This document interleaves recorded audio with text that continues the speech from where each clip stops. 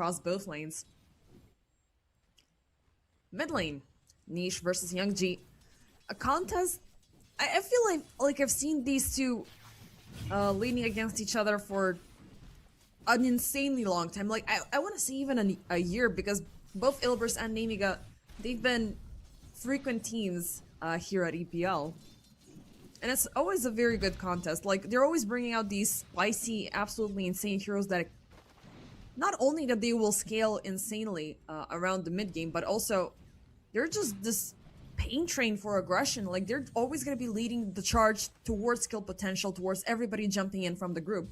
And both of these teams, they do have the remainder of the drafts working around that mechanic. So, Nemiga, they have at least two heroes, maybe even if they choose for the Dawnbreaker later on, to wield a Bling Dagger. And you have also all of that global control coming out of nowhere. But same could be said for Ilbris. Storm Spirit leading the charge and everybody else jumping in. Pit of Malice double connection up over Bune and Janter. But the damage department is still insufficient for them to get the executions.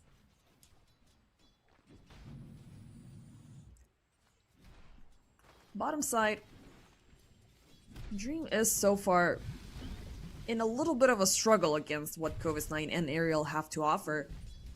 Techies, as always, even without the proximity mines, he's down to be super annoying. One single blast of connection onto two heroes and somebody could be dying. Now, you have this counter presence with the acid spell, so it's going to be a difficult terrain for him that he's not really yearning to jump in over, right? Because he is a super squishy support, and he is going to be losing a lot of HP during the blast off. But a single misstep, and it could be a costly one. Now, the Bane is there for the protection and for the aggression as well. Not sure how many times they will be able to avoid a sudden death scenario, because they only have one Nightmare to utilize. And if it's being thrown in onto the Dawnbreaker, the techies can instantly break it off and she just can keep on sieging. Topside, Normal looking, well, pretty much head to head with the Tiny in terms of last hits. He is looking to keep on pushing. And there's been that ongoing Fernance over the Ringmaster aggression, just to keep him in check. I mean, Janter did die, unfortunately. His first blood and blast off. Ariel, ooh, beautiful Nightmare save, but it's not going to be enough, as Kovis9 with the hammer is going to provide the execution Fury Fire for the save. This poor Bane will not be able to save his carry, but he shall survive, hiding right beneath the tower. Radiant's middle tower is under attack.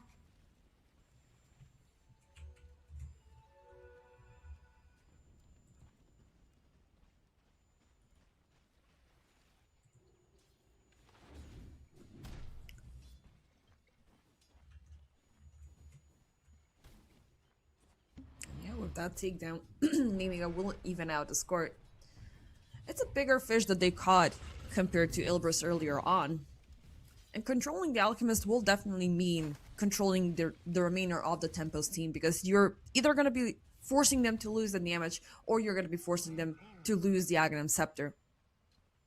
Now, the next wait for us here, ladies and gents, it's going to be which mid laner is going to be able to break out first. Now, in terms of last hits, we are having the Storm Spirit leading by 3, but let's see what happens down bottom. It seems like an overextension from Kovis9 might be costly. Dream charging up the Unstable Concoction, and it shall land at the edge of the Acid Spill, but Kovis9 is still tanky, still holding strong, and without any other ways to get a lock onto him, he's gonna TP back home and just, you know, shake off that deep dive. But it seems like we're not going to have the mid laners breaking out. It's going to be first off the supports joining in. Sticky Great, it's going to connect onto Niche.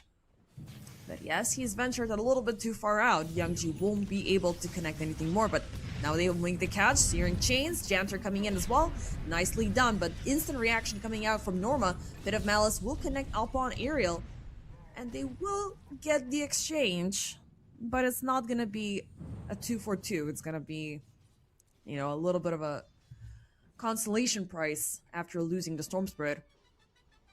He did obtain level 6, so at the very least he won't be suffering too much with that lack of experience. Nice catch from Ponlo, but Youngji, he doesn't care that he's on high ground. Nobody's there to lock him down, and he's already got the Fire Remnants as well, so we should be seeing those global jumps around, refreshes back into the fountain, and just reinitiating out of nowhere. So now that he's active and he's available, can Nemiga turn this into early aggression? Now we're still waiting on the Solar Guardian, which will definitely amplify this. But is the Tiny willing to fight yet? Now that is also a very crucial component, because if Nemiga lose their momentum to strike, from striking on, they're not going to be able to get the kills, because they have the Searing Chains, they have the slow, but they will be needing to commit a global ultimate or a big ultimate for it.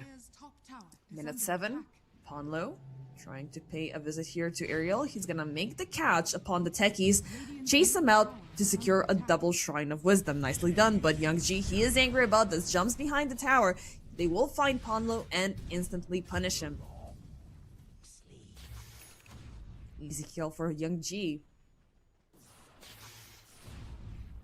I mean, this is a hero that Young G is playing quite often, even though one of his signature heroes has been the Invoker onto during the EPL duration, that is.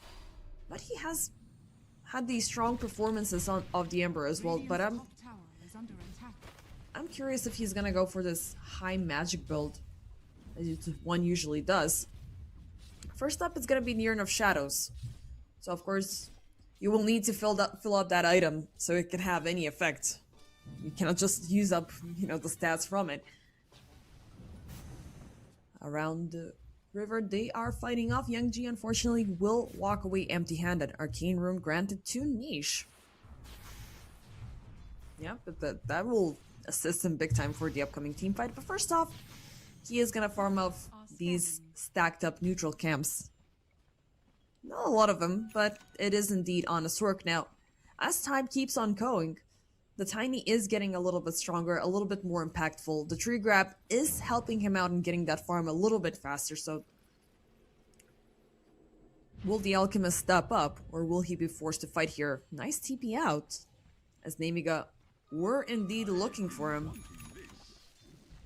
He's got the Chemical Rage, he's got level 3 off the Acid Spell, but regardless, he's not able to take a 3v1 contest, especially not, like, early game Alchemist is insanely squishy and very, very easy to control. The fact that he has survived, it could be a mistake that Nemiga are completely overlooking. But they could have, their attention upon some other hero, maybe like the Storm Spirit or the Underlord, but neither of them have been kept under check. I mean, we do have 5 kills in total at minute 9. And that is going to be a subject to change. Kovis 9 caught up, put to sleep, Dream charging up, the Unstable Concoction, and the Lady of the Sun shan't be going far, as Niche gets the Vortex for the kill. And that is, one of the ways you can control Nemiga as the game keeps on going. Control over the Dawnbreaker is always a very, very good call, because she's insanely item based. Yeah, the experience will help her out, but she's gonna be needing the Echo Saber, the Harpoon later on.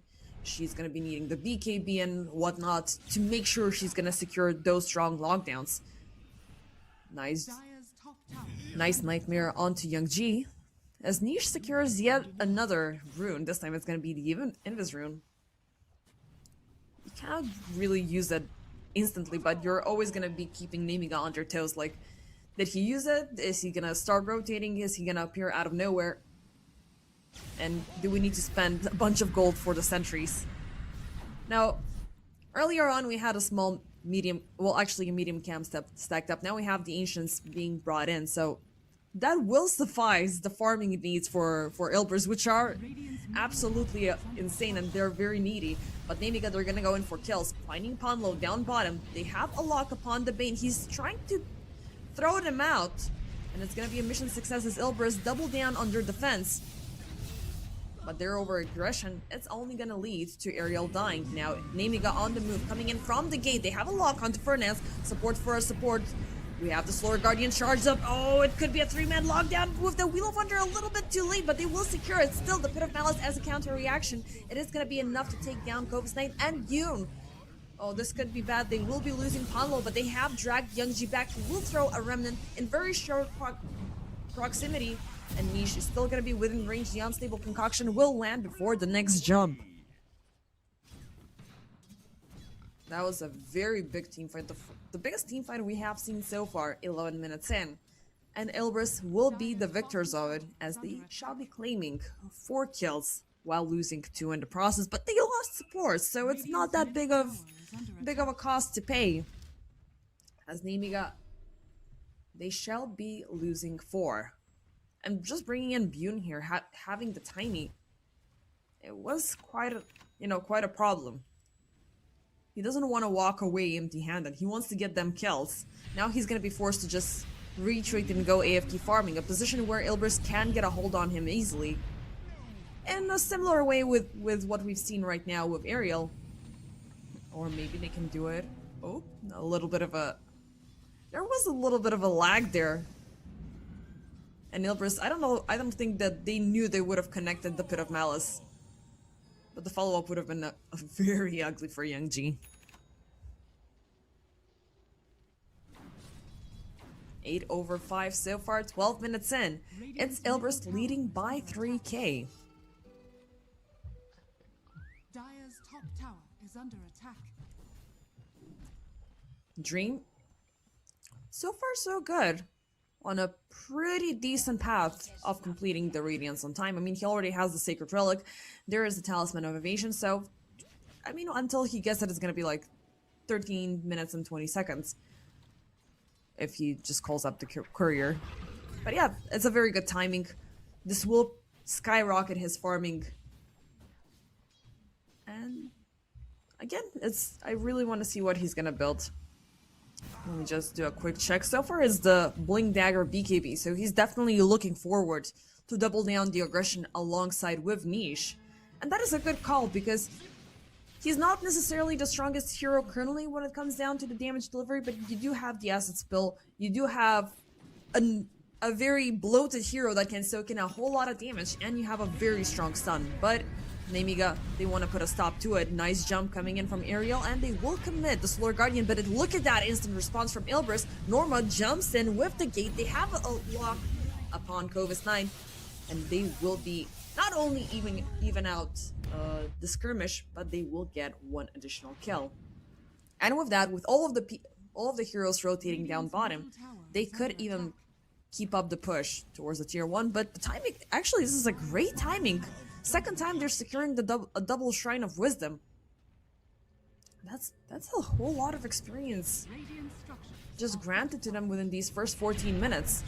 They won't be sieging down bottom, but instead focusing their efforts upon Youngji, Wheel of Wonder. Oh, they are throwing Norma back, and they will lose the catch of Youngji, even though he did jump back into the lane, and they got the Unstable Concoction. But a tower dive is not something that Ilbris should be looking at right now, even though they have a solid advantage. But they could lose it all in one team fight. Nemiga, they are looking for yet another initiation. Last time they did commit on to Dream, but they lost contact. Maybe they can get lucky this time, and they're looking for him. They find him. Searing Chains. Oh, he's gonna pop the Chemical Rage, but the proximity mines are way too tough to handle. Under attack. Are scanning. Radiant's bottom tower. Yeah, with that, they are gonna take yet another tower. Nemiga, what they are losing in kills, they are compensating it with objectives. Ilbris, on the other hand, they don't have a single tower. Actually, they do have mid, so that's at least 1. But you gotta get some additional area control. You gotta limit Nemiga, you gotta limit the Tiny, because the fact that he is actively pushing in as well, it will destabilize the farming, it will destabilize a lot more things, so... And later on, he's just gonna right-click towers to insanity. Still, net worth-wise, it is Ilbris leading. We're not seeing an ultra greedy scepter farming alchemist currently. Maybe later on, as the game keeps on progressing, like so far they are looking to keep the aggression on par with what Nemiga are offering, as we just saw demonstrated. But look at that instant response. Maybe they will be just getting an equal result, but it's an eye for an eye. And with all of them being present here, they can still keep their jungle protected. And of course, they're killing off the techies, so that is making your life a whole lot easier. Where's the party? They're still not in a fit shape to call the initiations first, as they are still lacking on those stronger damage items. But they have the Guardian Greaves onto the Storm Spirit. They do have the Kaya soon enough to be Kaya and Sanj for niche, so that will lead to additional damage led by the Storm Spirit. Alchemist BKB is almost completed, but Norma having some troubles, as the entirety of Nemiga are gonna rotate in to take him down. And with that, it is gonna be yet another tier 1 tower. So with that, Nemiga, they have a whole lot of open space to just keep on this harassment, keep up this aggression. Tiny, in terms of his items, he already has the Echo Saber along with the Shadow Blade, so that is very good timing. And from this point on, he can keep on going in to make the BKB. Eyes on Dream. Ooh, this could be tough. He is hidden, he is silent, and he will make the connection. Avalanche toss with the Tame the Beast. Dream did manage to pop the Chemical Rage though, so far it's gonna be enough to keep him alive, but he is taking from the Spirit Vessel, and they will claim the kill. Storm Spirit arriving way too late to the scene, and the earlier takedown on Norma, and the fact that he didn't have a gate means that it is a green light to keep up with the aggression. An unfortunate disconnect. Nemiga, they have been stepping up in the past couple of minutes. Like, all of these group actions, these group activities have been earning them a lot of points. Like, all of the tier 1s... Actually, no, mid lane is still standing. I thought it was already gone. But nevertheless, they already have 2 towers. So that's a lot of gold, a lot of map control. They already got a kill onto Dream, which is also really great. So yeah, if they're controlling the resources, if they're controlling all of the farm away from Ilbris, they're not going to be able to find this rollback tactic where they're just going to farm up their heroes and strike them back at the earliest convenience. They're just trying to suffocate them before they can do much about it. Even though both Alchemist and the Storm Spirit are waging above that 10k mark, Bjorn he is around the corner, and we did see the Shadow Blade play earlier. And if he has enough information, he might as well do it again. And with that, like, when you're striking first, in this case as Nemiga, you are going to be provoking Ilbris to deliver a response, so that is most likely going to be Norma jumping in, or you're going to have the Storm Spirit coming right after. But that delay until the gate goes through or the Storm Spirit closes the distance, somebody is definitely going to be dying. And if they're forced out to react as a team, then we're going to be having the Dawnbreaker arriving out of nowhere and the Ember Spirit arriving out of nowhere. We have seen what the Wheel of Wonder can do earlier on, so until Ilbris either get their big scepter upgrades to counteract that effort, every single time Nemiga are going to strike, they could be winning the skirmishes. And Ilbris, they're not going to have any additional time, any extra time to respond to it. 19 minutes in. We are evening out the score alongside with the net worth, as Nemiga, they will finally commit. And I'm looking for you know, that string to appear. The tier 1 tower is gone, but it's not going to be the case, as Ilbris, they shall be pushing them out. 2 heroes smoked up. Can they convert this into aggression? In the upcoming fight, they are going to reveal a BKB to Nemiga. Let's see, Young G jumping in. Ooh. Just a split second. Nicely done by Young G. He's gonna get the shield rune and jump away in a swift second. But Ilbris, they're still looking, they're still hunting. This time it's gonna be Niche joining in. They're not gonna close the gap to Young G. Instead, it is gonna be the tier 1 tower taken out. Radiant's middle tower has fallen. And that is actually the first mid lane tower. How much does the other one have? Oh, it's at 77 HP. Okay, that's just 2 hits left remaining. But yeah, a little bit of something of Ilbris. A reminder they're still in the game. They still have an alchemist who hasn't really been super suffering. Nemiga, they're only able to obtain these 1, maybe 2 kill advantages every single time they strike. They are definitely not a force to be reckoned with. And look at Ariel. Oh, this is gonna be scary. Oh boy, Ariel. He's been setting up the minefield. And which hero is gonna go through to face this raft? Oh, it's gonna be Niche who instantly jumps out, avoids the minefield, gets a lock upon Ariel, will throw himself temporarily into the old scepter, but you do not mess with Niche. He's gonna be temporarily disarmed. He's still chasing him. Oh my god. Okay, this could be very bad for Niche instead. He's overextending here, but he will land the final strike. This was definitely tip-worthy. Yes. Thank you. Thank you, Ariel. I mean, he could have gotten him, but Niche was a little bit too prepared in that situation. And the reason being, well, actually, there is an observer ward from Ponlo there, alongside with a sentry, so he knew exactly what was going on. Ariel just wasted a lot of time, a lot of effort to set up the trap, but it just backfired at him, even though there was a slither of a chance. Thankfully, Ponlo, he did assist for the Storm Spirit to get the kill.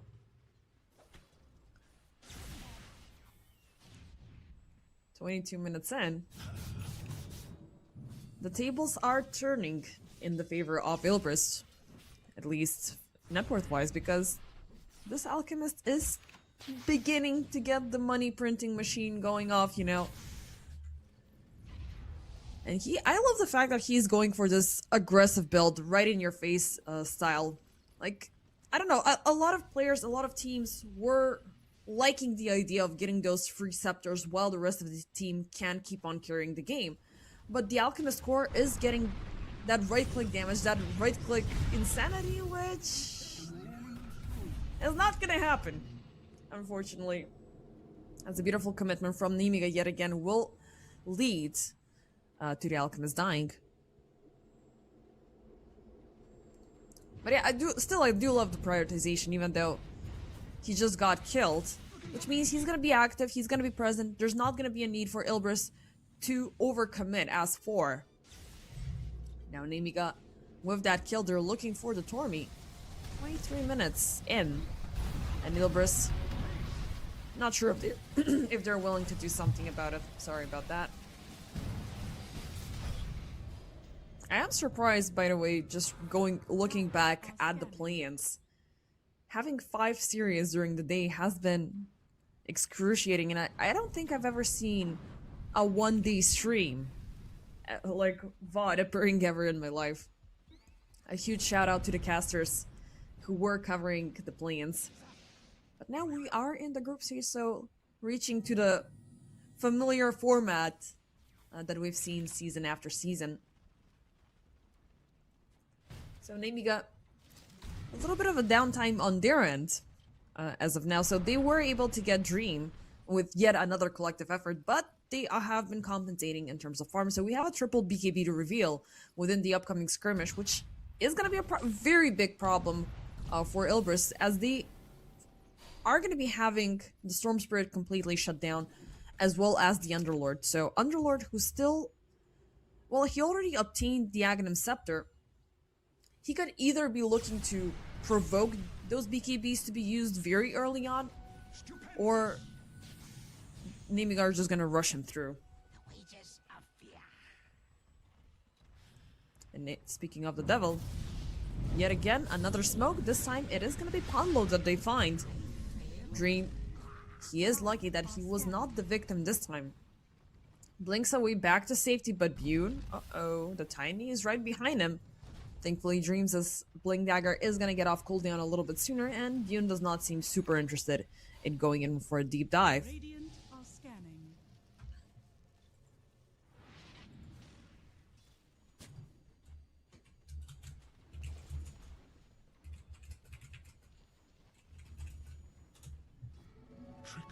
cocoon of illusion.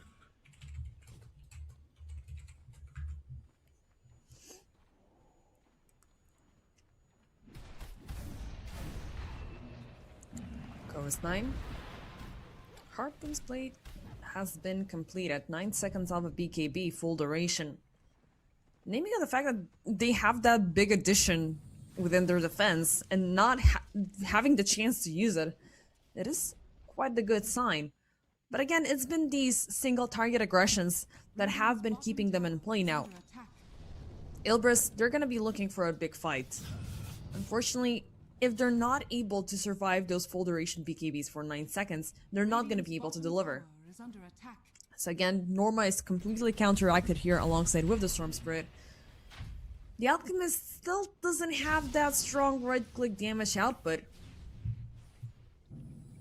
But let's see which side will make the first strike. Ilbris coming up with a smoke, and they have an Orchid reveal onto the Storm Spirit. So if Youngji gets caught up ahead of time, it could be bad. But it's going to be a reveal for Nemiga, as the Solar Guardian is going to be jumping in. The backline's caught up first. But the fact that the Storm Spirit has broken away, that means Niche is just going to be jumping around, instantly converting it into a kill upon Bune. Nemiga on the run. They're going to use 2 BKBs, one for the aggression, one for the get the hell out of there. As Ilbris, they shall be getting 3 kills for the price of the Coddle only. Nicely done, Nemiga. Not only that they were completely surprised, they were completely surrounded at the same time. And again, with the Dawnbreaker being present, you are to some extent anticipating her aggression. So you see the Solar Guardian landing in, you just get the hell out of there. Storm Spirit, he's just gonna Orb of Lightning there, as there's not a second layer of long-range lockdowns that Nemiga can't deliver. And only losing Coddle in the process, it's a small price to pay. But Janter, now looking for the Roche contest, throwing himself in with the Wheel of Wonder. Oh, it's gonna be Niche still securing it.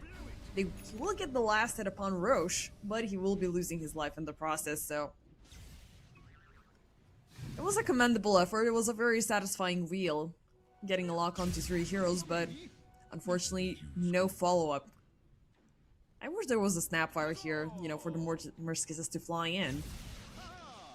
But maybe next game. I'm not sure if Grandma was banned.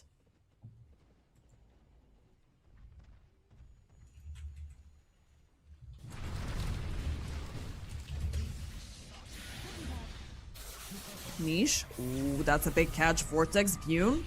Silenced up, slow down, Pit of Malice. There's a reveal with the Scepter. Actually, it's been present for quite some time, but he will be forced to use the BKB so he can walk over the difficult terrain. And with him running off, that is the 9 seconds used up for him to stay alive. It is, you know, always a bad manner for you to lose the long duration for nothing. But he's gonna be getting the Harpoon soon enough, and now he's leading the siege for aggression from Nemiga, as, ooh, that's a very nice lockdown of Dream, even committing the Solar Guardian for it. It is gonna be 2 targets for Nemiga after that Roche siege, which is robbing away some of the potential Ilbris can deliver here during these 3 minutes and 30 seconds of reincarnation for the Storm Spirit.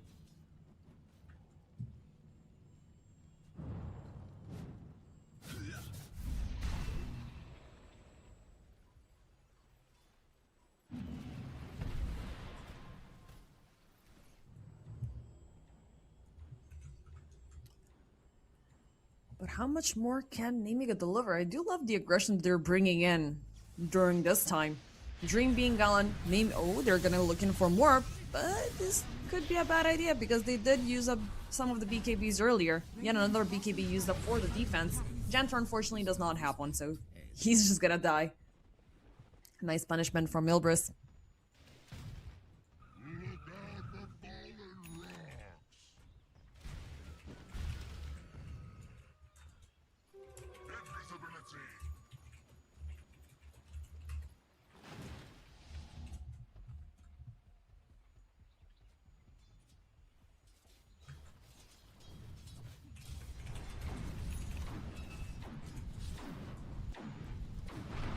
Ilbris, smoked up, willing to strike. Actually, it's Nemiga, my bad. They will find Norma yet again, who is gonna be dropping the gate. I think it's on the other side of the map for his teammates. Yep, but they're not gonna be using it. It does feel like a little bit of a bait, but Nemiga, Radiant are they scanning. are gonna be Giant are scanning. moving down bottom for maybe the chance to find yet another kill, because they are looking at these bombs exploding. There's definitely somebody lingering here. The tankies has been doing a very good job at, you know, keeping the targets detected, keeping the farm spaces completely contaminated for Dream. Even though he hasn't been really... He's been scraped and bruised, but he really hasn't been taken down as aggressively. He's still standing at the top of net worth. And he's looking for a fight. Nice jump. Finally, there's the Alchemist damage coming in. We do have the Basher. We have the full completion of the Assault Cures, which does translate into additional attack speed. And we already have the Abyssal recipe.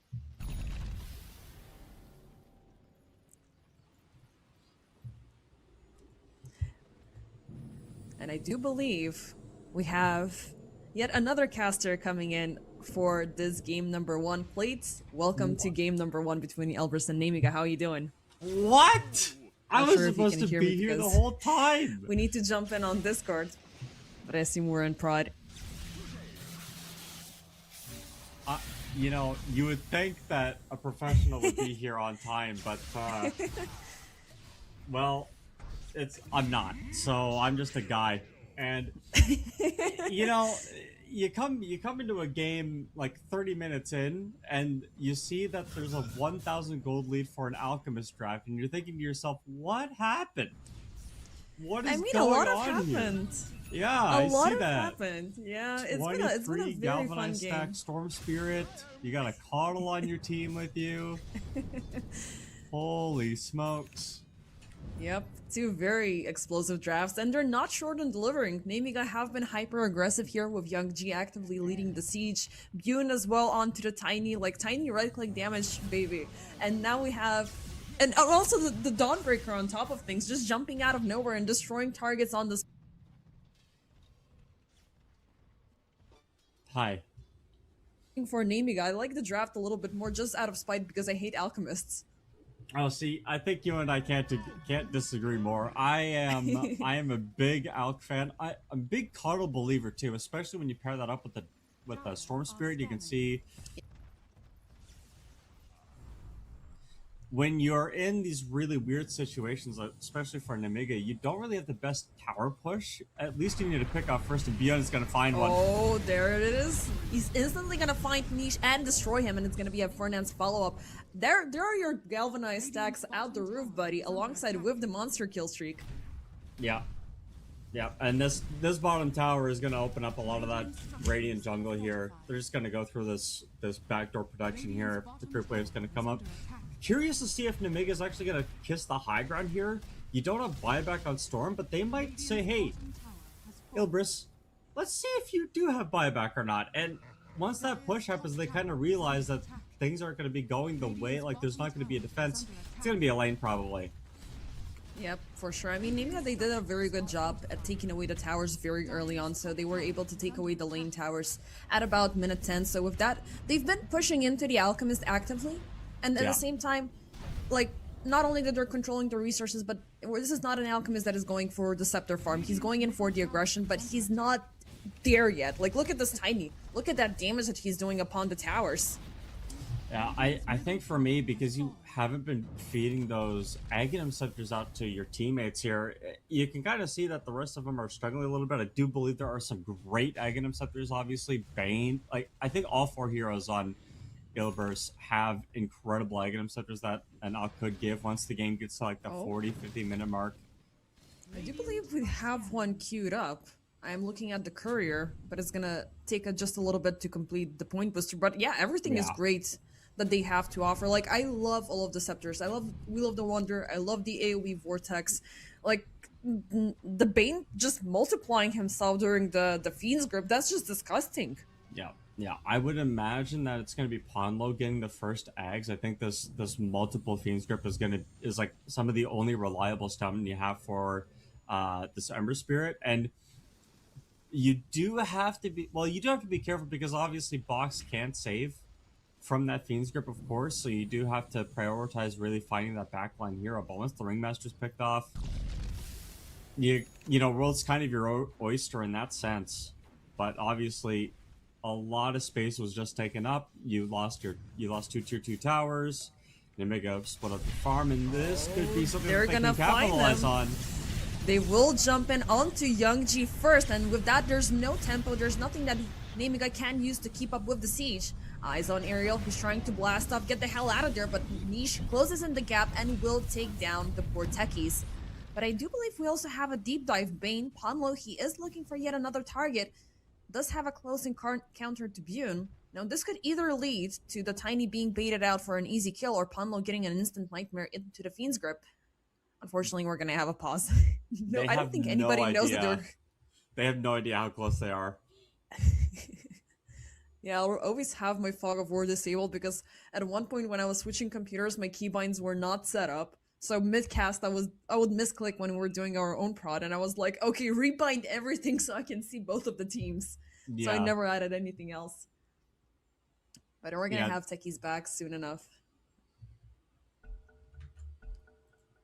Okay, Will let's see. Ponlo find Bune? They're not gonna find each other, but no, actually Bune will find him. There's the jump, nicely done, but Niche will use this exposure to take him down, but it does this a little bit too late, and Bune will walk away with murder. Nemiga's Well, I guess we finally got the answer. Yeah, well, we did get an answer, and it was not 2 ships passing in the night. It was Ponlo getting wrecked. There was that ward up in the river that ended up spotting him out, which is why he died there. But, you know, I feel like Dawnbreaker's a hero that can fall off really hard. We're starting to get to like the time when those middle game heroes start to loosen their grip over the game, and I think Alchemist is another hero that can tend to fall off. You lose your gold advantage if you had one later on as the game progresses, and obviously he himself has given away one of those Aghanim Scepters, so he's capped out basically. He's got the Swift Link. Who did he give his eggs to? Can we figure out who that was? I don't know. I mean, Norma already had his completed for quite a while. Maybe Carl? Nope, it's not on Coddle either. Well, I mean, now he's got the point booster. He did have his courier with the remainder of, you know, the scepter components, but... He's given it away to someone. Unless... and this would be insanely stupid, giving the scepter to Norma already, because he has the upgraded version of it.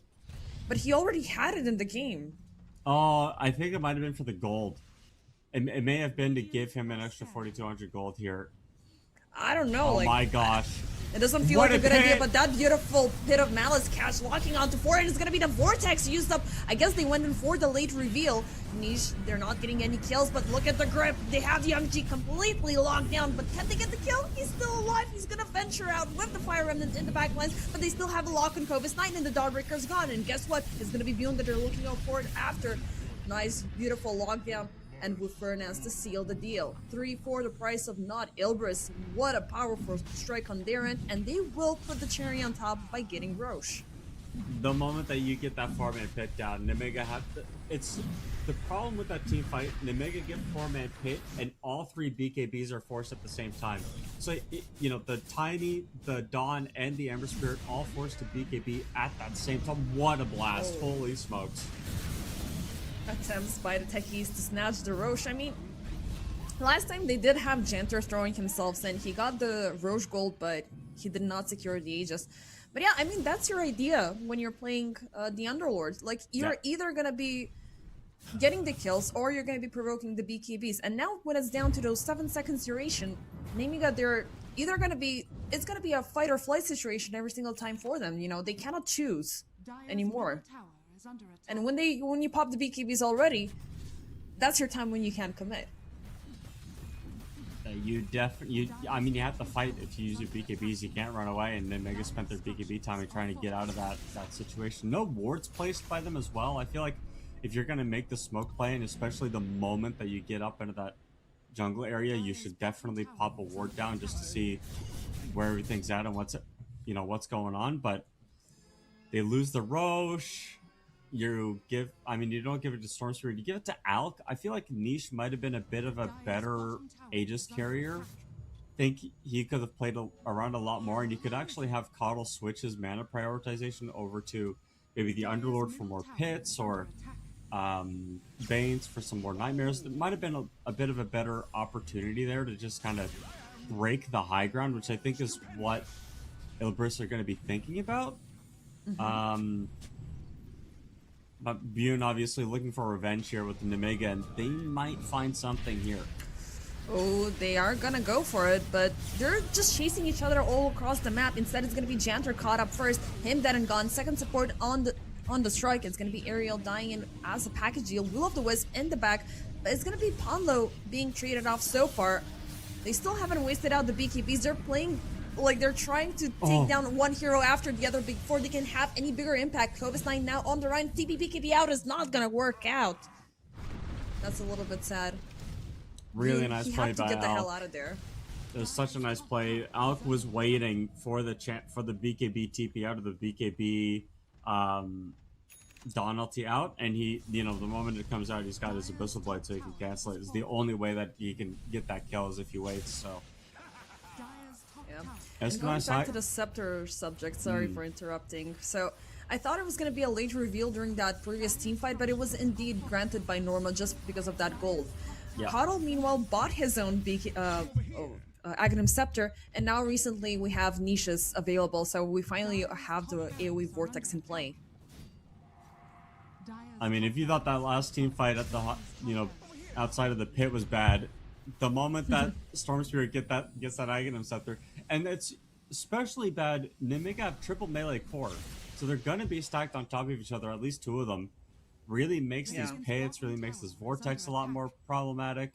The moment you get the, you know, you can get a bit more gold on Coddle, and that's going to be problematic too. It just feels like Nemiga's steam is declined at this point. They didn't get as much as they could have off of that pick off of the Storm and the Coddle, and we're really seeing them struggle here trying to find a way to break this Aegis. How can you approach this? Like, you were most likely going to be forced to wait it out for a minute and a half because you're not willing to be the one bringing in the initiation first, because Ilbers have this instant response every single time. It's either going to be the Gate, it's either going to be the Storm Spirit, it's now going to be also the Alchemist, who is very deadly with that Abyssal Blade being wielded. So I don't know, like you're either gonna wait out for a good high ground defense. I'm not really sure what you can do here. But yeah, going back, that there's 3 melees in this picture. You don't have that standard range. I'm gonna stay up on high ground and snipe everybody down. You're gonna be forced to go face to face. Yeah, you don't really want to man fight Underlord if you're a strength hero as the first one, because Firestorm is just gonna eat you alive and you can't kill the guy. So it's like, I think you really do just have to find this Coddle hero. I think this Coddle, the Coddle Bane support duo is so annoying for you to deal with. And you also have to be mobile during the fights. If you try to stick in one spot for the whole team fight, you're just going to lose. There's too much stuff that Ilbers can just throw on the ground. I feel like if you find a pickoff and then relocate the team fight to another area, it makes the fight a lot harder for Ilbers to do. You force Storm to use more mana chasing you, and that's probably the way I would think about it. They will be making contact. Niche finding off Ariel first, and with that, they're gonna realize that there's a Scotty present upon Niche. All That's that new. that entire game of cat and mouse was, it was a little bit scary because Nemiga at one point they were sandwiched in between Ilbris, but the fact that the techies was revealed a little bit too on allowed for the rest of the team to just back off. But yes, Scotty on to Storm Spirit. That's a very, very niche pick here. I feel like it's just because you're dealing with the Tiny and you're dealing with the Dawn. There's a bit of healing, but it's also 5 less strength than a Heart. And it does also give you, I believe it's 35 intelligence, which is kind of 35 ridiculous. to all attributes. Yeah. So pretty niche. It's not something you see every day, but I think because you have the Coddle on your team, you're not so mana tense or stressed out that you can't afford to go for something that gives you more base intelligence. it's pretty neat. You know, it's not an item I've ever built, or even I think this might be the first time I've ever seen Scotty on Storm Spirit, but you can see it's panning out. And you know, with the way that Nemiga want to play these fights, it's burst a target, relocate. Can't burst a guy with 3,000 HP and the possibility of literally teleporting away untargetable if you don't get the perfect lockdown for him. So pretty cool, actually, in my opinion. That's pretty neat. I mean, the Storm Spirit is indeed living up to his name, so Yeah. I don't think we have seen Niche going this far. I mean, as in recent memory, this far to go with these item experimentations and get uber creative. Like, there has been this unfortunate downfall of Storm Spirit as a hero in general. Like, if his team is not able to lead up his aggression within the early stages of the game, he will ultimately suffer. Like, he's not a hero that is able to get that early solo kill potential. Like, he's dependent on whether or not his team can jump. And in this scenario, he said jump, Ilbris just said how high, and they just keep on going. And I think at this point, Nemiga need to figure out where a ceiling is for this guy, because if they don't, they're just going to get run over still, right? Like, this 25,000 gold lead has appeared over the span of 15 minutes, and it doesn't really look like that gold lead is going to stop building either. Alchemist has not really been in any threat. Janter's going to die here, and Roshan's going to maybe respawn in 30 seconds. So, you know, the next Roshan probably going to be the thing that ends the game, to be honest. I think that Nemiga have to figure out a new way to initiate these teamfights. What is this TP play? They're going in all the way to the outpost, and they're going down the side lanes, finding Kovis 9 first. Instant Pit of Malice, full lockdown onto the Dawnbreaker. She ain't going nowhere. Next up, they are looking at Youngji, who's gonna get gripped out. BKB popped up a little bit too late. They're still delivering the chase. Youngji, actually, he's gonna survive this with the BKB, but still, they lost 3 heroes out of nowhere.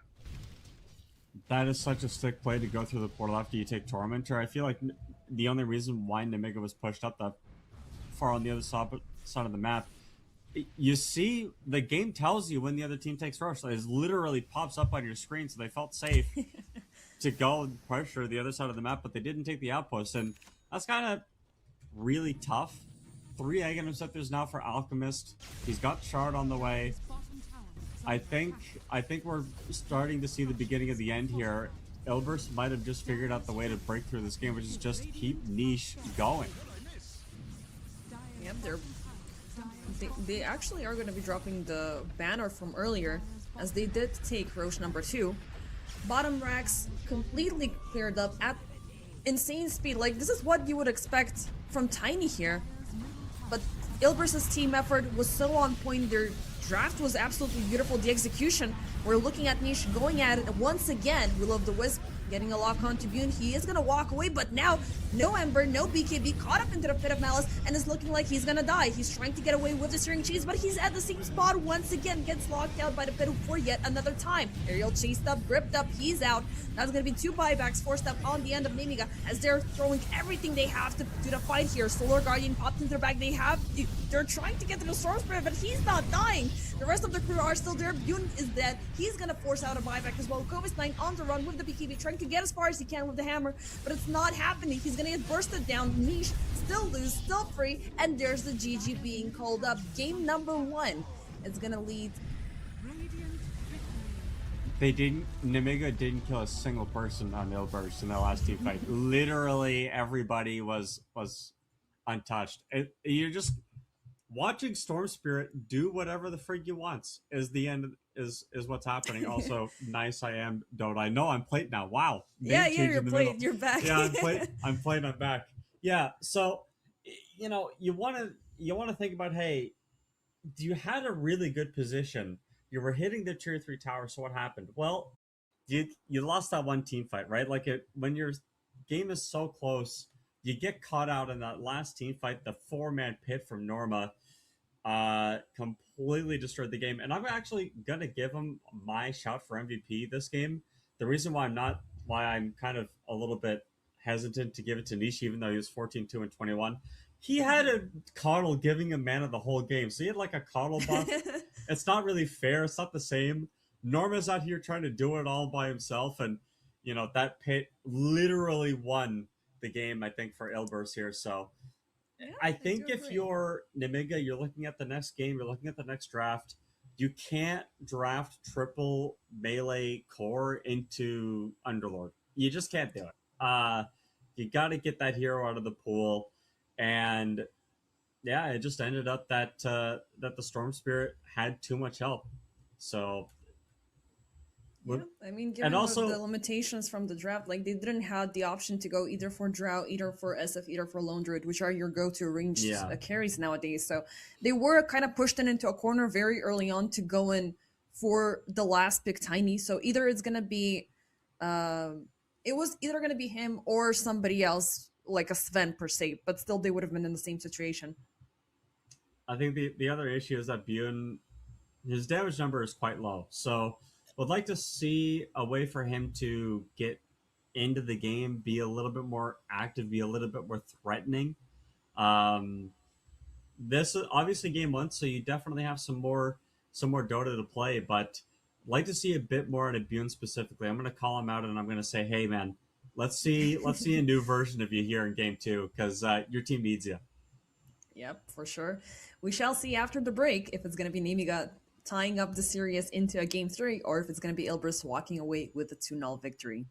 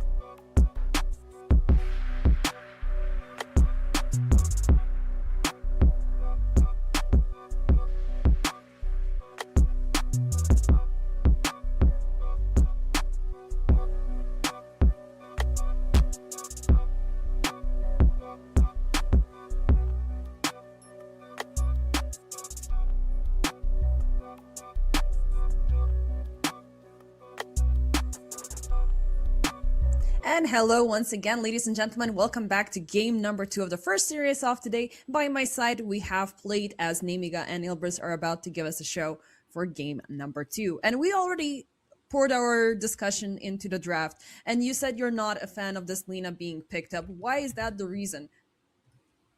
You don't do anything and you die. So that's why I don't like it. Simply Every put. time I see this Lena hero, people pick it and they're like, "Man, I'm gonna dominate the Storm Spirit in the lane, and then I'm gonna buy these TP boots, and then I'm gonna TP to a lane with the Laguna Blade and get a kill." And like, how many times have I seen a Lena with TP boots go to a lane and TP and die? Like, it's so often. Mhm. Um, and when you buy TP boots, you're spending 2,400 gold, like 24 of your first amount of gold, which is some of your most important gold to spend, and you're just giving your team, like giving the enemy team an opportunity to kill you every time you use them. So you either have to really make sure that you're getting these kills with these TP boots, or you don't go TP boots at all, which is the way Yeah. that I prefer to see Lena's. But yeah, it's really like, I think Lena is a bit of a, once the first 15 minutes of the game, 20 minutes of the game, if you aren't completely killing everything that you see, it's so hard, especially when there's a team with as much jump as Nemiga Gaming have. Like, there's an axe and there's a storm spirit, so you have two heroes that can already dive on top of you pretty Yeah. easily. And you've also picked Alchemist into the axe, so that lane is That's not going to go well.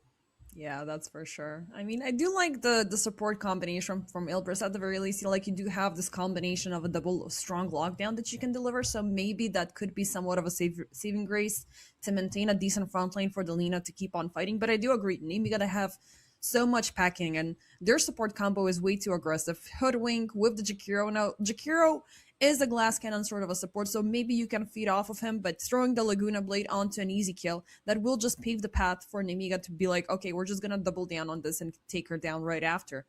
Yeah. Now, there has been a situation yesterday where KW, they played the Lina as a carry on Turetsu and it didn't work out. But then later on, Team Links picked her up as a mid laner and it was actually flourishing upon Flockin. So in this situation, we are indeed seeing her as a mid laner, which is gonna Yes. pour in a lot of solo resources, a lot of solo farm, a lot of solo experience.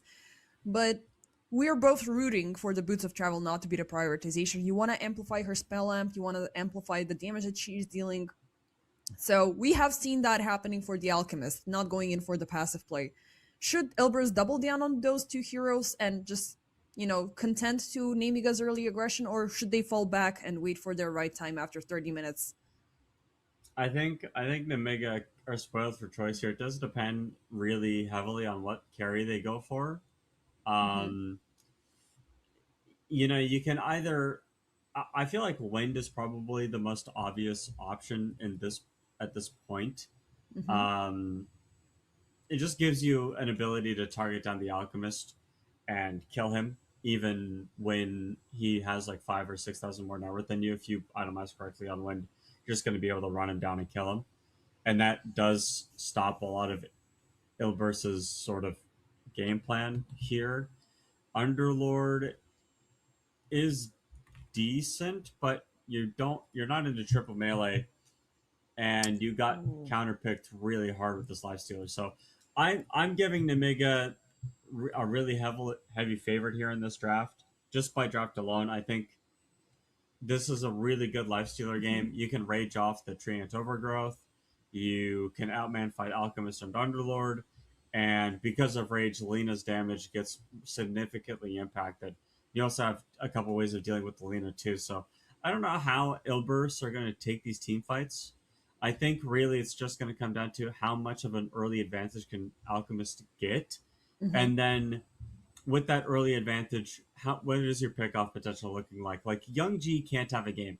If Young G has a game, Ilbers doesn't win. So that's what I'm looking for. But the execution for Nemiga is really, really high. Like, they have to be on point this game.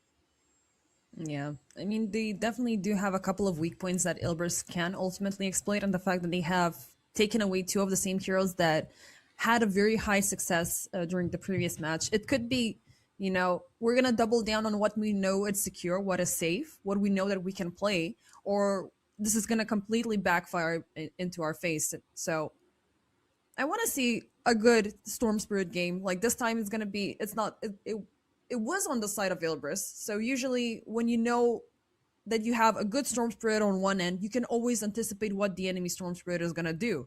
So if you bait him out, if you throw him into an awkward situation, you can instantly respond with the Pit of Malice because you are ultimately the only draft currently that has some sort of a global presence. So you can maybe there could be a good idea for Delina to double down on that, so she can also teleport herself in.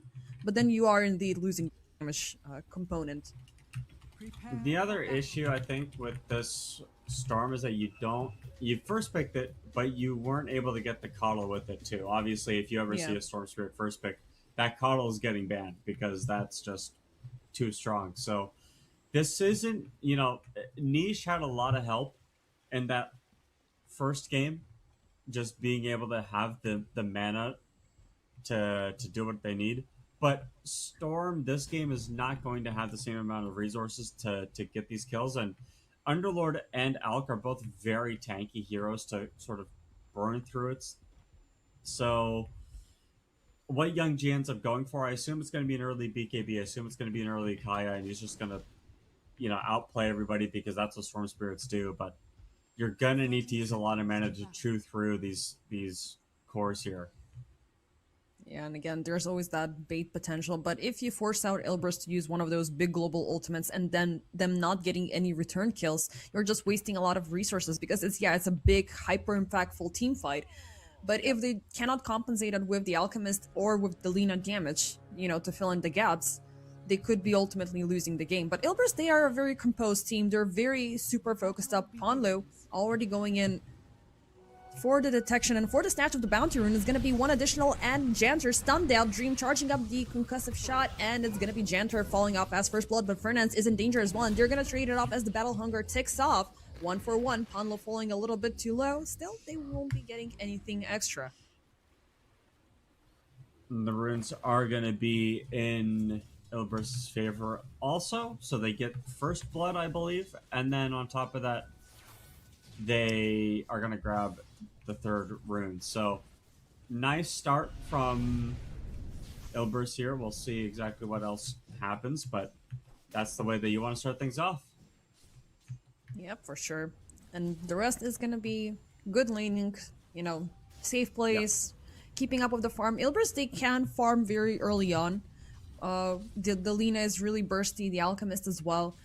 Norma as well, once again, onto the Underlord. So if, they just keep it stable and ignore Nemiga for the first couple of minutes, who are also limited on how many aggressions they can deliver, it should be looking like a good game. Top side, Ariel and Kovis9 are looking for the early harassment upon Dream, but both Ponlo and Dream are super tanky, so maybe they can just wait it out to see how many battle hungers that they can use up to waste a lot of those region resources. But Dream, he's looking for the kill potential. A little bit far off. Maybe Ariel was a better target. I think when you get level 2 is when you're going to start seeing this top lane really take advantage of what's going on. The battle hunger is really just an annoyance, but Spin's obviously coming into play, and Ariel needs stun. Oh, are they gonna get him? He's completely locked down, slowed down, and Kovis9 shall perish. Level 2 already making a very big difference from Ilbris. Yeah, that's what we're afraid of. I will say, very surprised that Storm's top CS right now, but I think with levels that's going to change. I do think Lina pushes out Storm Spirit pretty hard as levels come in. And the bottles is going to be so important from both of these teams. I would be surprised if we didn't see supports rotate mid, but the last time I said that, both teams literally didn't bring any support ever mid at all, so what do I know? But I feel like when you have a Storm Spirit on your team, guys, you got to get these power runes, guys. Yep. I mean, they already have the bottles to fill up, so it's always going to be those additional resources poured in. But yeah, early on, Lina, she's always at the brink of killing the hero, the creeps, right? Because the Dragon Slave, it does not give you that strong damage output, so there's always that small little gap for Youngji to get the deny. And at the same time, he's bursting heroes down very, very easily. Yeah. Down bottom. Quite the aggression. I mean, I'm looking at bottom as well because I am really scared of what the Underlord and Dark Willow potential could be, because you have this additional layering spell that can withhold the targets into the Pit of Malice, right? And you want to have that double, maybe even triple tick, so somebody is going to be following. Of course, the Shadow Realm. You don't have a stun against this lifestealer, so it's not like you literally have 0 kill threat against this guy. He's just gonna rage and walk away. True. So it's just a matter of how many CS can you deny from this lifestealer, I think, at this bottom lane. And maybe the other thing you can think about is like out-harassing, but Janitor's got, yeah, see, like they're not even gonna try to cast a spell on the lifestealer. We shall see. Janter, a lot easier targets to take down compared to the lifestealer, so it's gonna be early food for Norma. I mean, the prioritization for, you know, the spells for the Dark Willow is never going to be the crown. You know, you want to get the Shadow Realm for the extra damage, you want to get the Brambles as well. But if you're trying to force that out, maybe you're going to force an instant reaction with the Rage, and maybe you can catch him afterwards. But you still don't have that reach, you don't have Youngji to assist with this. And we're still too early. It's 4.5 minutes in. No supports are rotating in. Mid laners are still not breaking out, so full focus on farming on both ends. But Dream, he might have angered Kovis9 and Ariel with his presence. Mapstone's on the ground. Youngji, oh, so close, but he's still taking burning damage. Is it gonna be enough? No, he survives with 36 HP. They TP'd Will up top. Oh boy. Yep, they're looking for the punishment upon Kovis9. It seems like the axe will be taken down yet again. Dream barely survives as the Battle Hunger... Oh, actually, he won't survive. Ariel lands that final strike. Fernand's Janter also joining in. Nemiga, they're converting this kill into a double kill potential. Ponlo still keeping up with the cheese. Ariel, he is gonna scurry away, but he's still over the vines, over the bridge. He goes, one more strike, he needs it. Can he close the gap? This is so tense. Come on. Amongst the trees you go. They already have the boots. Oh my gosh, I think he's fine. Oh, there's a but. No, wait. What? He's gonna no, get off he's cooldown with the seeds. Oh, he's fine. Yep. So close yet so far.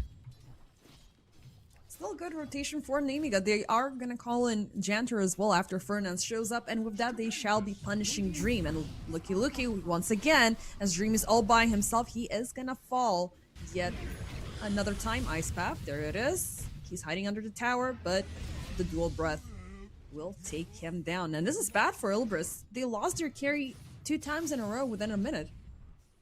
Yeah, he's not gonna have TP, which is the biggest problem about that. Probably buy smoke, or someone's gonna buy smoke for him so he can run back into the lane. But 6 minutes in, and your Alk doesn't have Soul Ring.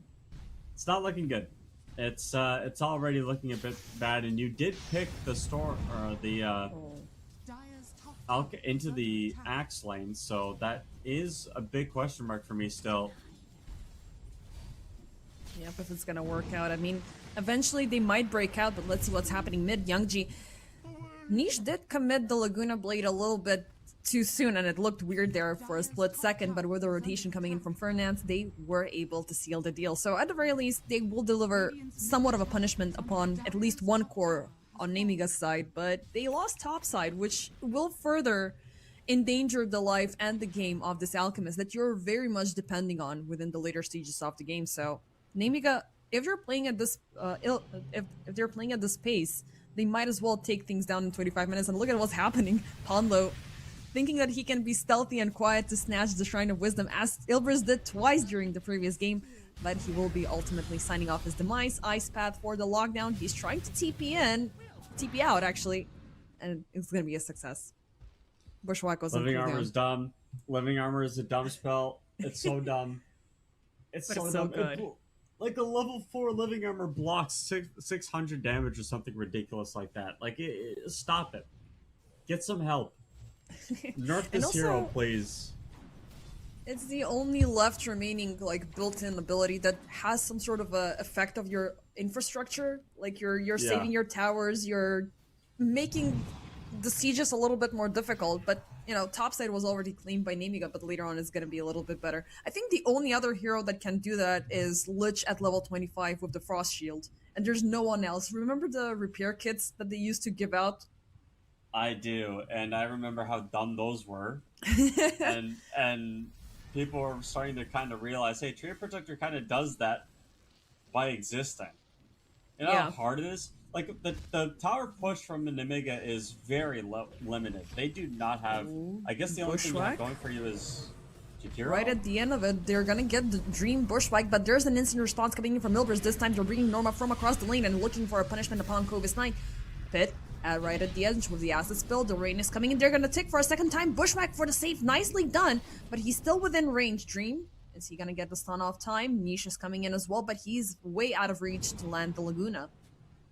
Dire's Big bottom effort, tower is but under nobody's attack. dying. Well, that's 4 people you forced to go top. Axe doesn't die, and the Lifestealer's still free farming. On top of all that, Alchemist is starting to, you know, climb his net worth up, and he's going for... What is he going for? Radiance? Yeah, he's going to get Should his be. Radiance, but... You know, it really does come down to stacks, I think, at this point. Like, I'm trying to find stacks here that Ilbris have been building, and I don't see any. So this is really going to slow Dream's game down a lot, I think. For sure. I mean, the only stack that I'm seeing currently on the map is within Nemiga's Radiant Triangle, but it's just a double ancient stack. So maybe, you know, if Nemiga pour in a little bit more effort, Ilbris could be looking to snatch it, but they currently have no information that is happening, nor do they have the chance to break over the tier 1 towers, because they're still standing, you know? So it's coming down to a race of which carrier is going to complete the Radiance first. Yoon having a very good course with getting the Sacred Relic, so 2,800 gold. The fact that the Alchemist, as you said, is AFK farming could just skyrocket him into closing up on that item and just give him the faster farm a lot sooner. But that is not giving yourself a fighting chance. Nemiga, they still have the upper hand with Young Ji able to dictate the tempo, but he's still not there. So one component of Nemiga's draft is missing, but you're still delivering with the rest of the course. Yeah. There is a catapult wave at the 10-minute mark has come around. I'm curious to see if any team is actually going to use this timing for anything.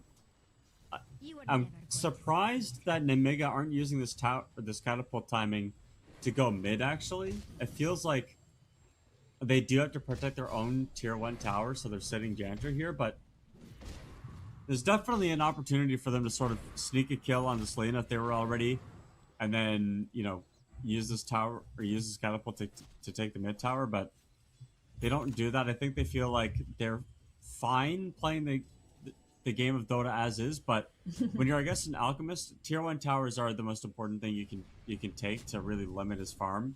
The faster you take all the tier 1s, Dire's the middle tower is more under space attack. you take away from the Alch, the better it's going to be for you. And Dream is already basically 100 gold away from that Sacred Relic, despite the lane being not very good. Yep, I mean, he died twice within a minute, and like, not only that, you know, you have traded off a lot of gold and you've lost a lot of experience, the fact that you are forced to walk back just because you're on a 1 minute cooldown for your TP is just super sad. But yeah, I mean, I think that there's some PTSD from Nemiga given Ilbris's performance during the previous game, because they realized what's happening. They just show up for the aggression. It's like, yeah, this is going to be an easy kill, and guess what? Norma is going to be right around the corner, and we're still in anticipation for his scepter, which is going to make things 10 times more difficult. Now, again, the only hero that doesn't have a problem with this is the Lifestealer, who is just enjoying his AFK time farming. Yeah. And of course, getting the double benefit with the feast and everything. Ponlo, ooh, beautiful overgrowth, but he's still gonna lose the amplified damage from the follow-up from Milbridge is gonna be there, but only for JENZ to die. Young Ji looking very low. Is under attack. It was a lot expended, and a lot of people might be curious why they use so many ults. It's literally just to get this tier 1 tower now in the mid lane. But they're not pushing it. They can't, because Nemiga already called in the rotation, fortification was used up, and Nilbris, they lost the creep wave as well. But Nemiga now have a chance to strike because they did pop the amplified damage rune. They did call in Kovis 9 as well. Double smoke moving up top. and they're looking for the punishment upon Dream. They know that there's no gate present, so that's a very good sign. No overgrowth as well. Let's see if they are gonna make the catch. They don't have any detection of where he might be, but you know what Alchemist is gonna do when he doesn't have a tier 1 tower. Eventually, they spot him out, put down the tree, charge up the sharpshooter, and he's broken. Where's the dunk? Okay, that sneaky neutral camp. I still freaking hated that he does that, but they still will kill the Alch. I think Living Armor ate the damage from the dunk, which meant that he didn't get the kill on the Killing Blade. I'm pretty sure is what happened. I didn't even know that interaction existed, Yeah. but I guess now I do. It was used up looking at the fight recap, but still, I mean, it was a noble idea, but Dream is dead once again. He did complete the Radiance, which is something that Bune does not have still. So there's about 230 gold left remaining for the Talisman of Evasion. Is it... I mean, it's not gonna put Dream to a stop. Right now he can focus on the remaining items. So far it's a BKB that he's focusing on. And I do love his prioritization during the previous game. Like, he didn't go for that greedy scepter play, which was a little bit awkward to begin with, but the end justifies the means. He was able to take down Nemiga with the rest of the crew. He needs to okay, he's going for Blank instead. I was curious to see if he was going to stay with the BKB, but Blank obviously a little bit more proactive. I feel like BKB is a very reactive defensive item that you need to sort of use and abuse when you get it, but Axe is about 600 gold away from his Blank Dagger. Once he gets that at around 16 minutes, I think this game is going to get hard. And the whole time, Bune, I know he's just about to get his Radiance, but honestly, that's a good timing.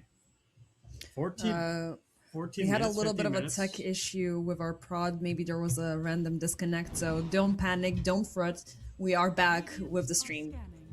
Sorry to cut you off there. Meanwhile, Dream, Hi. he found an opportunity, and it's a free kill over Janter. Yeah, Janter had a tech difficulty with his decision making there, and kind of didn't realize that this tier 1 tower bottom was going to be under so much pressure with the catapult wave spawning. Maybe this time Ilbris will take the stance and just keep on pushing, because they already have 4 heroes rotated in and absolutely no contest. And these 15 minutes in, they haven't taken a single tower, which, you know, could bite them back in the butt, because they have an Alchemist which is in dire need for farming. Meanwhile, Nemiga, they are sieging mid lane, finding Furnace, beautiful Pit of Malice, but Bune breaks out with the Rage, keeps up the pressure upon Norma. Niche, Ponlo, they're just waiting it out. The Overgrowth is gonna go through, turning around with the Laguna Blade, but the Ice Path is trying to put a stop to Norma. Still, he is gonna melt down even over the Macropyre. Niche will deliver the kill. Tower will fall down bottom as Janter will perish as well. I don't know what compelled Nemiga to cast spells on Underlord, but if I see them do that again, they're gonna lose. You can't, like, this is not the guy you hit with anything. Just he's an Underlord, dude. He doesn't do anything. He just throws a pit down every now and then and laughs in your face, but like, you gotta use your spells on the Lina. You gotta find the Lina, you gotta kill the Lina, you gotta make sure the Lina isn't hitting you for free that team fight. And when Storm zipped in, Young G saw Lina as well and decided, hey, I'm going to hit this Underlord that's at 3/4 HP because my lifesteal is hitting him. Like, yeah, that's a great idea, man. That's definitely going to work out. So, would like to see some target prioritization adjustments here.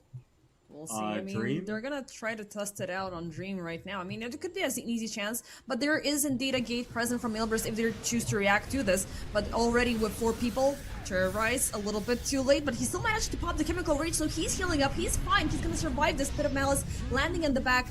Kovis 9 in danger. He's taking from the urn, and he shall pop. Young G gets the hell out of there. Again, I mean, they had the right idea, but they didn't. They were just completely underestimating what Ilbris have in their repertoire, in their spell set. I don't like this. Yeah, I think they're just feeling too much pressure. They go for something that was a little forced. It didn't work out. and you're not punishing the first item TP boots on the Lina, right? Like we talked about this in the draft. You got to kill the Lina. 1400 HP at this point of the game is very, very, very easy to digest. But once that Aghanim Scepter comes out, you get more HP, you get a ton more damage on the Lina. I think it's going to be a lot harder to find this hero and to, you know, get the angles or the looks that you've been getting throughout this game. Yeah, I mean, I don't know, like, you already have, like, the Hoodwink and the Jakiro, which can easily burst her down, but I don't know, like, a lot of poor decision-making from the Nemiga. I would argue that during the previous team fight, it was tough for them to isolate Niche to their own convenience, because she was still juking around the trees, she was playing around the Fog of War, so they couldn't have gotten a strong lockdown. But after what happened with the Axe right now, aka with Dream, now mistakes like that are just gonna start to spiral your game out of control, because you're doubling down on the farm that the Alchemist is gaining, because you're throwing the team fight right on top of him. Lifestealer, he cannot outfarm this, and already they're having issues. This time the Macropyre will land alongside with the Ice Path. Hanlo is going to be bursted down, the Chemical Rage is still doing his hard work, the Pit of Malice still will get a hold on to Janter as Kovis Knight again will die. Alchemist just walks away as if nothing had happened. Youngji at the very least will alleviate the tension by taking down a tower, but this is the third time in a row that Nemiga are pulling off these poor decisions and freely feeding off of the Alchemist. Yeah, I'm kind of curious what happened there. I think if Hoodwink actually ulted earlier and gave the spell damage amp. Wait, no, it doesn't give spell damage amp. Is the boomerang? No, that was the boomerang. It's the boomerang that does it. Okay, never mind. I don't know what the frick I'm talking about. It's okay. I mean, the boomerang should be a crucial item arriving sometime soon, but first off, it's a dive? Well, it's a push coming in from Bune, which did not lead to a tower takedown. He's gonna pop the infestation just to get the hell out of there. Norma will deny. Youngji is gonna die by the Laguna Blade. 4 times in a row that they're making these super awkward mistakes, and Ilbris are using this as an opportunity to charge forward. Now, they will be losing Fernance in the process, as Janter will land in a beautiful Ice Path for the kill, but you lost the support and you gained an enemy mid laner, and now Kovis 9 jumping in. He will secure the Arcane Rune, but he is a little bit surrounded. Dream keeps on fighting. The Slave is gonna take down Ariel. Yet another kill in the back. Kovis 9, he is definitely regretful of what just happened. Janter, nice Ice Path for the safety, but Panlo, Norma, Dream, they're still chasing. They're not giving this up. Concussive charge is charging up. He's slowed down. There's the land. It will pop the Pit of Malice just a tad later, but it's not even gonna be necessary, as Jakiro is a ultra squishy hero. Make that 3 kills. Yeah, and you're starting to see the net worth really grow here for Ilbris, and this is what we did talk about in the draft, is that if the Lina can start using the TP Boots Laguna Blade to get kills, then and you can just kind of kill whoever you want on the map, it gets really hard, and that's kind of just what we're seeing, right? The Lina damage, the Aghanim Scepter, the Kaya's doing a little bit too much. BKB and the Asha is going to be picked up as well soon. Yep, and next up it's gonna be the Octarine Core. I love that flat 25% cooldown reduction, and on a hero that already has all of these low cooldown spells, you're just able to spam them up. Like, if during a team fight you're usually able to spam like 3 of them, now it's gonna amp up to 5. You know, that's just too much. Aghanim Scepter in play, Kaya in play. This Lina is slowly getting out of control, and also Dream is going down to the redemption arc. So he's got the Blink Dagger, he's got the BKB. Now he's gonna focus up on the Assault Cuirass, which will give him the extra defense, it will give him the attack speed that he requires, and he can turn into a Hyper Menace. Ariel gets caught up. He will provoke a lot of ultimates to be used up, but we also now know that there's yet another Scepter in play, and that is the one on the Underlords.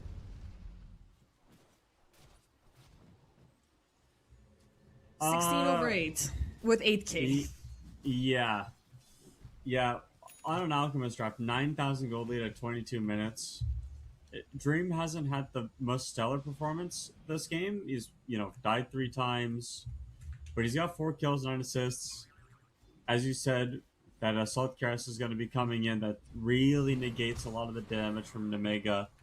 And, you know, Storm has not gotten a kill. Straight up. Young G just hasn't killed a single person in this game yet. Oh boy. You wonder how much work that Coddle was doing in game 1, right? And you look at Storm Spirit now in a... It's not a hard Storm Spirit game, but it's a Storm Spirit game where you do need to use a lot of mana to kill anybody. And we're seeing the Coddle really... Like, this guy misses Coddle, man. For sure. Young G is given like a patched version of Storm Spirit, basically, when there's no Coddle. It feels like he's just nerfed. Yeah, I mean, the Coddle was like a cheat code for him. Yeah. I mean, maybe Those you can guys can work compensate for a his little mana. bit. You're gonna compensate a little bit with the Guardian Greaves, but yeah, he only has 3 stacks. He's not able to kill, he's not able to farm, and farming is something that both teams are actively contesting currently in the game. You're allowing all of that beautiful gold to be thrown back into Dream, the person that you thought you've harassed back to hell, but it's like a situation where, you know, be careful who you're calling ugly in high school, because this guy, he's ready to strike back. He's ready to be aggressive, and look at the smoke infiltrating pretty deep in. They see Bune down the lane, as I guess they were kind of hoping that he had appeared down bottom. Maybe it's just gonna be a wasted smoke, but still, the fact that Ilbris are present where they are, it is something that Nemiga should be scared of, and they don't have any way to strike back. You know, this axe has been decimated. It's been a very tough time for him. He was only having the Blink Dagger with the Blade Mail, so yeah, that can account for some damage to be thrown back into Ilbris, but Kovis9 cannot stay long enough to, you know, throw it all back. He's not a centaur per se. Yeah. He will at the very least complete the BKB, so that's something against the Lina. I think the other issue too for Nemiga that I'm starting to realize is you do have you have 2 good infest bomb targets, right? Like the Storm Spirit and the Axe are both heroes that you would love to infest inside of, but until you get Aghanim set there, you don't want to use infest that way because the cooldown is too long. So you blow out. You try to find a pick off, you don't kill him because you don't have the burst damage, and then you die because you don't have rage anymore. And you can't infest to save yourself, so that's kind of why we're seeing Bune pick up this Aghanim Scepter next. But he is the only saving grace, I think, for Nemiga right now. Storm Spirit hasn't had... It needs his BKB. Axe has his BKB. He doesn't need any more items on Axe. He's going to be basically... This is a power spike, basically. But he's just walking around not using it, right? Like, he's trying to farm to catch back up, but they do, at some point, have to go. And at the same time, you also have this additional problem, given the recent failures of Nemiga to complete their executions. They will have the information, they will have the jump, but they don't have sufficient amount of damage to get the kill that they were yearning for. We saw Dreams how many times he was able to pop the Chemical Rage. And if that happens, and if you're throwing the Infest Bomb, you have 2 potential victims to be caught up into the Pit of Malice right after. Rose just obtained. Instantly, Ilbers are jumping in on the fight. Topside, they will be finding the poor Squirrel, and Ariel will be barbecue for dinner. Janter, he is gonna get out. Yeah, but the Aegis was claimed, and you know, it's not really a matter of losing the supports doesn't matter. It's really just a matter of you got the Aegis. And you can just keep on going. Like, you know, you hit the pedal to the metal and they're going for more. Kovis9, he is gonna find an unwilling support on the other end, but Fernance, he was just bait. The rest of the crew were on the other side, and they will get yet another axe execution. And without the axe, Nemiga they don't have anybody else. They don't want to throw Storm Spirit first into the front line. The Life Slur, he's still not in a fighting shape. I don't know what you can do, and also like these 2 supports that are absolutely insane when it comes down to the aggression, they haven't lived up to deliver it. Like, we've only seen maybe 1 or 2 sharpshooters landing, but not executing. Janter, Crown is gonna pop off. Fernance, I mean, it's a good day when in 27 minutes you have a Blink Dagger on the Dark Willow. Alongside with the Essence Distiller, that's a lot of healing. So, Tier 2 towers starting to go down 30 minutes into the game. That's not a terrible timing, but it's really just about this Alchemist being in the state of the game that they are in, and the fact that all these supports keep dying. Like, you gotta stop feeding on these subs. Your life is too important. I mean, one could argue that there's like, you know, the space created, you know, tactic that you're giving Lifestealer a bunch of time that like during all of this, Bune is alive and he is still farming, but are you gonna buy him enough time? Because Ilbris, they're still utilizing this Aegis advantage. They've pushed out bottom, they're pushing mid, they're killing heroes, they're killing on sight literally. And Nemiga, they're short on responses. Youngji, he didn't have a good game. Kovis9 did not have a good game. Dream jumps upon Youngji yet another time. They're not gonna connect it with the Light Strike array, but it's already scary for Nemiga. They will double down on their presence here. They're not looking to waste, well, potentially to waste time, as a 5-man smoke will be used up, and they're going down this Oh my gosh, long they're using detour. Nisha's bait. Oh, he is literally acting as bait, taunted up instantly. They're throwing everything, but Terrorize is gonna go through. Thankfully, Kovis9, he did have a BKB. They will follow it up with the Overgrowth, but Youngji, everybody is breaking out from Nemiga. Only Niche is the person who's dying. He does not have a buyback. Dream, Norma, they join in. Bune keeps up with the fighting, keeps on with the sieging, but he's gonna get caught up with the Pit of Malice now. There's the Aghanim Scepter reveal. He's gonna jump off, infest off of Dream, and keep up the pressure as he is looking for the Dark Willow, but nobody is dying just yet on Ilbris. Finally, they will get that down to support, but Kovis9, he is gonna fall right after. Finally, a good trade for Nemiga, but the commitment was super big. I disliked how Bune played that fight. He infests, gets a big explosive play, like he's infested into the Alchemist. He could kill him if he stays infested in him. Yes. Or pop out and just hit him. And so he pops out, he uses Rage, he can kill the Alk who he's standing next to. The Alk has like 200 HP, and he decides, no, I want to kill Dark Willow instead. Hello? You got it.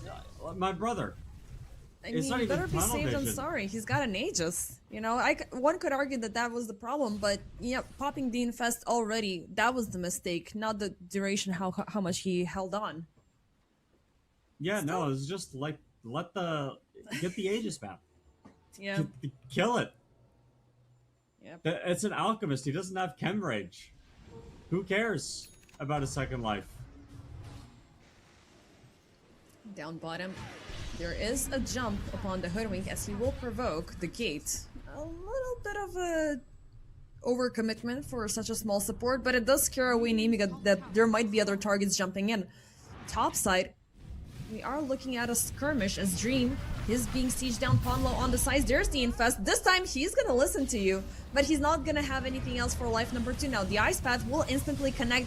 BKB is gonna get from the courier right now, but he's not gonna have a chance to use it. Dream falls off for the first time. Youngji leading the siege. He finds Ponlo, Vortex Bag, the Treant Protector, and the Living Armor is not gonna help you out or anything. Kovis9 getting the double kill.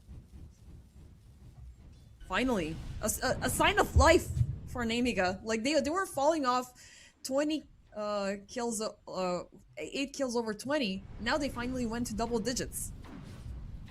Yeah, yeah, and they're starting to get this. They're starting to pull this game back. They've hit their timing at this point, right? They've got the Storm Spear starting to build up these galvanized stacks. Obviously, Axe has this Blink Blade Mail BKB, so he doesn't need anything else. It's really just Bune hitting his stride here. I think this Lifestealer is becoming more of a problem, more and more of a problem. Even at this point, they weren't putting enough pressure on him, and now he's reaping the benefits of being a Lifestealer. So Abyssal's coming up next. He's got the attack speed for it.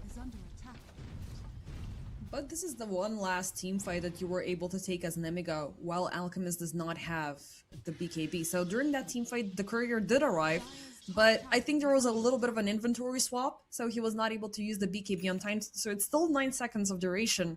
And Ilbris, given how they're performing, how they're playing, they will be trying to squeeze out the maximum off of it and completely disregard Nemiga's advances in the past couple of minutes.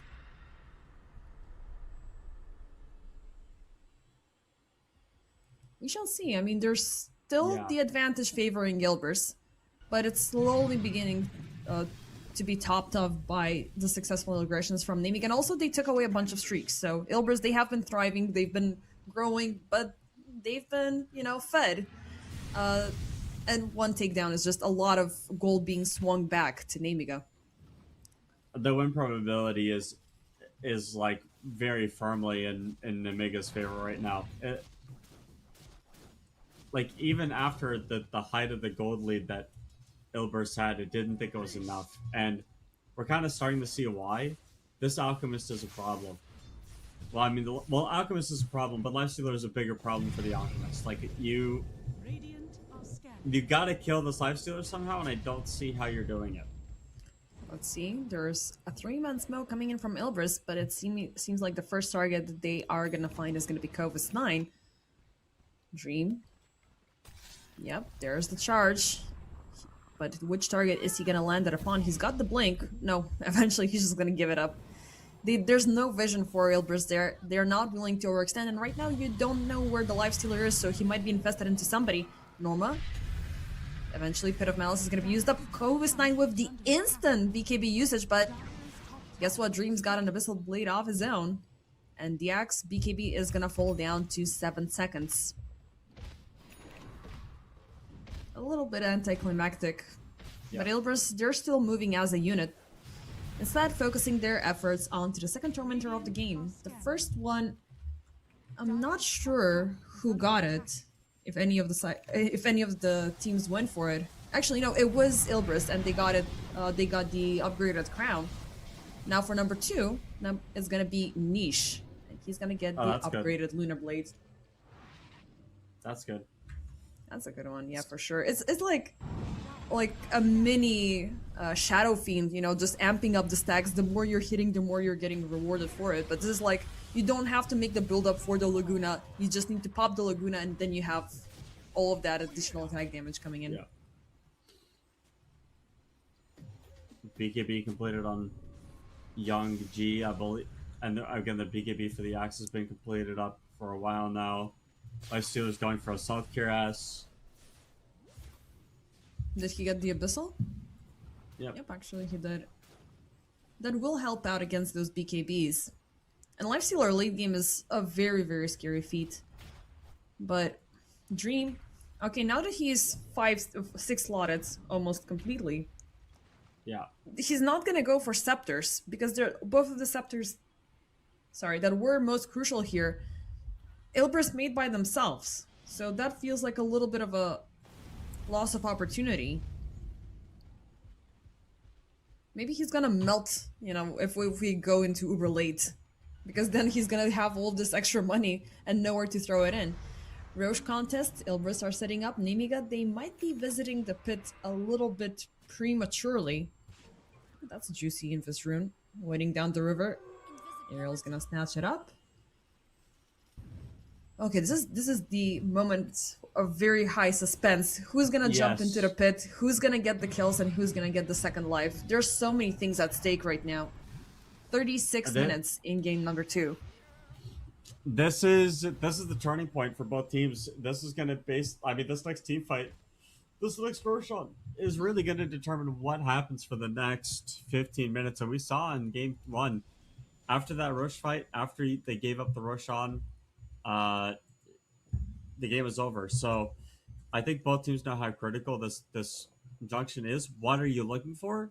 You're just looking for a clean initiation. If you can burst a couple of heroes and start the team fight that way, you're probably going to be in a really good spot. But are you going to burst the Lifestealer with 3,700 HP? No. You're going to burst an Axe that has 2,800 HP and a Shivas? No. So you got to find the subs, I think. And Jakiro's got that Aghanim Scepter, so if you don't catch him, he's just going to drop a Macropyre on top of a Blink Call and everybody's dead. So you really got to make sure you find this backline first if you're Ilbris. But I don't know if Janter and Ariel are going to give that opportunity away. So I really do think that this, once this gold lead goes from 6k to 2k to 0k to in the favor of Nemiga, we're about to see some big problems. Yep, for sure. I mean, Ilbris, they can't remain bloated and inflated for such a long time, but they gotta convert all of that gold into resources that they're actually gonna be using during a team fight. Again, I'm looking at Norma. Like you called him out your MVP during the last game, and I'm looking for him to find the right angle to deliver the gate because that gate is gonna be super crucial. If you throw it in the middle for you to bait out the BKBs, it could be a bad thing, but there's another BKB, which is the Rage that can be ultra spammed out, and that's going to be a life stealer running loose. So supports definitely are going to be the right play here because these two guys are super deadly, and we don't have a Storm Spirit Vortex, AoE Vortex just yet, but if that happens, you can land and chain those spells very nicely and very well. Dream a huge overextension to begin with, throws himself up to the high ground into the fray, and he's just gonna get obliterated. No BKB, no nothing for him to use up, and that's a big handicap for Ilbers to begin this Rose siege. They cannot do anything for 70 seconds. Yeah, so base defender, I have rules of Dota, okay? One of my most important rules is you never walk on high ground without vision. Yes. And that's why. Because you die like an idiot, especially next to, like, how could Nemiga not be there? They had to be there. There was a Roshan waiting for them. So you just gave away Roshan and your life on a silver platter. Game is so hard now. This game just got way more difficult. I really think there was a little bit of big vision, blunder. but you cannot throw your carry out there just like that. I do agree. You can't do that, man. Not into a blink call with the Negams with their Macropire. It's way too dank. Yeah, Alchemist is not as tanky. Like, if you were to soak up all of that primary damage that Nemiga can throw off and still survive, pop the chemical range with the BKB, it might have been a different story, and then the rest of Ilbers could have followed up. But yeah, he did die like an idiot. With that, Nemiga, they do secure the Aegis, the second Roche of the game. And with that, they do have the Roche banner, which makes it a little bit easier if they're willing to break in high ground. This is scary stuff. I mean, net worth-wise, the Lifestealer breathing down Alchemist's neck. It's not good. And finally, he's gonna do the Scepter thing. But who's he gonna give the Scepter to? There's already two big ones completed. Is it gonna be Pablo? Is it gonna be Fernandez? Or he's gonna double down as he did earlier? Give it to Tree. Oh, Kova's Giga Tree. jumps in. Nice done. And Dream. Oh, that was indeed a close one, but he did have to throw it into the Rage. Still, it's gonna deliver that mini stun, but you don't want to jump into a Lifestealer with an Aegis like that. Actually, not gonna lie, I haven't seen an Overgrowth Scepter upgrade in quite a while in a pro game. Yeah. Let's see though, Lifestealer. Okay, that's life number one. But they did commit the Laguna with it. The team is completely on the other side of the map, and they can go for the second effort once again. Rage popped up with the gate. He will tick off Overgrowth. Nice Manta to avoid, but you're still keeping him locked down. He's down to 50% HP. He will find a target to best upon, and that's going to be Dream, who's still sticking over the Pit of Malice. But now there's Young G. The rest of Nemiga are jumping in. Macropire is going to be dropped down, but it's not going to be... Oh, Dream does not survive this. Bjorn turns the team fight around. Nicely done, Nemiga. They will waste out all of the resources from Ilbris for that attempted assassination for Bjorn twice. But... they're gonna be the one getting the fast express back to the fountain. Yeah, the Aghanim set their infest on the Lifestealer just came into complete clutch there. Oh no, not. Oh no, they're going in for the deep dive. Okay, this might bite them back in the butt. Nice play coming out from the Dark Willow, but now she's caught up at the end of the Ice Path. No Shadow Realm available anymore. Nice Jules for the save, but still Bune. Look at that commitment. Look at that damage. He's gonna pop the Graves. Oh my god. They just want to keep him there, but there's no instant. Like, everybody's dead. They cannot punish this. Nemiga, they have the green light to keep pushing high ground. That was scary stuff, man.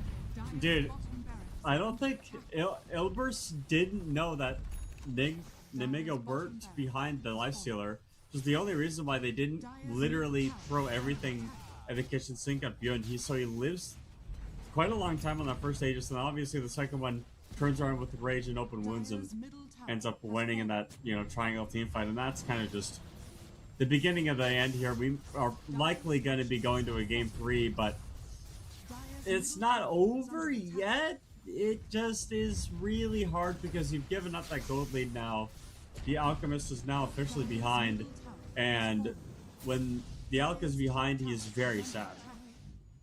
Yep, indeed, it is sad.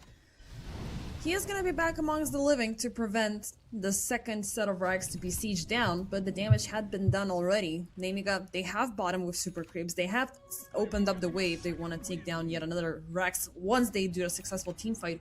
Elbrus, they're definitely looking short-handed from this point of view.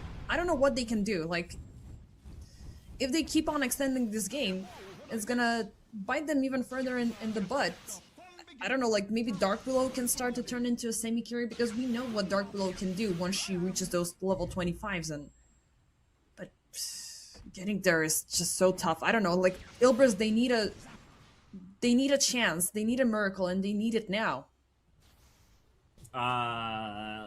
They need to start buying a lot of Aghanim Scepters on Alchemist and just hope that it's enough. I don't know, man. Those things cost a lot of money, and you don't have any map space to farm it away from. Nemiga, meanwhile, they're pushing and they're looking to continue where they left off. Nine, he is gonna be put to a stop, but he will provoke all of the entirety of Ilbris to get the hell out of there. Infest Bump, Young G jumping in the back. They have a lock onto Niche, who will pop the BKB. So far, he's alive, but not for long. He will try to go with the cloak onto high ground, but it's not happening. He's gonna force out a buyback. They're still fighting. Beautiful Pit of Malice locking onto Kovasnine. Young G breaks away. That's one hero taken away from Nemiga, but look at that micro power with the Ice Path. 2 targets. It's gonna be both Fernance and Dream. Yet another buyback committed for Ilbris to remain in this team fight, but they gotta start getting wins because now they're throwing all of their heroes out into the fray without getting any benefit out of it. Niche, they have a lock onto the squirrel, but Dual Scepter, it is gonna be enough for her to get away from the Pit of Malice. Norma, he did pop the BKB in a very awkward fashion, and now he's left vulnerable.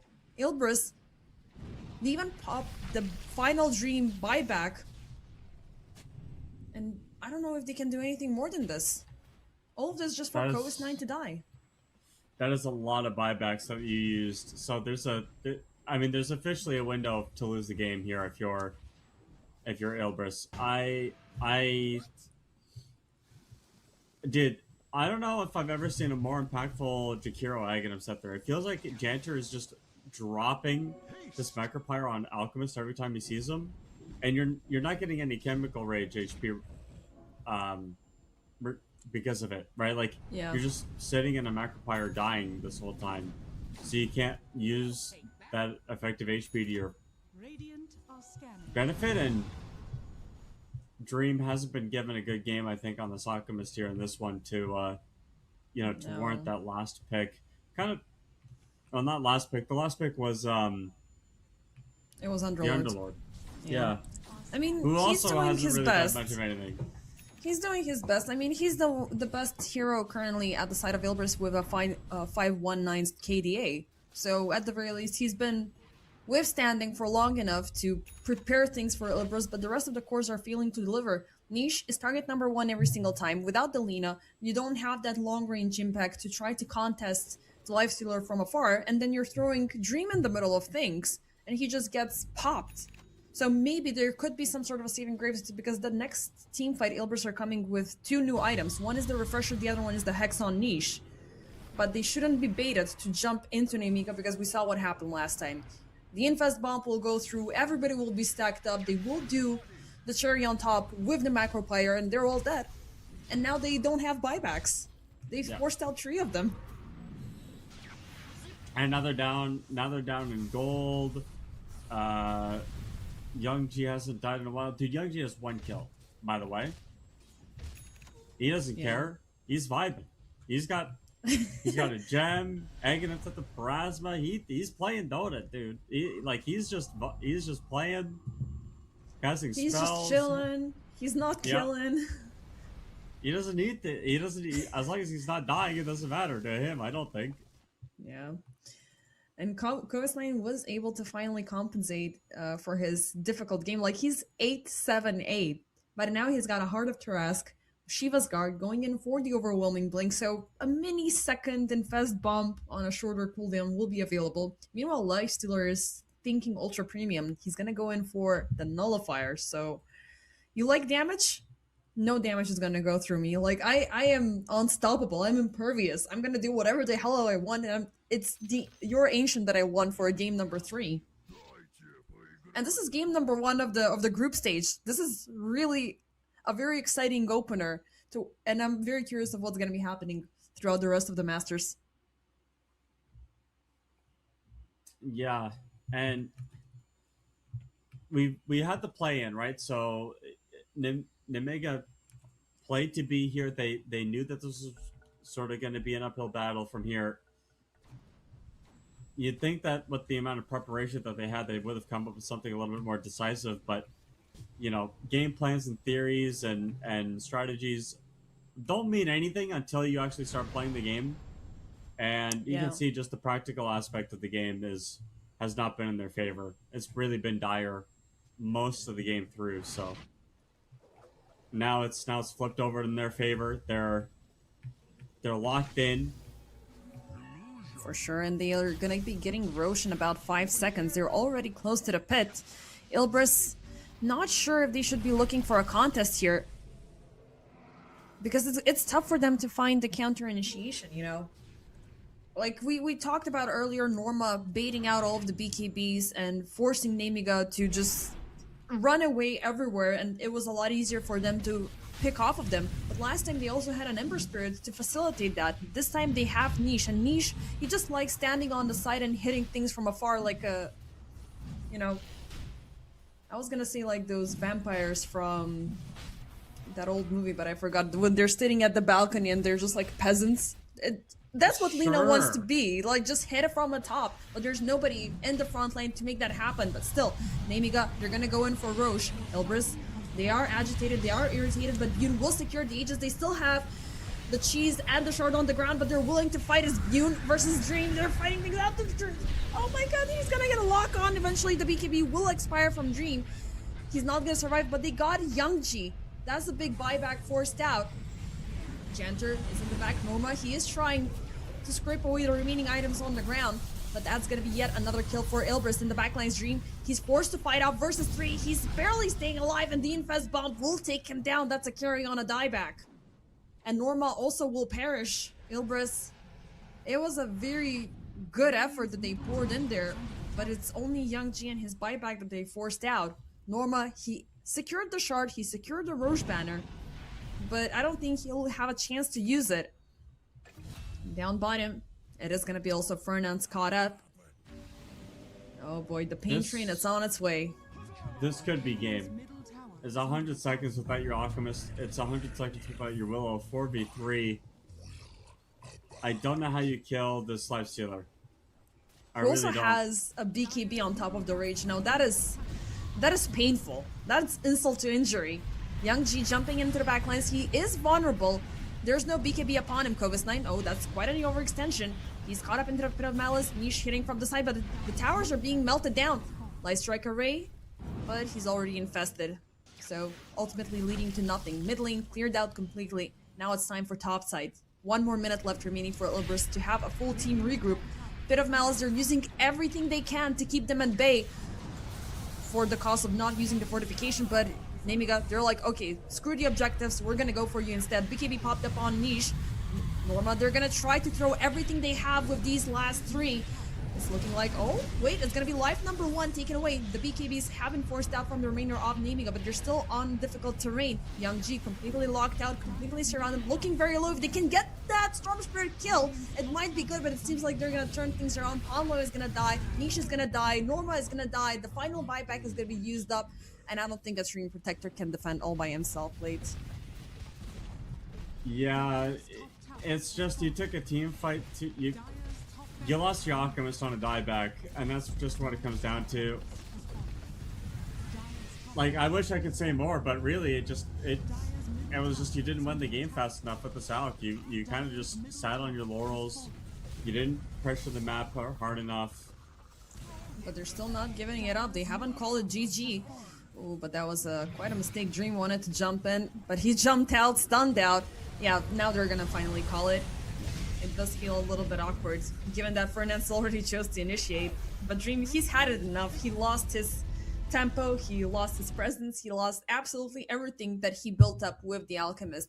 Last game, I wouldn't account it to the faulty itemization, but last time he forced out the right-clicking items first. He got the Blink Dagger and the BKB, and then he started focusing on the Aghanim Scepters. The Aghanim Scepters were already built in. Ilbris, they focused their attention onto other items, but ultimately Lifestealer going into late game. That is always going to be a problem. Yeah, and not only is it always going to be a problem, but it's a very good Lifestealer game. And I called out Bune game 1. I was like, hey, man, you got to show up for your team and does the most damage on his team this game. So, you know, he stepped it up. Obviously was given the last pick, so he is doing quite well. But this Underlord does seem to be one of the anchor heroes of this series in particular. I think even though Nemiga won, this Underlord was doing a lot of work for Ilbris. Curious to see what exactly Niche does to transition the melee differently. Obviously picked the Lina to counter the Storm Spirit, but Storm didn't really care. And I think at this point, if you're Nemiga, if you're Ilbris, Nemiga is going to want to try to recreate game 2. Ilbris are going to try to recreate game 1. And there's going to be a clash of ideas, I think, in the Game 3 draft. For sure. I mean, last time these two teams met, they did indeed extend all the way to game number 3, so that is obviously the case this time around.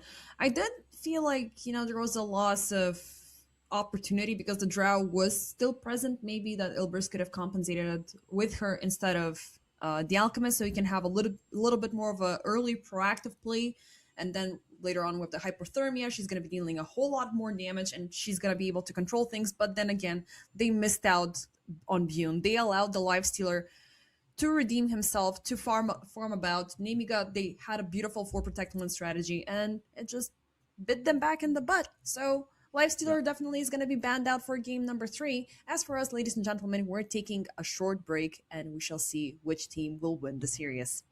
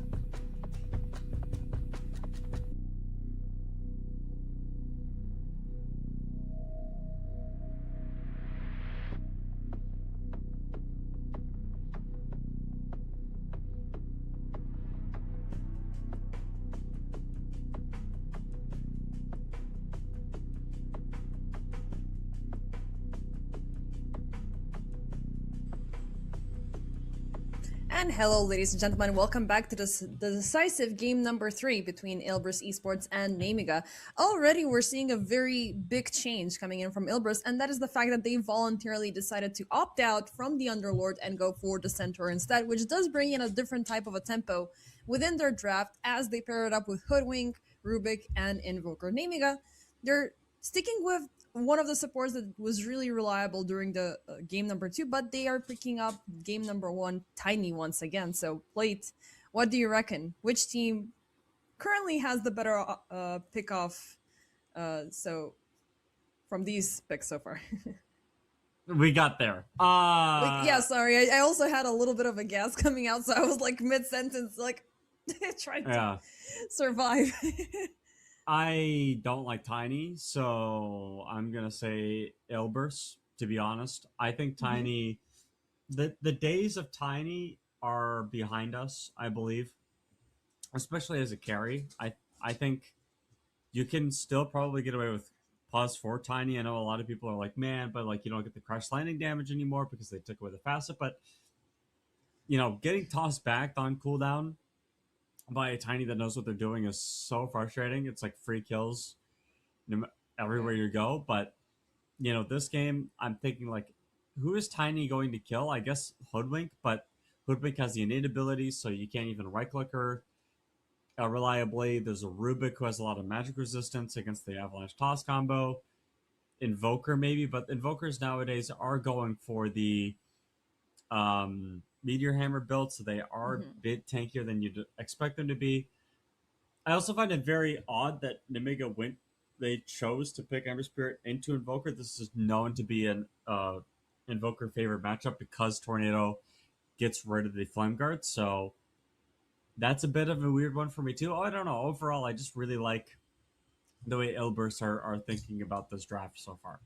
Yeah, and they have yet to reveal the carry, which...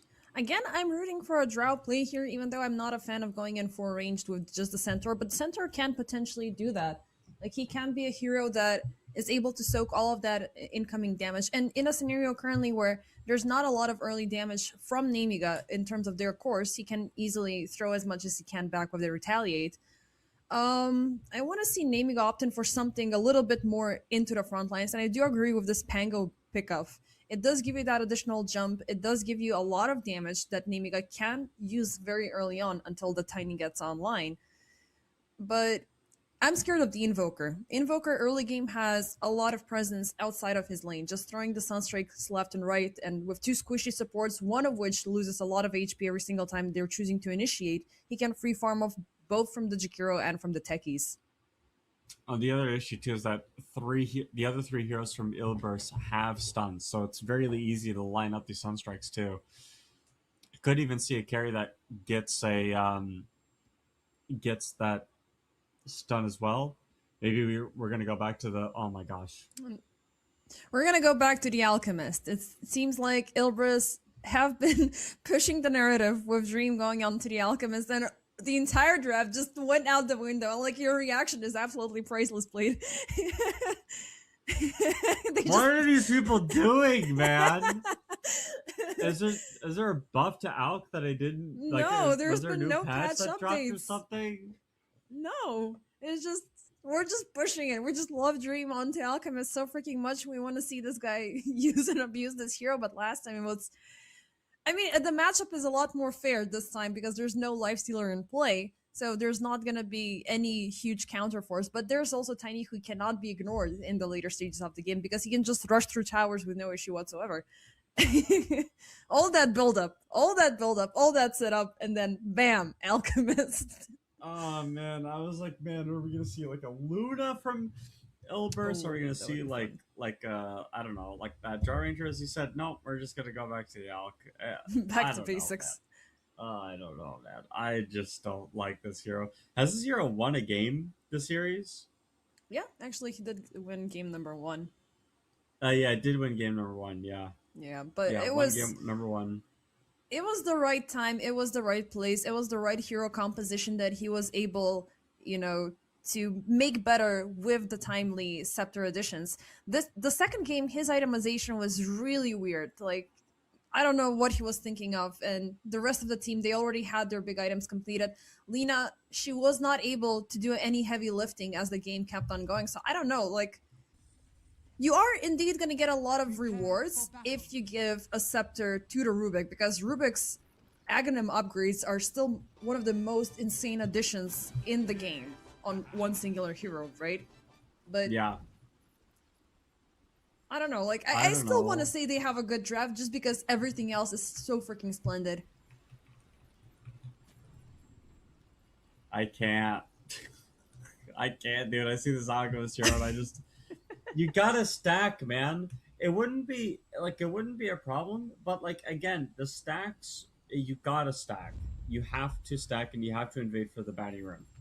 It's just about gold for this alchemist. And the fact that I'm even worried that there are gonna be like sufficient stacks for this hero makes me already think that it's not good.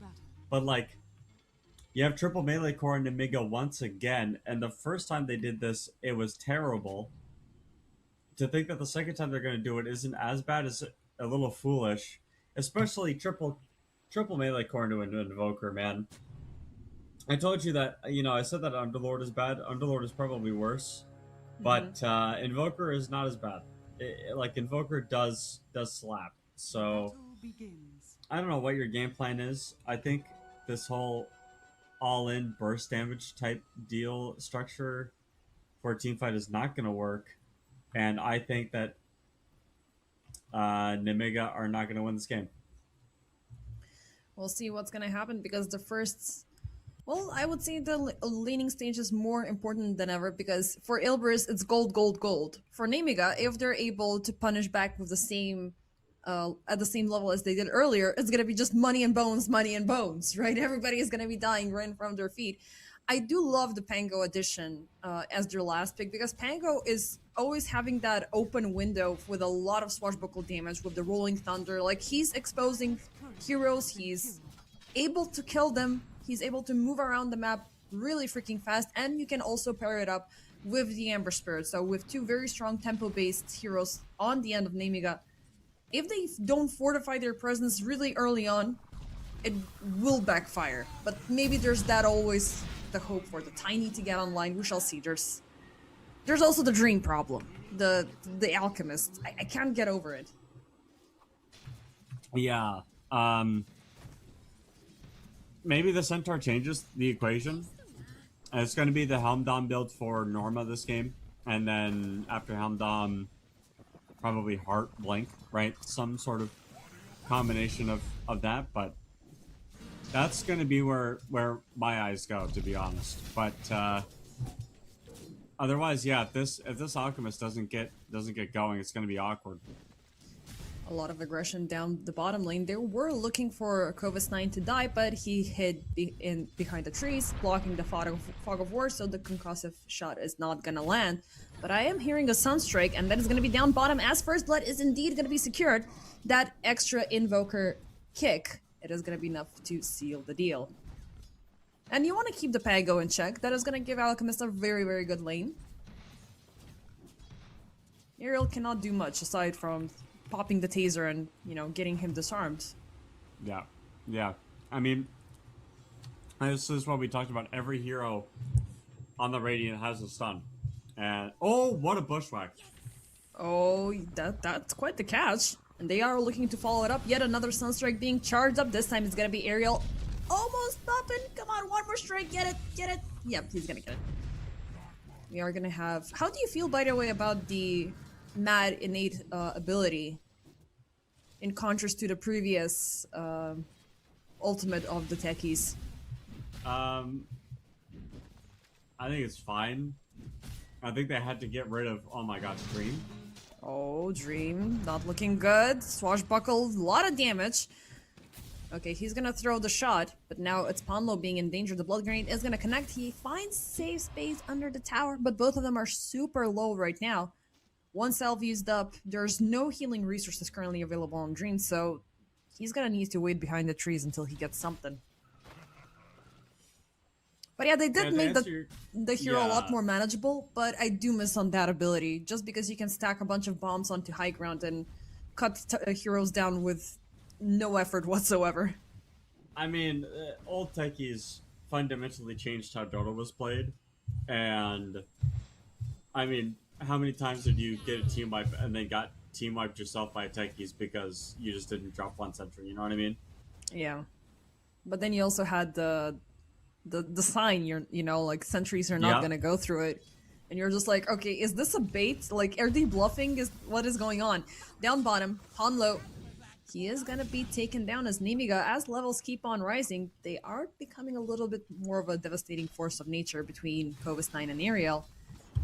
Dream did survive the earlier skirmish, but now without a support, it's gonna be a little bit tough for him to stay up.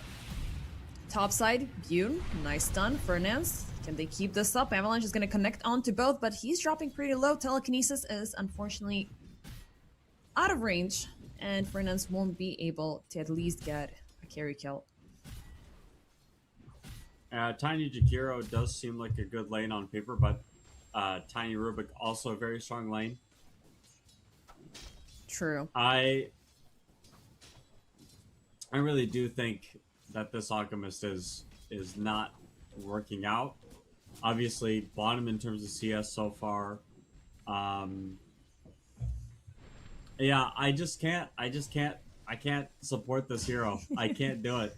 It's like, you know, he's asking me. He's got a child on his back. He's asking me for child support. I can't give him anything. I just don't. Shit. You just made it so difficult right now. Like, Yeah. the image in my head is like, please, may I have some more? And you're just like, I don't have the heart, man. Oh man. Takedown on Bune up top, though. Now, this is a good one. If at the very least my Curie is not getting anything, I'm looking forward to punishing the enemy one. Again, Nisha's involvement, long-range sunstrikes. This is the third time he's securing a kill for his team. I think it's 3-0 Invoker so far. No, 2-1-0. 2-0-1. Yeah. And the sunstrikes are really going to start Scanning. adding up here. I think if you're Nemiga, you really have to start respecting these plays here. Otherwise, it's going to be a lot harder to play Dota. And he hasn't missed a sunstrike yet, so you got to think that he's going to keep doing it. Oh, down bottom, Kovis9. He was under siege, but now they're going to convert this aggression from, well, onto Ilbris, but Nemiga will pay the full price. Kovis9 gets taken down with a beautiful rotation coming in from Fernance and make that a double. Okay, well, remember when I said he didn't miss the sunstrike and then he immediately missed the sunstrike? That wasn't his fault. The bushwhack put the guy out of the way. So, you know, I'm sticking to what I said. It wasn't my fault. It was a miscommunication from Ilbris, but they got two heroes. They've been... The fact that they're actively controlling the Pango is always a good sign because things can get very devastating the second he gets the Rolling Thunder. Young G, he's got the remnants, so he can definitely start using them. For Niche, getting a level 6 is just another level, so he doesn't really care about it. So far, he is focusing on the Quas and Exort, sort of a build. Let's see what happens with Norma here. Blood Grenade, they're throwing everything they can out. The Centaur is 3 versus 1, Blast Off coming in, and Hoof Stomp. Actually, he's gonna turn things around, but they will soak up the damage from the Sunstrike, and nobody shall die in return. He didn't miss a Sunstrike. He didn't miss. He actually is net neutral now because he had 2 people with that sunstrike. So that's how the math works. Yeah. If you miss a sunstrike on one person and then, you know, you hit 2 people with the sunstrike, it cancels it out.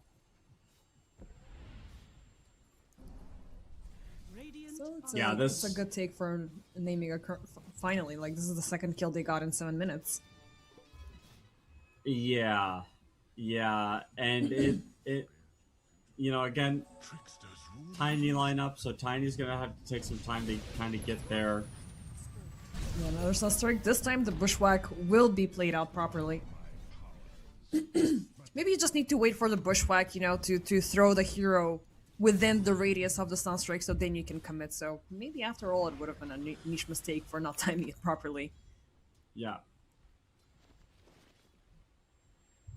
No towers taken yet in the game. Maybe the 10-minute mark we're going to see teams push with the catapult. Could be an idea. I know the moment Norma gets that Helm of the Dominator, you're going to see a lot more pressure put up with this top tower.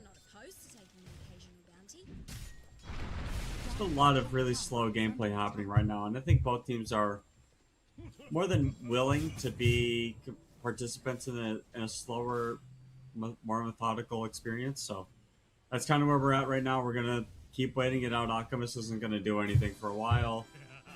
True. It's really just up to Pango, I guess. When he gets that diffusal blade, what's gonna happen? Where's he gonna go? And the fact that there's currently no, like, potential of anybody fighting, he's not even gonna go for the Rolling Thunder. He's just gonna focus on the farms, so just Shield Crash and Swashbuckle to get those resources as fast as possible. Because as we're looking at the net worth currently, it is indeed the Invoker and Alchemist leading. Not by a long shot, but it's already a good difference to begin with. And guess what? Look at those stacks. Look at this investment. It's not being taken by Alchemist. Maybe he's gonna appear a little bit later, but they're gonna share it between Norma, Niche. Norma did die earlier, and now he's got an extra creep, so this is gonna be a very good way of him to close in on the Blink Dagger. Actually, no, he doesn't have a Blink Dagger queued up. Do you think he's gonna go for it instantly, or he could go in for a Blade Mail? I think if you're having a game like this, you go Heart. Instant Heart, okay. Yeah, I don't know if...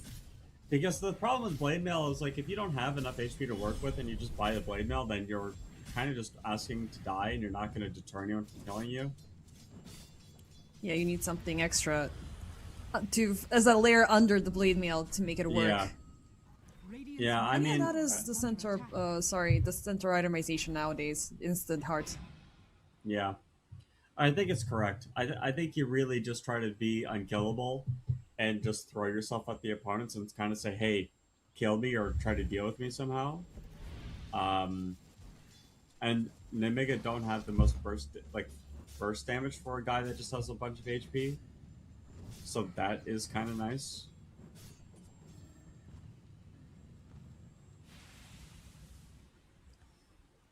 A little bit of a slow down. Ooh, nice courier catch. Yep. Yeah, no, game is definitely slowing down again. I think both teams understand, hey, like a 2-1 victory here is really important. You do not want to lose these games. And with that being said, the nerves are probably up for both of these, for all 10 players. So maybe a little bit more nervous than normal, but... I mean, still, this is the opening match of the groups. Both teams have acquired 1 point from, getting at least one map. It's just the fight for who's going to get those early 2 points.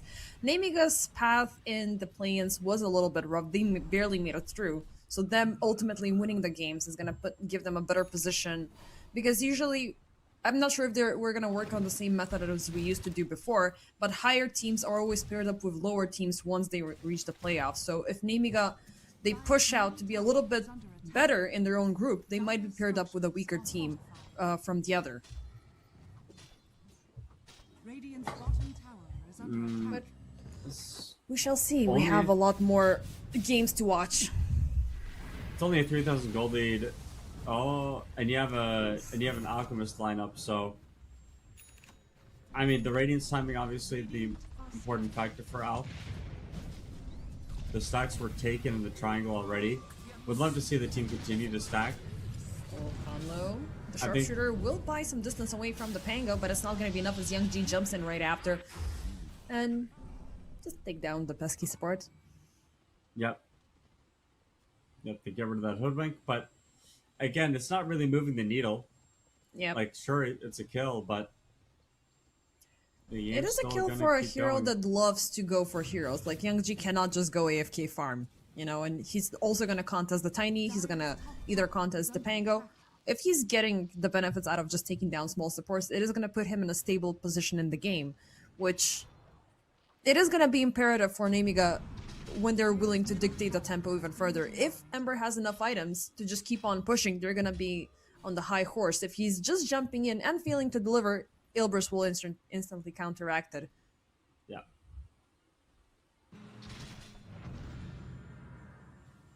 And I think Ilbris want to keep this bottom tier 1 tower. Obviously, this is the tower that the Alchemist has decided to farm under.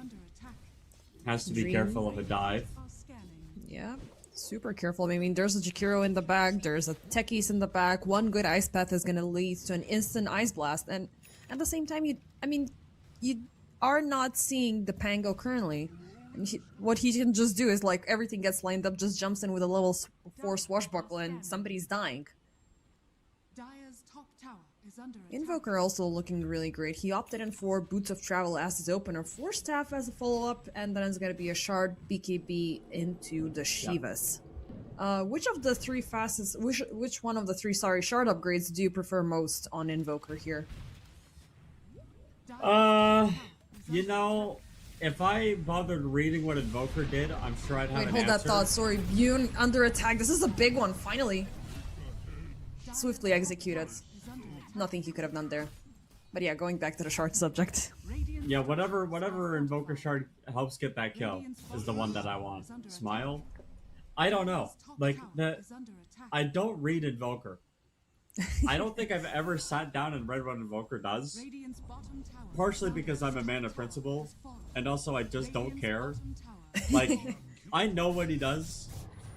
Oh, Janter, nice catch. Yeah. But you gotta respect the hero, like, you know, like, there's so many things he can do, like, and now, like, when the fastest were available, it kind of made Invoker a little bit more hard focus on what he's gonna pick at the start. Hold up, let's see what happens here. Fernandez gets taken down first, Rolling Thunder. It's gonna be Ponlo in danger as well. He's trying to run up across the river and down on high ground, but with Young G coming in as well, they're gonna take 2 supports. But yeah, I like current Invoker a lot because you have this ongoing flexibility of what your shard upgrade is gonna be, what your Aghanim Scepter upgrade is gonna be, compared to the fastest when you got the hard lock at the early stages of the game, and you just have to live with that decision. Yeah. Now you can do whatever you want. And I love this hero, and plus it's my brother's favorite hero, and like I've been fascinated on watching Invoker and you turning the keyboard into a freaking piano, combining every single spell, and just like, what the hell is happening? And this is like, you know, the new age Invokers I feel like are pretty mundane, but like the old school Invokers where you go like refresh your sheep stick. Oh yeah. You know, yeah, and you would have 30-40 button combinations that you'd have to press. Ridiculous. Let's see what happens here. Nemiga, they're going for the tier 1 siege, but Ilbris are right around the corner. Beautiful tornado land upon Young G. He's stunned out completely. They pop the macro fire, but the sharpshooter and Fernandez are gonna take him down. Janter, nice jump coming in from Ariel, trying to put a stop to the siege, and it's gonna be enough to take down Dream. They will get the trade for the support. It's gonna be a 2-for-1, but losing the Alchemist is not a good idea. No. No, it's not. And that's kind of the problem, right? Like, how many times have we seen this exact situation where the Alchemist is the highest net worth hero in the game, and then they die, and then the game starts slipping a little bit. And that's happened at the 20-minute mark, even before Roshan has been taken. Yeah, that's definitely a problem. Who's also your Aegis carrier this game for Ilbers? Alk? Oof. It doesn't feel like Alk would be the right choice. I don't think Invoker's that good necessarily. Maybe Centaur if you want to go in for these long range jumps, but talking about long range jumps, Bune, Niche is gonna find him. Invoker going in for the solo potential, but Ariel will try to put a stop to him. Fernandez and Ponlo a little bit too late to the skirmish. Bombs are popped up everywhere. I do believe Fernandez has stolen some as well. Ariel will take the bullet, so his carry is gonna live. And now Nemiga, instant reaction on their end. Triple man smoke up, going across the gates. They can't have them completely surrounded, and they could have a good kill on Niche. They're gonna dust him out. He's invisible and caught up into the ice path. Nice force that forward, and instead is gonna be Janter falling. Norma leading up. Oh, they misplayed that a little bit. Kovis9 with the telekinesis. He's gonna break out with the Rolling Thunder. Fernandez will die in the backlines. Bune, Young G. They will give up any further chase, but they did even out the score. That was a very big mistake from Ilbris. They missed out the hoof stomp just because the telekinesis went through. Yeah, a little bit of miscommunication, obviously, but not a lot of harm, not a lot of foul, just Dota being played. Regenerate top, if that was bottom, this would have been very, very bad for them, but... Yep, it would have been scary. Techi's item prioritization, he's gonna go for the Ether Lance first and then into the Force Staff. Now, I do like greedy support play, but hold up. Ooh, and yet another tornado. This time with the bushwhack and the sharpshooter. Chef's kiss. Very well done. And this Ember Spirit's having such a hard time. When you're dealing with so many stuns, until you get like a Yule Scepter or a BKB, you just can't read waves like you want to. And it's just costing him. So this might open up a Roshan soon, but I think there's going to be at least one more clash before we Elbers think Could about be looking at it. Those down bottom, Niche and Janter, they will meet and greet. Macropyre, Ice Path, they're gonna completely miss out on the target. Instead, they're focusing their effort onto Kovis9, who's not gonna have the Rolling Thunder about 10 seconds. Dream, keeping up with the siege. Kovis9, he wants to break out. Nice swashbuckle, but there's the bushwhack. Oh, it's not gonna land, but Kovis9, he's still completely surrounded between the neutral camp and the trees. They will land the kill. And it's a good kill.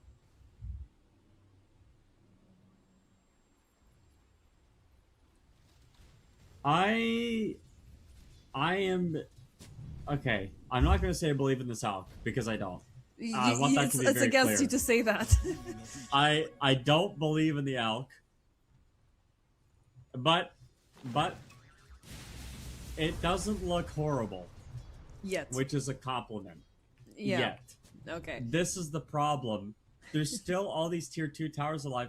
If I start seeing alchemists take objectives, then I'm gonna have a different opinion. Stampede pop as Ariel was going for the chase upon Fernand's Ice Path to put a little bit of a stop, but he will still get a pesky support for the trade-off. Oh, 2 ultimates. Norma, ooh, missed out on the hoof stomp. That would have been a good one. I don't know, Norma's like... got heart. Oh, he got the hurdle already? Nice. Yeah. That's a big upgrade. It's, dude, I don't know how you're chunking through this centaur, to be honest. I don't know, we're just... Like, we're throwing the bat sign in the sky, hoping for Tiny to do something, because he's the last stroke of hope for Nemiga. Kovis9 is being kept in check. Youngji as well. Niche is just hunting down targets left and right. Jantaris is gonna get the Sunstrike. Bushwhack nicely done. They have him blocked out as the Macropyre jumps in from the side, and they will get the kill. Nicely done. The swashbuckle in the back. Kovis9. Do you want to get the Rolling Thunder? Well, they didn't, as these Searing Chains come from a side. Fernand's TP is going to be cancelled out. 2 for 1. Nice punishment from Nemiga. Because Niche has been residing on this part of the map for way too long. Yeah, this bottom part of the map, obviously, going there is just where everybody was, and you got to be careful. Even when you're ahead, you might think you're strong, and you are, but you're only strong when you're a team. Yep. And this Invoker obviously got caught out. And if you look at his itemization, he doesn't have any, like, wow items. 4-staff TP boost. This guy literally just wants to move around. He's playing Dota to shimmy. He's not playing Dota to sit there and kill someone with the Meteor Hammer or sit there and tank with the BKB. Like, he's trying to get some stuff going, but this flavor, I would say, of Invoker definitely a little bit more unique than what I am used to seeing. And also it is facilitated by the fact that he opted in for the Ghost Walk facet, so that does allow him just to be not only ultra sneakier, but you also are getting the ice wall damage onto enemies. So you can just, as you said, he's gonna shimmy around, dance around targets, and if they notice that their health is dropping off, and if they have dust in that given moment, they will be able to just get away. And that's what happened during the previous team fight. They know that Niche is gonna be a pretend Treant protector in a way and just throw out the tornado out of nowhere.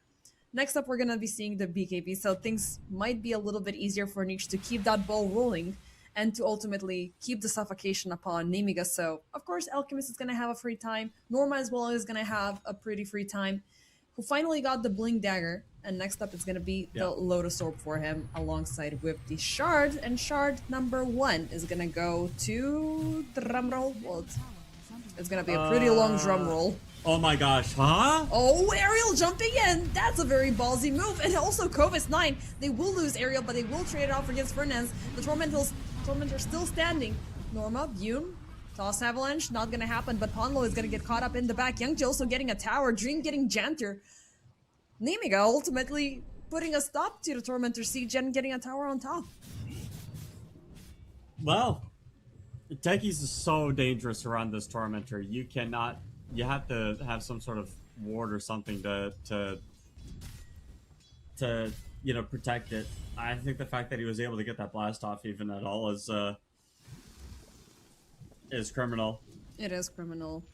And it's scary stuff. Like, he walked all the way, I believe, from the dire side where Ilbris only had vision across the gates, and he just jumped out. The Kovis 9 featuring, right after was what facilitated for those kills, but Tormentor doesn't go to anybody, and it just proves to show that Ilbris are very reliant on those big lockdowns that they have built in, but they're still lacking in the damage department. Double damage. Yeah. Yeah, if Invoker isn't casting spells, you're not getting anything done. Tower is under attack. We have an amplified damage rune on Norma. I mean, going in to reinitiate on the Tormentor now, it's going to be a bad idea, given that Nemiga could potentially expect that to happen. So now it's going back to where we came from, and that's AFK farming. See which side is going to break off for a bigger team fight. 24 minutes in, it's 18/11, currently still favoring Ilbris with 4k net worth, but it's just dancing back and forth, and you can see the net worth where those 4k are. Yeah. Yeah. But it's like I say, Alchemist, if he starts falling behind, it's so fickle, this hero, like you think that you're strong and then you're forcing stuff and then you die because you're forcing team fights because you think you're strong. So True. But he's gonna get Tiny's the been Assault doing a good Cuirass, job. so that's gonna be a very big addition for the hero. And because this time there's no scepters being focused on Nilbris, then he can start committing for those. And he still has that room to grow this time. But again, he's gonna get way ahead of the curve, ahead of everybody. And that's when he starts falling off a lot more. We still haven't seen a lot of Nemiga. They're still withholding, they're still, keeping their cards close to their chest. But the fact that Tiny has been let loose to do whatever he wants, it is something that I'm scared of. Combine that with Jakiro's tower push, and one bad team fight going for Ilbris, that's an entire lane that Nemiga can take. oh, the tier 2 towers are up though, and both teams are playing on their side of the map. Oh, niche. Under a sentry ward up top. Oh, that's a very dangerous interception coming in, but the Ilbris, they're gonna call in for 2 in reinforcements across the gate. Janter gets taken down first. That's a big take, but Bune hiding in the trees. Nice blink away. Niche. It was a call an ambulance situation, but not for me. But Ilbris should be walking away with more kills to make this worthwhile their time. Instead, they're focusing on a Tormentor with the Chemical Rage popped up. This time, the Tormi is going to be taken down a lot faster, and Ponlo obtains the Nemiga are boomerang. smoking into this. Oh, I don't like this, because you now have the boomerang, now you have Niche. Actually, Niche is going to be caught up first. Okay, this is good. No Invoker, no problem. Can the rest of the crew fight this off? Fernand's hiding in the trees. Nice bushwhack, but it's not going to help out the poor Rubik. Ponlo scurrying around. He's completely out of resources. He's only clinging on to that Glimmer to take him back home. Ariel caught up in the back. Ponlo still juking around the trees. He's gonna pop the mana boots, but it's not gonna be enough. Norma, though, jumps in. Dream is still alive, which is some sort of good news. Still charging up. He will land the stun upon Bune. Rolling Thunder coming out way too late, but guess what? There's the BKB reveal, and that Rolling Thunder is not doing anything to him. But still, Norma is gonna fall. Overall, Nemiga getting 4 kills. That team fight starts probably the absolute best way that it could for Nemiga. They find Niche, kill him immediately, and then it kind of all falls apart from there.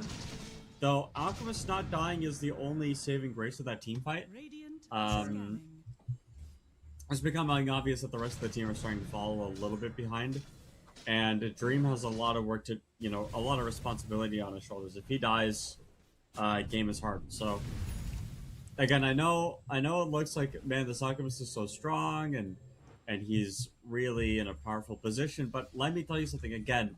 If this guy dies, Everything the dies. game is not, everything dies. If he dies, everything dies. So be careful about this position. He is 7-1, he's playing really well, but he's got to keep playing this well if he wants a chance of winning this game.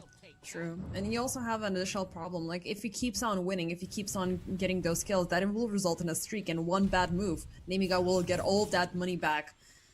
But yeah, not sure if last team fight were lucky or they finally delivered a good push when Ilbers were in a bad state. But isolating Niche was absolutely brilliant. They were not able to utilize the boomerang right afterwards, which was just obtained by the Hoodwink. They also closed in on Ponlo as well, and Hoodwink being completely pushed into the trees and not being able to react at what's happening into the team fight. That's a huge loss for Ilbers' team fight stability. Yeah. Let's see if Nemiga can't keep this up. They did lose their carry in the process, which was not that good of a sign. Next up, we might see this sort of a fight with Roche. Roche hasn't been invited to any of these games so far. It's been 30 minutes without his presence. Top side? Yeah, and that's quite late, actually. Just the fact that Roshan hasn't been touched. 29 minutes into the game, an Alchemist draft at your disposal. But I guess there's no Spirit or anything to give the Aegis to, so you are forced to give it to Alk.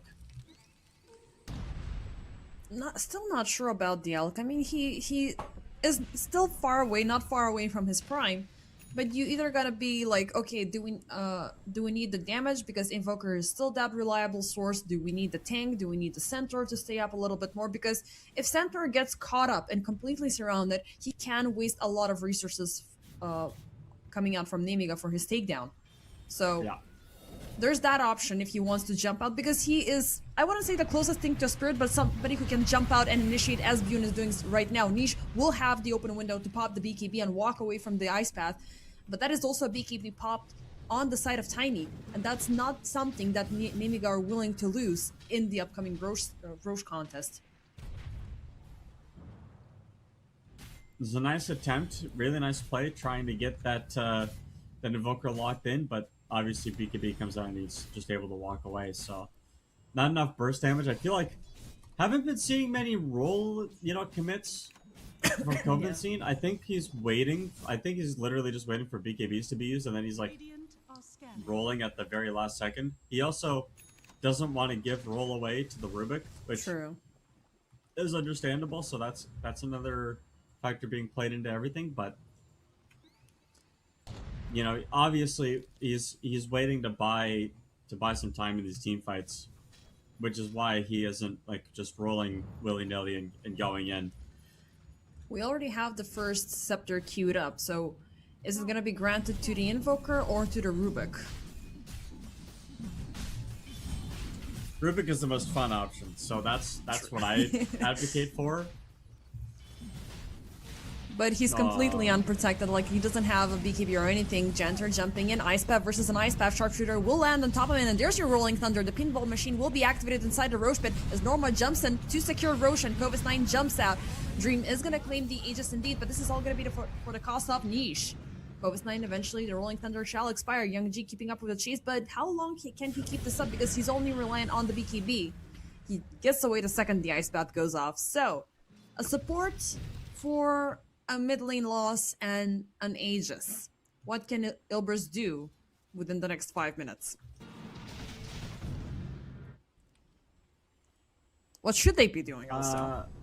I mean, not dying is a good option. I know it seems like really obvious, like the plate, dude. Nah. We get it, dude. They gotta stop dying, but believe me. There's so much math in between. There's a lot of math in between, but these deaths are costing you your gold lead. There's no gold lead anymore. It is even Steven. And this is the problem that I've had with Alchemist that I keep coming back to. Unless you win the game at 30 minutes, which you're not going to because none of these games have gone 30 minutes. They're all 40 minutes, 50 minutes long. True. There's no point picking a zero, I don't think. Like, you really... Like, we have seen this situation before, but what makes this different is that you don't have an offlane matchup that is completely so overwhelmingly in your favor, it didn't matter that the game got this late. Like Underlord is a lot more impactful into try melee core than Centaur is. Centaur can't be everywhere at once. He doesn't have these massive hits. Yeah, but he can survive a massive hit at the same time. By the way, 20k club is gonna be the second member of the 20k club is gonna be the Evoker since he got the Aghanim Scepter, and I really want to see the Cataclysm in play. Tornado, Yeah. they have Young G locked out. Norma, he's still lurking down the lane. Eventually blinks out back to safety. Now the chase is upon Rubik because they want Furnace. They want to fight without a Rubik. Nice avalanche, but Young G, he's still committed. He's not full. He's gonna get the kill eventually. Those final burning embers will be enough. But 2 losses for Ilbers during the Aegis timer. These are those costly devs that you were talking about. Not necessarily on cores, but the lack of these supports are preventing Ilbers to do anything more here. Farming is still a good ballpark for them, as we can see Dream, he's still working things out. Right after that scepter, he's about to complete the Abyssal.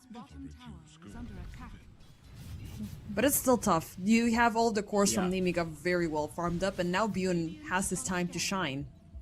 Silver Edge, Harpoon, going in for the Daedalus, and I'm scared to see a Tiny in front of me with a Daedalus, man. Like, support is gonna get deleted, not only off the map, but from the game completely. From Dota. Yeah. I think another thing that we're kind of seeing as the game is progressing is the Centaur is... Oh my gosh, he's buying another heart, dude. I was about to say, the Centaur really? is just... Yeah, the Centaur obviously... needing a little bit of help, but you gotta carry it out a little bit more than what you have been doing. 8 kill participation in this 35-minute game. Like to see a little bit more impact from him. Maybe, honestly, would have preferred a BKB. 4%? Or... I mean, yeah, the Centaur is the only one who's in a dire need of it. Still, it's a fun item. I mean, even though what was its face? The Behemoth's blood is not stacking, so you're not gonna get that regeneration, but you're gonna get the extra HP. You're not able to be broken. There's no urns, no nothing coming in from Nemiga that can counteract it. Let's see though, Norma. Okay. Nobody's gonna pay him a visit, he's just gonna keep on pushing. No. Solo diving tier 2 towers. Nothing is gonna touch him. Janter. Niche is gonna find him. Cobus 9 will get 1 tower in return. But they have Cobus 9 exposed, he's stunned down, won't get the Rolling Thunder off. Well, he will get it just slightly later, as he did also use the roll-up ability to make sure he gets out of harm's way. 15 seconds left remaining on the Aegis. Trading a tier 1 for a tier 2 like that, probably not ideal, and it's only not ideal because you are giving up a lot of space. But again, I can't help but feel this gold lead crumble. And I keep seeing this with this Alchemist, where the moment that you start buying Aghanim Scepters for your team, the net worth really just splinters away from you. There's an Aghanim Scepter completed for the Invoker. He's got the Cataclysm now, so we'll see what angle we want to go for. Bune, beautiful jump in with the hoof stomp. He's gonna get a lock on to the Tiny. He does have a BKB if things go too dire, and there's the Cataclysm. They're trying to keep him from a lockdown, and it's gonna be a mission success. Macropyre goes off, and it's only withholding Dream within it, but he's got the BKB, so he does not care. Nicely done. I don't know who force-staffed them.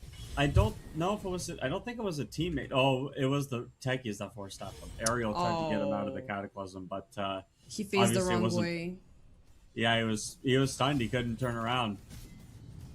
Now respecting the burst damage here coming out from Ibris, so... Yeah, maybe there's something about this Alchemist that I don't respect. He's got a double damage room now, but... The Cataclysm is obviously coming into clutch there, and Nemiga just need to start doing more than what they have been. At some point, you do have to start playing real Dota, you know? Like, this whole pushing and pulling and you know, being Cheesing. cute and being funny is cute, haha, teehee.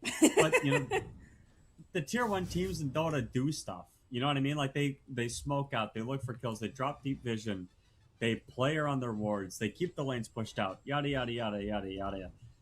And all of Nemiga are in their base right now. They're literally just waiting for the game to end. Like, this is just not conductive to creating a good winning chance. So, would like to see them just play Dota a little bit more, stick to the basics, figure out what your strategy is going to be for the next team fights, and execute on them.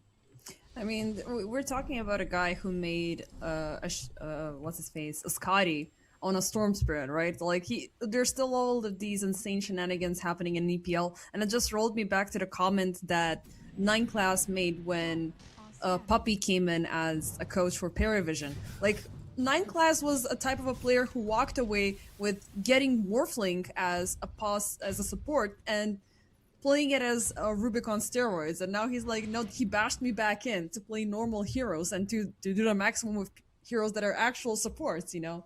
Yeah. So one could argue that there's a lot more creativity and shenanigans happening in EPL because there's always that, okay, I'm winning this game, now I'm just gonna make this fun for myself, which could double down on the fun and on the effect, or just could bite you back in the ass. Yoon, nice find. It's gonna be Ponlo, who is gonna glimmer and scurry out. It's gonna be enough time for Fernance to TP out, and yep, Yoon just wasting a lot of time. This should have been easy for the Tiny, but it's not. I'm telling you, dude, this hoodwink innate ability is so ridiculous. Yeah. This is stupid, man. Meanwhile, down the mid lane, Youngji gets caught up. Norma, they're gonna stun them down, prevent this siege. Byun jumping in, Kovis9, rolling thunder. He's keeping up the siege. He wants niche. He wants this invoker dead and gone, but he's gonna ghost walk and waste the big ultimate, only for Fernance to fall. Nemiga, we're looking to double down on the siege the second the rolling thunder expires. Norma jumps and reinitiates, but he's not gonna get a lock onto Kovis9. Onlo, instead, he will perish in the back. Beautiful Macropire with everything thrown in onto Dream, but he breaks out with the BKB. Second casualty has been delivered as Elbers lose both of their supports, but now with the overextension under the tower, it could be Nemiga paying the price, but Niche, look at Niche, he's super low. This invoker could die here, but oh, beautiful tornado, very last second. He's gonna get aerial, yet another ghost walk, but he's still melting, he's still bursting, but finds safe path behind the tower. Kovis9 instead falls by the hands of Dream. Ooh boy. This is a very tough call for Nemiga. Why did they go so deep in? I don't know, and I think they just felt pressured to clean up. Like, if you get those kills, obviously it's really important, but they didn't. I don't think I saw a single spell hit the centaur, which is good. Like, you don't want to hit the centaur with spells, but Norma realized halfway through that fight, hey, I can just kind of walk in and do whatever I want because they're not touching me. And it got to a point where the double edges were just way too... They were just getting way too out of control, so... He's just gonna MC Hammer his way through team fights now. Yeah. Once he gets Aghanim Scepter from the Alchemist, which will probably happen, I know carding and Invoker might not seem important, but it is very fun. The Workhorse combination with Invoker is always really fun to see. Like, you're seeing Invoker throwing everything out there, and then he just, you know, gets thrown up in the card and just shoots everything down. Oh boy, I would love to see that. Do we have another Scepter queued up? Yes, indeed. It is just missing out on the point booster, which, I mean, less than 1,000 gold is way too easy for an Alchemist to obtain. Yeah. And it would be fun. I'm still yearning to see the Rubik's Scepter as well, but Fernance seems to have queued up one for himself, so he's willing to spend his own money here. Hoodwink, Ponlo is looking for a Hex. Now that's going to be a big upgrade coming in. What are the responses from Nemiga? Their supports feel like it feels like they're falling off. I love this Jakiro within the early stages of the game. Now, regardless if he's landing those Macropyres and Ice Paths, now there's nobody dying in it. And you know, they're not dying in it because they're not capitalizing on the roll plus the Micropire, right? Like, Yeah. haven't really seen a Panga roll hit more than 2 people with the roll, and I know it's hard to hit these players at this level with it, but at some point you do just have to do it and make it happen. True. I mean, they don't have like the one thing that I hate in hero compositions that have a Pango in play. Like, he wants to divide the team fight, throw targets out there, make it a lot easier for you to proceed with the single target pickoff. When you have these big AoE spells happening, there's a very high chance that he's gonna push targets out, he's gonna push them out of harm's way, and then they're just gonna walk it off like nothing happened. So he can throw them out from the Macropire, he can, well, not necessarily throw them out of the Avalanche, that is gonna, you know, Yeah. stack up, but it's gonna make it a whole lot difficult for the rest of the spells to come by. And on the end of Ilbros here, they don't mind it either way. They have global control, they have long-range shots, they have short-range stuns, they have telekinesis, they have Rubik. I mean, I still love Rubik. Like, he feels like one of the most broken supports, especially since he got these upgrades. Big smoke play. Oh, they could If they find can Young get this, Chi. and if they can get this guy, Yep, it's looking like a Cataclysm instantly popped up. They're stun locking him permanently, and he's not gonna do anything. No BKB used, no nothing. He does have a buyback, which will give Nemiga some sort of a defense if Ilbris are willing to overextend, but they still have 2 more minutes on the Aegis.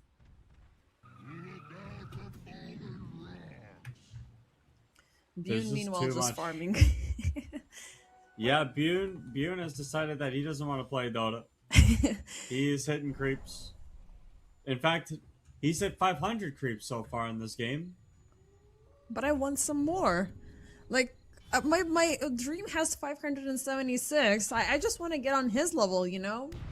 But I'm not able to melt through scepters. And we did see the Workhorse in action, which was obviously a very big reveal for Ilbris during the previous team fight. Yeah. And they are looking to siege high ground. Norma jumping in. Nice catch onto Kovas 9.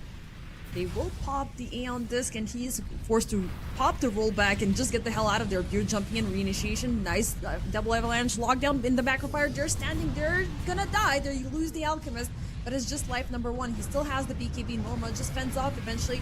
The Rolling Thunder expires. Kovas 9 is out into the freight and destroyed. Next up, ooh, beautiful double stun. Ariel gets caught up. Youngji trying to avoid everything, as he did force out a buyback here. Kovas 9 did the same thing. Bune is still alive, but now we are gonna have a Tiny without a BKB. With that, Ilbris and everybody standing up strong, they will continue with their commitment to push high ground. 26,000 gold lead for Idris at this point, and I'm starting to feel like this Invoker is doing a little bit too much work in these team fights. Some buybacks were used, and it's getting to the point now that Speaking the game of the is getting devil, hard. he's gonna get caught up, and there's the BKB reveal. He jumps off, reinitiates with the Shivas. They have pushed Bune off on low ground with the sharpshooter. They will take down the Tiny. 100 seconds on a buyback. Norma, Workhorse coming in on high ground. They find Jenter, and well, it's a little bit of a dangerous play, but he will take down one support. And they're okay. This is a statement play. You're standing strong in the enemy base, and now everybody else is gonna join in. Kovas 9, he's gone, and I think it's GG. But at the same time, it definitely is. Yeah, at the same time, I think you are giving Niche the credit that he requires, because his Invoker gameplay from minute 0 to minute 47 has been impeccable. It has been absolutely on point. But at the same time, I do believe you're avoiding the credit to give to the Alchemist as well. No, I can't. I can't give this guy his flowers, man. He can buy his own. He's got the money for it. Yes, he's No, got but, the scepters and the flowers. No, dude, the Alch did the least amount of damage on his team. Like, I'm not making anything up. It's literally just the fact that this niche popped off this game. Norma was unkillable, and yeah, Dream had a lot of money, but again, like, how does it translate? Well, Alchemist already doesn't have a very efficient net worth to damage ratio, but True. I guess you could argue that like the economic pressure that Alchemist put on Nemiga this game was a big reason for Ilber's success, but ultimately I do think it just comes down to Nisha's spellcasting here in this game. He had a lot of stunts to play around, he had a lot of timings that he had to hit, and he had a lot of responsibility not to die because he is the most killable core on his team, right? Yeah. And ultimately, Nemiga go back to the Bune life or the Bune Tiny. It doesn't work out. Young G gets countered in the mid lane because that's just how Ember Spirit works nowadays. And they tried to give Janter this Jakiro again as an answer to the Alk, and it doesn't work. And ultimately, I just think the ideas that Nemiga had for the game weren't coherent with a winning playstyle, and Ilburst just made more money and won the game. Yeah, and also it was really tough to pinpoint like who's your target, because what, like, for example, you would focus niche once and you're gonna get a good team fight out of it. Then Ilbers know that, okay, if they're gonna go for niche, we're gonna use that against them. Then it's Fernandes being the target, then it's Pablo being the target, then it's Dream being the target. Like, they're focusing so much effort onto taking down one hero, and then Ilbers just strike them back. And it seems like the center on Norma was far more effective compared to the Underlord. Like, you always had that global pressure, but now you had this huge pincushion that is able to soak up all of the incoming damage from Nemiga, and they never even got the chance to show for it. Like, Bune, yeah, he got the Daedalus at the end of it, but he was not able to use it. There was no room that Nemiga could have provided him with for him to proceed with the takedowns. Still, it's gonna be Ilbris ultimately winning the series, pretty much making the Nemiga matchup ending the same way as it did during the play-ins. As for us, ladies and gentlemen, we are going to be taking a very short break, but we will be back with yet another exciting series, which, let me just double check because we still don't have the schedule posted, so we're going to need to go through the notes. It is going to be REA Rice versus PuckChamp. Now, these are two very fun teams, and there's going to be two more series to wrap up the day, so see you after the break.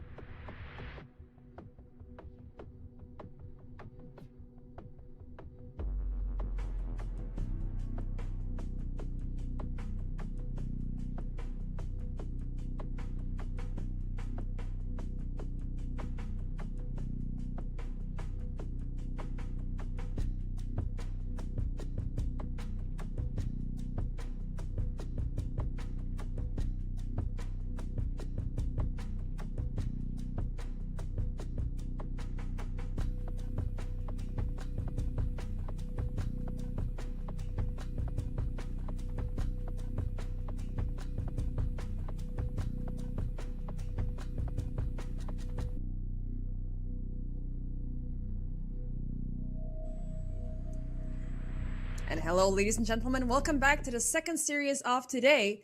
A little bit of a zoom in issue coming out from Play's side, but we are ready to kick things off with Ari, Arise, and PugChamp. This is even funnier than chasing your dog out of your room. It's not. I'll worry about it later. I'm right Yeah. now. I'm peripheral plate. I'm the guy that you see. You get like one double take of me out on the train, and that's all you're getting. Yeah. You're Yeah. gonna see him a little bit clearer with the upcoming drafts. But for this draft, we are having a lot of interesting picks already kicking off. Arya Rise are gonna open things up with a Nature's Prophet, follow it up with Rubik Tusk. Very annoying, very explosive combination. PugChamp's response so far is Dawnbreaker, it's Snapfire, Puck, Winter Wyvern, and Husker. Okay, Arya Riser. Oh my gosh. Putting the pedal to the metal. They want to end this ASAP. So I've played Dota. I played like, amateur level competitive Dota with a guy that was a Huskar one trick. And if we ever got Huskar, we would first pick it. Like we would literally throw it, and we didn't lose with it again. We never lost with it. Something you got to learn about Huskar players is that these guys are freaks. They are not to be trusted. If you know one, offer them Good luck. therapy. You really need to figure out your priorities. And if you are on a team with a guy like this, it's probably too late for you as well. Like there's some introspection that needs to happen for you also. So Yeah. every time I see Huskar, I'm thinking either this guy is going to go 22-1 and dominate the game, or he's going to go 1-22 and rage quit.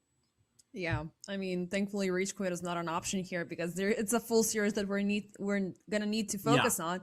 But yeah, obviously, like Husker players are built different, and I still have this play at the back of my mind. Like, I think it was Yandex playing versus Navi Junior on Blast, and they brought in a Husker mid, and that guy destroyed the game for everybody. Like, nobody had fun. No fun was allowed. He just jumped in, threw the freaking Fury Spears, and he deleted everything on the map. Now, so far, PugChamp's heroes are susceptible to being taken down, as the only reliable source of stability and somewhat of a healing is coming out from the Dawnbreaker this early on, and from the Winter Wyvern.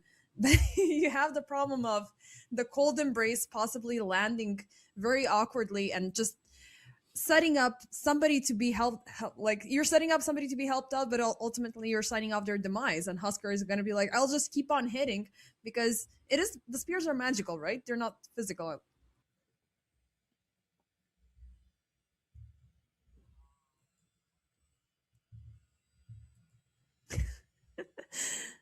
Maybe we can leave that for later. The camera decided not to cooperate today.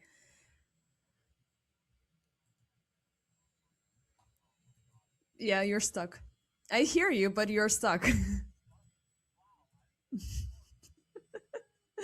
I don't think you should be touching anything until the end of the draft and hope for the next one. Yeah.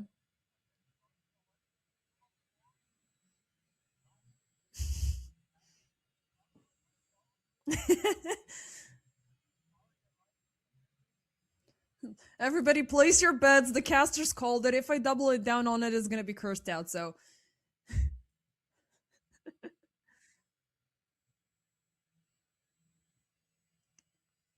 So, a lot of burn damage, a lot of spell damage amplification, Tusk count in the play, Nature's Prophet in play, Arya Rise are treating this as a pug game. We're gonna go Leroy Jenkins on this one. That's what it feels like. PugChamp so far, they're looking a little bit short on responses, but I do like the combination that they're bringing in with the Puck, Snapfire, and Dawnbreaker. But even with like the Winter Wyvern, it feels like they have this huge over setup that may not lead anywhere unless they have a good carry. And that carry is going to be a tiny.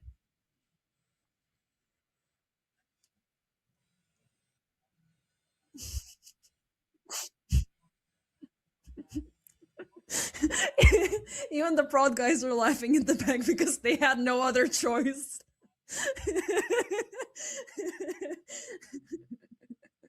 I think it's your dog sabotaging you because you're just like Toby, and he's like, nah, man, you just do your own thing. You're not gonna play with me, and he just bit off your camera cord or something.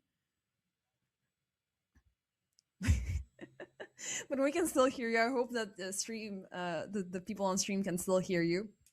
So Yuragi is gonna go with last pick Tiny. I don't like it.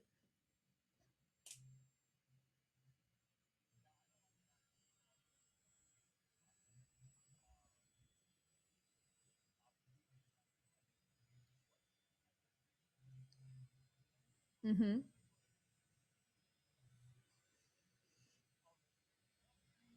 Oh, okay. So I'm talking a little bit by myself. Maybe you can do a refresh. I'm gonna keep the stream going for the time being. So yeah, unfortunate technical issues have risen, which, it can happen to everybody. It can happen from production, it can happen from the team. So unfortunately, the curse did land upon Plate this time.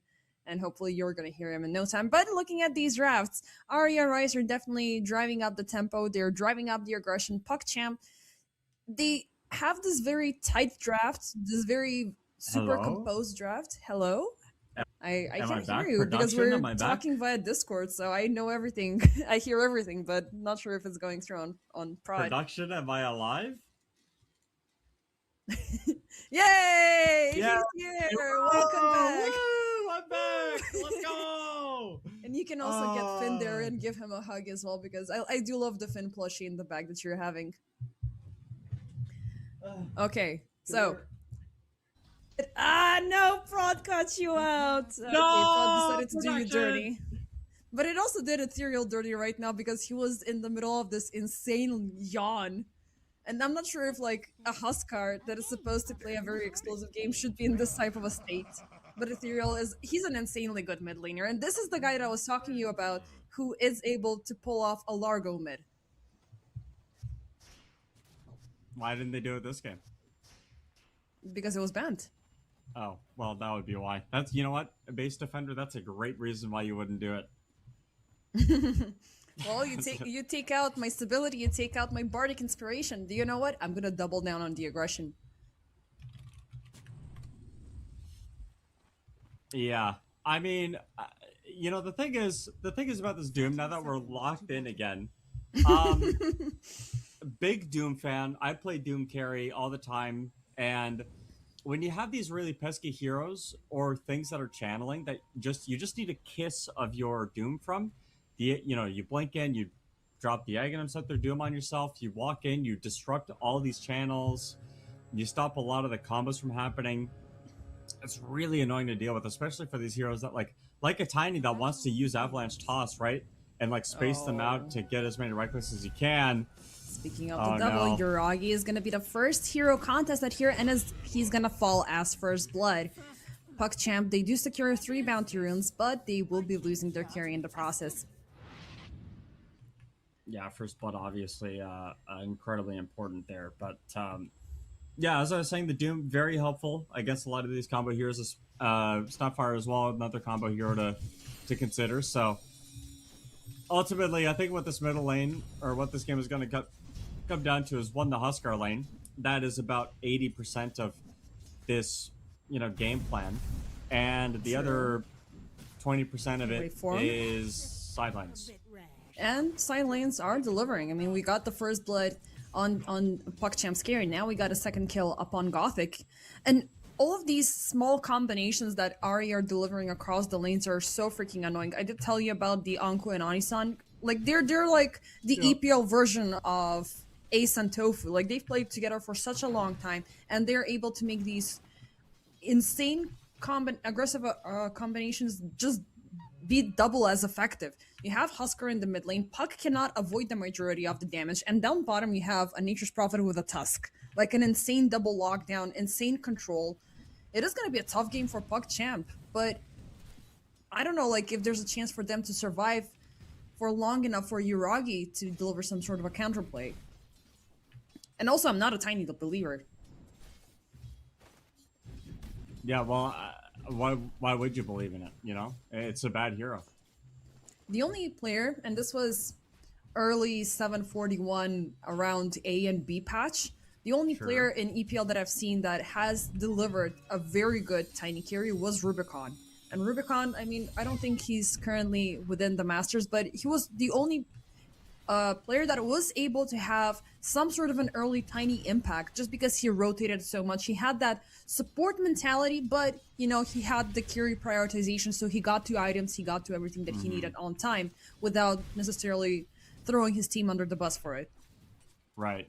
Everybody else does not seem to deliver to the same impact. And of course, there's been 2 more patches in the meanwhile. Yeah. Mid lane Huskar starting to really, you know, come away with this lane. Of course, you would expect that because it is a Huskar. Puck is just forced to spam as many spells as possible. Nice puckish plays though with the orb jaunts and the phase shift. The only thing that Huskar can do is right click to harass, and they're pretty easy projectiles to dodge as well. So that's pretty nice. But overall, like all the lanes are going pretty well for Radiant. Yuragi though doing incredible, considering. So far, so good. I mean, it is Yuragi that we're talking about. This guy, unfortunately, he has fallen off of the tier 1 scene, but, you know, he's still a very strong player. He's not somebody to be reckoned with. And by the way, off topic, I'm looking at the stream on the side, and I'm just nodding my head, and I didn't know that your voice was not going through, so now Chest is a little bit irritated. Meanwhile, Yuragi, oh, they could run him down yet again. The cold embrace. Now, this is that problematic cold embrace. You're still out into the fray. Thankfully, it's gonna be enough for Yuragi to stay alive. They will lose a courier in the process.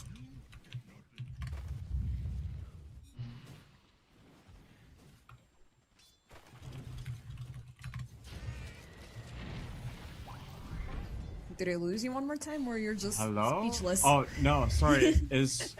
I thought you said that my audio wasn't going through. No. I was watching the stream. Watching the stream, and it was like this moment where Prod just put my face in, and I'm just nodding, and I hear you, but they don't hear you. I see. Waveform is gonna die down bottom, and it's gonna be the first kill PuckChamp for obtaining. But Krolgash, he fell insanely low at the same time. No, you're good. Sorry. Okay. No, I got super psyched out.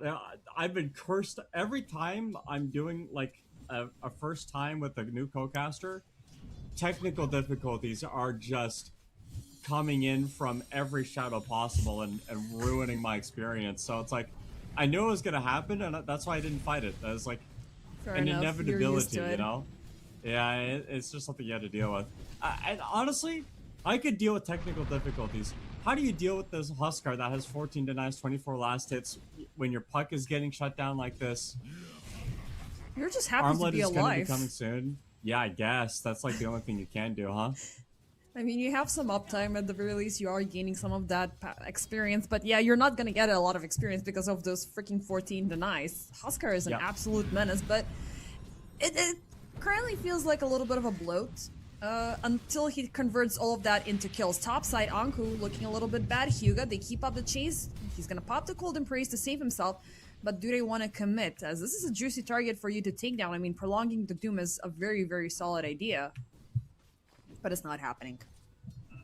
Double bracer on Doom is a little bit too much beef. I mean, that's how you open up things with, you know? Beef? The double bracer. Oh. See, you and I are not the same in that case. I don't know, it feels like a little bit of a classic opener for these ultra tanky melee heroes in the offlane, because you are getting the passive region, you are getting some stats. So it's like, okay, because back in the day, it was, you're either getting a null talisman if you're intel, you're getting a wraith band if you're agility, and you're getting the bracer if you're strength. It feels so freaking classic. Like, I don't think that there's any other way for you to have some sort of a good laning stability without getting those, right? Because everything else that you're getting this early on, it is expendable. You are focusing on resources, you're focusing on healing and whatnot. I don't know, in lane I'm just focused on getting last hits and ignoring everything else that's going on, but I think that's just the carry in me. And I'm okay with that, you know? Fair. Does my pause 5 die more than they should because I don't pay attention to them at all? That's their problem. That is their fault though, and I'm not the one that buys their regen. True. I mean, it also depends on the support, you know? Like... No. I mean, there's supports who are okay. There's the space creation, right? If you know that the enemy Yeah. offlane is gonna be aggressive, you are gonna be the one taking the hit to keep them satisfied, but you're getting double the benefit. You're gonna be getting the experience during the support downtime. You are gonna be getting the farm. So some sacrifices are Yeah. needed as a support, but if you're throwing yourself out there and then pinging your freaking carries like, why are you not joining him? He's like, bro, mind your own business. PuckChamp rotating in down bottom as forward to try to punish UI, even though he's hidden under tower. Beautiful snowball reset, and there's the Husker coming in and play. Even though they are locked up as 3 within the Dream Coil, it is gonna be a beautiful instant response for Ari to punish PuckChamp for Are scanning. the attempted siege of the Nature's Prophet, which theoretically should be an easy one, but you're still lacking on those big spells to seal the deal. You don't have kisses, you don't have a guardian, you got nothing. But these guys, they have a Husker, and again, he's gonna jump in live break upon dual race, and dual race, he's like, no, I'm not staying here. I'm just gonna move out. Yeah, I think the moment you see the Huskar, you have to leave because he's just the last thing you want to do to a Huskar is give him kills in the lane, especially this early on. The fact that he even got 1 kill is really problematic. This middle tier 1 tower now is definitely under a lot of threat. Oh my gosh, that Top. fort. Yep, Anku is the one being under threat as Gothic. He is gonna use that daft timer to rotate on top. If they're not getting the Nature's Prophet, they can at the very least control the Doom. Dire's middle tower is under attack. Radiant are scanning. Dual race meanwhile. Oh, he was hoping to get to the rune on time, but it was a region rune. That would have been It really was. great. Now he's out of mana, he cannot TP, and he's stuck in between tier 2 and tier 3. Tower is under attack. Some amount of passive regen gets him the TP out, but the fact now he has to walk back mid. He went bottom, didn't get a kill. The last like minute and a half for this puck has been really, really underwhelming and not very inspiring. Dire's Yowai bottom. Oh, Gothic? I think he's He's gonna trying die. to set up for the cookie. Whoa. Yowai is jumping around. Oh, he's gonna avoid it. Nice use of the Fury Fire as well. Sprout up. And there's the Tusk coming in play with the Snowball. You are looking to punish my carry, not this time. has fallen. He will pop the Scatter Blast for a little bit of slow, but there's the Shards, there's the Treants. He is still grading out to get Yowai, but he's just one step ahead. Yowai will get the kill in return, but Ethereal in mid. I know Husker is great, but a 3v1 contest is not easy. No, it's not easy, and it's also a matter of being Radiant's middle tower Dawn ultied. Top? Doom? Oh, this could be a big one. They already used up the Wrath of Nature, though. Can they kill him? They're not seeing him. Okay, they will connect. There's Waveform coming out from the gate. I mean, this is gonna make things easier after Ethereal died. Just a smidgen. Yeah. Nature's Prophet, actually the hero that's at the top net worth right now, so he's looking pretty fun. Gothic is probably gonna die here, I would imagine. Huskar's up here too. Yeah, those are two of the support kills. Yeah. And Oh, Puck it's is a double just kill looking for out the Ethereal, side. actually. That's bad. Armlet already prepared 1/4 of the Blink Dagger price. You know, he's got the money and he's not gonna multiply it as fast as an alchemist, but Yeah. he can just rotate it in down bottom and maybe punish Krollgash, who did use up the Solar Guardian earlier.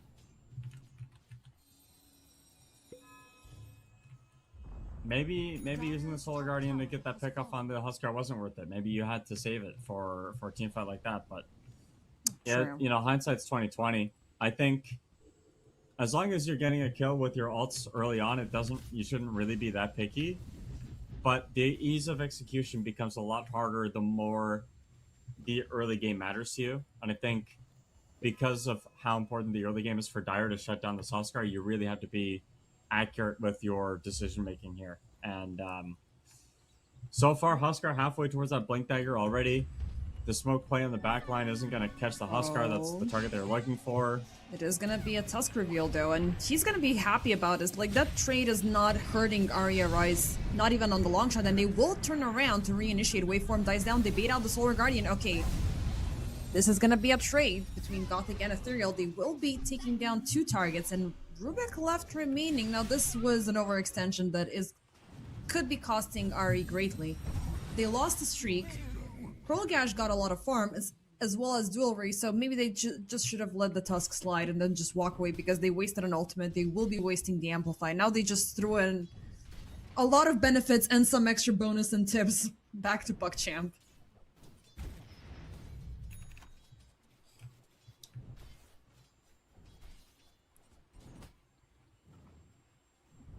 I'm curious if, like, it feels like a very greedy draft that RE have opted in for. The execution, I mean, he's at 420 right now, KDA. It's not the 22-1 or neither the 122 scenario. Radiant are scanning. The seeds of fortune. I think if you were to ask me, hey, Plate, let's Plate, how do you translate this Doom into a winning position? This is exactly what I would say. Just bring Huskar. Yeah, bring Huskar. You have one hero shut down, the other one doomed out. The curse will be used up, and thankfully it's gonna be enough for the Tiny to walk away. Meanwhile, Tusk, he is running around the jungle to try to find a potential victim. He's not able to close the gap because he still is far away from the Blink Dagger, but he's already a scary thought for PuckChamp because, you know, we know what happens once the shards land, we know what happens once the snowball lands, and you're just gonna be happy if it's only one hero coming out of it. If it's 3 more, you're just dead.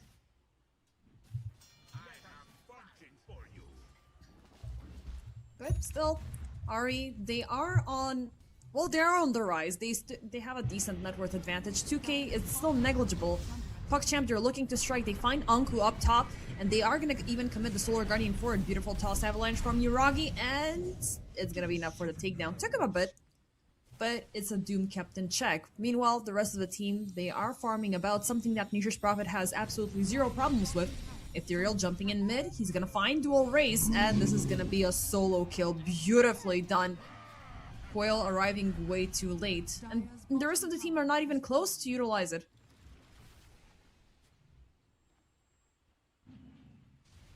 You know, the Blink reveal obviously really annoying for the Puck to deal with. Like, that is... You're at the point now as Puck where you can't just walk into the wave and just pretend like nothing's bad is gonna happen to you. That's kind of what the Puck has been doing this whole game, is like, oh, I'm a Puck, I can just ignore everything. Tee-hee, let me kill this group wave, tee-hee, and then you get Blink ulted by Huskar, and you're like, well, frig, man. And he doesn't even have his Witchblade. He's got an Oblivion staff. He was literally in Oblivion, and he's holding a staff. That's the only thing this Puck has. Like, this was, I believe, I don't think this was the matchup the Puck wanted to get, obviously, but nope. You know, Ethereal now on this Huskar, oh my gosh, he almost got himself killed with the normal toggle. He's at the point now where he can walk into a space under a ward and just farm. And, you know, grow this lead. And if you feels like there are heroes in a certain area, you can push them out. Global TP top, though, on the Wyvern. It should be an easy kill. Meanwhile, down bottom, we have Kovis9 under siege.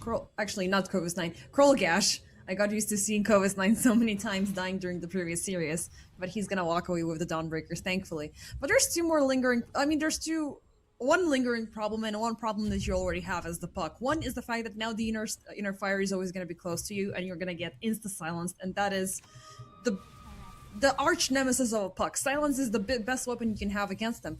And there's the shards coming in from Waveform. So now we're going to have the Drinking Buddy. So not only that you have that potential to sidestep, you are getting that amplification and damage that Huskar can benefit from very early on. I still believe it works the same way as it did when we had the facets, right? Yeah, you get the movement speed, you're getting the armor, and you're getting the buff duration for 6 seconds. So it's just movement speed and armor. You're not getting attack speed. I think it used to work like that because we had these pairings with Gyro and Tusk. Yeah, I do recall playing Gyrocopter. Oh, hold that thought. Sorry. The action just keeps on going. They're gonna pop the curse to try to reset this team fight. They're throwing everything they can onto Ethereal, but he's gonna get 4-step out of there, and he's gonna be fine. Onisan, however, will not be, but they will trade it off versus Yuragi. Anku's still leading the siege. They know they can keep on hunting because there's no curse, there's no lockdown. The Dream Coil is going to be the last resort for PugChamp to control this team fight, but it's not happening. They do lose UI in the process, but with all of the big ultimates used up, RE, they want more. Drinking buddies, there's the movement speed buff. TP out, not happening. Krollgash this time will be locked in the same spot, and ooh, that's a mega kill. A lot of money for Ethereal. You lose your carry, but the experience is heavily in your favor, the gold is slightly in your favor, and Ethereal is having the time of his life as he gets another kill on the other side of the map. Look at this. I mean, I told you, these guys are sick. These guys are obviously built different, you know, like once you get that bloodthirst, once your eyes turn red, you're just treating heroes as creeps. Yep. Yeah. I hate it. I don't want to say I love a good Husker game, but at the same time, I hate a good Husker game because it just robs away the fun from everybody. Like, you're not able to do anything. He's here, he's there, he's jumping, life break here, blink dagger there. And you're still, we still have the Nature's Prophet lingering in the background. Anku, he's gonna get the blink dagger as well, and you did mention earlier about the Doom Scepter. I love the Doom Scepter. It's the best thing in the game. But the prioritization is never there. Doom always opts in for some other items before that. Yeah. Well, you do have to. Otherwise, if you go straight blink Aghanim Scepter, what normally happens is you blink in and you die, which is not ideal. So that's what the drums is for, to help a little bit. Wait for him. Nice Invis Snatch, but an instant sentry is gonna be the death of him. The other really nice thing about Doom Aghanim Scepter in this game in particular is that Tiny has Insurmountable, which, you know, he's gonna have a lot more status resistance than you're normally used to. And especially if Yuragi decides to go for a Sanjin Yasha to really help against the Doom, the Aghanim Scepter, when you Doom yourself, you're no longer, you aren't negatively affected by your own status resistance, so you can have the full duration Doom onto the Tiny, even though Tiny has a fair amount of status resistance. Yeah, and also the movement speed as well, but there's already like a lot of movement speed coming in from Ari as well. We did speak about the drinking buddies earlier, and you also have this, like, the global mobility coming in from the Nature's Prophet. So, and the good thing that you have with NP is you can always pick and choose. Is it, if a team fight is favorable, you're gonna join in to soak up the experience and get a couple of those last hits. Let's see though. Ari, they have their eyes on PugChamp. Gothic, ooh, that's a nice cookie. The second the blink goes through on the other side, but guess what? This time we have a BKB reveal. The Solar Guardian is going to be used up in the backlines. Ooh, that's a beautiful jump, but the Morgan's Kisses are going to get locked on two targets. Rubik, he's going to steal away the Solar Guardian, get some healing back on his team, but Ankus, he's still in a bad spot, and is going to be the only victim of PugChamp. Felt like Dire were ready for that initiation, and I mean, this was a team fight for the Tormentor that you now have to sort of give away.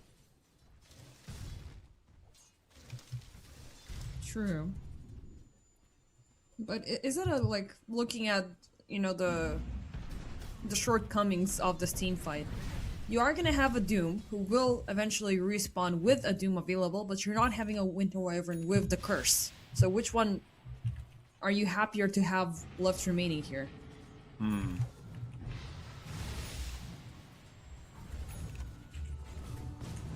That last team fight, there was a I just wanted to bring up a little bit of a no. Well, clearly not. I don't know why I even stopped talking. The Curse and Cookie and Snapfire ulti, very awkward to layer on top of each other sometimes. And we saw that last team fight where the Kisses were coming out from Gothic, and then Wyvern was, you know, panicking and dropped the ulti. Gothic is also dead. Very dead. Meanwhile, Roche is being taken down. Yeah. I mean, this is what Huskar does, right? You do have to be a little careful. Yeah, those stuns, those dashes. Before. Yep. Okay. It's the second bash that's problematic. Yeah, meanwhile in the backlines, the Dream Coil is going to be dropped, so Waveform can die. If PugChamp reached the pit on time, this could be bad news for Ethereal, and they will pop the Solar Guardian, but it's gonna be a snatch by Ethereal. They get the Roche Gold, but they're not getting the second life. Now this time, forced to fight, Yuragi is doomed out. They will lose the Aegis, but there's no carry left in this team fight to keep on going, and all of the big ultimates were used up. PugChamp, they're on the run. This Dawnbreaker silenced up. Ethereal, once again, the life break is gonna go through, and Krolgash, like, best he can do is try to get some distance away, but he's still burning. Anko with the blink reveal. It's 3, ultimately for the price of 1 support in the Aegis. So the gold will favor PugChamp, but this was a very awkward team fight to begin with.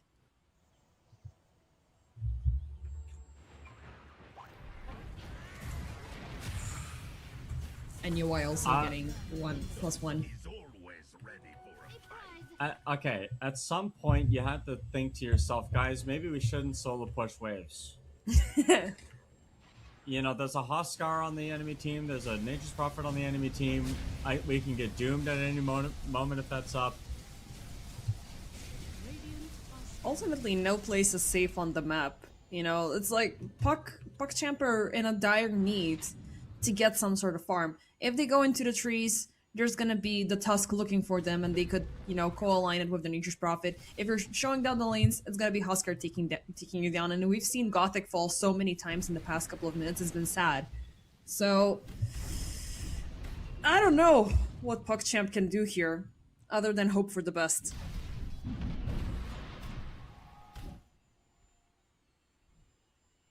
Wait, is that a... Did I see a Moonshard on the Dawnbreaker? No, it's just... okay, it's the Assault Cuirass, because it looked for a split second like she bought a second Hyperstone, and I was like... Right. You don't make Moonshard in 23 minutes? Well... No? Well, not on this hero. Well, I've seen it. Did it work? No. Okay, thank you. I mean, you can always, you know, bring in these funky ultra premium items so early on, but they're not gonna have the same effect. Like, yeah, you're getting flat out attack damage, but it's a lot better for you to have the assault, obviously. Smoke up from RE. They cleared up all tier 1 towers. And they're gonna be either on the lookout for killing off heroes, maybe they can start pushing in more. They don't have the Aegis advantage, but they have a Nature's Prophet who is ultimately very insane. Krolgash jumped upon, insta-doom, and he can only go as far as he can with the Harpoon. There's the Sprout, Gothic gets caught up, and they're just gonna let that one slide, even if he dies or if he doesn't die. PugChamp, they will be provoked to respawn here. Dreamcoil drop down, nice curse, but it's not gonna connect onto anyone else. Only Anko will die after popping the Doom. PugChamp, Yuragi, you really want to venture out there? The only reason why Puck lived there was because he had a bottled illusion rune that purged off the sounds from the Huskar. Right. Incredible stuff. But yeah, this game is slipping. You know, both carries in this game have Ys that start their name, and Y is saying that he's the better Y carry this game. And honestly, I don't blame him, dude. He is kind of popping off. There's nothing worse than just, like, one might think that Nature's Prophet is a very easy hero to control. Like, we have seen him falling off, especially during the time that when he was a support, but now him rolling back as carry, and also, like, every now and then mid lane.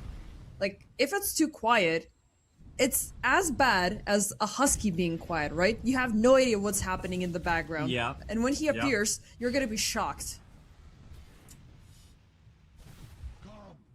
Or he's sleeping. You're just hoping that he's sleeping. You are hoping that he's sleeping. Double damage rune on this Nature's Prophet now is, you might see a smoke. Maybe a smoke.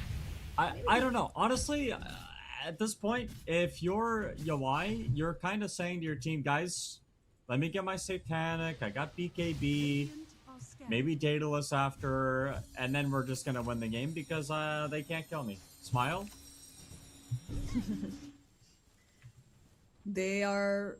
I mean, yeah, that's definitely, you know, what Nature's Prophet is doing. Meanwhile, Yuragi, I'm looking at his items, it's like, just Harpoon and Silver Edge is just those positioning items to get him closer, but He's not able to get as close. The second he ventures a little bit too far out from the team, he's the first target getting doomed out. And then PugChamp, yeah, they might have the center of mass happening around him and they might be able to connect it with the coil and the Snapfire kisses, but Ari, they have a very good read on the situation every single time, and there's the jump. Yuragi's gonna be the first target. Can they do something more than this? Look how, like, split out they are. They're not allowing Hugo to get any moment where he can drop the curse. But there's a Solar Guardian provoked. Ethereal jumps in, but nothing is putting a stop to him. Gothic Yuragi will die. The trade is gonna be for Anku. But PugChamp, they are pressured. They are leaving this team fight. Waveform, he's gonna jump in yet again, and guess what? Yet another Solar Guardian stolen away by this Rubik. They're gonna pop the Arcane's Curse very, very awkwardly as times and times again, but now you have a Satanic on a Huskar. Yeah. End it. Yeah, it's feeling difficult, base defender, and the problems are Doom did his job so well that team fight. He drops Doom on Tiny, and then he makes the decision when he drops the Doom. He's not going to stop walking at Puck. Literally just A-clicks Puck the rest of the team fight, and forces like 3-4 people to cast spells on him and to try to peel. But what that does is it creates separation between Tiny and the rest of the team, and nobody can help him. So Yuragi is isolated, gets picked off, the Huskar finds him, kills him, and then obviously you're going to take a Doom for a Tiny trade every chance you get. So in terms of how exactly you're going to defend Yuragi at this point, maybe buy a Lincoln Sphere, something on like a Puck and help him out, or you got to figure out a way to stop him from getting doomed, because he will continue to be doomed as the game continues to progress. Bottom side, we are having rotations coming in as PugChamp are looking for at least tier 1 tower, but the Rubik, who has still stolen this Solar Guardian, he's gonna jump in. They will provoke the rest of the team to respond, but it's just gonna be converted into 2 kills. Gash still out into the fray. He's trying to hide out, he's trying to get away, but these guys are equipped with a bunch of blink daggers. They're gonna put a halt to all of you. Temporary immunity from the Celestial Hammer, but it's just 3 ultra easy kills coming in for Aria Rise. They will be losing the tower though, but this is a tier 1 tower contest 28 minutes in, and it's the first tower that PugChamp are claiming. Hey, every scratch of the stone starts somewhere. True, but are we talking about the towers or are we talking about Yuragi? No. Well, hold on. let's not throw him under the bus anymore, okay? Maybe he's also made of stone, man. And even though he is growing, but he's not having a fun time here, you know. He just wants to go to TI. He doesn't want to be here. Man, I'm sorry. I'm gonna stop because, you know, once there's this rant train, you know, about certain players, like, get a little bit more creative, but I don't, it is gonna sound worse than what I said about, are you talking about towers or are you talking about him? He's not even able to complete the BKB, bro. No, and honestly, like, I've played against the quality of player that, you know, Yuragi is in now. These guys are on another level. Like, these Dota players, even though, you know, a lot of the best teams in the world right now, they are preparing for the international. This tournament also has, these are against some of the best teams in the world. It is crazy how high the skill level is here that we're witnessing, and I think we're just spoiled. True. You know? True. There's so much Dota that happens in a year, and we just watch all of it. Yes, exactly. I was gonna say that as well. Like, ever since DPC got abolished, there's been an insane amount of Dota, and it's very hard, aside from TI, like, there's no central tournament which is gonna pique your interest at most, because your attention is divided across the entire year, and the tier 3 scene is insanely close to the tier 1, and I keep talking about this during my other casts, that we've had a lot of rising stars coming from this realm, like Satanic, 9 class, Dukalas, DM. Like, the majority of the Russian-Ukrainian scene has arrived from here. A lot of people are still struggling, but they're far from being bad players. And the thing is, too, is, like, these guys are closer to tier 1 Dota than we are to them. True. Just to give an example of how high of a level that these guys are playing Doom at. onto Oh, it's only Uragi. Doom. Poor guy thought he had the safe space to farm or do anything about this, but he is gonna die within the invis of the Silver Edge. This guy, I think, has been doomed every single time that it's been off cooldown. True. Dream Coil, they're trying to get a hold on to Ethereal, who just popped the BKB. Those are two ultimates for a guy who doesn't even budge. Now they're just gonna force a run off just because Ari, it's enough time for them to jump in. Nice life break, but it doesn't break the teleport. Yeah, he's gonna buy egg and himself there after that. That's a I'm gonna buy eggs so that doesn't happen to be again angle. True. I mean, the cast range is also going to be absolutely insane. But first off, we're going to take a pit stop to the Roche pit, as what's a better way to siege high ground other than with an Aegis of the Immortal? Meanwhile, looking at your wise items.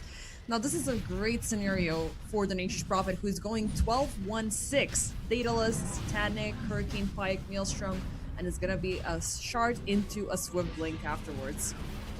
Ethereal once again claiming D, just because of course he just wants to jump in, jump out, force PuckChamp to throw everything. It's like all the panic buttons are going off the second he appears. Yeah, this game has definitely gotten away from the Dire here. This Huskar pick, I think, maybe it's a mental thing, right? Like you're playing as Huskar, so you're Omega tilted. But I think just the game plan, right? You go in, we're gonna pick Doom, and we're gonna Doom Uragi. And we're gonna doom Uragi, and then we're gonna doom Uragi. And this is what's gonna happen. But let's see if it's gonna be PuckChamp this time initiating. It's gonna be upon two supports. Hyuga is gonna die down, but guess what? Ethereal jumps in right after, keeps up the punishment upon Kolgash. Waveform, Gothic, they're gonna die down. Uragi popping the BKB because he saw the doom, and he could have been yet another target doomed down. Still, regardless of the outcome, the doom was actually on cooldown. He still will die. It was, yeah. And now that Doom is not on cooldown, the next time Anku sees Uragi's gonna get doomed. Yeah, And Uragi's gonna get doomed, and it's gonna be Uragi easier will because no continue to get BKB. doomed. Yeah, not that. I mean, it's really just a matter of finding this Tiny and dooming him. Like, if that's and normally Tiny is not a good Doom target. Like normally this guy just doesn't care. Like he drops his, as long as he has a tree in his hand, it doesn't really matter to him. But it's the fact that he's getting doomed and then the Huskar finds him. Like, Yeah. you know, Anku is like, okay, my job is done. I got the doom on the Tiny. Sick him. And then Ethereal comes in, rabid dog moment on this Huskar, and is like, I want to eat this rock. He's a Huskar player, of course he eats rocks. That's kind of the thing, you know what I mean? But he turns them into lava first, like, you know, he's gonna True. melt them down to make it a little bit more easier to digest. But regardless, now we have a problem that you need to take him down twice, and already they're at the siege. Snowball going in towards Pearlgash. They will be getting Gothic first. This is the first time we're seeing a good Arcane Scourge that is gonna lead to a kill, but it's only gonna be Waveform dying. Life number 1 taken away from the Huskar, but in the backlines they're fighting off Pearlgash, and it's gonna be a buyback that should be forced out. Second buyback that PuckChamp are using for this high ground defense. Gothic slowly melting down. He's walking all the way back to the fountain. Uragi, there's the BKB used up, but he's gonna get, guess what? Doomed. And he's gonna die down. Mortimer's Kisses arriving way too late to the skirmish as Krolgash falls off for yet another time. All of this for life number 1 of the Aegis and for Waveform to die. Yeah, and obviously Nature's Prophet can TP. He's got that global teleport facet. No cooldown, so he, you know, the Nature's Prophet is everywhere. Literally everywhere. Yeah. And I mean, it's somewhat reminiscent of, you know, Tinker from back in the day when he was jumping across the map, popping the March of the Machines, and then you realize it's like, yeah, that just pushed down the lane all the way to tier 3, now it's back at me once again. And I do love the fact that the prio for Natures nowadays is the Treants. But there's nothing more satisfying than looking at them at level 25, because I still think that they have the ×3 HP and damage. Yeah. But yeah, he went in for the teleport instead. Better be present. Yeah, the teleport is a bit more helpful. jump in once again. Oh, they have Hyuga. They also have Dual Rays very close by, as he's not gonna die, but it's gonna be Gothic, yet another hero on a dieback. I'm surprised they haven't called it yet, to be honest. It feels like you could call it here. I don't know what they're believing. I think the only thing I'd believe in if I was on the Dire is that Yuragi's gonna get doomed. Like that, They believe that's in probably life the after only Doom, thing. man. Yeah, I don't know, man. I think this Doom is gonna... I think he's gonna show and get doomed again. They're sieging down the final set of they ranks. don't The even second need it. Yuragi appears instantly. Everybody onto him. They did follow it up with a nice Dream Coil setup, which is really satisfying to watch, but there's no nothing, there's no teammates, and there's finally the GG being called up. I mean, we were expecting this to happen looking at how things were set up ever since the drafting phase. Ari, a little bit shaky at the start, but the Husker was a hyper menace. Everybody else was the hyper menace, and Finn is on the chair, so we have a +1 on play stream. Not sure why he played left B.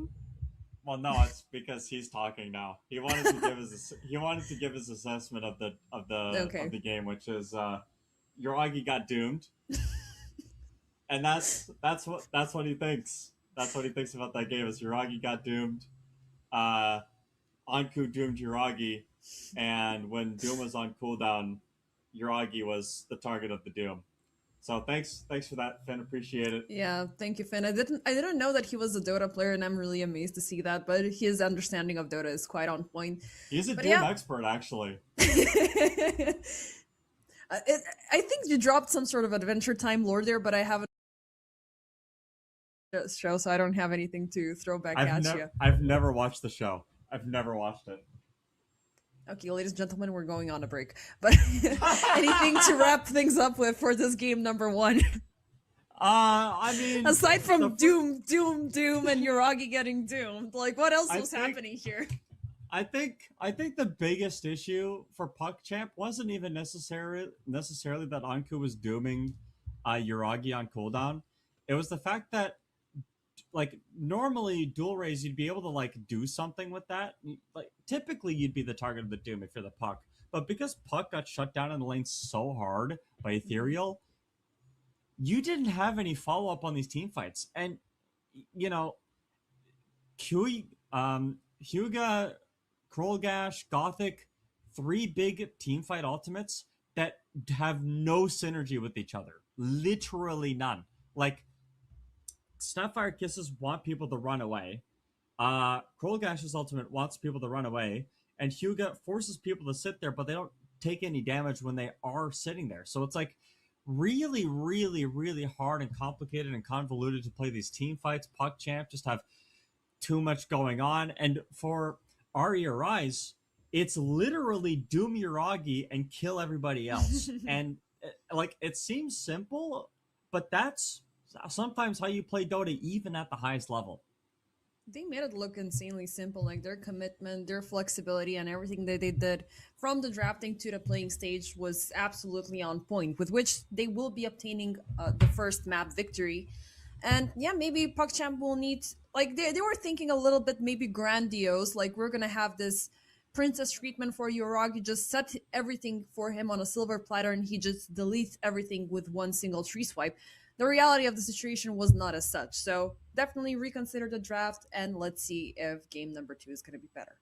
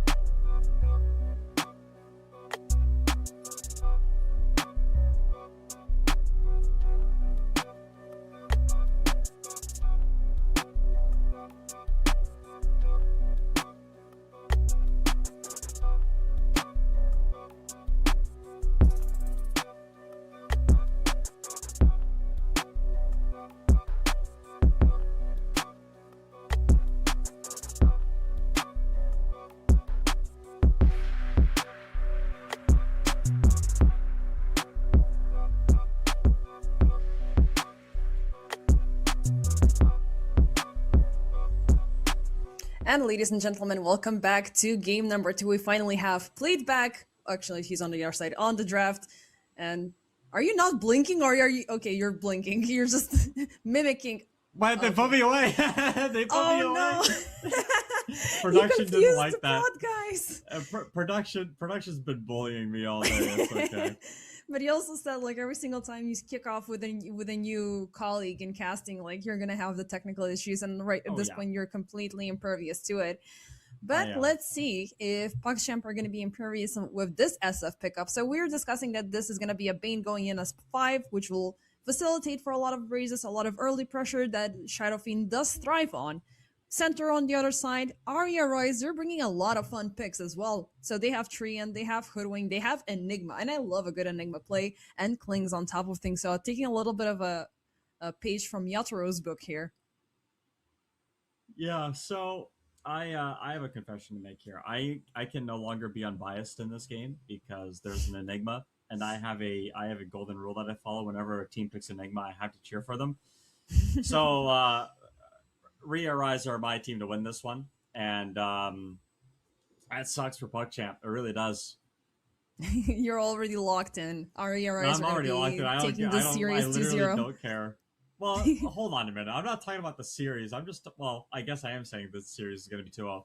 But it's just like, you ever just like cast a 5-man black hole? You know, you just Yes, you're screaming your heart out. Goodness. It doesn't matter like what the aftermath is going to be. It's a 5-man black hole. Everybody gets sucked in and destroyed. And PugChamp were, to some extent, trying to prevent this from happening because they are taking away a lot of the favorable heroes that Arya Rise are playing. So we had the Largo taken out. Darkseer is also something that they're bringing in, which is like a mini Enigma with the vacuum. But this is the full-blown commitment. This is the real deal. Yeah. Faceless Void maybe could put a halt to it because of the remnants before the BKB can arrive. But I still like it too much, especially paired up with the Treant. So this is going to be a carry SF for PugChamp. Uragi is going to be playing at the Mid-Void Spirit, looking for a pause 4, I think, for PugChamp at this point, or a pause 4, and you put the Bane with the Centaur. So what we know Rhea Rise are doing, what their game plan is that Anku's job is to shut Uragi down in team fights. Yeah. We know that's his job because that's what he was doing game 1. So this time they opt not to go for Doom, and instead they're gonna black hole his ass this game every single time they can, and it's gonna be up to PugChamp to stop it. Like, true. It's so obvious that Rhea Rise have done their homework. They've sat down. They're like, okay, how do we kill PugChamp? Well, let's BKB piercing disable Uragi, and then we're just gonna take the fight, the rest of the fights 4v4. And it worked really well in game 1. Game 2, Enigma's a little bit different than Doom in that it's not, you point, you click, and then the job's over. You do need to be a little bit more strategic about your implementation, but do expect that Uragi is going to be solo black holed at least, I would say, 4 to 5 times today. Like, true. I think Rhea Rise are going to go in with this game plan that SF is going to die over and over again in black hole, and then they're going to take over the game from there, which is why I really like the transition over for the Wind Ranger. Actually, a pause 4, you can build that as a carry and have a decent amount of impact, even if your true carry is as you say, getting roasted. So yeah. Another really interesting dynamic here is because the SF got picked so early, and then the Void Spirit was shown to be the real mid laner, it opened up Ethereal to pick up Ember Spirit, which is a really nice pick at protecting Enigma, because you can get onto the people that would be able to catch it or stop it and dive onto them and force them to use their disables on you instead. So I do really think that this Rhea Rise draft, unironically, even though I will say, and I will, love Enigma forever, is just better to execute, to be honest.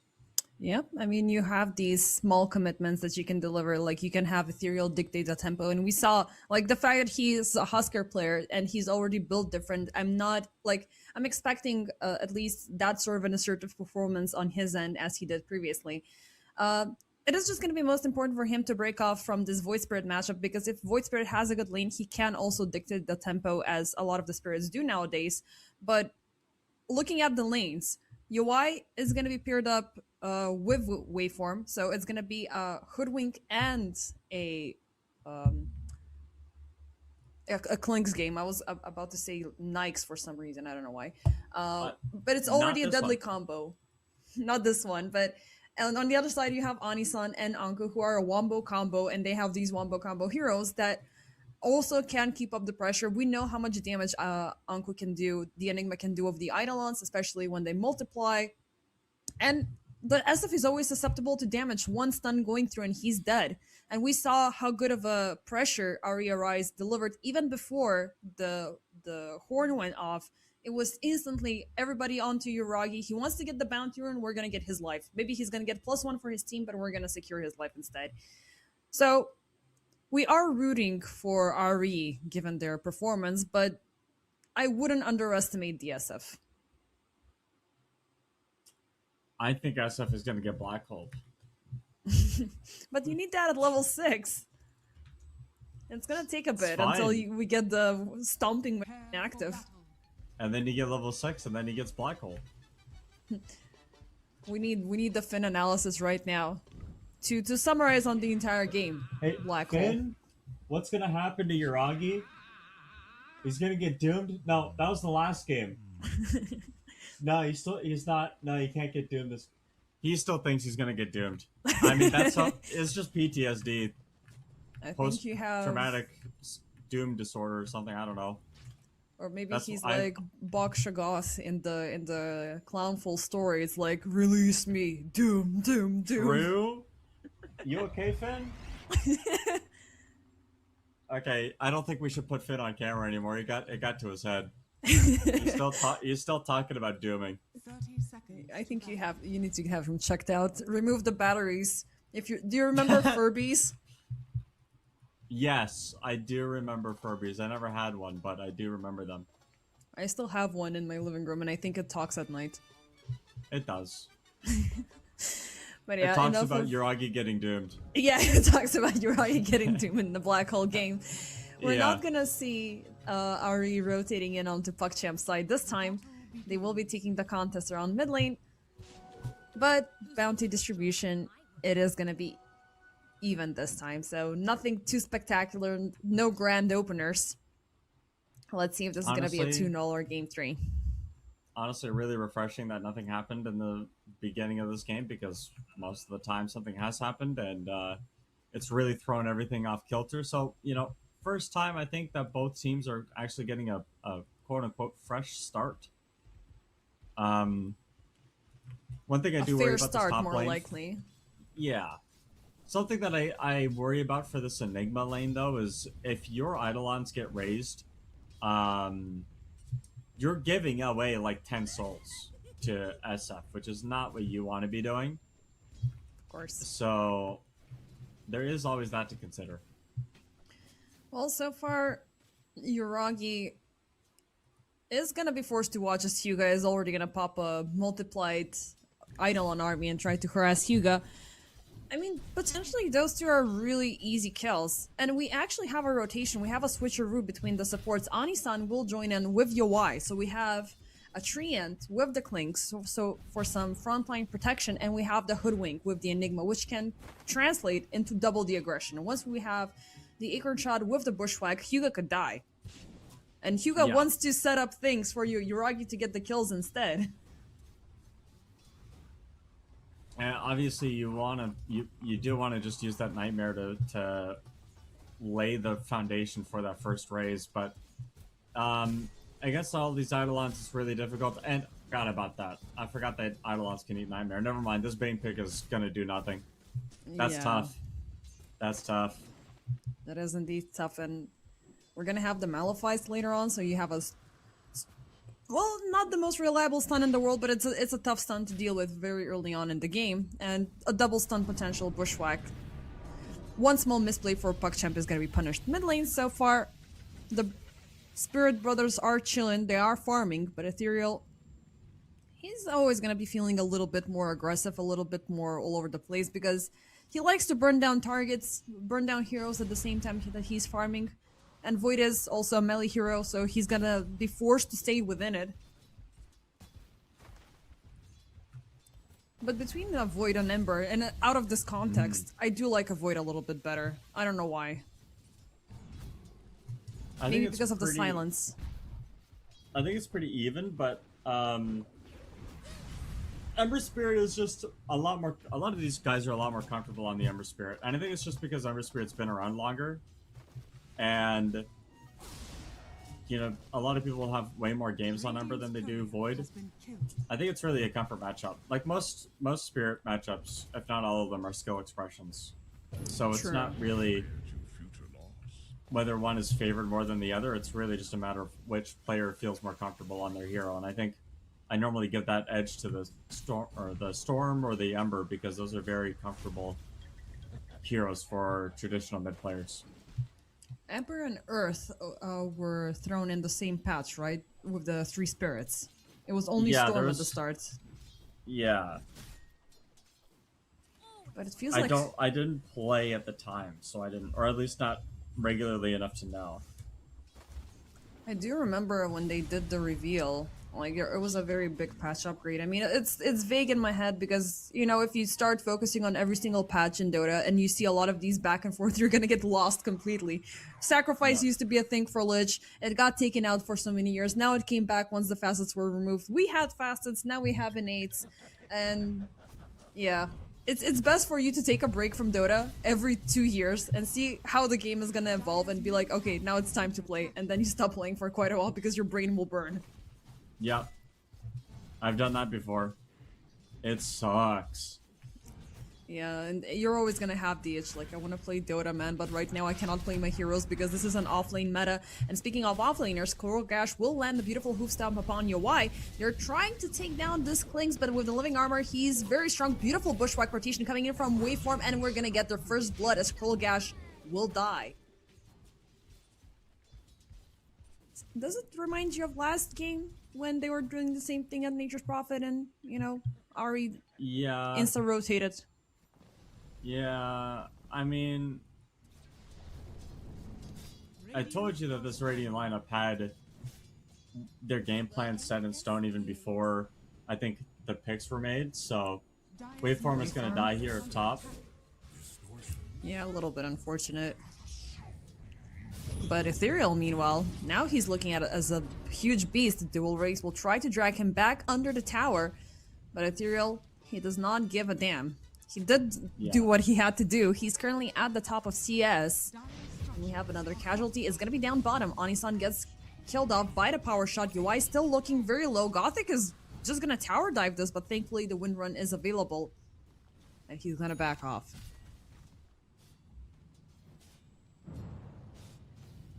But Ethereal, he's got the remnants, so that's a very good sign. Dual Race, how is he looking in terms of experience? Just a little bit more until we get the Astral Step in play, but like the Fire Remnant is a lot stronger of an upgrade compared to that. It gives you, for the Void Spirit, a little bit of a better chance for close encounters, but this guy is going global, like he's going Mr. Worldwide on this. Yeah. Ember Spirit with this urn. Level 6 on Dual Rays. They're playing to play mid. Dire's middle tower is under attack. There's a little bit of a skirmish happening around mid lane, and finally we're gonna see what's happening. Ethereal.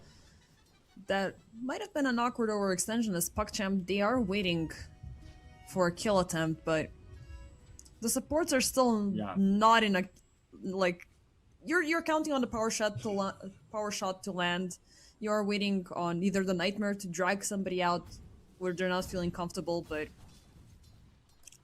again, Ethereal is gonna break out. It's not a problem for him. Down bottom, they will focus their efforts. Again, it's gonna be UI being the target. Hoof Stomp will land. He's stunned down. Power Shot will do its damage. Instantly shackled into the trees. And we have the Clinks. Actually, this is the first time he died. Earlier it was Onisan. He barely made it out. But topside under siege, Anku is pushing tower number 1 at minute 7. Dire's top tower has fallen. this is one of those games where you have black hole up, so you'd expect that, you know, it's burning a hole in your pocket, you want to use it, but even sometimes the threat of black hole is more than enough. And, you know, when you have drums, you're free to farm and hit as many creeps as you need to, and, you know, you got to bring people up to Enigma to sort of deal with this pressure, otherwise you're going to lose the game. And Do you believe that they've opened up RE Arise, that is, with yet another hero that just gets in your head? Like, Huskar has that sort of power. Enigma, does it have the same effect? Nope, I hear a black hole actually. It's gonna be down the mid lane, dedicated for the Void Spirit as Dual Race is dead and gone. Nicely done.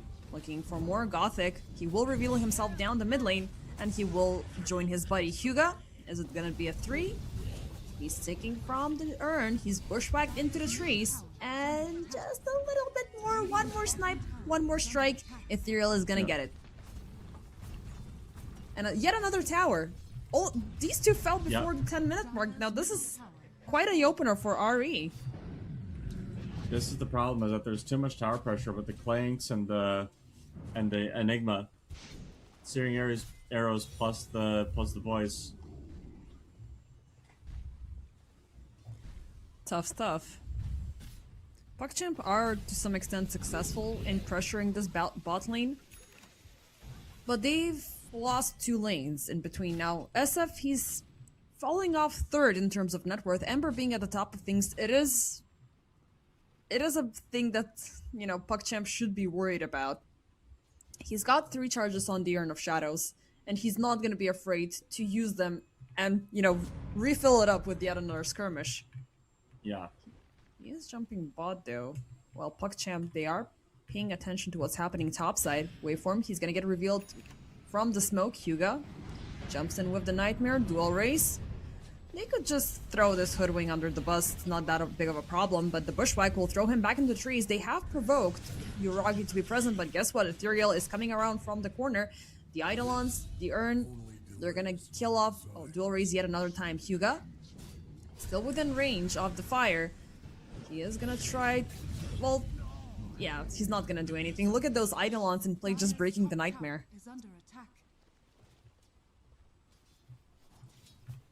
I am really worried about the state of this game because for Dire, for PuckChamp, that was with that black hole. It just kind of feels like you're not really thinking about the fights you're taking. You know, you're just kind of walking in, trying to make something happen, dying, and the objective pressure on this Radiant team is really high. Eidolons plus drums, and Helm with the Overlord, maybe, or Dominator at the very least. Enigma is top net worth right now.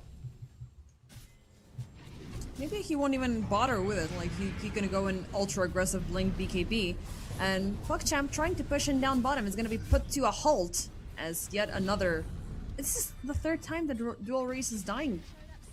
And it's the same amount that PuckChamp have kills in total, and they're looking to add yet another one to the count. Gothic, temporary shackle, but yeah, you cannot do anything. That Urn is so freaking powerful alongside with the Flame Guard.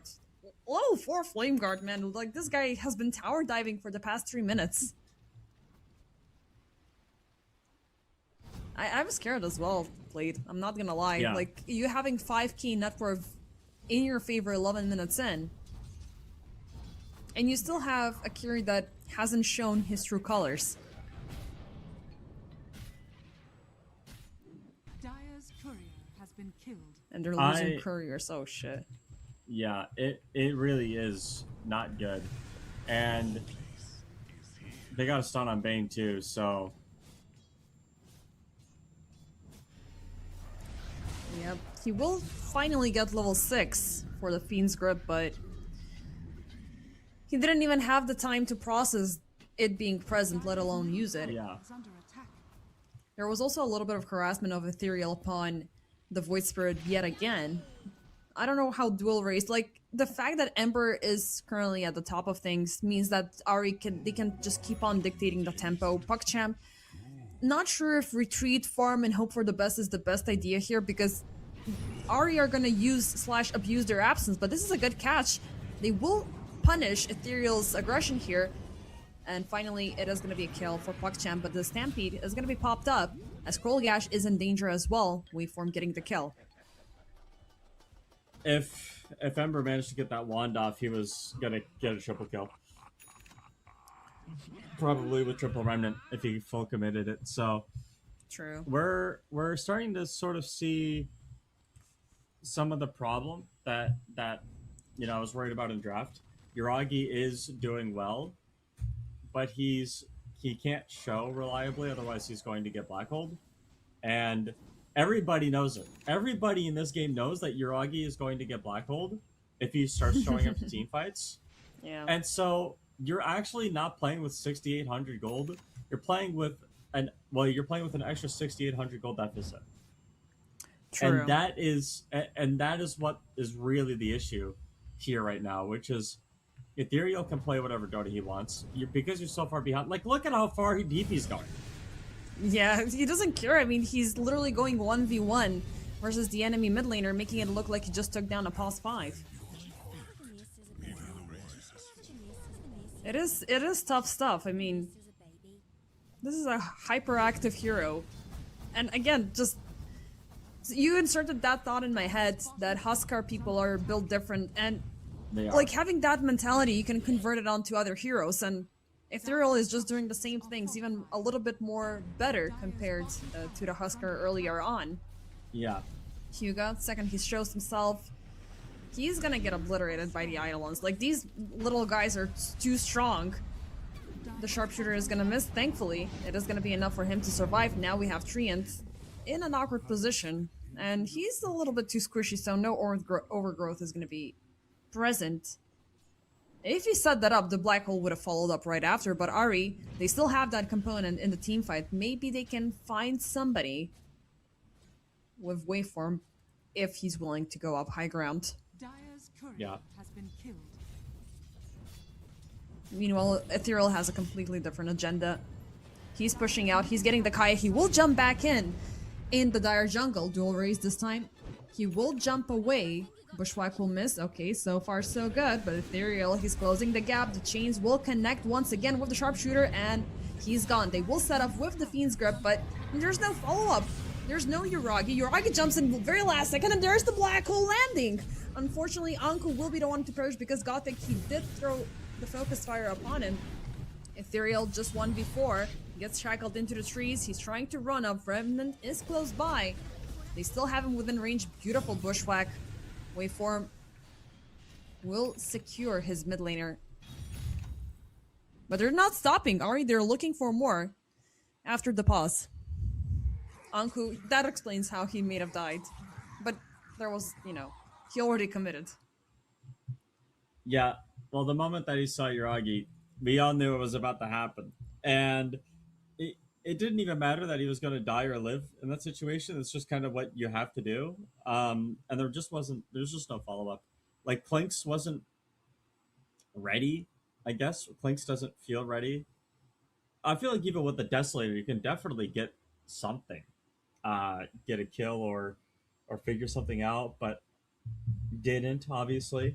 And now we're looking at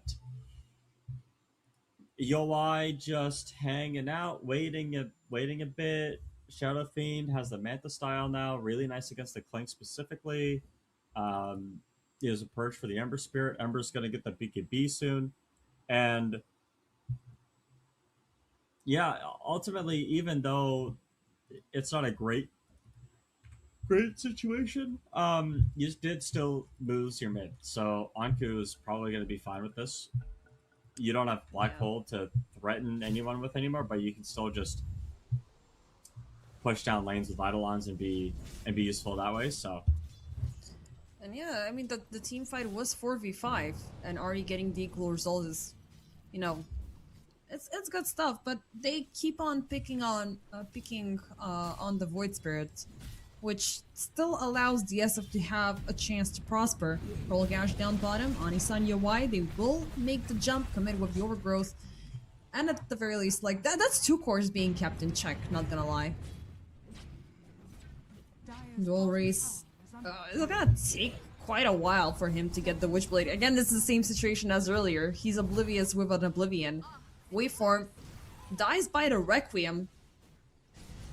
You know that the Hoodwink got into your head when you gotta commit a big ultimate for it. Yep.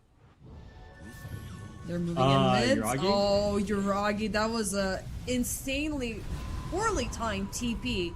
No Requiem, no help, no nothing, and an insanely easy kill for Ari, so any chance for redemption, I take it back. He's got nothing. Tower has fallen.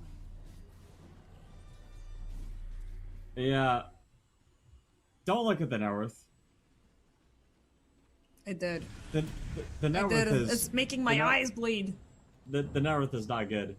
And that's really just the beginning and the end of the story here for this game. Like, you can't be 4,000 gold behind your counterpart and expect to, at 17 minutes, and expect to have meaningful impact. Radiant's top tower is under attack. I mean, well, look at this army of Eidolons, man. I don't know if it's hard for me to see what's happening, or is at the same time very good to see. Fiend's Grip, everything used up for the poor Hoodwink to die, but he had it coming. He threw himself out there. But this is the second time a Hoodwink baits a big ult. And it just puts PogChamp on this downtime. It's like, yeah, we are forced to farm, but it's not because we want to, it's just because we can't fight. All down bottom. Hyuga. This was too easy. Bottom tower is under attack. Dire's Yeah, the I tower don't push know. is strong. I don't know, Played. What can they do here? They have the tower push. They have the hero kill, like the potential as well. Dire's I don't know if bottom PogChamp tower should is take under attack. take the fight into them, or if they should wait for a good moment.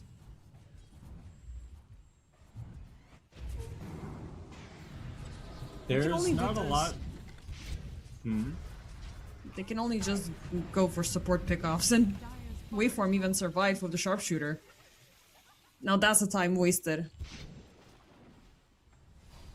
Radiant's top tower is under attack.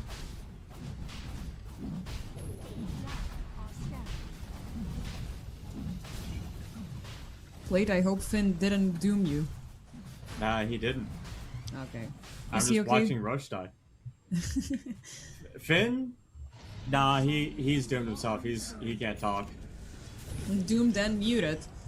Yeah. Roche, fresh off the shop, UI is gonna have life number 2. 11,000 gold lead here. I mean, like, it just feels futile. You know? What are you gonna do?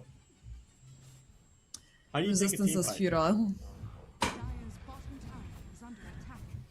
It I does don't feel know. like resistance is futile. Like, I'm trying to put myself in Yuragi's shoes, and then the first thing I would do is check my mids inventory, and I'm like, what the heck are we doing here, guys?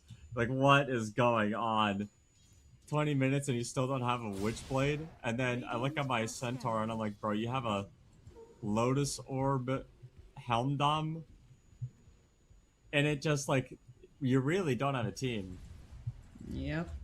And you might have even less of a team, because Ari are charging in with a 4-man smoke UI. He's gonna walk under the sentry, but he has already isolated Yuragi, who will pop the Requiem, and he will instantly force out the TP out. He doesn't want to linger here any longer. Hyuga left to be the last man standing. At least Ari are gonna get some sort of prize, but even the fact that they didn't kill DSF, they pushed him out, they're not even allowing him to farm. And they're gonna take away the last tier 2 tower with no contest whatsoever. Getting that kill is, you would have wanted to get that kill, but obviously taking a tier 2 tower and threatening to go high ground is a lot better, and you didn't give up Aegis for it either, so. True. You still have Black Hole, you still have Overgrowth. And they don't have a Requiem. Yeah. Yeah, already used it up. Mercurium is a big part of this. Fiend's Grip is ready on the Bane, but I don't think he can use it. Like, what are you gonna do? You're gonna focus on UI just to deplete his life number 1? The rest of the crew are just gonna charge in without any hesitation and take all of you down.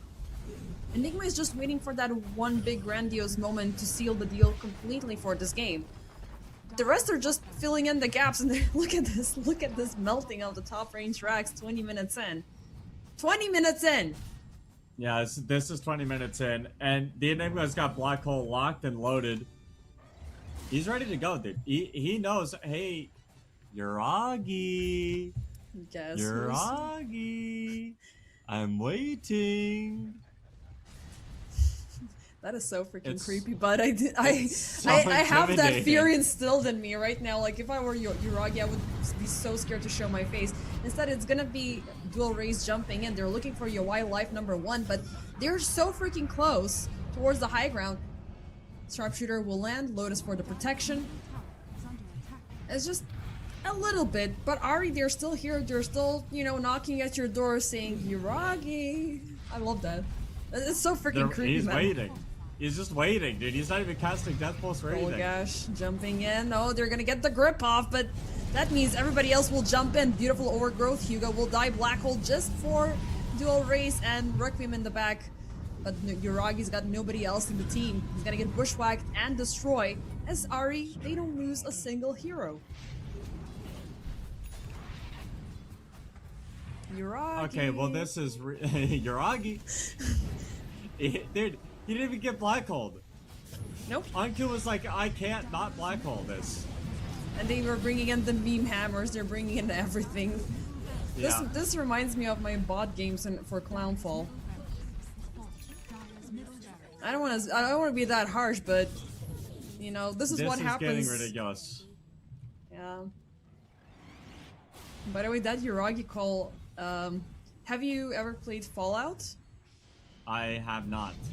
Okay, there was this NPC who was just creeping around and saying, Gary, Gary. That's Same what it vibes. feels like, huh? Yeah, like somebody creeping around your base and calling out your name. Oh, blind bushwhack. They didn't realize they caught him as well, but it doesn't matter. The damage had been done. Megas are secured. They're still here, and they're smoked up, waiting for somebody from PuckChap to arrive to destroy them completely. 20/8, 23 minutes in with 22k net worth in the favor of RE Arise. Point of no return has been... That checkpoint has been unlocked. The win probability is sitting at 99%, so there is, you know, we could be in the 1% of games that doesn't end in a loss. I don't think you can come back from a 24-minute Megas, man. No. And especially because you're so weak you can't leave the base. You can be only happy if you get a couple of Eidolon's last hits, you know? I mean, that's been the only fuel, the only power source for this SF, and we're a little bit worried. Like, yeah, maybe with the races he can convert them into farm, but Anku is playing on point. Like, he didn't allow him to gain any advantages, and the other two lanes were completely dominating. This is the only kill that PuckCham have obtained in the last almost 10 minutes, and it's only the hoodwink that it's a they're hoodwink. getting. Yeah, it's a hoodwink. Oh god.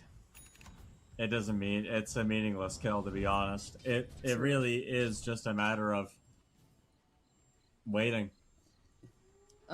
Should I tell you to look at the net worth and locate dual race? Oh no. Oh no, the poor guy. Really poor What do you guy. even build? What do you even build in this? Like, he literally is a poor guy. I mean, you can only have a nice fancy shopping list, you know, drawn with glitter Whoa, and whoa, white whoa, whoa, whoa. markers, but Yowai, Wait. okay, that's something. It's a full-blown team commitment for the takedown of Yowai. But I don't think it changes anything because you still have Ethereal on the loose. He will find his brother, but he's gonna pop that meme hammer a little bit too soon. Backlines shackled up, Ani-san. Okay, those were a couple of mistakes from RE. Not sure if space Hold created on. is the word. Okay, hold on, hold on. Dota's being played? Win probability is still at 99%. Yeah, it hasn't changed. It hasn't changed at all. Yeah, it's just a little bit of a scratch upon the surface. It's like, But I don't know, like, SF is a hero that thrives very early on. Later in the game, he's not doing anything, and he hasn't done much up to this point. He's hit 370 creeps. Yes. That's what he's done. We did see Yuragi get like 500 last hits on the Tiny the last game. No, actually, no, it was not. It was not Yuragi. Sorry, it was the Alchemist matchup, game number 3. But yeah, I mean that's cute. You're doing what you're supposed to do as a carry, but can you actually carry this game? Like, you know, it's go time. Go Spider Heroes. Go Superman. Something.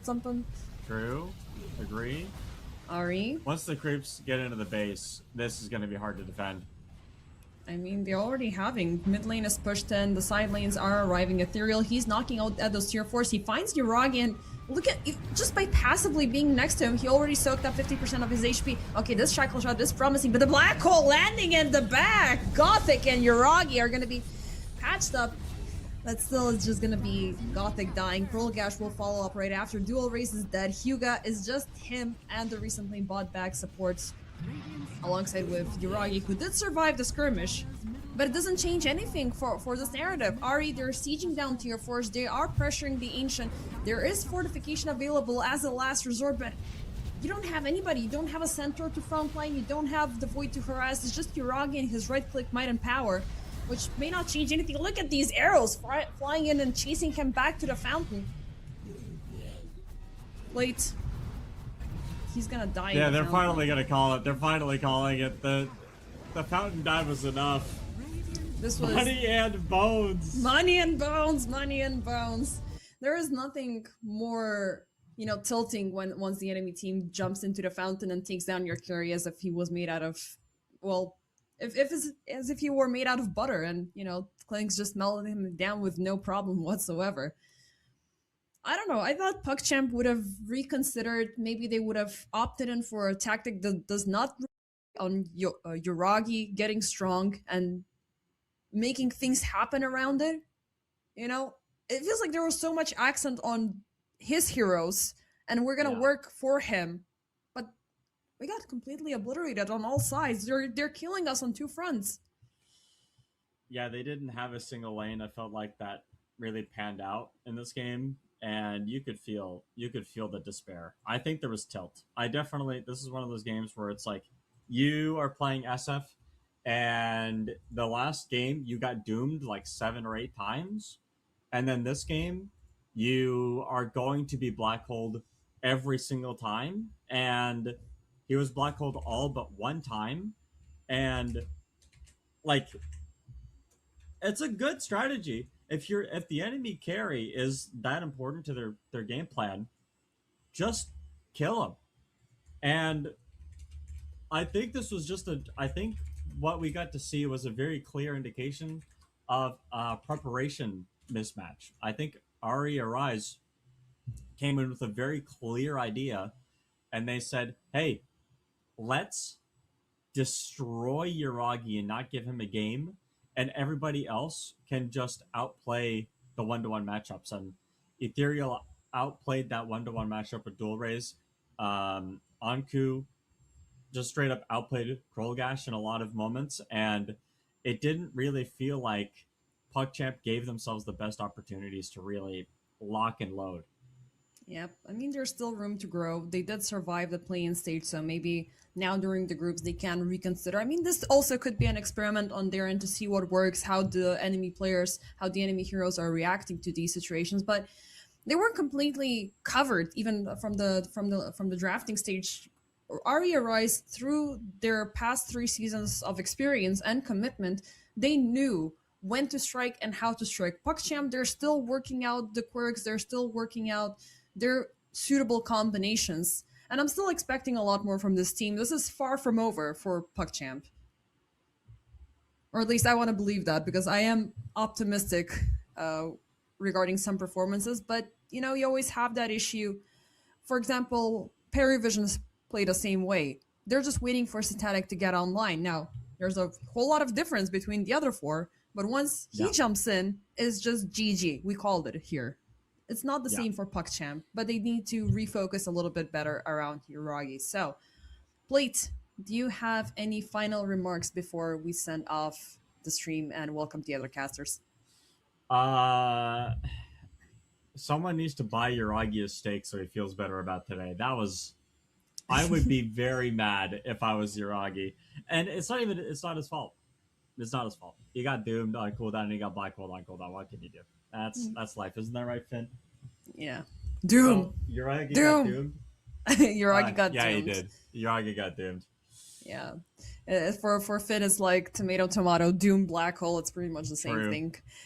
So yeah, Fleet, thank you very much for this beautiful kickoff into the group stage of the EPL Masters. We are ready to hand over the mics to our other casters. You're going to be taken care of by Waxen and Tultrus, as they have two more series to wrap up the day with. One of them is going to be yet again Aria Rise that are going to be playing off against KW, and then last but not least, Team JENZ versus Team Syntax. So see you after the break.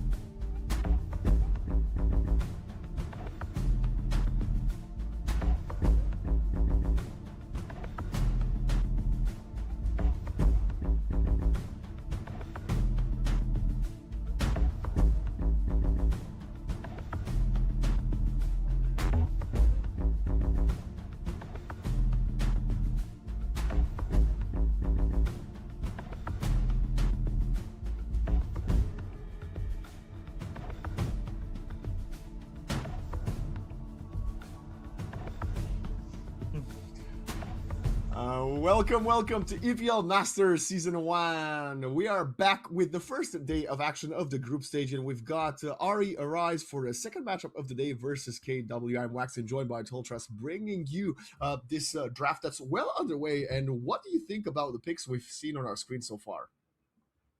I mean, it's pretty interesting to see both teams going for a mid lane pick right off the bat, right? Paku versus the Invoker. No one's really hiding anything. Even the support picks are very visible by KW and by Rune Eater's Arise. I mean, sure, they went for the Marcy. Now, I am curious to see if this Marcy is going to be a core or a support, because while the Marcys nowadays are mostly supports, Team Syntax actually tried a core Marcy. Mikey picked it up on the mid lane, and it did not work out. No, it was pretty dirt. I actually saw that see. game. That was disgusting to see. Actually, very disappointing from them. I'm actually everybody in the chat was hating it. I was hating it, but at least they tried something different, right? I'm gonna go on a limb and say this is a support Marcy, though. I'm just gonna predict it right out of the gate, as KW will find a very strong offlaner. And I have to say, the first 4 picks from KW, I really like their draft a lot. Yeah, I think their draft is pretty good, especially with they have this synergy of just a lot of damage in the first few seconds, right? Blast off, Void, you have the Crippling Fear, the puck can't do anything, and if you land that Sunstrike, the puck's dead. The Shadow Fiend's dead. Even the Marcy and the Hoodwink, they're pretty much dead. So there's going to be, Rune Eater's Arise might struggle to be able to survive in that regard, and they need someone to actually get out, and that's where I think the Marcy could have been a Tusk, but that's been banned out, right? So KW clearly have a good start.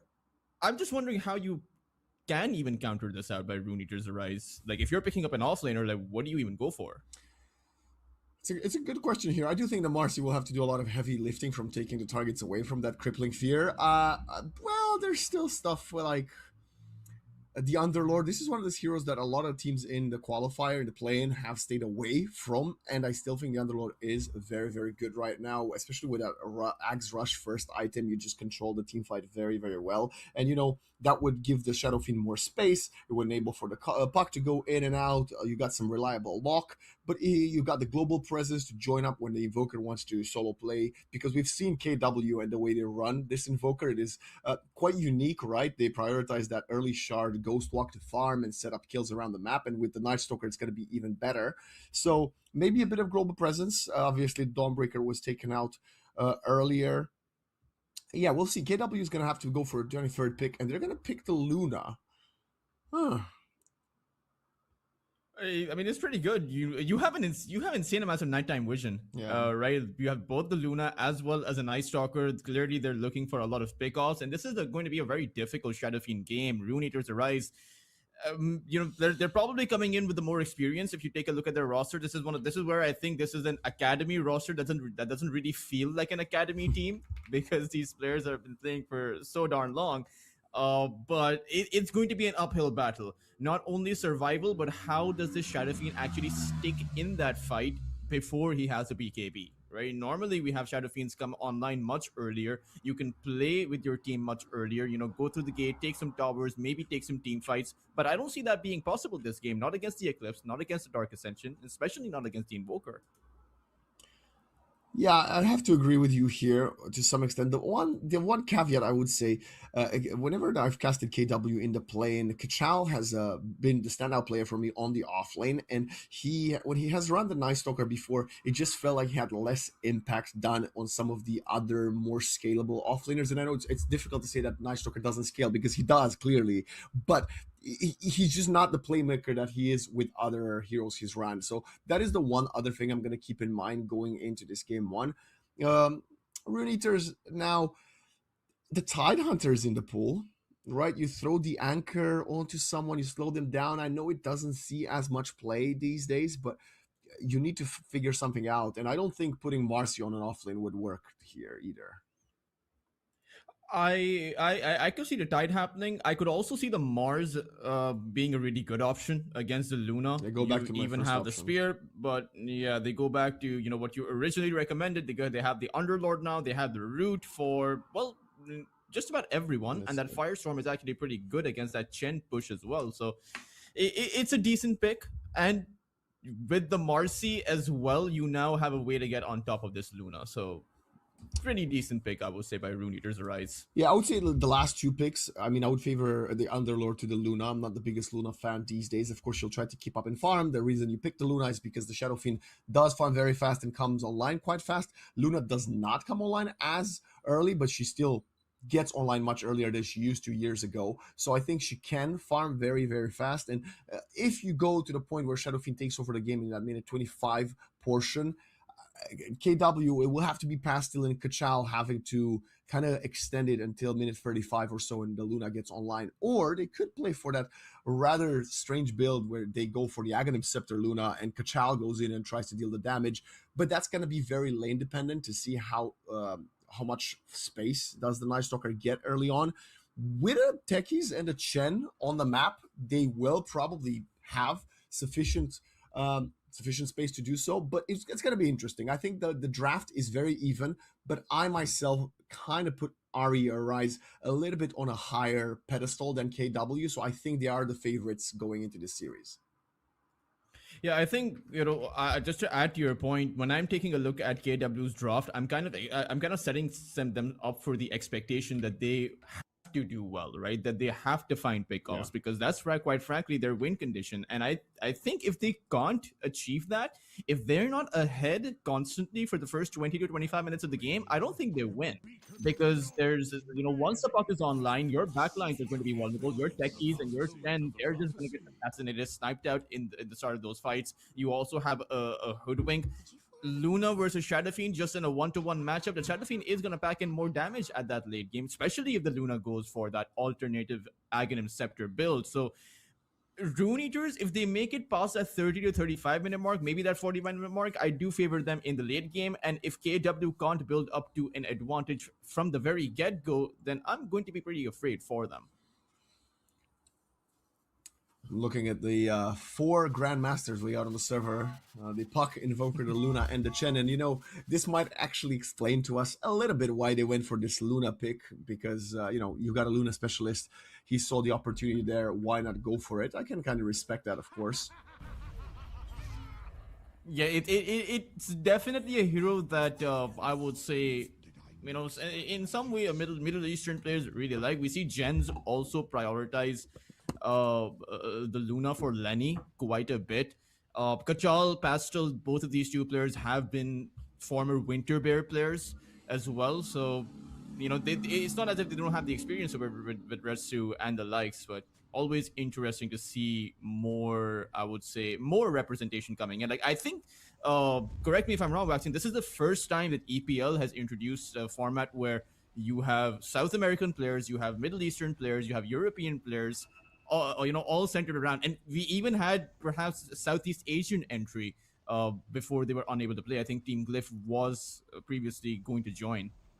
I think you might be correct here. There might have been one season or so when some of the American teams came and played in Europe or played with higher ping on the European circuit. But I think this is definitely the big point. As we're speaking of big point, there's a big point of contention here. They're trying to catch Refresh here. The Bushwhack doesn't latch onto anything. There's no tree there. And this Chen will die, but it's going to be very, very elaborate.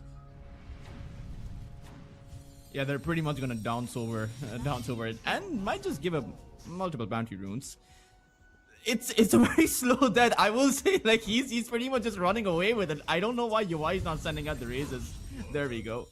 Yeah, that was kind of a funny, funny affair there we just witnessed on our screens. But yes, you are correct. The EPL Masters is indeed a new format, an exciting format, and this is why I have to say the last couple of days of playing have been so exciting to follow, right? We were talking before we went live how back and forth the games were, how long they were, because the teams are really, really doing their best to, get themselves closer to that very, very hefty prize pool.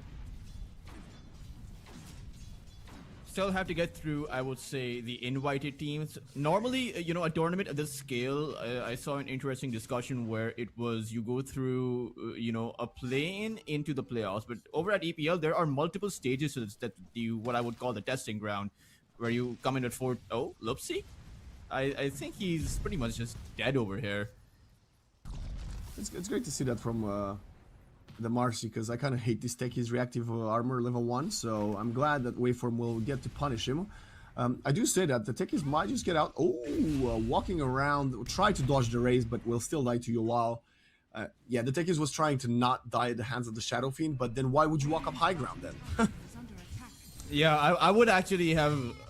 I would have thought it would be better just to die to the Marcy 100%. rather than walk up high ground and get raised down by UI, who already has who already got the first blood. Yeah. Right? You're just giving him more of an advantage. But coming back to my earlier point, you have 4 teams coming in, or rather several teams coming in at the play-in stage. Then you have 4 invited teams at the group stage, and then you have 4 more invited teams at the playoffs. So you have 8 invited teams in total. It is still a unique format compared to everything else. Compared to the Fishers of the world, and other tournaments like that feature the play-in stage. But taking a look at this laning phase, I am a bit concerned how this is supposed to be a good lane by this Night Stalker and this Techies, but this Marcy's presence over here, with that rebound, it means that you may never have the opportunity to go on the Shadow Fiend unless you commit significant resources. Well, the one thing we do have to keep in mind is that the Chen can, rotate as well, and they don't need to get on top of him fully from 100 to 0 if they can slow him in long enough for a Sunstrike to come through, as Retsu is taking a ton of damage top, but the heals will keep him alive for longer. Yeah, so they just need to get him low enough and slow enough for that Sunstrike to connect, and then maybe you don't go fully in, or if the Invoker is ready, he can Sunstrike post rebound. Like we see it right now, Autumn. I don't even know what the Sunstrike was. Just IUI just find a 3rd kill as they were just using. What was the techies out of position so bad?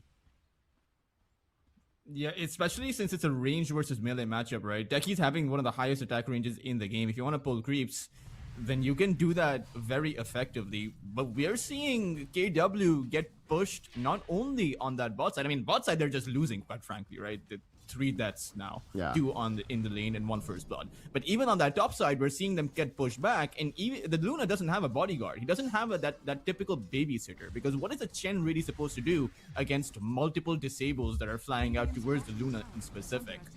It's a rough time for them. You say that, but Retsu is managing to keep ahead in last hits, which is good enough for Luna, right? The higher level she gets, the more the glaives will get the job done, and she'll be able to even sack the lane if needed. I'm actually surprised with how well Pastil on the Invoker is doing mid versus the Puck. I thought the Puck might have a little bit more of a lead. 3 last hits only for now. Before that, before we talk about that, Waxen, I do want to bring your attention to the fact that Kachal, the off-lane Night Stalker, has 3 CS. Oh, just got a 4th. He just got the 4th. Yeah. But, the Chen is out farming him. That's impressive. This is not good. I told you, yeah, it's not his best hero. I don't know. I think they've run it once before. At least I've seen it once before in the group stage. Sorry, in the play-in rather. And Sunstrike mid, Ethereal tries to dodge it. Nice, jointing out of the Sunstrike. They both go their own way. But I was saying, yeah, Kachal has impressed me a lot for KW, especially in their victories. But they haven't won when he's played this Night Stalker, and you can clearly see this laning phase. He is kind of showcasing a bit of what I said. It's going to be a rough time. I mean, mid lane is expected to go in the hands of the Puck, right? And to be fair, the Invoker doesn't really want a kill because he... Oh, waveform? That's at least, at the very least, something that's going to go their way. A few breadcrumbs maybe perhaps. But mid lane, you just want to get to that Meteor Hammer, because that's where you can pick up the pressure. That's where you can always be a threat towards that tier 1 tower. And as far as kills are concerned, you can look for kills with the Sunstrike. The only problem with that is that they don't really have many opportunities for kills on those side lanes. They're just completely shut down. So this Puck, you're not going to be able to gank him. Like, who's gonna make their journey there? Only the Techies has a disable. Well, the Chen is going to be most likely a casualty as he gets controlled. Loopsy goes in with a nice deep stun. The Sunstrike could come in now. They don't even need it. They just get the instant trade kill. And I don't think this Hoodwink's looking too healthy. Bushwhack misses again. Anisan has missed them severely so far. Going to try to go for the Roshan deny. He's going to succeed in that one. Waveform also shows face. The Invoker does not want to rotate to assist his team, but it's a Pretty dubious attempt there at a rotation from Rune Eaters. Now Ethereal is going to catch the puck with a coil. Oh, they don't need it. Nice dispose. Rebound actually onto the high ground. Loopsy dies to the puck. And in the end it ends up being a 2-for-2, but the puck did have to leave the Invoker on the mid lane to farm. You know, good recognition there, despite, I mean, they had the Observer Ward, right? So they didn't have to expend the coil for it. Now you have the coil. Maybe Waveform and Ethereal can get a kill on that mid lane. It's going to be hard. Invoker has a lot of HP, to be fair. And in fact, he's teleporting bot side. Wax, and this could be a kill. He needs some help. Hoodwink is coming. He needs to hit the Bushwhack, and he misses it again. Actually does catch the Invoker, which is going to make for the turnaround. Pastel does not have enough mana for anything else. Just gets caught by the Acorn shot, and he gets tipped. And I have to say, rightfully so. That is awkward. They're going for more fights. Bottom.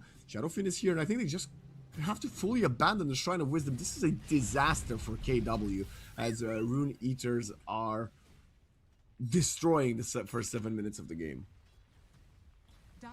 Like disaster. I mean, it's as big of a disaster I've seen. I think this is the most one-sided affair throughout the EPL Masters. Of course, there's been quite a few series that I haven't seen, but they've not gotten anything done on the map. Even the few kills that they have, even the 2 kills that they have, were also even exchanges at the minimum by Rune Eaters Arise. They've lost their, frankly, they've lost their bot lane.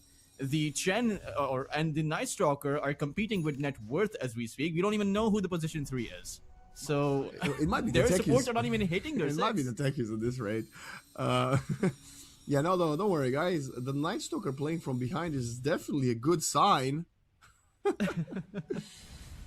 5 to 10 minute mark, that's supposed to be the power spike. That's supposed to be where you go like, okay, I'm gonna get some kills now, at least one. Invoker shows up and Invoker just dies because he doesn't have mana. Yeah, that was a very, very strange play there from KW. As we see, they're trying to catch Night Stalker. This time, Anisan hits a nice long-range bushwhack.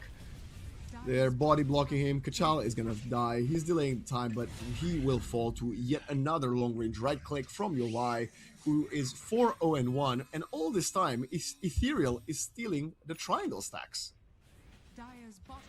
It's they don't have the space to do anything, quite frankly. Even the techies at this point, where do you even go for a rotation? They'll commit to a Smoke of Deceit, but I'm not sure about this. I think at best they get one support kill, but Yovai could be the target, and he possibly might actually stick to the neutral camp over here, so he could go down. They just need to connect with a tornado. It's there. Perfect. Now the Night Stalker shows up to the party. Yowai gets stunned. We have the ultimate coming through. Shadowfin will not get out of it. And this is sort of what we talked about during picks when I was suggesting the Underlord. If you have the global ultimate, you can come and help, but he didn't have to come bottom and help. They're just going to find a trade kill on Retsu. Yeah, they're going to be easily able to find that kill using Retsu like a punching bag. Still you good. do find a kill on the Shadow Fiend. Yeah, still worth it. It's worth it. I think it's the best kill you can actually find. But you need more of it.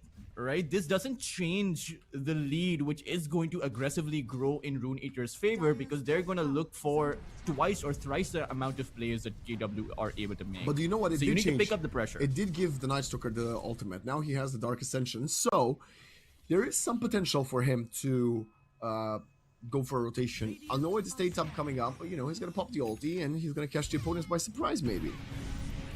There he is. Oh, he's going to do exactly that, Watson. The puck. Okay, well, Retsu about to solo kill Anku as well. This is a huge mistake from the Underlord if he somehow dies to Luna. Nice juking and driving, going up north. Retsu tries to chase, DP coming out, and he's gonna die. The Luna makes it in time, and KW. Well, we said a kill on the carry wasn't enough, but how about another couple on the mid and the off lane? Yeah, now Retsu might still get punished for it because there is a Marcy zoning in on him. Oh my god. And so he will go down, but I mean, Waxen, it's a solo kill, right? Yeah. That your carry is making on the offlane hero. That is completely worth it by KW. They find a kill on the Pog. Luckily for them, the power rune happened to spawn on that bot side, so the Pogs jaunted over there, thinking that it was an easy rune pickup. He would have been, but they started bleeding. Confident there. Yeah, it was completely overconfident, right? Because they quite frankly realized how far ahead they are. I would imagine even the Underlord was a bit overconfident, but just unable to run away during nighttime. And it was a few seconds for nighttime to expire, so he could have potentially made his way out too. But this game, it can come back. Like, I think the magical damage available from KW, you know, you think about the Blast Off, Void, Luna's Lucent Beam, Invokers, Meteor Hammers, Sunstrike, and the likes, they have the damage to, until that 20 to 25 minute mark, kill anyone. And it's just a question of who they actually target, if they actually find those targets. Top tower is under attack. Dire's top tower has fallen. Chen, no chance in hell for him to escape.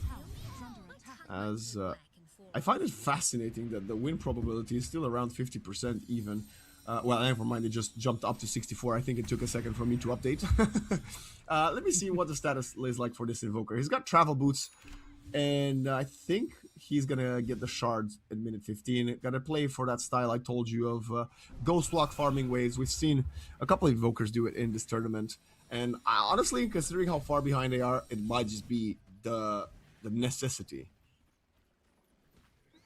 I don't know how I feel about the Boots of Travel in specific. I think it's a great item when you have space around the map, but right now it's as if Rune Eaters have KW in a chokehold, right? There's nowhere for the Invoker to actually go. Like, they're the ones who are constantly being approached, constantly having Rune Eaters jump at them. I'll tell you, I think he tries. I don't think this is necessarily going to work out, but I think he wants to use the Travel Boots to make space. I assume that's what he's trying to do, because otherwise I agree, it's a bit strange.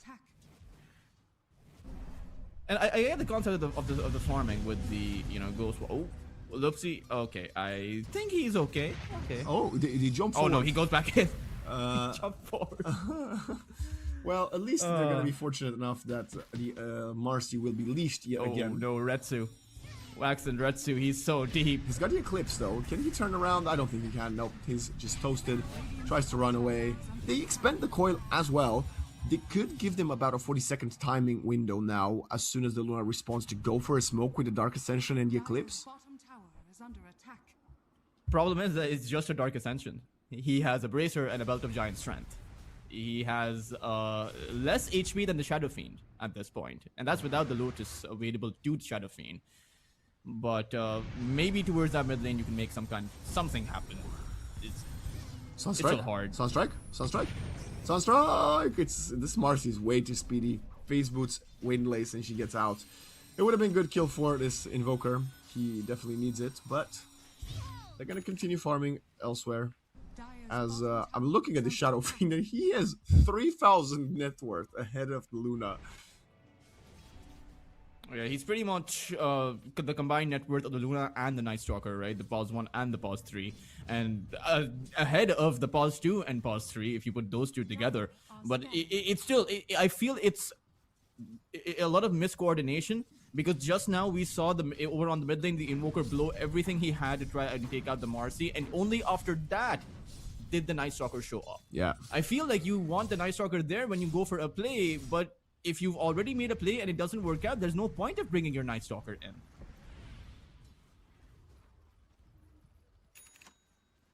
Somehow, despite Invoker having Travel Boots, he doesn't have mana yet again. At least you can use them to go back to Fountain, bro. Come on, let's focus a little bit here, Pastel. Also, what is this Night Stalker going to build here, Tulsa? Oh, it's got drums. Great. Yeah, he's... the ideal is the Blink Dagger, right? Against the puck, your job in this game is to silence down the puck and hope your team can take him out. You know, silence this puck down, slow the puck down, they burst at the puck, and you have a good team fight on your hands. The only problem is you're gonna have that capacity past the 20-minute mark, which is ideally. Ooh, what about now? This is a good chance. Kachal watch them.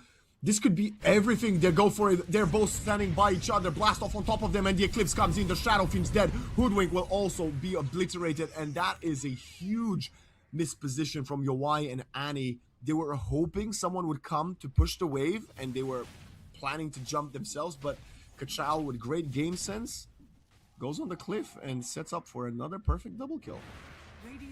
And maybe even a tier 1 tower, but people are teleporting in. What is Waveform thinking? This is a big mistake here. And they're gonna punish it right away. And with 3 back-to-back kills in the span of 30 seconds, KW are gonna find this tower mid, like you said. They're gonna go back to farming. And, you know, I know we kind of disagreed over this in the draft phase. I think KW might have the late game. I don't know. I just, of course, this Night Stalker is still not a hero. But if the Night Stalker can get to the point where he has some items, I think they could outscale Rune Eaters. I don't know. I know the Puck is a beast in late game, but so is the Invoker. Invoker is definitely, but we have a team fight on our hands, and Ethereal, I think death. he's just dead. There's that silence. There we go. Oh man, this is looking rough. I mean, KW, this is the power of the magical damage, right? When it finally comes in together, it is very overwhelming, especially with Rune Eaters being this overconfident.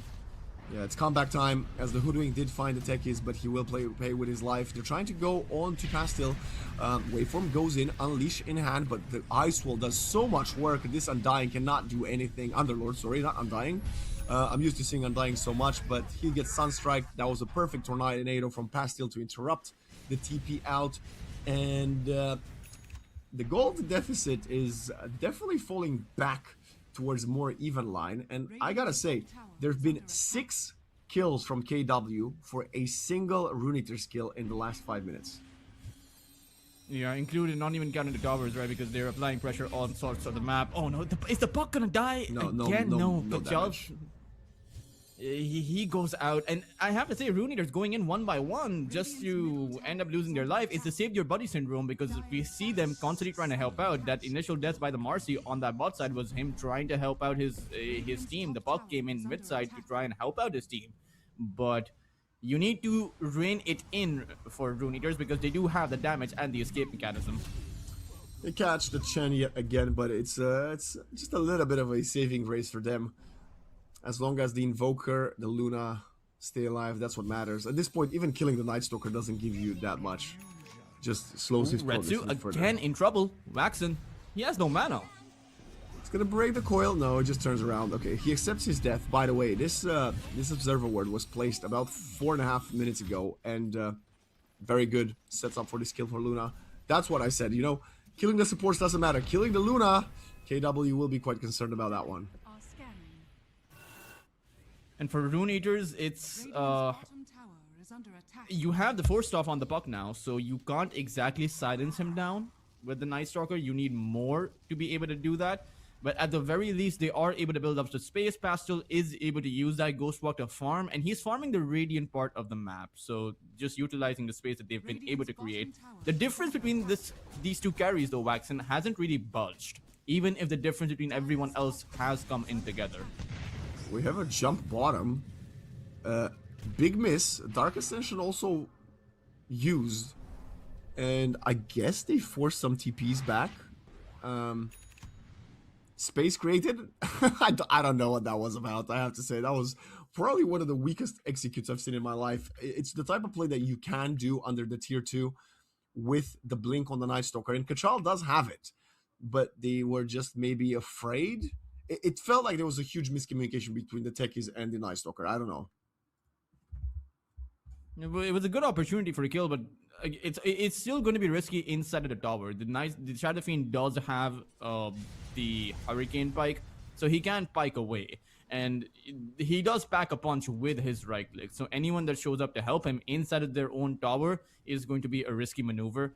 But overall, I would say that KW are not in that bad of a spot right now than they were like several minutes ago. So just farm up for now. Close the gap between your Luna and your Shadow Fiend. Farm up on your Invoker, who isn't that far behind on the Puck, and make plays when you have the Dark Ascension online. Find the techies again, but this time it's better that techies tanks it for the team. The problem for KW is now gonna finally happen with a very, despite the early great start that this Undying Underlord, keep calling him Undying for some reason, has had. It's what I would consider a rather late Aghanim Scepter, but now he does have it, so the double extended Pit of Malice will be problematic. Yeah, the Invoker, wherever he's caught, right? He wants to farm up with his Ghost Walk, but if there are sentries planted down in the lane in their own jungle and you see the Invoker, you can just come in through the gate. Now, he doesn't have that Atos. That's a BKB though. Oh, we just got a BKB now, so I suppose he is ahead of the curve in that one. So I think that now this Aghanim is primarily just going to be for those team fights. Retsu still doesn't have a BKB. He's 4,000 away from it. And Roshan Okay. They're very far away, Waxen. Ethereal on went. KW. Yeah, this is a free Roche. shot. It is 100%. Ethereal went for the whole full Hurricane Pike.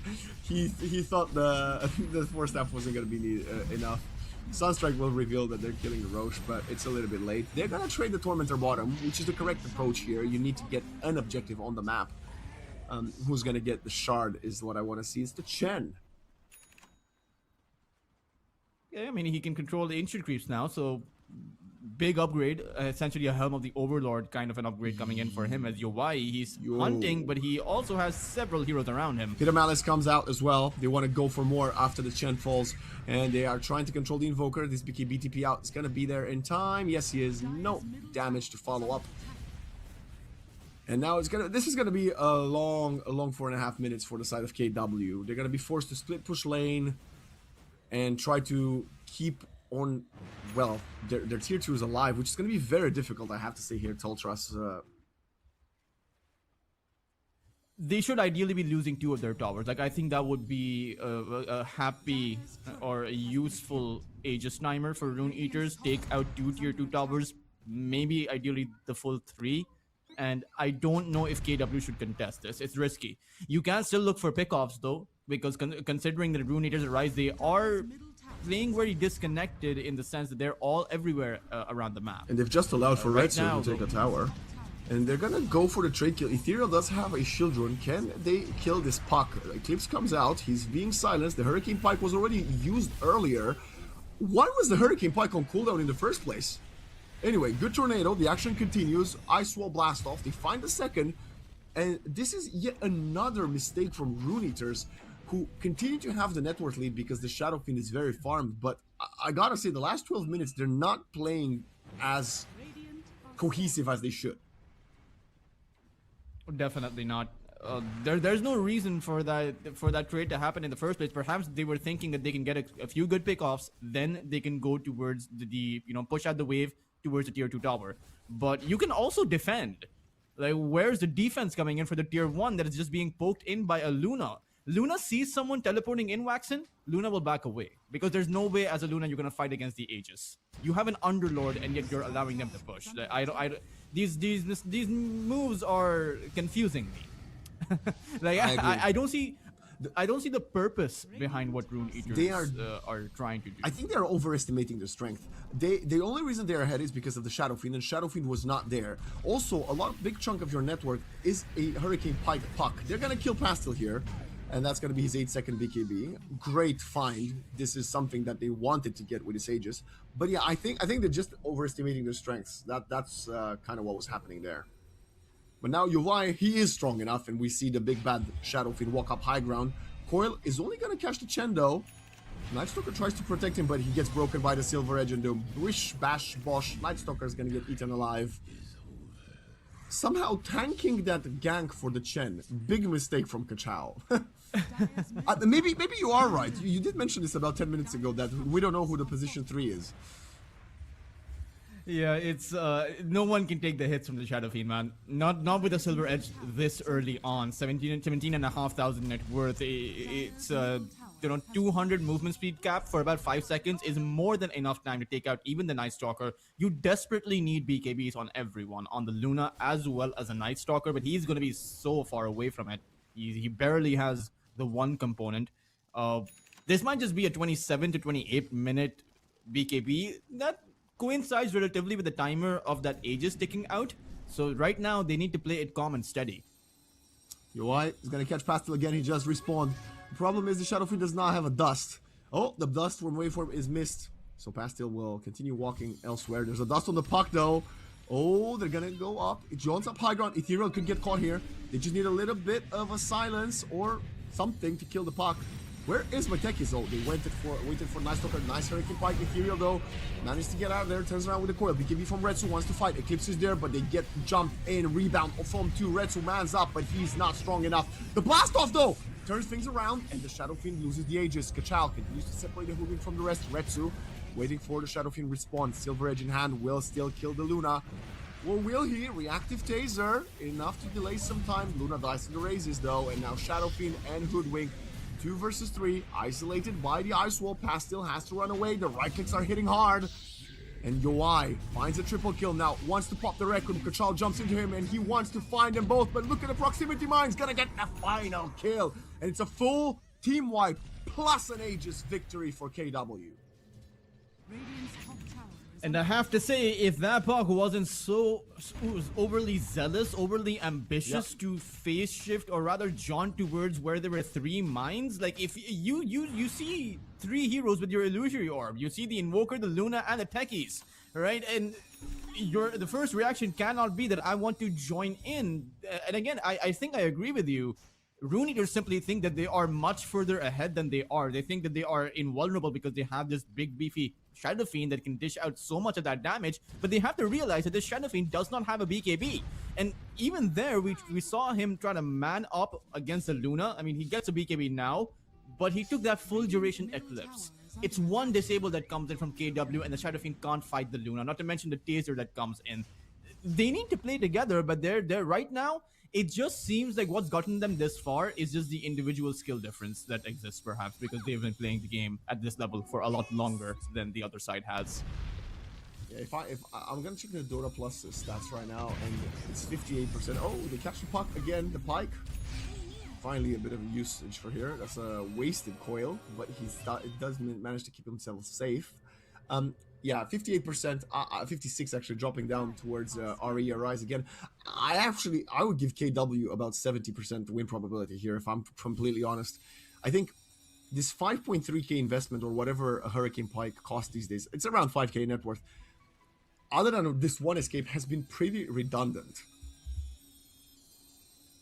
Yeah, the Hurricane Pike for the Puck especially, so. Yeah, that's I don't know why he upgraded. Oh, Retsu? I don't know if they see him or not, but they're just gonna back away. The 4-staff was just enough. He's not Maybe backing you it out, should he have went even fast gotten the enough. BKB. He overextended. He got greedy. He wanted to farm the Ancients. His BKB gets forced. That's the 8-second BKB. The chase does continue. There is no coil. Turns around. BKB from waveform on the Marcy. When did that happen? Comes in. A final punch is more than enough as Yoai wraps around the tower. Sunstrike onto the Hoodwink. Doesn't get the kill. Barely clips him, but he survives with 40 HP. And now they're going to use the Fiend's Gate right away to reposition. They're trying to catch the Techies, who's cutting waves. I'm very surprised, Maxon, that no one came to help out the Luna. He made it all the way from the entrance to his tier 2 tower to behind his tier 2 tower, and every single person on the Dire side had a teleport. And the Luna had a BKB. I think Invoker might have had his own cooldown, but the others, yes. They're trying to get another kill though, and again, Hurricane Pike doesn't get him quite fast enough, because look at what he's got, Teltras. He's got that AoE extension item that you might overlook, of course. It's a rather new thing in the game. No, he doesn't. Wait, I'm so confused. What am I seeing in... Huh? Am I losing my marbles? He has a chasm. Wait. The Underlord, right? No, never mind. Never mind. Abort mission. They find Lupsi as a trade. I thought the Night Stalker had a chasm, which I thought would have been very creative, you know, because that would have covered the Hurricane Pike area for the Crippling Fear. But no, he doesn't. I was getting excited for nothing. Sorry. Would be still good with the, I would say, shard. You know, if you were to experiment a bit. Absolutely. Chasm plus 440 AoE on the board. I think it's a great shard to actually get, since Rune Eaters want to fight in a vacuum. And their BKBs are getting everyone lower. huddles together. The Shadow Fiend's BKBs are already like down to 8 seconds, so there's no BKB on the puck yet. Underlord. Oh, speaking of Shadow Fiend, Tornado, nice her 4-staff to the high ground, but the problem is there's 4 more heroes around that area. Also, how did the Hoodwink die? Did he just get caught in the combo? I think so. I didn't even see he was there. I think he got hit by the meteor. But a very, I would say, simple pickup, right? The Invoker is just running around, and despite of that being a 2v1, his team was able to show up in time. Blink Daggers are up, and maybe they even head high ground. They realize there's 21,000 net worth missing on Rune Eater's side, and they have a Luna. So might as well go high ground, but I don't think they're gonna fully commit for this. That would be slightly risky. They also see that the Crystallis was purchased, so they must just assume the Shadow Fiend might not have enough money for buyback. They opt against it. Oh, they see the puck mid. That's why they fell back. Look at the Invoker blinking forward. Pike is in cooldown. The Marcy wants to go in instead of helping the puck. This is a very, very overzealous commit yet again. Sunstrike will not clip anybody, and I guess the Marcy aggressiveness did manage to scare KW away. But my gosh, I gotta ask you, have you seen any rebound saves from the Marcy? Because I feel like Waveform has only gone aggressive this game so far. I've seen rebound engagements. I've seen the Marcy jump in head first. I don't think I've seen any saves come out by this Marcy so far. No, and it's not even just the saves, right? It's the fact that they don't have any glimmer capes. They don't have any force stops. Like normally in a game against a Night Stalker, you build a force stop as a support to try and get your core out. How many of these situations have we seen where the puck is caught in an awkward spot and a force stop would just save his life, but his is on cooldown? You need an additional one to get Ethereal out, and or maybe even to get Yowai out. I feel like that would change so much for Rune Eaters, but they're just thinking about how to take the other side down. They're not thinking of how to save ourselves. Radiant's bottom tower is Smoke. under attack. Who are they gonna find, if anybody? We have a Parasma ready. They see that Luna. She doesn't have BKB. And look at the instant turnaround from Kachal. The Pit of Malice comes in. Tries to slow her down. The Silence is doing a lot of work. And they find the first opening kill. Oh my gosh. The Underlord goes through. Commits to this TP. They will find a kill onto Lupsi Tekis as the BKB of the Underlord allows for that. Kachal on the high ground. Gets right-clicked by the Shadow Fiend Luna. They also want to turn around. There's a buyback from the Hoodwink. The action continues. And they will find a second. Still, a bit of a favorable one there for Rune Eaters. Puck goes forward, Ethereal could get caught. Dust comes out, spots Pastel. That did come at the back of a buyback. Now for KW, they need to be careful. No Night Stalker available. Invoker is going towards that bot side to push out, or rather, put some pressure around the map. But the problem is, Roshan is up. And you might give away Roshan if the Night Stalker is not here. So it's a very tough decision. Do you fight Roshan? Or do you let it go because you're at a numbers disadvantage? It's a risky decision either way, but Anku is low. They're gonna go for it. They're gonna find a double kill right away with this Invoker. This Underlord just needs to TP out, and it was a funky play. Oh my god, speaking of funky plays, he goes back in the pit by himself! This is pure insanity. Oh. Ethereal will come to assist Yowai. He's got balls of steel to do that one. Yeah, even the Dire side, they went back thinking there's no way that Roshan attempt was unsuccessful, but they just sneak it by. Marcy clicked her BKB earlier, and now Yowai is... And then still went in. I'm so confused. Yowai just walks into the ice wall, will force stab himself away. So, for those of you at home that didn't catch on your screen what happened, Marcy smashed her head onto the keyboard when trying to TP to the outpost and BKB'd before TPing. So when she got out of the outpost TP, she had 1.3 seconds left on the BKB. That's why she was already... Oh boy, the Waveform has made this game very entertaining, I have to say. It's also like he's playing like the typical Spirit Breaker, right? Yes. you don't have the S button on your keyboard. You know, you can't stop the charge once it's there. He can't disengage from a commitment. Yowai is one creep away from level 25. He doesn't need it. He's gonna find Night Stalker under the form of a creep, find a kill, get his 25. Even he used the Fiend's Gate. That's a bit of a strange one. But what's the cooldown? Like what, 60 seconds? 80 seconds. Okay, well, Ethereal now with a solo kill onto the puck. Can they get a turnaround? He drones out of there. The Shiva's Guard not enough for the vision.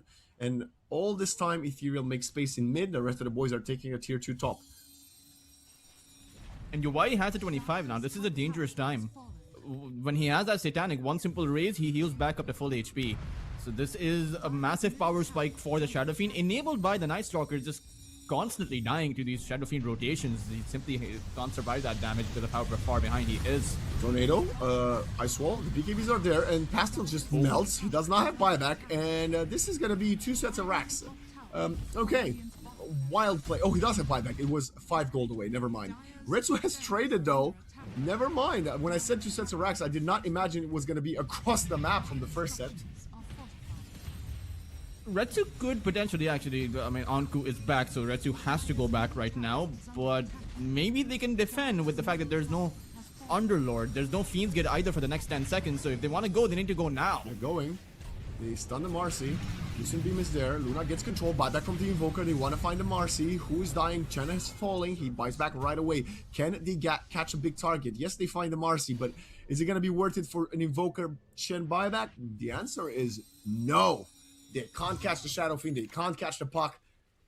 And Rune Eaters Arise. They still have 2 more minutes on the Aegis here. Ooh, I mean, the good news for KW is the fact that they were able to trade barracks. Yes. So, you know, hats off to Retsu for being able to do that. The bad news, Waxen, is the fact that Pastel has bought back. So if this Invoker dies, he's out for about 100+ seconds. And you cannot defend without your Invoker. He is literally the glue that is holding their lineup. You know, however much farm the Luna has, it's been the Invoker so far that has been creating space up until this point. You know, up until the Luna took out the barracks. So they need to be super careful now. Like they are treading a very fine line, and this could get out of hand in an instant. The status quo seems to be falling back under the favor of Rune Eaters Arise. Is my Knight what? Okay, he's going AC. I thought he was gonna go for a different build. I really thought that Shivas might have been more valuable, but he wants to get some extra armor versus the Shadow Fiend, which is understandable.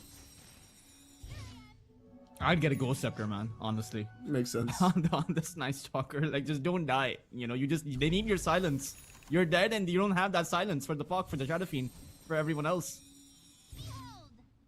But Assault Crest, I'm not sure how much armor reduction, how much you know, armor mitigation that's going to do against the Shadow Fiend. Sure, it directly counters out the presence of the Dark Lord, the armor reduction aura.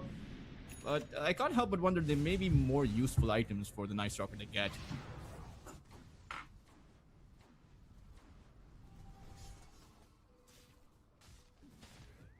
Kachao did finish the AC. He will not have buyback. Nobody on the Dire side has buyback here. And with 30 seconds left on the Aegis, Yovai does not seem to want to go siege high ground. I think they should have. I think they should have used those extra 2 minutes to do so. They find 2 courier kills. And Luna, at least he has the we are going to siege now. After the Aegis is gone, that's a... Okay. I mean, they have 10 seconds on it, and you can possibly take out this barracks. The only problem is there's backdoor protection because the Invoker, look at the Force Bearers, is just cleaned out the mid lane. So now you do have to go back. Shadow Fiend also does have the Flares Boya, so you know when he's gonna hit, he will destroy people. The big point, I think you're right, they should get Ghost Scepters or as many tools as possible to disengage from the Shadow Fiend. Especially when that break kicks in, man. 5 seconds is way too long to be stuck underneath the Shadow Fiend's right clicks. But Luna? I mean, Retsu does have a Butterfly. Supports, where are my sentries? He can at least fight. Supports, we need to deward that. Oh my god, that's gonna be a big mistake. They get the Luna out of position. Retsu wants to man up. She takes a ton of damage. Blast off coming in. Retsu pops the Satanic. The Techies will die, so will the Marcy. 4-step forward from your Y. Wants to melt the rest of the team, but the damage starts coming in hot from the Luna and the Invoker, and they find the Shadow Fiend. They didn't do it with the Aegis, and they get punished for it, and now Ethereal, he's the last core alive, turns around, gets the Night Stalker, but he wants to get away as his final support falls. Pastel is the one to get a triple kill. And you tell me, why did they not do this with the Aegis? And by the way, Ethereal gets hexed. Can we not see the fight recap as he dies? No, we cannot. Pastel finds the ultra kill. Why does he want to take out remote mines, Waxen? He was a big fan of the former techies, and he wants techies, old techies to be back. That's why. He's right-clicking on the mines rather than just going back. Like, I don't get it. This might just be the game here, but he also lost the gem. At the very least, it's going to be buyback. He lost the gem as well. Yeah, it's waveform going in head first towards that Luna. Shadow Fiend realized he's not strong enough. Underlord? Now Underlord? the Underlord. Oh, he's done. They find the Invoker though, and that is Pastel with a dieback, 4 minutes. And Retsu, he does have buyback, and he will probably need to use it as he has no mana, no TP chances, and no space on the map to get away. Triple buyback from the cores of Rune Eaters, but one of them will be on the sideline. Both the Underlord and the Invoker will be on the deck for 100 seconds, going for that toilet break.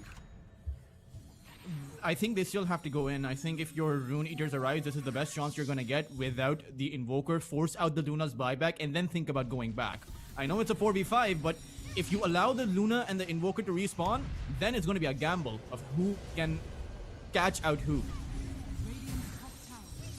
This tech is quite annoying, delaying a little bit of his death. He does have a buyback himself as well. Puck level 26, I forgot to mention. Went for the extra Warning Rift radius. Radiant's top tower is under attack. Radiant's top tower The problem is they can't actually. There's a tier 2 tower standing between them and Mega Creeps. So they can't get Mega Creeps. Taking down Alina Barracks doesn't really do anything for you because you still have a Luna. The only way to force this buyback out is to head for the throne. And Rune Eaters, I mean, they're gonna attempt that siege, but I don't think they have enough time. There is a glyph available, and they might just respawn. They ball back. 1-2. UI continues to siege. He's actually very cocky. Distiller, blink in, into 3. BKB turns around. Kachal takes some damage below half HP. Now, Retsu versus UI. Luna versus Shadow Fiend. Your fantasy dream fight. Who's the bigger, badder, scarier carry in the late game? We saw it. Well, they're both alive. And look away from him again! Going in, pulling the techies away. That would be a dieback from him, and he will get Force Staff, Reactive Taser out of there. Have to be careful. The Underlord's back. He has that Fiend's Gate, but the Invoker is also respawning. So now this game is on at a knife's edge now.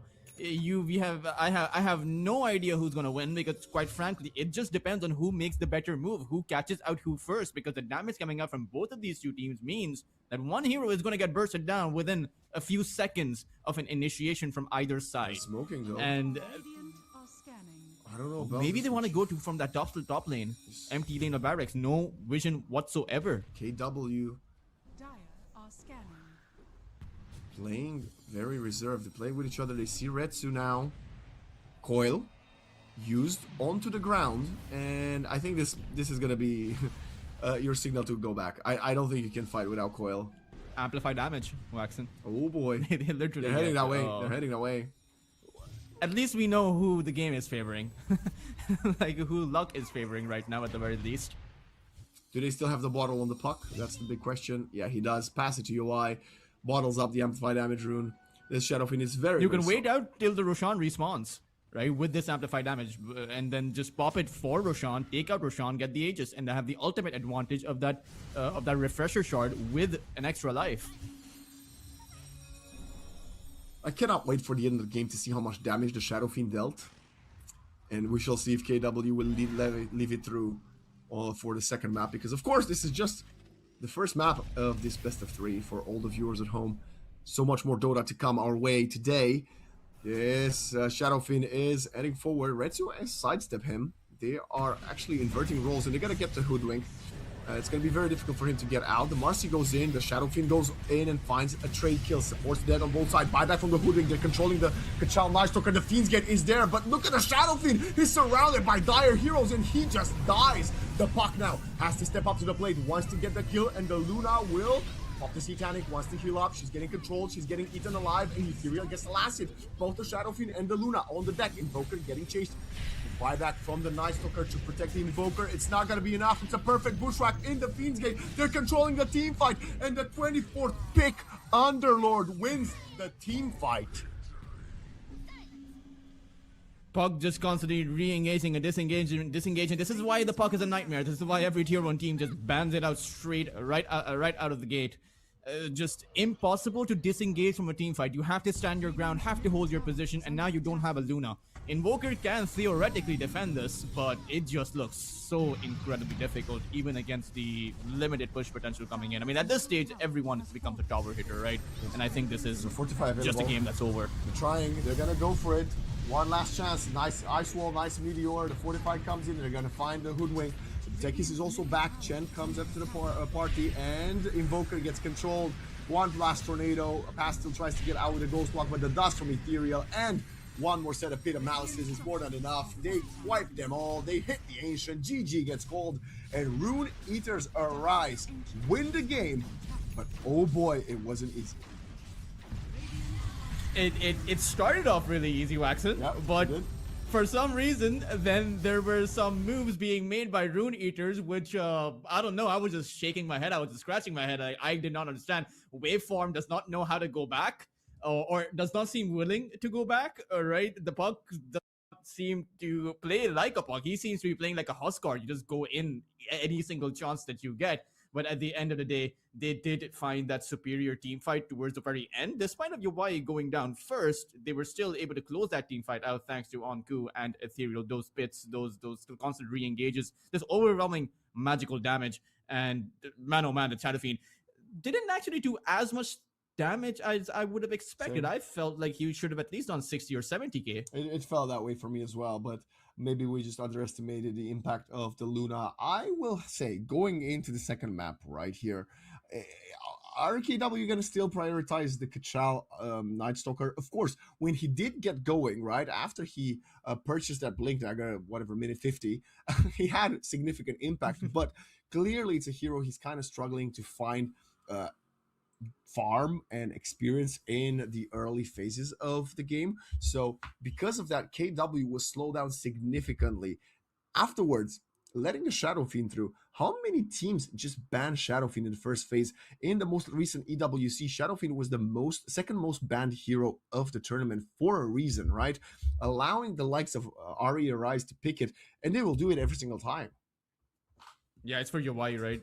It's the Yawai Shadow Fiend. If there's a Shadow Fiend available, they will pick it up for Yawai any chance they get. And speaking about Kachal, I do think that his Doom is amazing. Like, he has a really good Doom. So that would have been actually a fantastic pick over here. You Doom up the Shadow Fiend, you Doom up the Puck, or even the Underlight, like really anyone. So maybe they do go back to that. A hero that no matter what kind of lane he has, still has a spell that can change the dynamic of that team fight. But very rough start for I can't help but think, Waxon, had that off lane not gone so terribly, right? I'm not saying they should have won that off lane, but even if it went even, this game would be so different. Absolutely.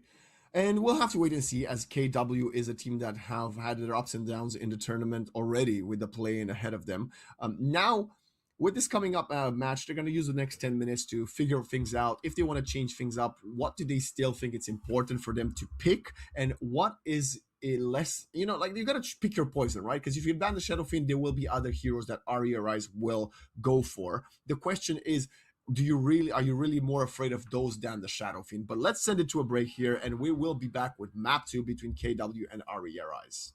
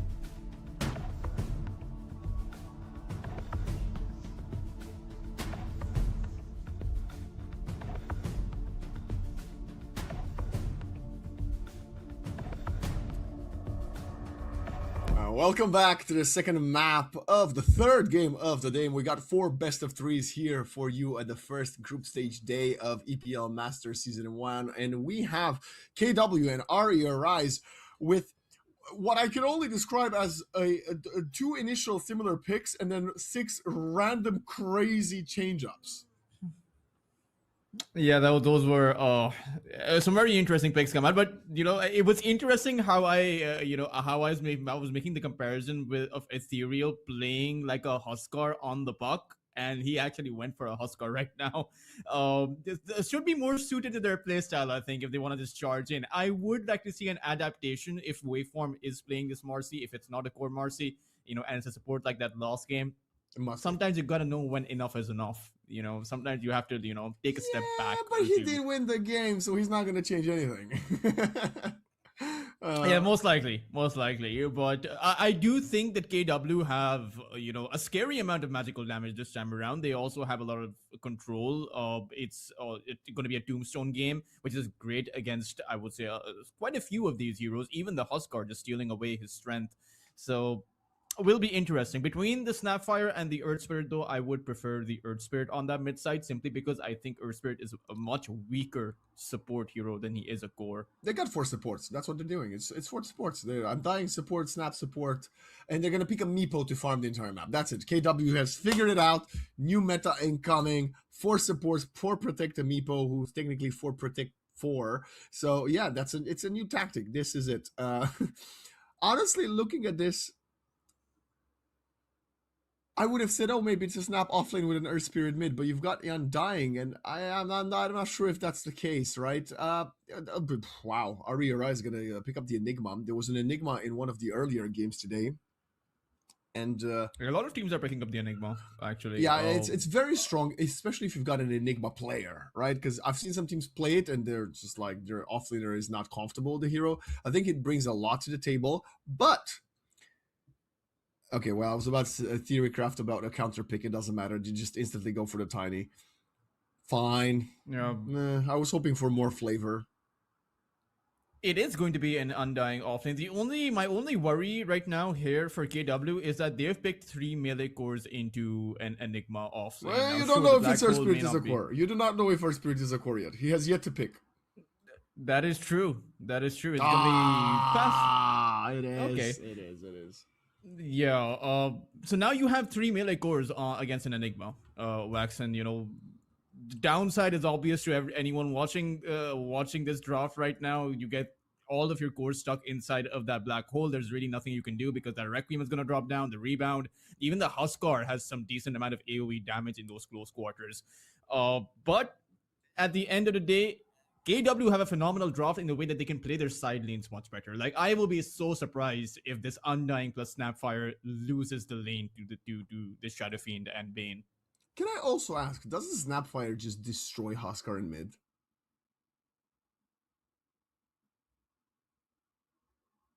Okay.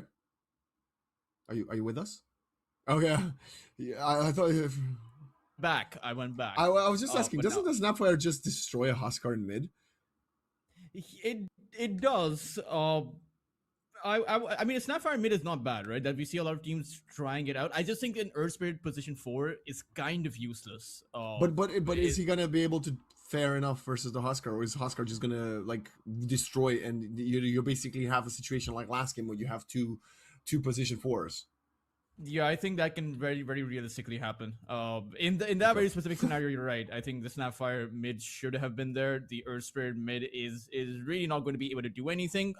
But you can still pull the creeps away from the Huskar. You have that rolling boulder, so you can get out at the very least. There are a few options available, not to mention you can come up with some fantastic ganks. Techies plus Snapfire, great with those rotations. You can take out the Huskar if you're able to kill him once or twice, because Huskar... Or you rotate yourself because you're a Earth Spirit, right? That's also something very possible, right? You prioritize you getting your early level 3 and then maybe trying to hit. Of course, you would prefer level 5 before going for those rotations. But looking at the draft, I find it so hard to, well, bet. I'm not a betting man, but like to predict against Rune Eaters now. They've got the Shadow Fiend that iterated game 1. They got a Grandmaster Huskar. And like you mentioned, this Enigma that is going to have a fairly good game. Like, what can stop the black hole? Geomagnetic Grip, Avalanche, Blast Off, maybe? Well, typically, your geomagnetic grip and your avalanche are going to be in the black hole. Because if I were the Enigma, I would prioritize the Tiny and the Earth Spirit, and both of those two heroes, Baxter, they like to go in, right? They're boxers. They want to get up close and personal. The Earth Spirit is going to rolling boulder in. The Tiny is going to blink in or use that Shadow Blade to get in, and that's going to be the opportunity. So realistically, I would imagine it's the Blast Off that cancels the black hole. But even the techies, even the Blast Off is an ability you have to initiate. So if Rune Eater's Arise play it patient, they will have the opportunity for the black hole, but patience isn't exactly something that I saw from them last game. Well, it's going to be a difficult one, right? But if this is the moment you've been waiting for, you are KW, you came in through the play-in, so you've already faced a lot of strong opponents to get to this point, and it's not going to get easier anytime soon if you want to go make it further, or, well, the distance in the tournament, as we sadly have a quick disconnect. Hopefully it's not gonna take a long. I gotta say, so far in the tournament, we haven't had the biggest tech issues, which has been great to see. Yeah, it's always been just a couple seconds, pause maybe at the start of the game. Yeah. I'm of the opinion that a pause at the start of the game is completely fine. Like at the start of the game, a draft is complete, right? You're 0-0. You haven't even walked out of the base. You can take a minute or two to sort out any potential Discord problems, any your mouse isn't working or the sound issue or anything like that. I think that's acceptable. Like I wouldn't mind that. But overall, a pretty smooth run as well, because teams are taking this a lot more seriously. There's only been one technical loss so far as well. So I do appreciate that from the teams, and just the fact that it's a lot more teams out there. Again, you had around, I believe, 12 teams come in at the play-in, 4 teams added in, 4 teams eliminated, and then 4 more teams that are going to come in. So it's a lot of teams, and I'm glad they're taking it seriously. There's a lot of money, man. It's a lot of money to have, especially as to win a tournament at the end of the season.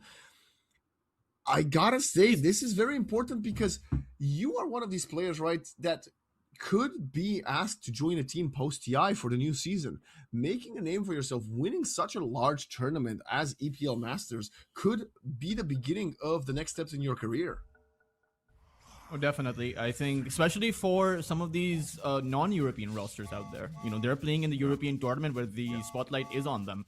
If you're Kachal looking to get back into it with a team like he used to be in with Winter Bears, if you're, for example, Parker over at Team JENZ, hoping to get back properly in the Tier 1 circuit, or Mikey even, who has played at the Tier 1 circuit with Nigma Galaxy. It's definitely was Nigma even Tier 1 when he was playing for them? Enigma's always Tier 1 in my heart, man. There we go. Yeah, there we go. The fanboy's out. yeah. I got it. I have it in for Sumail. I'm a hater since Kuroki retired as a player. I'm a hater. I don't care anymore. We'll see a smoke from Rune Eater's Arise.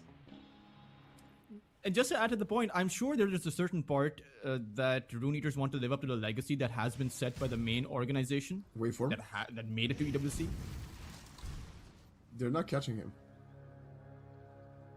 Yeah, they knew what happened last game. Like they don't want a marathon just to be able to get the kill. Well, this is a good point you're making though about the academy team trying to make a name for themselves, because we've got a precedent. It was maybe 2 years ago, it might be 3 at this point, where Navi Junior just fully replaced the main Navi roster, right? So they beat them. Yeah. I remember there was a Tier 1 event, and in the qualifiers, Navi Junior beat the main Navi roster to qualify for a Tier 1 tournament. I can't remember which one it was, but it happened, and from then on, they became Navi.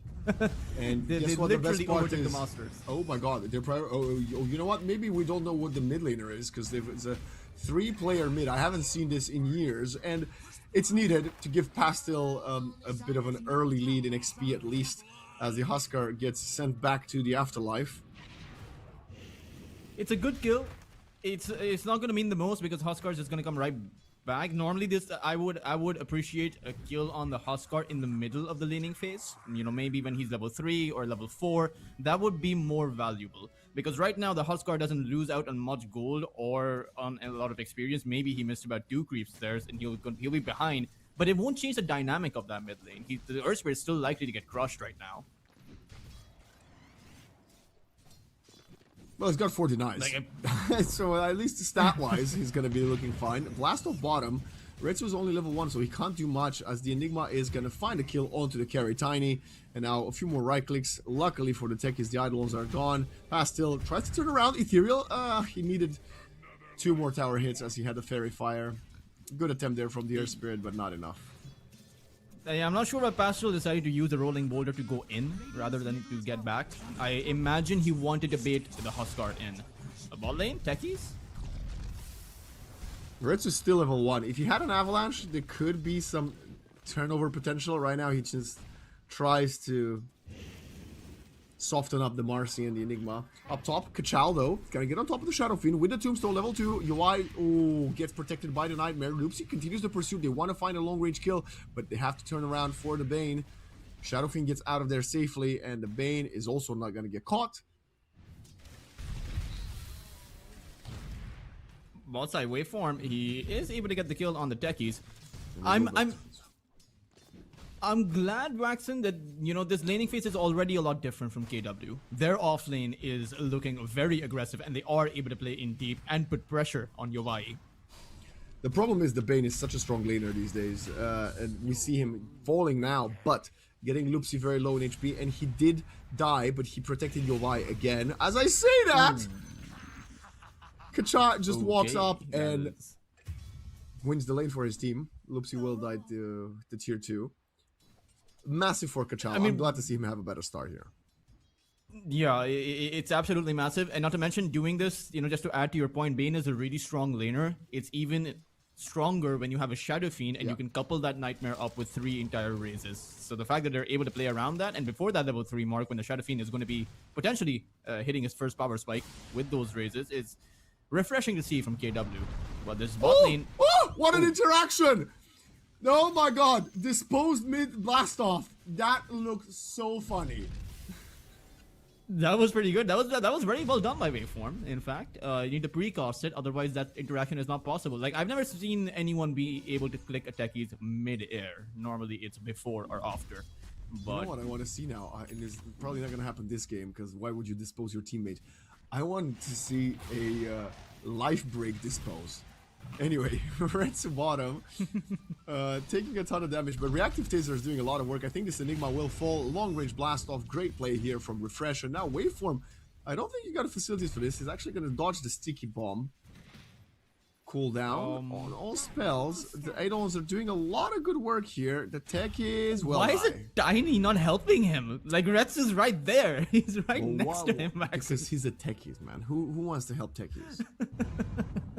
That is fair, but I could see a blue line on the screen that was Tiny's nickname, but Yovai again, his troubles have only started. Kachal pops the stick, walks away. 5-5. Okay, this is a very back and forth game. Yeah, get the kill in mid. Oh my god. No, Pastel, you did not just do that. It was the techies that enabled the kill. But fine, you know what? You can take the credit for it because you got the last hit. Speaking of multiple mid laners here, we got techies same level as the Earth Spirit. And higher than the Tiny. But to be fair, you know, it's working out really well for KW. Not just that top lane, but even on that mid side. Huskar is built on momentum, and if you can't get strong enough momentum, you're going to be pretty much useless as a Huskar or Retsu. I don't know about this. I know you're a Tiny carry, but I really think using the having a toss point there would have probably allowed him to survive, actually. Anyway, it doesn't matter. We go back to the status quo. Teams are farming both ways. This Earth Spirit has he's only 10 last hits behind the Huskar. That's not that bad, all things considered. Radiant's courier has been killed. Yeah, it's. I was actually taking a look at that, but the last hits have increased in the difference. But I think with the fact that Pastel has found the kill on the Huskar, there's no difference here, right? For around 4 to 5 last hits would give you about 200 gold, and he has that. So in that way, there's no difference. But Pastel, he's gonna run across UI and look for that first rotation coming in. But the rest of his team is pretty far away. The Bane is probably still gonna get caught. Oh, nice blast off. I didn't even see Refresh come here through a twin gate. He's so far ahead. This tech is almost the highest level hero on the Radiant side, which would make him the highest level hero on the map other than the Huskar. They're gonna find a second kill. It's him with a double on the techies. Luckily for him, he gets sidestep as they prioritize the jump onto the Earth Spirit, dispose onto him. Can Pastel go for another stun? It doesn't seem likely. The Marcy has a zombie on her tail now. Loopsy can just continue to get chased. Another life break onto him, and it's going to be a double for the Huskar. Techies going for many right clicks. Kachal finds the dominating spree. Now the reactive taser is there. Turns around onto the Huskar. The Shadow Fiend is there. Techies does not want to die to UI, and I think he's going to get his wish granted. Although, you know, dying to the Huskar or the Shadow Fiend, it sounds equally awful as Kachal gets sacrificed to another long range kill. I'm afraid. I'm afraid, Waxon, that's not worth it for KW. They lost 4 heroes there. Huskar got a triple kill, and to make matters worse, to put in that insult to injury, that Shadow Fiend, he got a dominating streak. So all the times he was dying, suddenly now he's back at the top of the net worth. Magnetize will be used here or onto the Enigma. That is the position 3, who just walks away. And great TP back to Fountain. Your carry will die. The Air Spirit, good kick, roll out, but Ethereal still on the chase. Pastel with only 2 points in Rolling Boulder. He could get caught. This pose is almost latching onto him. 3 more seconds cooldown. Pastel taking a lot of arrows onto him, but he gets out. Barely. Now that was great. You forced a TP and you sacrificed your carry for it. Sensational work. Oh, and you know why he gets another kill here? The Techies has to carry. Look at the net worth. Look at the net worth. Yeah, I feel like this is, again, such a fantastic start for KW, but they just couldn't keep up the momentum. I feel like they doubled down a bit too hard on that top lane, and that cost them. Especially with the lucky Arcane Rune came in with Ethereal, right? His life break, we saw him just use it back to back, just constantly. It's awkward now, because now you've missed your timing. This Undying Tombstone is not as strong when UI is this far ahead now. Oh! Oh! Bottom, it's the tiny Indian dying. Can they turn around? Loopsy is there, but look at the team coming in. The cavalry through the twin gate. 4 dire heroes here on the bottom side. Kachal, those does man up, but DK onto 4, he is very beefy. He's got a lot of HP. Rolling Boulder misses, but the pursuit will continue, and they will find a second kill onto Waveform. Ethereal, very slow on the low ground. We have an urn on top of him, and I think the long range blast off is going to be enough. And what a turnaround team fight. Back and forth we go, but KW prevails as the Bane shows face. They're gonna go for the Bane up on the high ground. Can he hide? He's getting scanned. Can we see the action bottom on screen? That would be great. Bane is still there. Okay. I think he's tucked away safely. He doesn't have a tele. No. Oh, they caught him! They caught him! Pack still got him. He's gonna roll in. 3, 2. No, he doesn't need to roll in. The cookie's gonna be there, and it's gonna be 4 dead for RE Arise. Yo, why? UI shows up to the party as well. So does the Enigma. Okay, this is the longest team fight ever. The proximity mines, the blast off. So much damage. The Shadow Fiend gets caught by the scatter blast. It's another triple kill. Almost an ultra here for the techies, but it's going to be allowing his mid laner to find a measly kill. 7 dead in a row. What is going on? Oh man, I mean, I they walked up again. They just it's again that brute force mentality that we're ahead, so we can just walk up to KW and take them down, and KW can't do anything about that. And you're walking up high ground against a Techies who has that level 6. You know the Techies is pretty far ahead. He's the highest farm support. In fact, he's more than net worth than the offlane Enigma at this point. And for Rune Eaters, you don't have your ultimates up. You have a Shadow Fiend, and he can, you know, there are 2 options for you. Farm up on the Shadow Fiend or take awkward team fights, and somehow, for some reason, they're choosing the latter. By the way, Ethereal just dies here. He's got a shield, but it's deceivingly low. And yeah, he's just gonna lose his life. I know it seems like he's surviving, but the armlet toggles are not gonna keep him alive long enough. Forces out the tombstone, but it's another big mistake from RE Arise. They go for a and tiny. KW are This is a relentless fight, but the Avalanche is now there, and if Eretsu has a toss, he does not. Dispose gets wasted early, and no stun from the Enigma for a second TP out. Oh boy. Pretty well done for... I mean, a Tiny getting out is great. The Huskar dying, this is Rune Eaters who had the opportunity to come back after the Huskar died twice in the laning phase. But now it's a 2,000 net worth advantage for KW. And for Rune Eaters, they don't have a choice right now. They can't play aggressive with that Huskar, especially since Onku has had a terrible game. And your Huskar doesn't have the kind of farm that he needs. He is even in terms of net worth compared to an Earth Spirit. And there have been keep 8 in mind, kills in a row that have just all gone in favor of KW. keep in mind, it's only going to snowball. Like if you force the issue on Rune Eaters, it's only going to get worse because that Earth Spirit Bastel has that Spirit Vessel built up. So your Huskar is really not that strong. No, I think this is going to be a very difficult next 5 to 8 minutes. They catch UI again. Undying on top of him, and this is one of the strengths and one of the reasons why we see Undying be played as an offlaner. He's second in net worth right now, and he's got a blink. This is the way to build a hero currently. He actually TPs all the way to mid. He wants to go for more action as he does have the tombstone available. Smoke up right away. They have the kisses from... No, they do not have the kisses. Wait, when were the kisses used? Anyway. They go for the bait though. I mean, this is a pretty simple kill.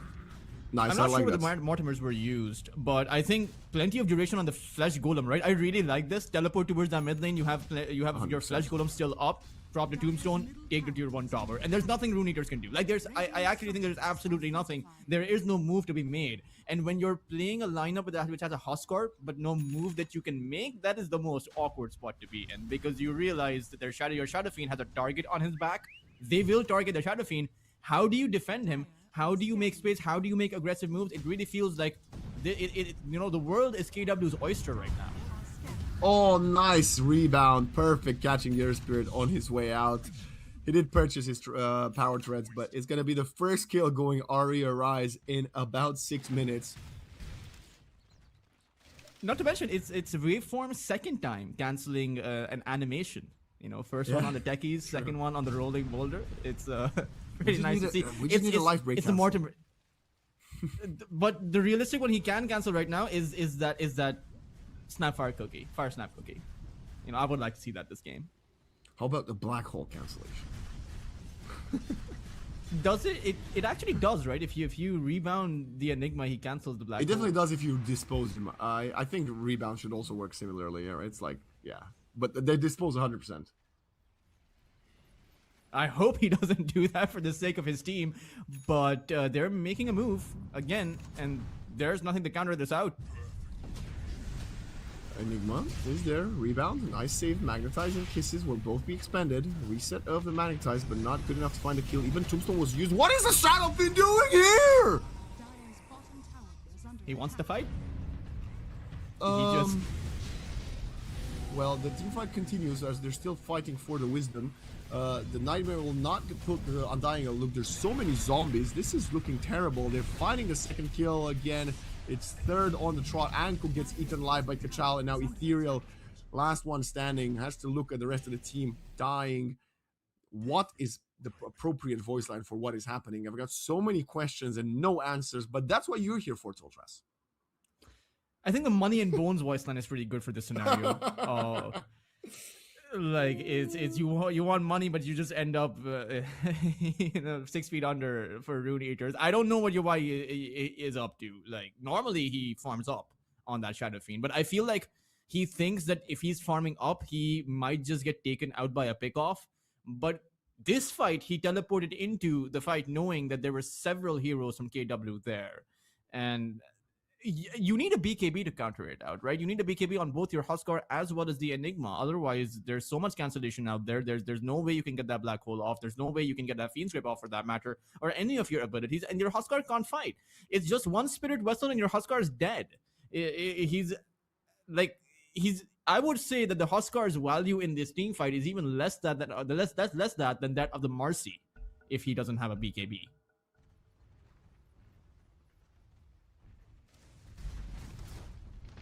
Alrighty.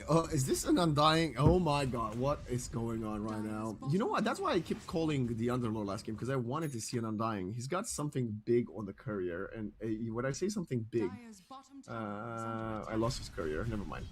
Yes, there it is. It's the Chasm Stone. Titani also has his Blink Dagger, realizing he needs to stay online as much as possible to keep up with the fact that his team is very much getting involved in his way of scaling now.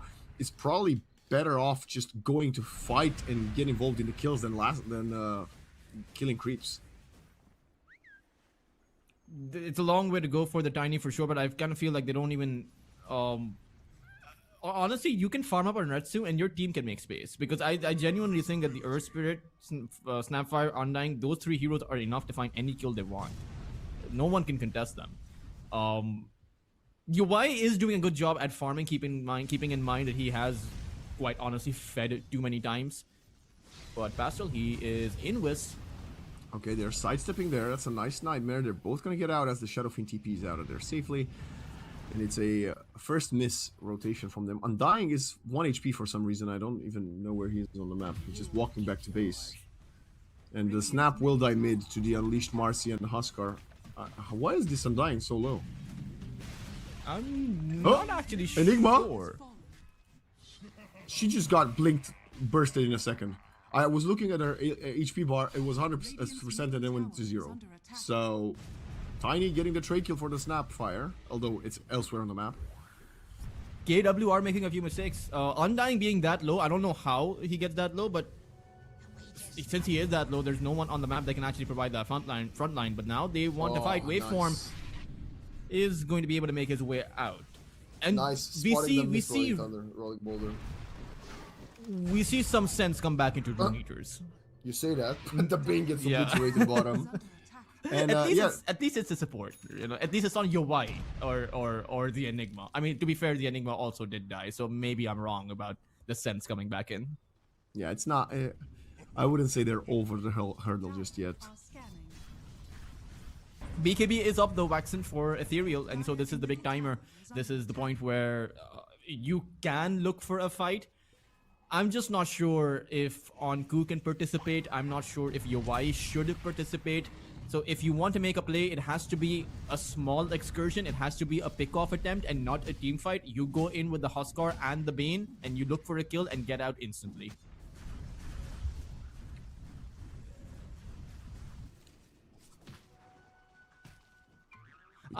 First for a waveform. That's an interesting choice considering how far, how underfarmed he is right now compared to first game.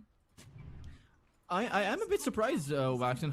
Like, you know, this Earth Spirit's farm, it's not as if he's had a bad game. He's 3-3 and 12 assists, right? Sure, assists is less now. Catch top. As a Snapfire, he's dead.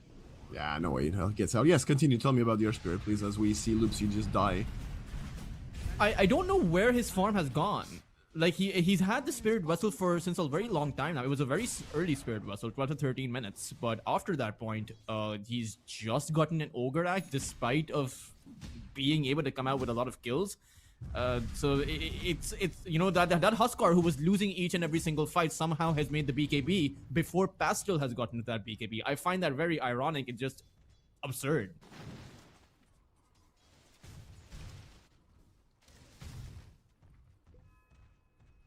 Radiant's top tower is under attack. We're about 90 seconds away from the Tormentor spawning. Both teams would love to get their hands on them. Pastel shows face mid, kills the wave, rolls out. As his Tiny is in the vicinity in triangle, but so has the Huskar invaded the Radiant triangle. Both teams kind of on each other's side of the map right now. The first one to find an objective is going to be RE with a tower top, but Retsu and Kachal get the trade kill onto the Enigma. What do you prioritize more now? Is it map objectives or core kills? That's the question. I think you attempt to force KW back so that it don't go Roshan, but they're going Roshan.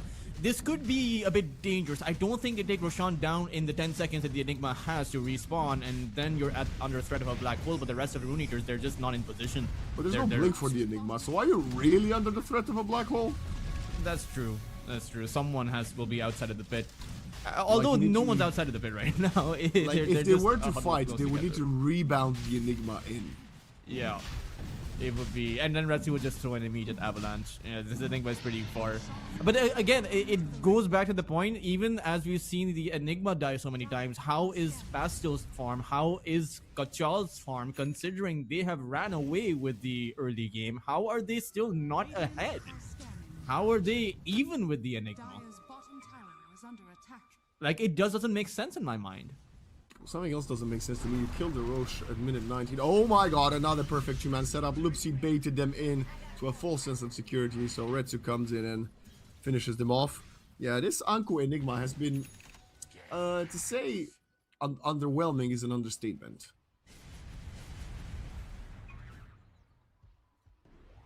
Dire's bottom tower. But there we go, tier 2 Siege, Fortify from RE Arise.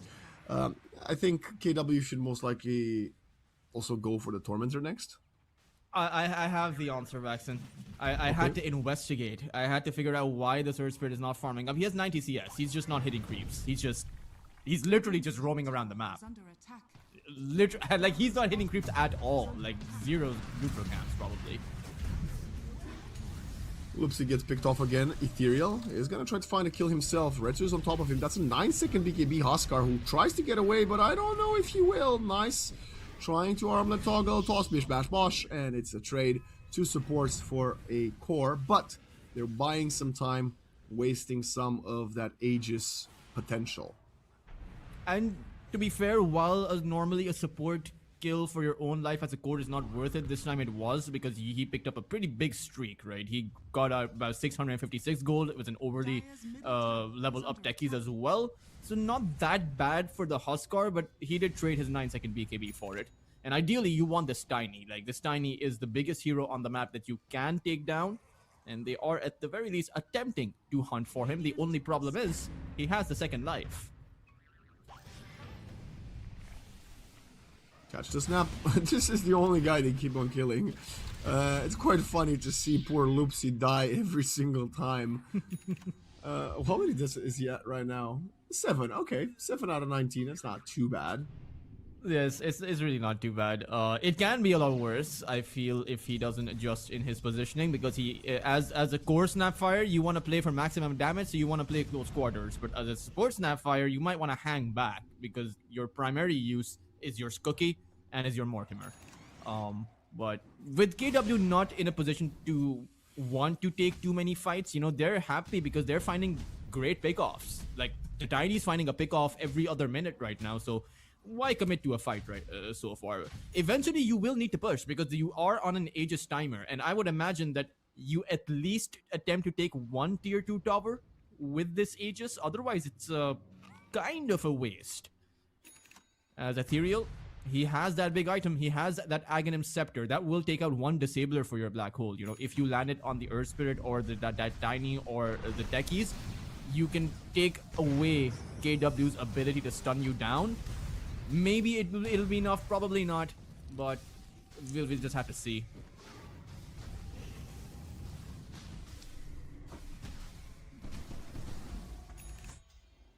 Okay, Pastel. Pastel? I'm sorry, how? What the hell? How did he get the shard? Snap purchased her own? Well, Wait, Snapfire has a shard. The techies doesn't, so I would have imagined it I would have guess worse just the techies. got it over. Well, it's not the best shard for a core Earth Spirit. I think you would have much rather prefer the Undying to get it, if anybody. As I'm also surprised. Can you pull someone out of the black hole? No. Radiant's top tower is under attack. Dire's middle tower. I want to say no.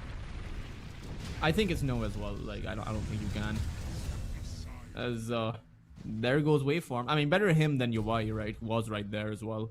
So this is a small consolation prize because you're also giving away your tier 2 tower. I think with 1 hero dead and with the Aegis up for about 30 seconds, you should look for at least 1 tower. I will be very surprised if they don't go for this, and they don't go for it. Dire's Like, bottom tower is under not sure why. Like, where is the big threat? Like, what is their threat assessment, and how are they coming to the conclusion that they can't take a tower out? Well, they're gonna find KW is gonna find the tower in mid.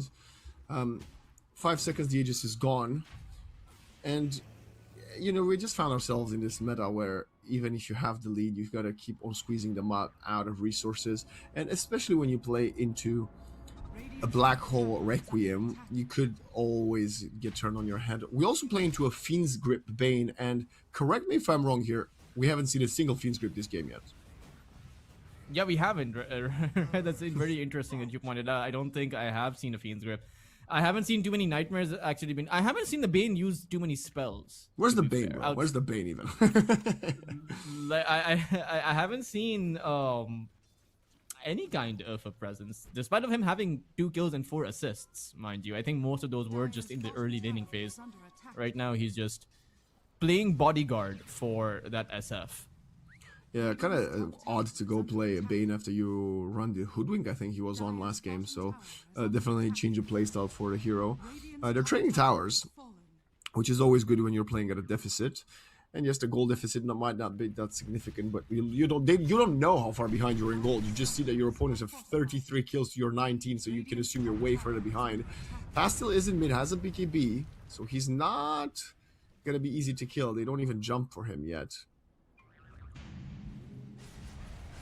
I think you do have to respect Ethereal's Aghanim Scepter somewhat. You also have the Enigma Anku who has the BKB. It doesn't have the Blink Dagger, so we may actually have to see that, have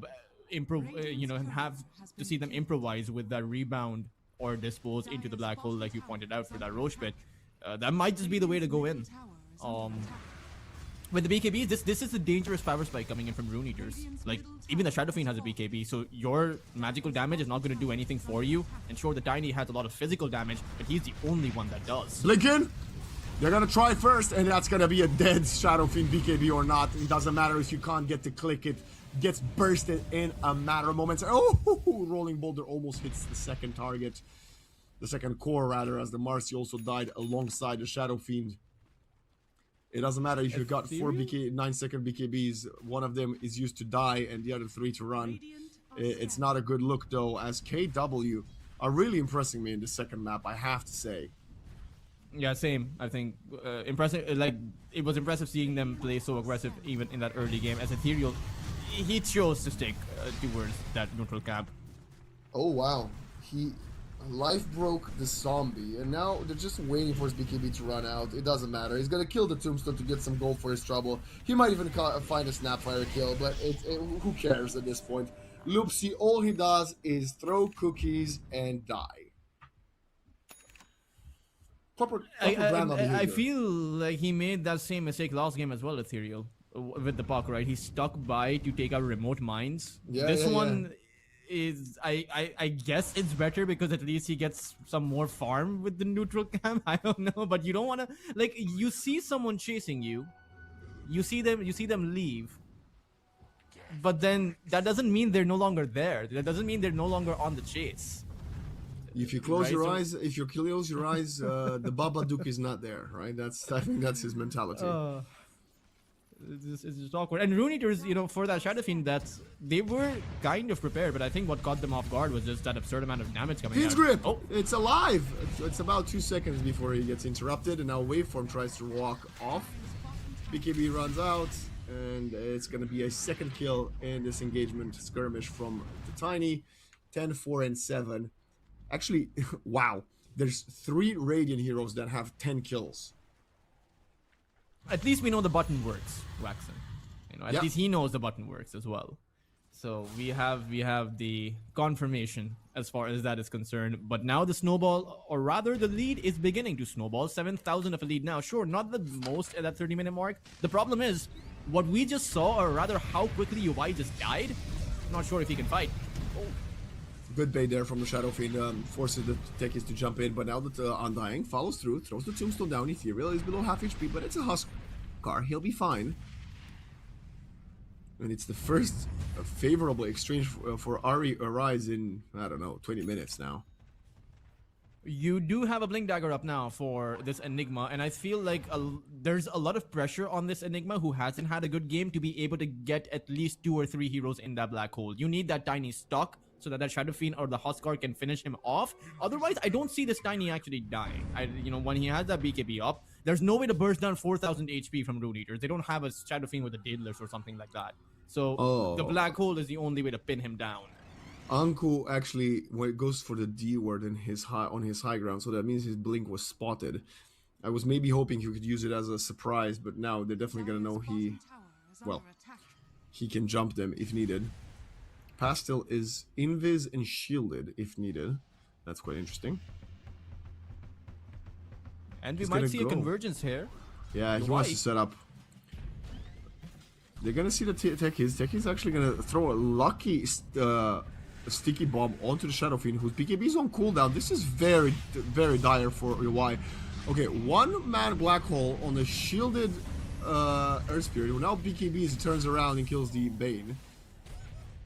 You sacrificed your Bane and your Blink Black Hole to save your carry. Great! And 2 or 3 of your BKBs. Yeah. The only reason the Shadow Fiend did not use the BKB was that it was initially on cooldown. Exactly, it's so true. And I don't know, where's the communication? Like your Enigma's going in. I assume your Enigma is telling your team that he's gonna go in. And then the rest of your team is saying, that they're gonna go back, and then your Enigma is like, all right, I guess we're going back, and just BKBs and TPs out. But where is the prior communication? Where is the sequence of events that you're planning out? Like, as the Shadow Fiend is walking up that triangle, what is the plan there? It really doesn't feel like it's solid. No interruption with the rebound this time. Satanic is ready for Ethereal's Huskar, but they're losing Roche. It was a very quick spawn, I think. Was it? No, never mind. It's a pretty long spawn. I think they killed first Roshan in minute 19, so the longest respawn.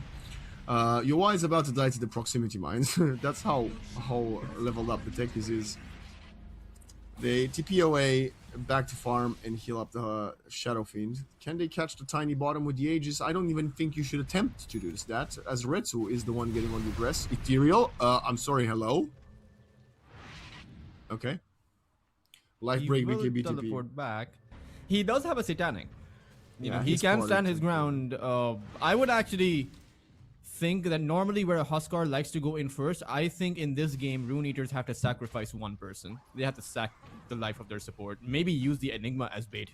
Who knows? But the Huskar is most of their damage output, as UI can't hold his ground. Well, they sacrificed the Bane. I don't know if that's what you meant by it. Oh, jump in. They're going to sacrifice the Marcy as well. All right. There's another 40-second cooldown. I take responsibility for this. Another 40-second cooldown on this Enigma. Fortify is not going to do anything other than delay, because the banner is there protecting the creeps. And this is at least one set of cracks. Yeah, that was... I take responsibility for that. Like, I should not have given them any ideas. So just the mere mention of it on cost is too much for Rune Eaters to handle. That's why you're the coach, man, right? You were telling me before, coach style.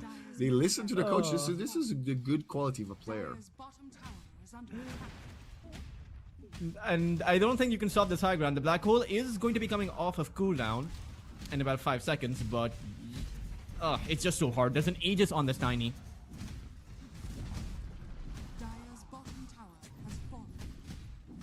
And what damage are you doing to the Black Hole? That's the problem.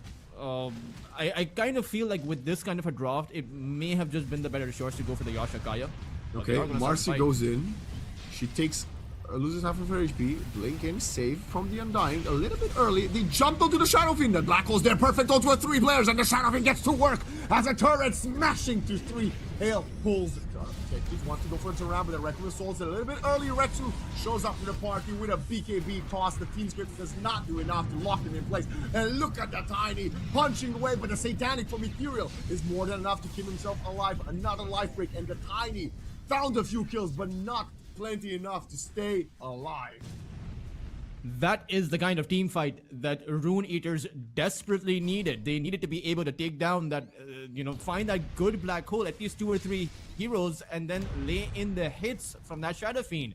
That was slightly lucky by them because KW did group up and they should have expected that black hole timer. It was used before Roshan got taken down. So much time had passed that it would only have been reasonable for the black hole to be off of cooldown. And they, I think, overestimated Rune Eater's ability or tenacity to actually take a fight for that second barracks, because when you push high ground, you take one lane of barracks, that is a sacrifice that teams are willing to make. But when you go for the second lane, then teams start to think that, hey, maybe we can't give this one up and maybe we have to go for a defense even if we're behind, and somehow it works. It was also Ethereal that dealt most of the damage in that teamfight. They probably overlooked his damage as well. 12,000 damage in that teamfight was from this Huskar, who is now the second highest level hero on the map, right behind the Tiny. Speaking of high levels, they're gonna save their low level supports, as this Marcy is trying to get really cheeky with it, but the BKB, her running out means she will get caught, but she did pick up the Shrine of Wisdom. Level 19 Marcy, not bad. Also has another fire and the BKB, so... Yeah, she also got rich after that team fight. And so has the Enigma, by the way, who has the full Aghanim Scepter, my god. Yeah, I think if you were to get to a refresher, this game could potentially be in the hands of Rune Eaters. One lane of barracks is not that much. You know, it was the momentum that KW were coming in with that looked really scary. But with how much gold they've given away, with how farmed up UI finally is with this Daedalus, eventually he'll get to that Satanic. He already is, or rather, I think he'll hit that 25 at the same time he gets his Satanic with the amount of farm he has to get. And they do have options. Tiny? Sorry, it's the Undying man, rather, who's gonna pop the BKB. Kachal tries to man up, tries to heal up. He's very optimistic there. Lupsi also dies. So right. it's yeah, but that's what he does. It's just his shtick, you know, it's his gimmick. Yeah, Lupsi's death is okay, I would say. You know, Lupsi's death doesn't make me concerned, but it's the Undying who's now dead, and it's KW who are still playing aggressive. Right, they're not falling back apart from Pastel. They're still hanging around. And they're hanging around Waveform. Yeah, you know dead. Waveform. Okay, wait. Oh, nice attempt there. He's dead. Yeah, I mean, three things are certain in life: death, taxes, and Lupsi and Waveform somehow being out of position. Just kind of clear. While the rest of the team is, you know, grouped up. Like, clearly they want to play together, but Waveform is like, I got this, guys. I'm gonna push out that tier 2. And I suppose it makes sense. But I suppose it does make some kind of sense. Your high ground is vulnerable, so you want to keep your tier 2 up so you can't get mega creeps course, or KW can't get mega creeps down. You know, in one Nightmare push. And guess who dies? Guess. Just don't even look at the screen. Tell me, who do you think died? Lupsi. Yeah, of course, Lupsi. yeah, he just respawned. At the end of the game, And the only reason I didn't say Waveform is because he's already he's dead. already dead. Yeah. 5 and 12 and 4 and 11. These two guys are one-upping each other. And Anisan has died a lot on the Bane as well, but a lot of his deaths was very early on. So at the end of the game, I'm curious how many minutes were these two guys actually dead in this game. Dire's top tower is under attack. Also, I have to say, Kachal going for because he had such a great start, he went for a different build, prioritizing the Shivas before the Shard or the Scepter, and it looked great. I think the problem with that, one of the reasons you do have to rush the Shard after the Blink is obviously to provide a save earlier, and the second reason you have to rush the Scepter after that is because it just helps you as an Undying to accelerate your farm. I do think that at a certain point the Undying will scale off, regardless of what kind of itemization he can go for. Aghanim Scepter is definitely, of course, the way that he is a very powerful scaling tool, but I think that what the offlane comparison offers on the other side is just overwhelmingly in favor of Rune Eaters. You know, that we're talking about the comparison between the Flesh Golem and the Black Hole. And no matter how well you build the Undying, he's never going to be able to overcome the gap of that Black Hole and what that brings to the table. Radiant's bottom tower is under attack. Dire's top tower is Smoke from the Dire boys. UI almost level 25. Retsu is only Shadow Bladed, or Silver Edged rather. There's a nice Sentry Observer combo in the mid lane. I could spot that. Smoke now from the rest of the team. KW, 9 of the 10 heroes are smoked up. Dire's top tower. But look at the BK buybacks. There's only one on the Marcy. Nobody else has it. The Techies could get it, or so could the Tiny.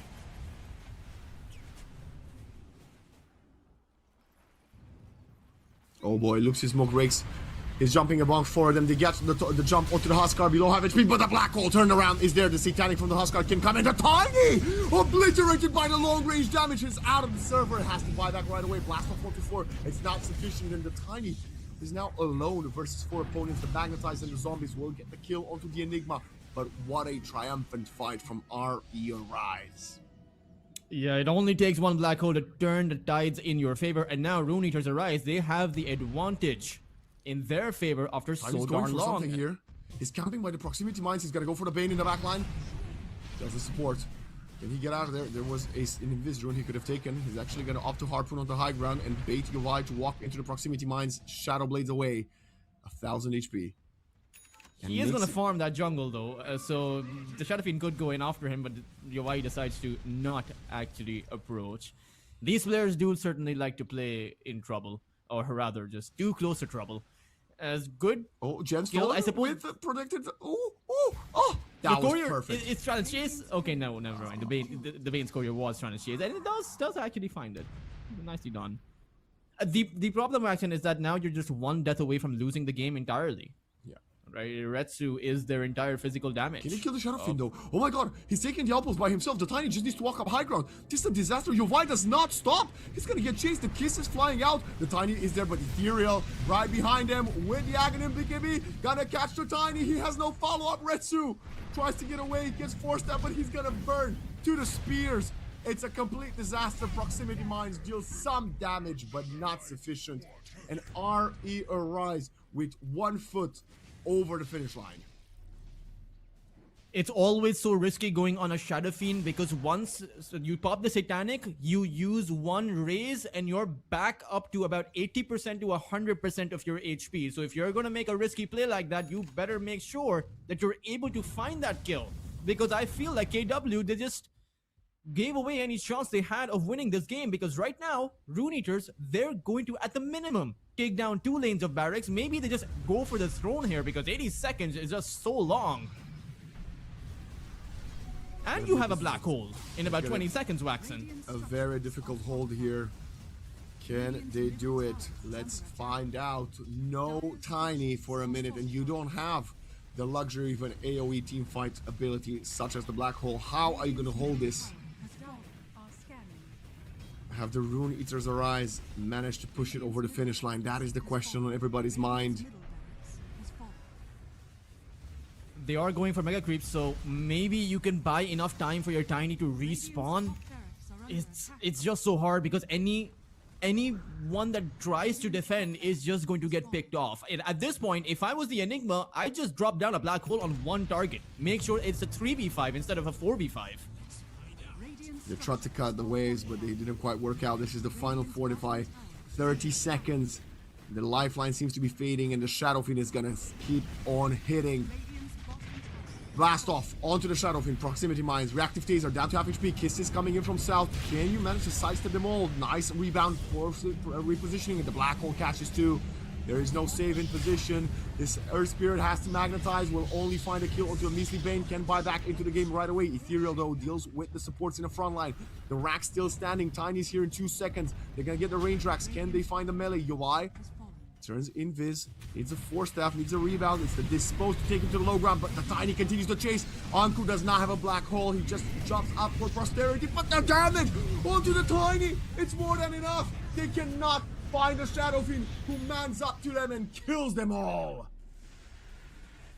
And I think that's just the game there.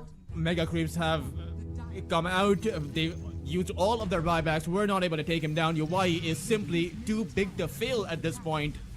It's 1 Satanic and everything just changes. And I have to say, as bad of a game as the Enigma has, at the end of the day, he makes up for it. Anku, 1 singular black hole, turning the game around at that very 1 position over on that bot lane. Had that not happened, this would have been KW's game, and we would have been heading to a game number 3. But man, oh man, that was a fantastic play he made under probably so much pressure, because I'm sure his team was also thinking that the black hole is the only way they find a comeback in that scenario.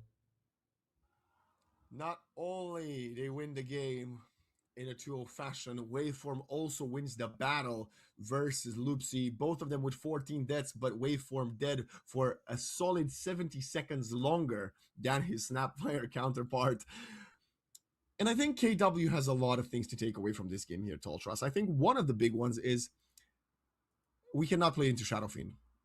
Honestly, this game was effectively lost because of the Shadow Fiend. There's an argument to be made that even last game they would have won if it wasn't for the Shadow Fiend, as KW has played impeccable Dota. Sadly for them, they always end up in the same position. Also, huge shout out for Ethereal's Huskar. He fell off a cliff tremendously in that mid game, but somehow, some way, stuck to being relentless, got so much farm in the jungle, and then was one of the key components of that comeback at the end. Yeah, each and every, I would actually say that everyone from Rune Eater's Arise, they had their redemption arc of this game. Even Anisan, who wasn't really a factor on the Bane for the majority of the mid game there, he did come out with some decent fiend drip towards the end. Ethereal, like you pointed out, he came up with a comeback. Onku came up with a comeback. And, you know, Waveform, he was doing his thing on the Marcy, but he does have plenty of damage, right? 25,000 damage dealt overall in the duration of that game, as much as the Enigma with the Black Hole and the Scepter. So everyone did participate, but Waxen, I will point out that Rune Eaters, they made, you know, it wasn't a clean game. They made a lot of mistakes. And against some of the better teams out there, these mistakes won't be forgiven. Like, other teams will punish them really hard for this. Yeah, this tournament is a marathon, and you were mentioning time and time again, if you want to actually get into the prize pool, you got to break top 6, and there will be a lot of teams that will not be making those mistakes. I'm just looking some of them in the group stage, not even talking about the playoff seeds. You got the likes of Ibris, Amaru Gaming, Team JENZ, of course, and they're all in this group. Level Up, even PogChamp or Team Boldo Zero Tenacity. Those are, what did I say, like 7 names that will probably be playing a little bit cleaner than RE or ICE. But you know what is lucky for them now? The luck for them is that they've actually managed to kick things off with 2 2-0 victories, including versus PogChamp. So they have kickstarted off this group campaign very, very successfully. As if they can defeat 1 or 2 of the other, top seeds in this group, they will be in with a shot to make the playoffs. Yeah, that would be pretty good. I mean, they must be feeling very good about themselves. And at the end of the day, in a game like this, you brush it off. You go to sleep or something, or just have fun. The next day, you take a look at the replays and see what you could have done better. And I do think there's also going to be an element of Rune Eaters Arise where, as they play against some of those teams, like you pointed out, some of the bigger teams who do play more consistent and cleaner, then I think Rune Eaters Arise are also going to play a lot more careful. I think there may have been an element over here where Waveform was playing incredibly ambitious and incredibly aggressive because they felt that they were just maybe the superior team. With that being said, getting 6 points out of these 2 first matches is going to be very important, because that means you will be able to maybe get a map here and there, victories, even if you lose the series, but you will have the buffer of getting 6 points from these 2 matches that some could argue were the easiest you will have in this entire group stage. Whereas if someone like the likes of Level Up or Team Bold drop 1 map to KW or to PogChamp, they will find themselves below you, even if they directly beat you 2-1, right? So we're going to get into this format yet again, Tall Trust, but we can talk more about format after an extended break, because this is the 3rd game of the day, but we have 1 more best of 3 series coming your way at home, ladies and gentlemen, and that will be, of course, JENZ versus Syntax. What a hell of a matchup that will be. I'm so excited to see how it's going to go, and we will see you in about half an hour for that one.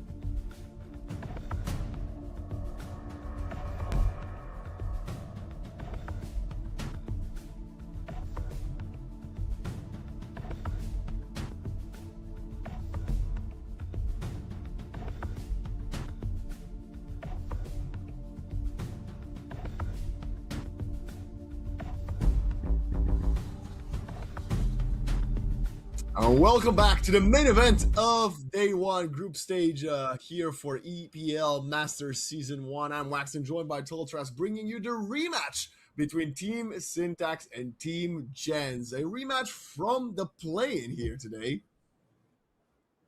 Yeah, it's going to be a very interesting one. I happened to cause that series. It was fantastic. I mean, Syntax and Team JENZ going at it more than, I believe, 40, 50 minutes. That last game, although I will say, Wax, there's the point at which Parker loses his patience. In game number 2, he literally he died. He bought back immediately, came back into the roach fight, just took everyone down, went for the throne, and ended the game. And he tried the same thing in game 3, except Syntax at that time managed to take him down, and then they found a comeback to eventually win the series. So it was one of the most fun series to cover in the play-ins overall for me. I can imagine, of course, as we have two rosters with a lot of potential. I have to say, though, Team JENZ are, in theory, the more experienced roster, of course, with the likes of Noob and Parker on that roster. But I myself, I'm not shying away. I am a huge Syntax fan due to GZ and Stoic, the two Turkish boys I've had the pleasure of covering multiple times, especially in the last couple of years, and they're both incredible. So I like to see them paired up with Lenny and Mikey, as I'm not that familiar with Emptiness. I think I've only seen him a few times. So a roster with an org behind them, right, already, unlike Team JENZ, who are probably either I was a bounty hunter group in this tournament looking for a bigger, better opportunity next season, or maybe even an org if they gel well together. Yeah, definitely. I think I recall a post by Parker suggesting that he really does want to play Dota. So, and he's already proven himself. Noob has already proven himself at the very big stage. And then we have the likes of, an offlane like Russell, who is very stable but has yet to make it towards some of the bigger stages out there. And over on the other side, it's very interesting how I, for the past 2 or 3 days, I've been casting Syntax in the morning as they're also competing in Southeast Asia, and then at night I'm casting them in Europe. I practically seeing them on the same server every single day. But Lenny, like you mentioned, new representation coming in from Turkey. I was a huge Team Turkey fan in the Esports Nations Cup qualifiers. I was watching their matches. I hoped that they would make it, because Turkey, you also cover Counter-Strike, right? Yeah, of course, Waxen? of course. So yeah. Turkey is big in esports. You, of all people, would definitely have a better idea than me on that. So I can't wait for a Turkish roster to come out and take the Dota 2 scene by storm. Yeah, no, they are incredible country with so much potential, and of course they have a lot of players. Lenny is mostly historically played as a coach, so it's fascinating to see him actually take the reins and step in the role of actually playing with the boys. I'm actually, I don't think I've ever actually seen him properly play, so I'm gonna be properly judging his performance here, as I am more familiar with Dingo and the GTI as the cores from the Turkish team, of course. But things change, people adapt, people move on, and it's good to see that they've got a bit of a backup, right, to join them in the frail of things. Of course, another one of these Turkish cores, Kurt. It might be someone you might be familiar with, Kurt and Kelly.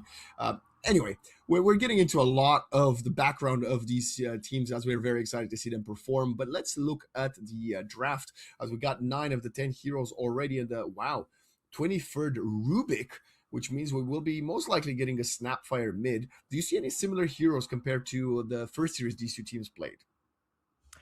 I see. I mean, Syntax obviously having that Lina is a hero that he's played before. Russell on the Centaur. What I do see is that JENZ taking away the clockwork, because Syntax with that very clockwork, I believe it was GZ or Stoic, either one who was playing it, and they wiped the floor with JENZ in that game number 1. It really seemed like JENZ struggled to do anything there in that very first game, but it's also interesting how Parker is playing the Templar Assassin. I don't think he has played this hero so far in the tournament. I could be wrong about that, but Syntax, they're also going away from their carry, right? They like to play the Luna, or rather even the Necrophos, and neither of these two teams are actually going for that. We do see them pick up the Darkseer, but again, it's not a lot of similarities. I will say that, like, outside of a few picks coming out, it's not a lot of similarity. In fact, it's Mikey on Syntax who does play the Snapfire, but Noob also has played it. And to be fair, Noob has played fantastic with the Snapfire. He has dominated teams in the play-ins through that. This is going to be a very, very highly contested matchup here between these two Titanic teams.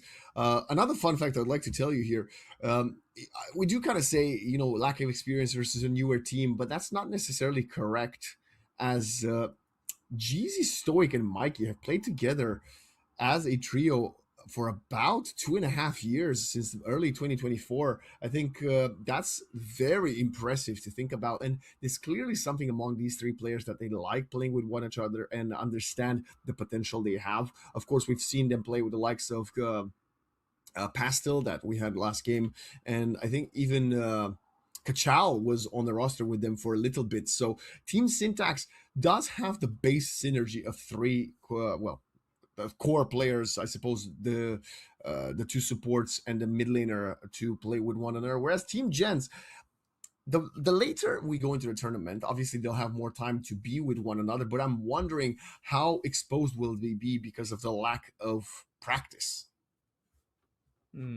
I do think that JENZ rely more on their star power, specifically in their games. It kind of really seems like Parker is coming in as the individual difference maker as far as the carry to carry matchup goes. Noob is carrying the team on his back as far as the mid lane matchup goes, and Noob has proven himself to be a fantastic mid laner. Back when Enigma Galaxy switched him on that mid lane, there were Reddit posts constantly praising Noob on how he is playing so darn well on the role that he had not played in quite a while.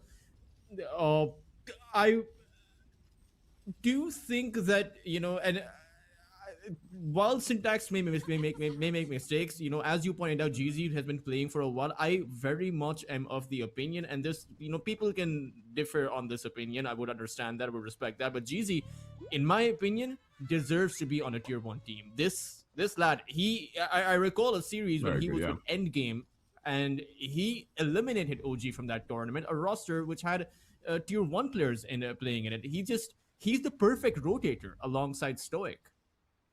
The problem is, though, you've got the other side, which has Jing, one of the most fun position for players to watch. So, this is going to be a highly contested game. I think that's Parker.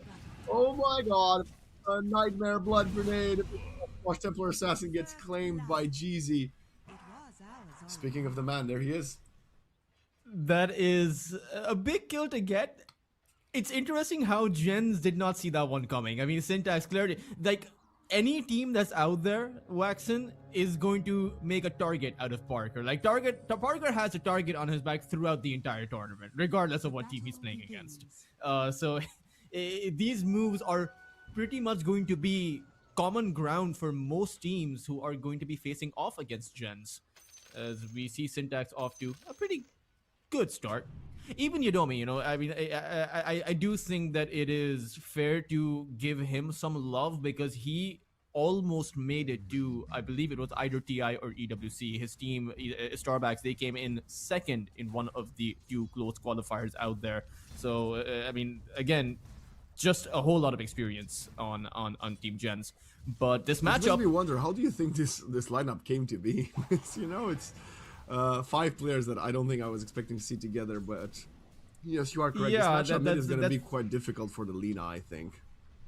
That's actually a really good question. And to be fair, I think for some reason there's this harmony between Southeast Asia and South America. Like, it's not the first time a Southeast Asian player has played with South America, despite the geographical difference there. I mean, Nemesis, they came in with a South Asian player. They kept their C player even as they were forming a South American roster. We're seeing this more often, and I think that adds in a lot of spice. I also think there's a bit of similarity between these two regions on the playstyle, right? It's just hyper-aggressive playstyle for both C as well as SA.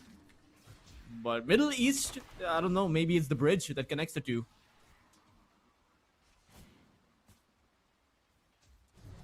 We were seeing Parker and Yado pursuing JENZ. Nice arrow to slow down the clock from getting on top of him. Emptiness on the Starks here.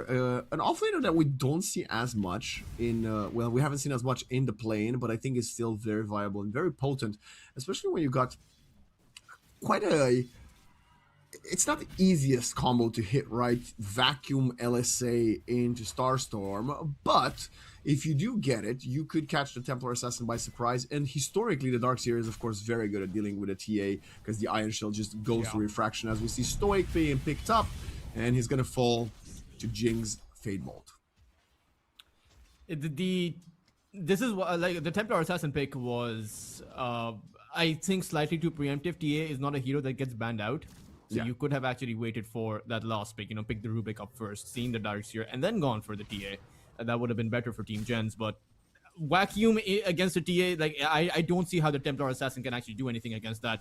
And it's also just the damage output that comes in from the Vacuum Wall illusions that are going to be doing a lot of the work too. So I actually think that Russell has to get an Aghanim Scepter as that fallback mechanism to get that TA out. I think if you can get to that point, it's obviously late into the game, then yeah, the TA can work. But it's the threat of the Lifestealer too, right? Vacuum will come in with an Infest alongside of it. So you have to be Yado careful could about die that. here. Yado is gonna completely... There's no chance for him to get it out of there. I think Emptiness is gonna... Okay, point in the Surge, and that's a good kill. They also kill Jing in the bottom lane. Lenny trades a lot of his HP for that, but a kill's a kill, and he gets the extra innate ability points. And he's got a double tower, and the tower... Yeah, sorry, please. I mean, they're playing it aggressive, and this is perhaps, I think, the best hero for the Centaur, against the Centaur. It's a Lifestealer. So his Retaliate doesn't really do much, because the Lifestealer's Life Steal is going to mitigate the effects of that damage return coming in. And we may even see Russell skip the Retaliate entirely. But he doesn't. He actually takes a point in it. They're trying to fortify to apply pressure onto the Bane and the and this Lifestealer, but it's a bit of a mistake here. They're getting turned on. Nice usage of the TP from GZ, and now they want to get another kill as Jing tries to run away, juking his way to the tree line, but I think he will most likely get caught. I don't think he's got a chance. One more right click gets the job done. Yeah, even without great the Mirana, rotation and a great arrow. Yeah, but even without the Mirana, I think that was a very optimistic play. Yeah, I mean, the Rubik at the early levels, I'm not too sure what the Rubik was planning to do. You can, skip the creeps with the Rubik, drag the creeps away, and the Centaur can go behind the tower. So you don't have to necessarily play this lane. But if you are playing into it against a Lifestealer and a Bane, like, Rubik can't trade. As much as you want to change up that Fade Bolt, as much as Valve wants to rework that ability, against the pure damage ability of the Bane, and that also saps away your life, the Rubik isn't going to do much. And this combo of the lift up back into that hoof stomp, you're playing into a Lifestealer. He'll just pop the rage, and then what do you do? Or the Bane will just nightmare you, and then what do you do, right? It just feels like that they're playing into this very awkward matchup where their intended setup is countered by both of those two heroes. Yeah, it very much feels like a lose-lose situation. I have to bring highlight to this mid lane where both Mikey and Noob are pushing each other's wave and then farming jungle, which it means we will get a Laguna Blade before we get the kisses. An earlier level 6 for the Lina versus the Snapfire, just slightly ahead of Noob. But it's one of these things that I guess you can't really get involved with. If the snap goes on to you, turn around and kill her, and the Lina's not going to overextend and allow you to right-click, as we see a lot of cogs being ping-ponged up top. Emptiness, 24 last hits, but has 7 denies on the Darkseer. That's kind of difficult to do on a melee hero versus the Templar. Especially since you don't really play too close to the creep wave either. That is pretty impressive. I think the last hits are pretty much going okay. Oh! Good by Noob. He dodged away that arrow. That would have been a kill on the Snapfire as Emptiness gets a solo kill. Noob is still very much in danger. He's trying to run away. There is no more leaps available, so he can't jump under the tower. And now Emptiness will get pulled back, thrown onto the hands of Parker, who is going to be more than happy to get his payback kill for giving away that first blood at the bounty rune. Decent kill for Parker. He's now able to get ahead and they saw GZ over on the mid lane. He tried to arrow Noob, so probably the communication was there. But bot lane, Waxen, Russell might just be dead. He's coming in from the clockwork, needs to use the cogs. Can he get on top of the Lifestealer? The answer is no. Actually, will just start hitting cogs away after the Centaur dies. In the mid lane, The Lina is a full level ahead of the Snapfire, by the way. Yeah, I wonder how that difference came to be. Maybe because the Snapfire went away, but Shrine of Wisdom, they're gonna get away with the Shrine of Wisdom. Great play again, and this is what we said. Stoic and JENZ on these rotations are amazing. They found the kill on the Centaur, even with the clock presence there. The cogs were in cooldown, so that means the lost Shrine of Wisdom. Massive victory for Team Syntax, who are now a full 3 levels ahead, by the way. And the biggest problem, in my opinion, with the Centaur versus Lifestealer, or rather generally Centaur versus movement speed slow heroes which have movement speed slow abilities, is that Centaurs don't really make the boots of speed. Right? It's counterintuitive because you have that Stampede for that max movement speed. So when you have a hero on the other side as a carry who can slow down your movement speed, it really feels like if you get caught and you're low enough, like 50% HP, you're just going to be a sitting duck for whatever move Syntax wants to do, for whatever move the carry wants to do. Look at Russell. He has to just Stampede and get away because he doesn't have the MS for it, regardless. Oh boy, Jing is baiting Mikey and it's working out. The kiss is flying in from Noob Mikey. No chance in hell he gets out of there. Support trading his life for the mid laner, always going to work out in their favor. Stoic is actually continuing to show presence and right-click Noob through the Nightmare. I think he wants maybe another Nightmare in 10 seconds for arrows, but Noob is just going to hop off to the low ground. And it ends up being a great fight for Team JENZ. Yeah, they get the solo kill. Noob, already 300 net worth ahead of the Lina isn't overly significant, but it's the start of something. Because particularly as the first Laguna Blade from Mikey was used to no avail, so JENZ, they can now look for another rotation once that comes up, but this is the timer for Syntax to make a move, right? No Mortimer, no Stampede, they know those two abilities are on cooldown, so where are they gonna head? Perfect, Fiend's Grip, and this is what happens when you steal both Shrines of Wisdom and you got 8 kills already. The 9th kill will be rewarded to you as the supports continue to pursue Jing. Even allow the Lifestealer to get the last hit, and this is the dynamic duo we spoke about, JENZ and Stoic. Sort of remind me a little bit in their playstyle to FY and Fenrir back in the day. Yeah, they also remind me a bit about Orange's supports, Extent and Net. Yeah. Just two supports who love to play together.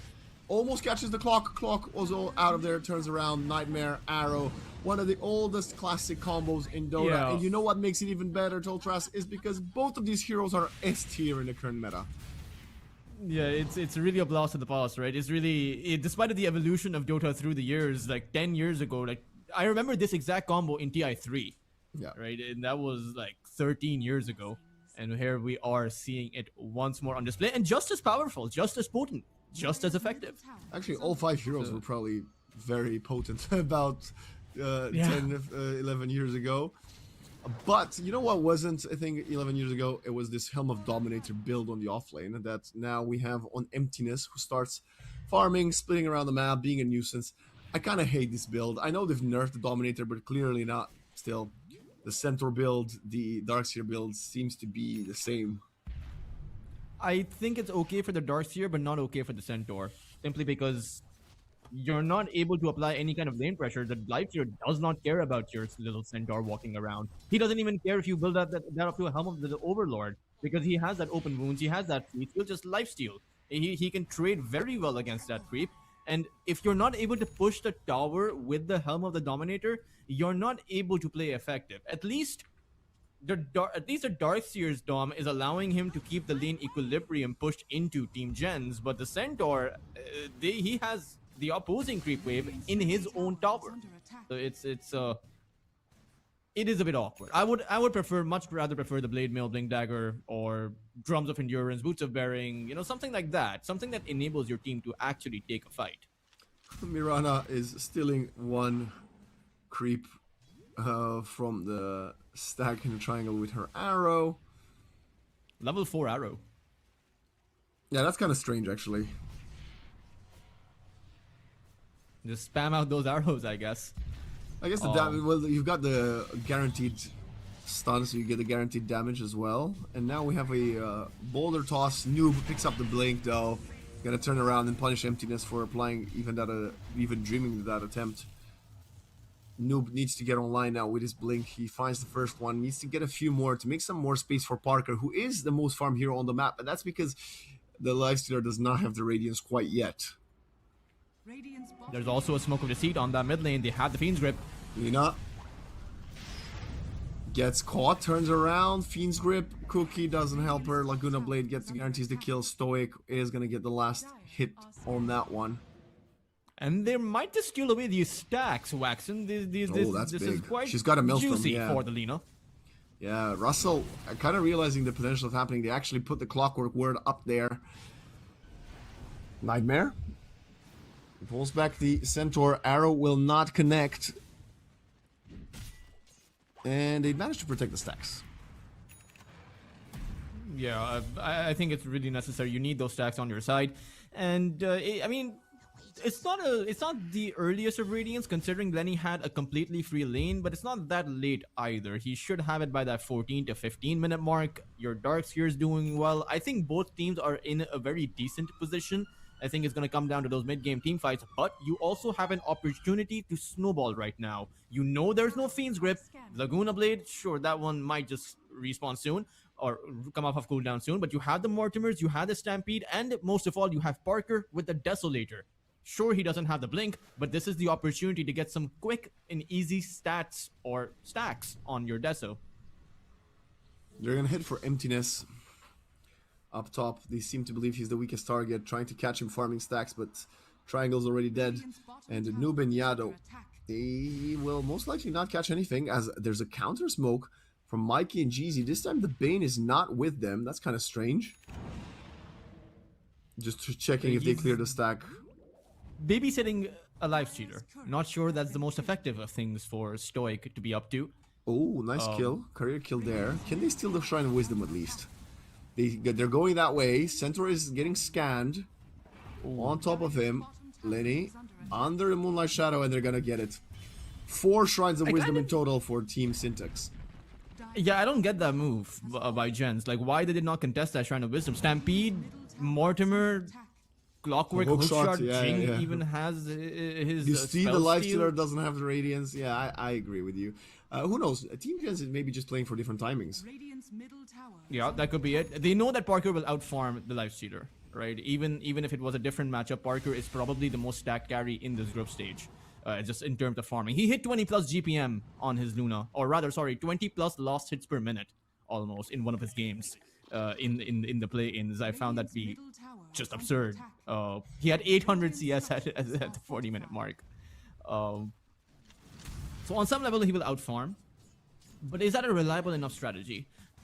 Because it's clearly reliable. The question is, if it's reliable, we're not necessarily questioning that. We're wondering if it is reliable, is it going to be sufficient?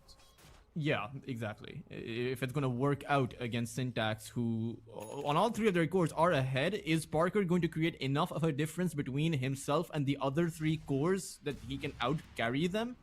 Because even Noob, with its successful rotations, is still considerably behind that Lina. 1200. I mean, successful rotation, he has 1 kill, so he hasn't really been successful, to be honest.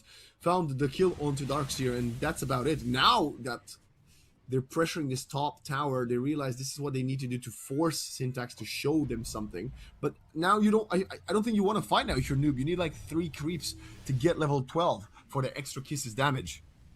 Yeah, you do have the wagon and the Desolator, so maybe some distanced hits on the tower, distance pressure could be the way they go about it. Yodomi building up space, and so they'll find a tier 1 tower, but it's the first one they're able to find. They have lost 2 of their own, and taking that topside tower is probably the easiest in this game state, since that bot lane has that life shooter, so that one's pretty hard.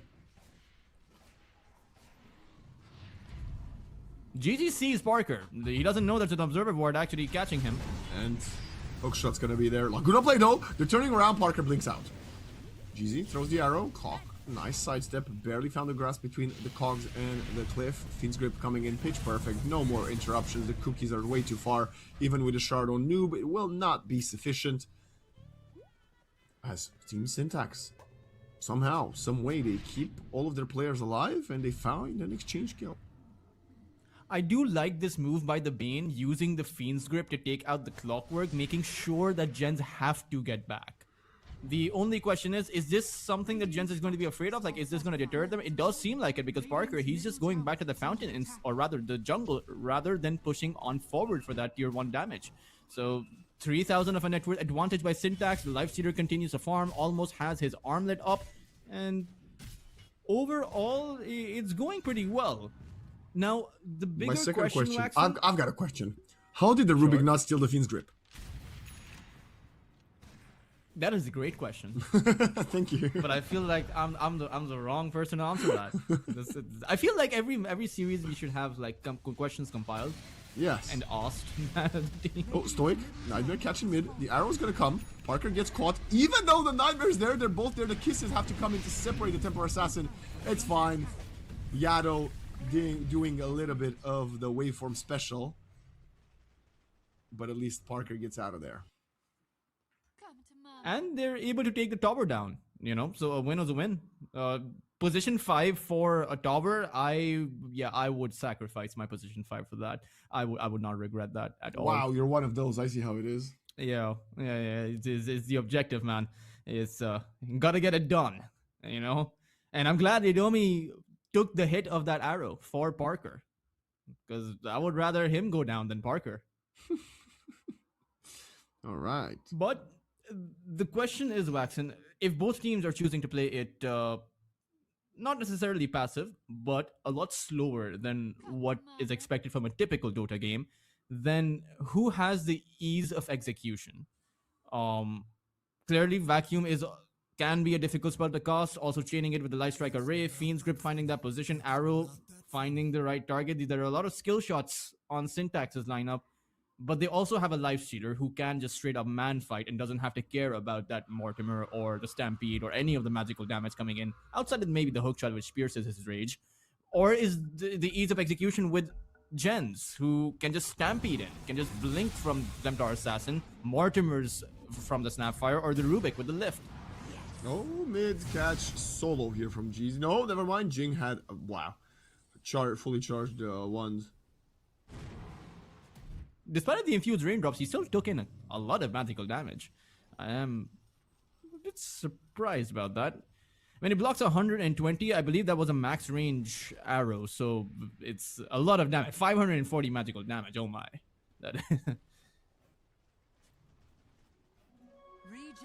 This is a great game for the Rubik. It's just unfortunate he hit his level 6 so late, so he wasn't able to display his early game impact. Like, Rubik is a better spellcaster for the Light Strike Array than the Lina is, simply because Rubik has less cost time animation, more AoE with its curiosity. Oh, that arrow was almost spot on, sorry. Dire's top tower is under attack. We got a hard Terrastic for a Centaur. That reaction, I think the trap vision actually helped him dodge that arrow. Had that trap not been there, he wouldn't have seen that arrow coming.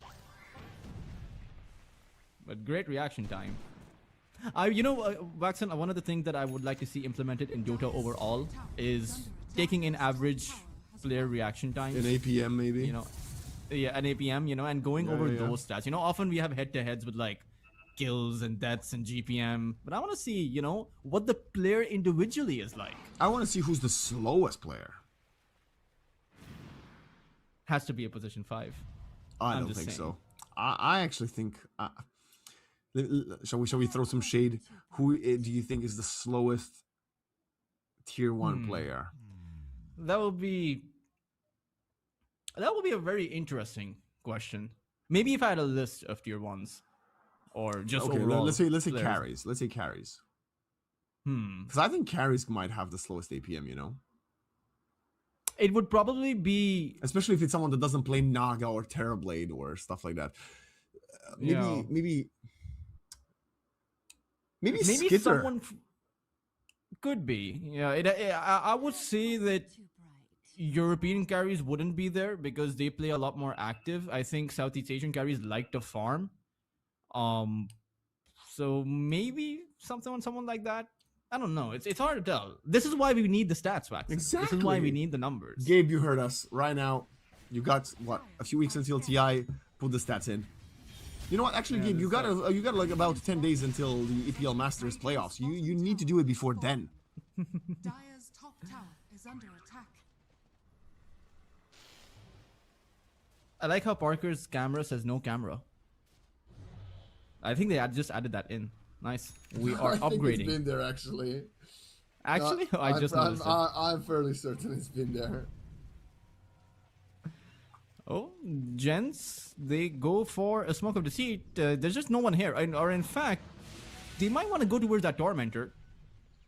But considering Syntax are not actually targeting a Tormentor right now, they're about to be pincered, and they only have 3 heroes here. Lifestealer's not present. Or rather, he is. Lina is not there though, and they catch the Centaur. This is a big target. Fiend's Grip goes there. They're body blocking!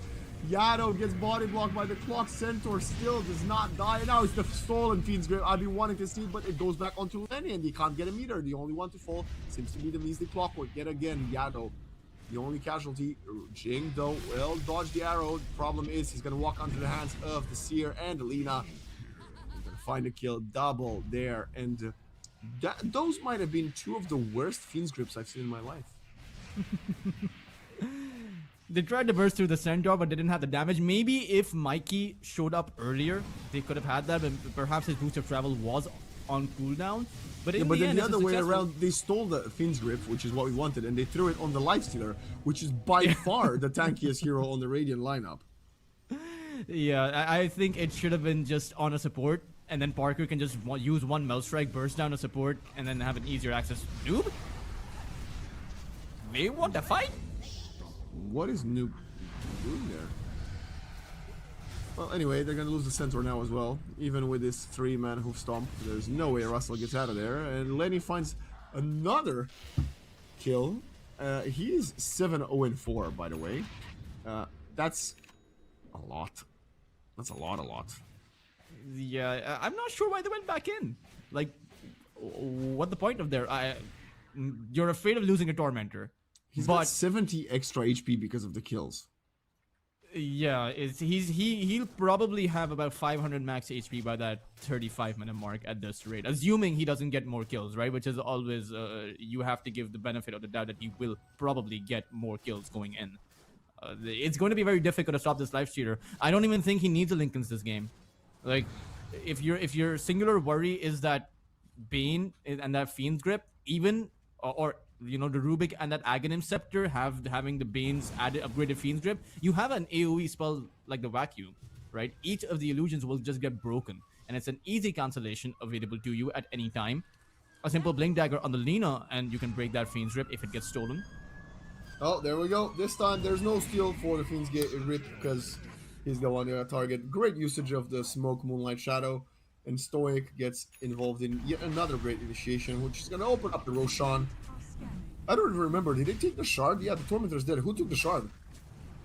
I think it was the Bane. Yeah, it was the Bane.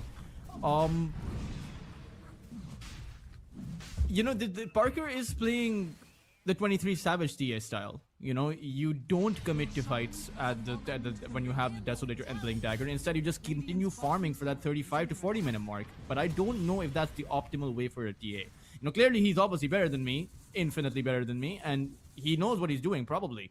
Or most assuredly he knows what he's doing, but they're clearly behind, right? And they haven't made successful attempts at fights. The one attempt they did make was very awkward. Masterpiece bottom. The Lina is getting caught. I don't know how. She does have the Aegis though, so she doesn't really care if she dies. Actually wants to bait the Dire team towards her. Continues to sidestep. She, oh my god, gets infested, healed. And now the teamfight continues. Yado tries to hook shot himself away. Cookie there. Noob blinks out, but I still think they're going to catch the clock despite the cogs. The only question is, are they going to catch someone else? Parker gets going to get spotted by the arrow.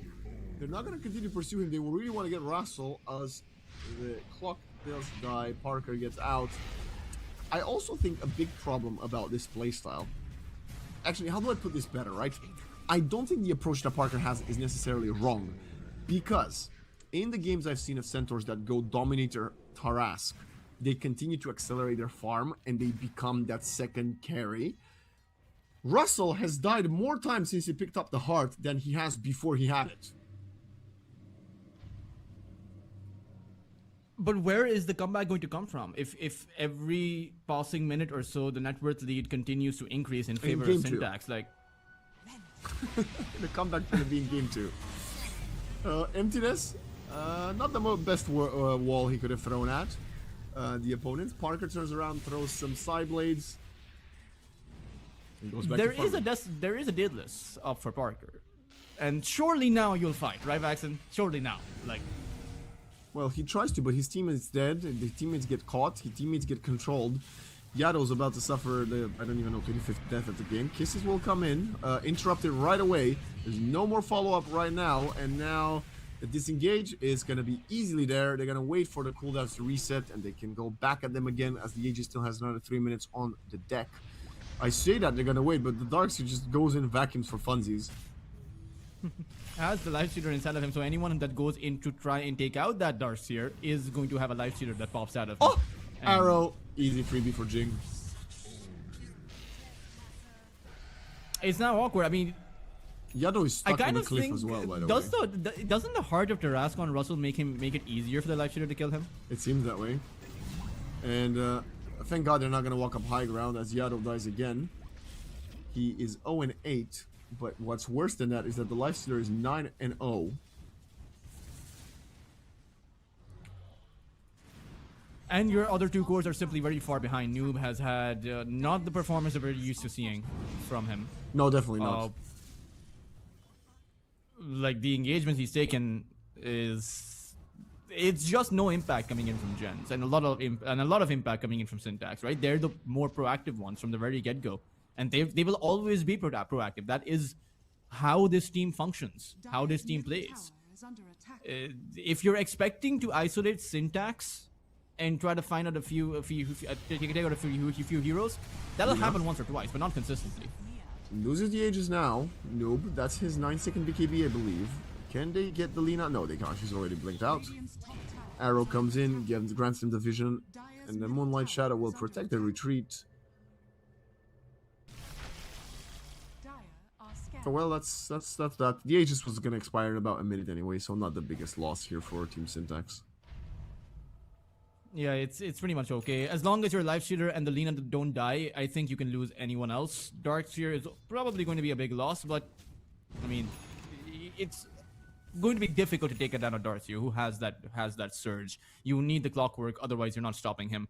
I would say overall Syntax are in a very good position. They don't need to end because I don't even think Gens scale up better in the late game. Right? It's a TA. TA's maximum output is going to come at that 35 to 40 minute mark. Yeah, level 25 for her when she gets the melt bash hits, I suppose. But then after that, Life Stealer will just run all. Not to mention, you're playing with 2 carries on Syntax, right? Let's not forget, this is a Lina carry. Like, you take a look at her build, it's the Mjolnir, it's the BKB, it's the Blink Dagger. There is no source of magical damage found on this Lina, or rather, an upgrade to her magical damage abilities. Another smoke. Oh boy, they're gonna catch Parker. They're not even waiting for anything else. They don't even throw the arrow. They just jump in, hop, bish, bash, bosh, and Parker is dead. Definitely turned upside down, just like his name. Mirana is also going to finish her Aghanim Scepter before the next engagement. By the way, Noob has been a non-factor. He has 1, 2, and 1. I guess he's been involved in half of their kills. Because I just realized the score is 24-4. Oh wow, I did not see that until you pointed that out. I assumed that JENZ was getting, you know, something around the map. Who even has those 4 kills? I know Mike, Noob has 1. 2 on Parker and 1 on Jing. Okay. Yeah, I don't know what to say to that. Yeah, I don't Jeezy know is either. 5-0-14. Hook shot. Okay, they're going for lane 8. Oh, she's getting control. Then he's going to start investing in the moment. Starts healing first as he's shredding to Russell. This Centaur is a non-factor. Feels more like a support than an off-laner. Meanwhile, they kill Yado for the 9th time. Centaur also dies, and this is a pitch-perfect example about why Team Syntax is a team that gets to learn from their mistakes. That first series in the group stage was close, was even, was back and forth. This game feels like we're watching 2 different caliber teams. Yeah, this team feels like Syntax are just a Parker? cut above the other side. Gets the kill. And he's able to blink away. Gets the kill with the lost right click flying out, and maybe JENZ proceed further. There is no Fiend's Grip, there is no Laguna Blade. But they don't have 2 of their heroes. Yeah, there's a Yeah. whack wall, there's an infest. It's just really hard. It's so difficult to force out all of those abilities from Syntax in one singular fight and disengage to be able to re-engage. It And I kind of just- feels like you have you have to die at that point. They're so far behind that single kill on a support Mirana was 1100 gold swing. The Mirana Parker got 900 gold for killing her. And that was the easiest kill to find, mind you. Right? I would imagine that GZ is probably the most vulnerable to die out of everyone else. He, compared to the Bane, who still has that brain sap with the Aghanim Shard, so he heals for quite a lot and has that Nightmare as a disengagement tool. But it's... Oof. Not to mention, and I do feel like this rarely gets brought up, right? Templar Assassin didn't go for the Refraction Dispel and has no BKB. So, Waxen, what happens when the Bane uses the Enfeeble on that TA and has and then the TA has 70% attack damage reduction, right? There's no Dispel, there's no Manta, there's no BKB, there's nothing. There's no Lotus either. Yeah, I was thinking maybe someone's gonna build a Lotus. Centaur seems to want to start doing it.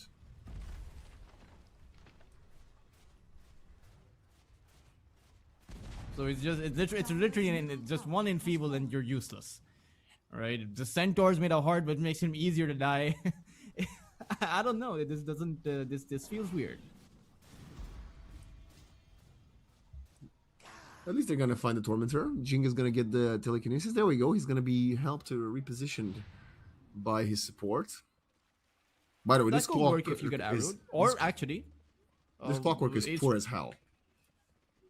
Yeah, this clockwork is Dire's middle tower. unfortunately has had to sacrifice his life so many of those times, right, to try and help out, save someone. What is the the comeback potential here? Like the comeback condition here, do you think, for the side of Team JENZ? I think if they were to be able to get a good high ground defense, maybe then, but getting a high ground defense, someone has to be on the front line, right? Someone has to be brave enough to dish out the damage. And there is no damage apart from Parker. So this Clockwork and this Centaur have to be brave enough to stand on that front line, allow Parker to dish out the hits, and hope that's going to be enough to take out a few heroes from Syntax. The only problem is every single one of Syntax can counter-initiate, right?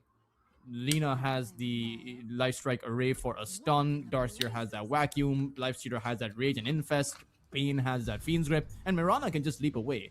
So who's going to be brave enough? And even if you are brave enough, can you survive the damage coming in from Syntax? You know, I'm guessing you're getting the feeling of doom and gloom from as I'm talking about it, Waxen. Yeah, I think I'm about to shed a few tears. I don't see much optimism. I don't have much optimism for JENZ in this current game. Even in consideration, let's say the roles go back to JENZ being the quote unquote more experienced and better team. Even then, you may not actually win because of the dynamic that exists in this game state, or just how easy it is for Syntax to wipe you out.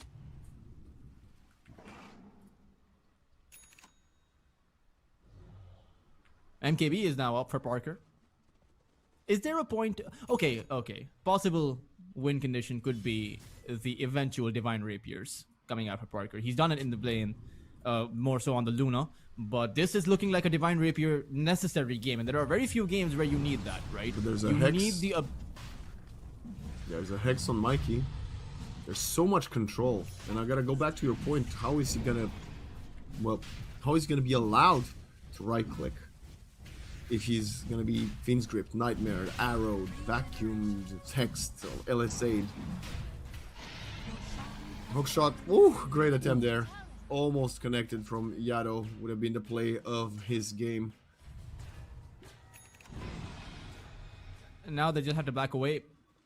Stealing the Light Strike Array would be so massive. I would imagine that he should stop trying to steal the Fiend's Grip, just steal an easier ability like the Light Strike Array. But I haven't actually seen many Light Strike Arrays come out by Mikey.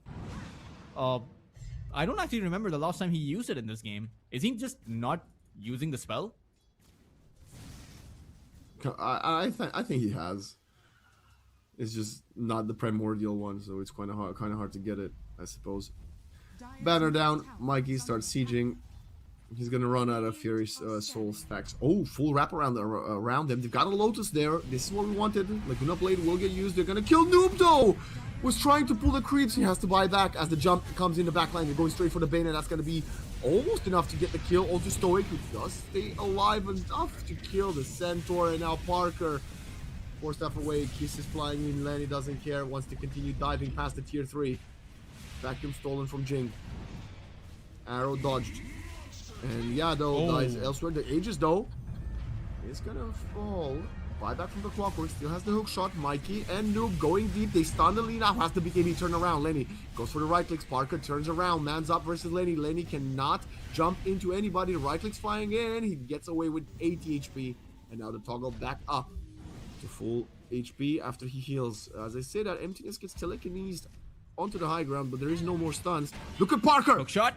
Perfect setup there. Parker is already waiting for the opponent. Seattle hook shots onto the Lina, who is infested. Parker gets hexed though. They turn their sights onto him. He gets LSA'd. He gets killed. No BKB, no buyback, no more Templar Assassin.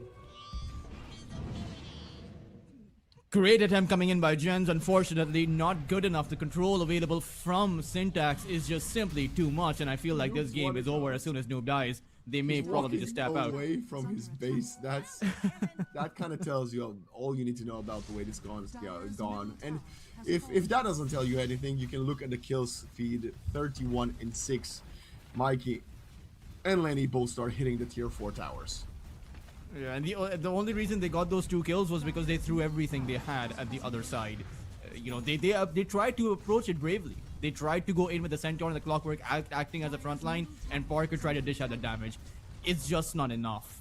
Quite frankly, it's just not enough damage. And I do think that had you swapped, had this been a Rubik as your 4th pick and the Templar Assassin as your last pick, maybe something else when you saw that Dark Seer, it would have been different. Nice vacuum wall again to counter this final attempt at a hold. Still no Templar Assassin for 20 seconds. They're gonna die once more in an attempt. The final Fiend's Grip onto the Clockwork, and they call good game. Team JENZ will have to go back to the drawing board as Syntax obliterate them in this first map of the best of 3. Yeah, I think JENZ may need more than just a drawing board. I think they need a think tank. I think they need to sit down together and talk about what went wrong there, because that did look like a very uncoordinated response by JENZ. That looked like how they played in the play-ins, where each and every single player was doing their own thing, and that may have carried them this far, but it clearly did not work out over here. Syntax played like a team. They played like a unit, and I did not see that from JENZ. No, neither have I. I have to say it's quite sad to see that the game was so one-sided, and hopefully they will put more of a fight in game 2. Otherwise, this kind of tells us what we need to know from Team Syntax. They were one of the teams. And if they can continue riding the momentum, if you are any other team in this EPL Master season, you have been put on notice. Oh yeah, I think Syntax have a very good chance. Like, if they can actually defeat JENZ right now, twice mind you, if they beat them here, they have beaten them in the play-ins as well, then they're a very viable contender for the very playoffs. And sure, it's going to get harder and harder, but this is a massive upgrade. Like, they're playing consistent is the thing. Tier 2 or Tier 3 teams often struggle with consistency more than they struggle with good performances, because every single Tier 2 team, Tier 3 team out there, every once in a while is able to shine. But if you're able to stay consistent, that is the pathway forward to making it to bigger stages. And I hope they can. At the same time, I do hope that JENZ, quite frankly, there's no room for, I wouldn't say they need to necessarily improve, because you have Noob, you have Parker, you have Jing, Yodomi, Russell. So they don't need to improve. They just need to get their act together. Absolutely. They need to lock in, as the younger ones say it. Jeezy, Stoic, 10 out of 10 performance from them. So have Lenny and Mikey impressed. Emptiness, it's a Dark Seer. There's not much we can say about him. We're going to send it to a break, and we will be back with the second game of Team JENZ versus Syntax to see if they can start mounting a comeback.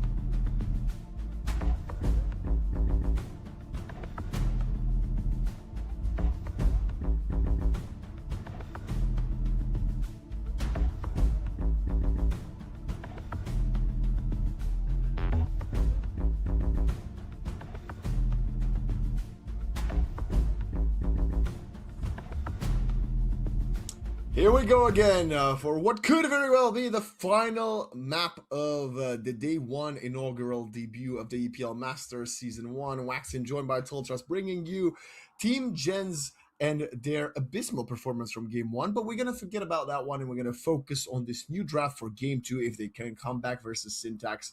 And my, I gotta say, Team Syntax say we obliterated you with Alina.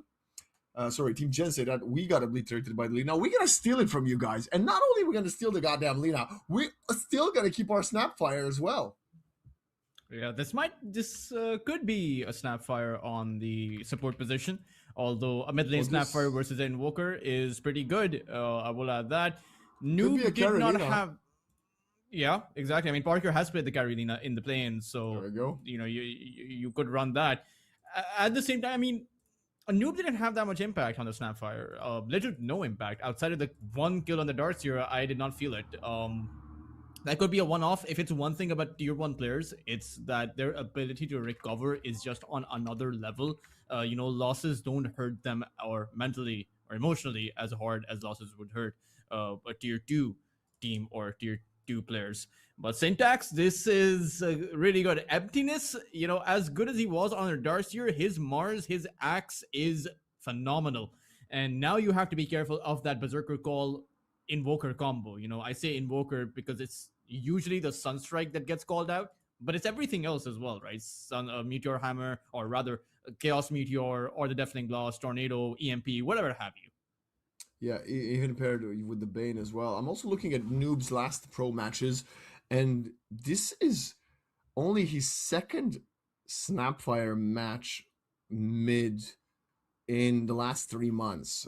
Lina, though, he's played a fair bit of that one. He's got 1, 2, 3. He has yet to lose with Lina. He actually has, in the last week, 4 with Lina dubs. So it looks highly likely like he'll be heading that way. Yeah, I mean, mid lane Lina is pretty good against the Invoker. It's so much attack range that Invoker is probably not going to be able to land some kind of sneaky Chaos Meteor combo on you. You still do have to be careful of the arrows flying in towards the Lina mid lane, but I think that applies to just about every mid lane hero. Team JENZ, they go for the Lycan. And again, it's a Dominator build. Again, it's a hero without the boots of speed. So Syntax, are they just going to pick up a Lifestealer once again? Or go for something different? Drow Ranger is available in the pool, and so is the Clinks. Now, normally, if you're able to get on top of the Drow or the Clinks with the Lycan, you can take her down.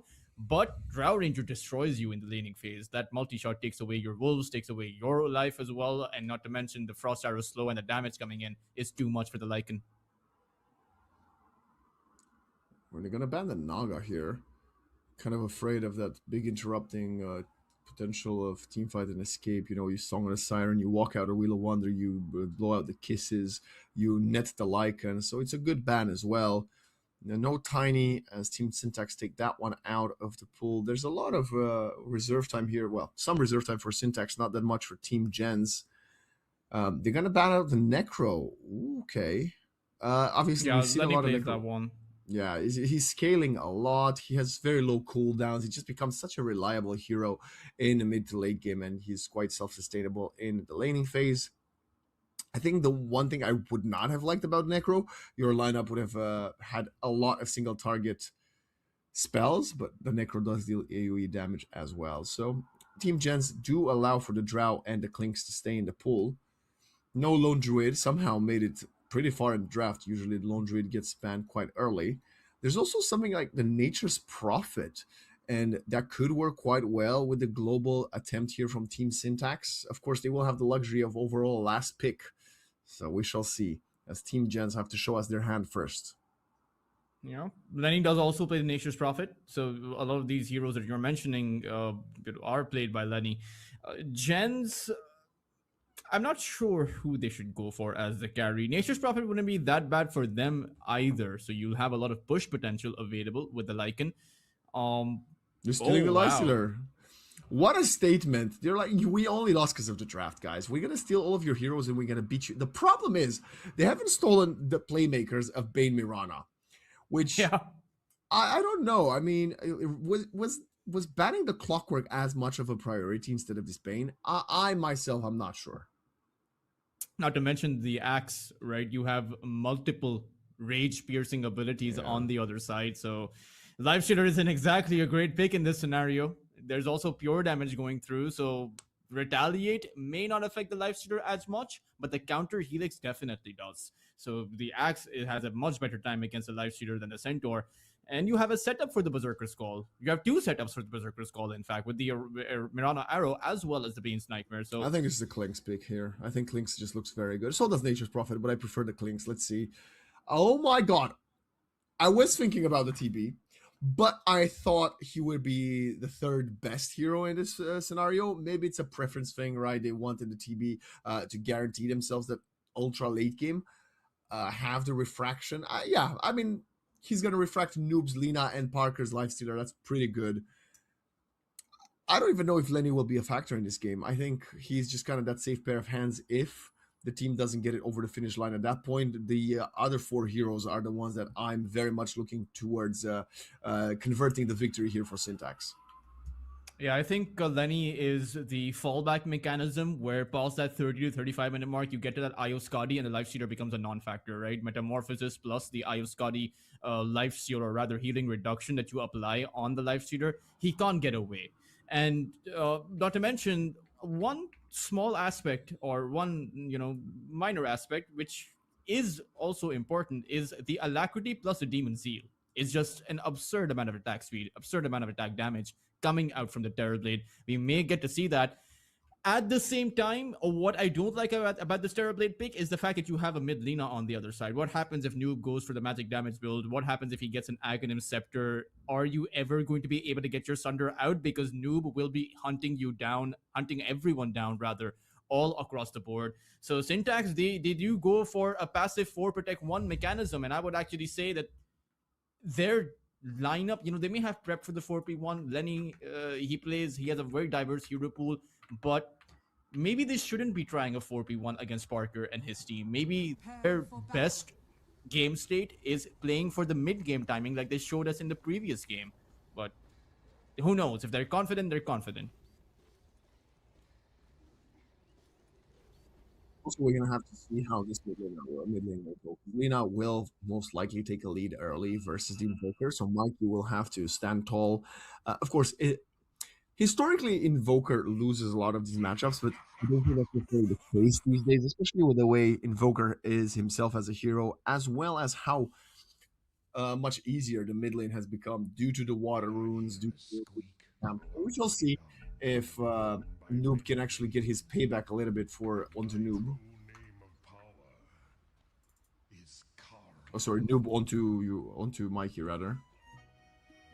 Has to survive though is the, it's the fact that he wants revenge and he is probably going to be looking for revenge, but he has to do so safely. He has to do so while making sure that there's no incoming rotation by the Bane and the Mirana, that they're not converging towards that mid side. So Power Rune timings, Water Rune timings, those are a no-go for Noob. It has to be outside of those timings that he looks for the play. The odd numbers of the minutes, I would say. But it's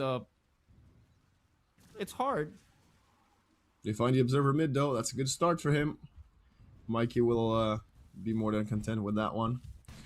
Also, the Noob's Lina is absolutely stacked. Golly.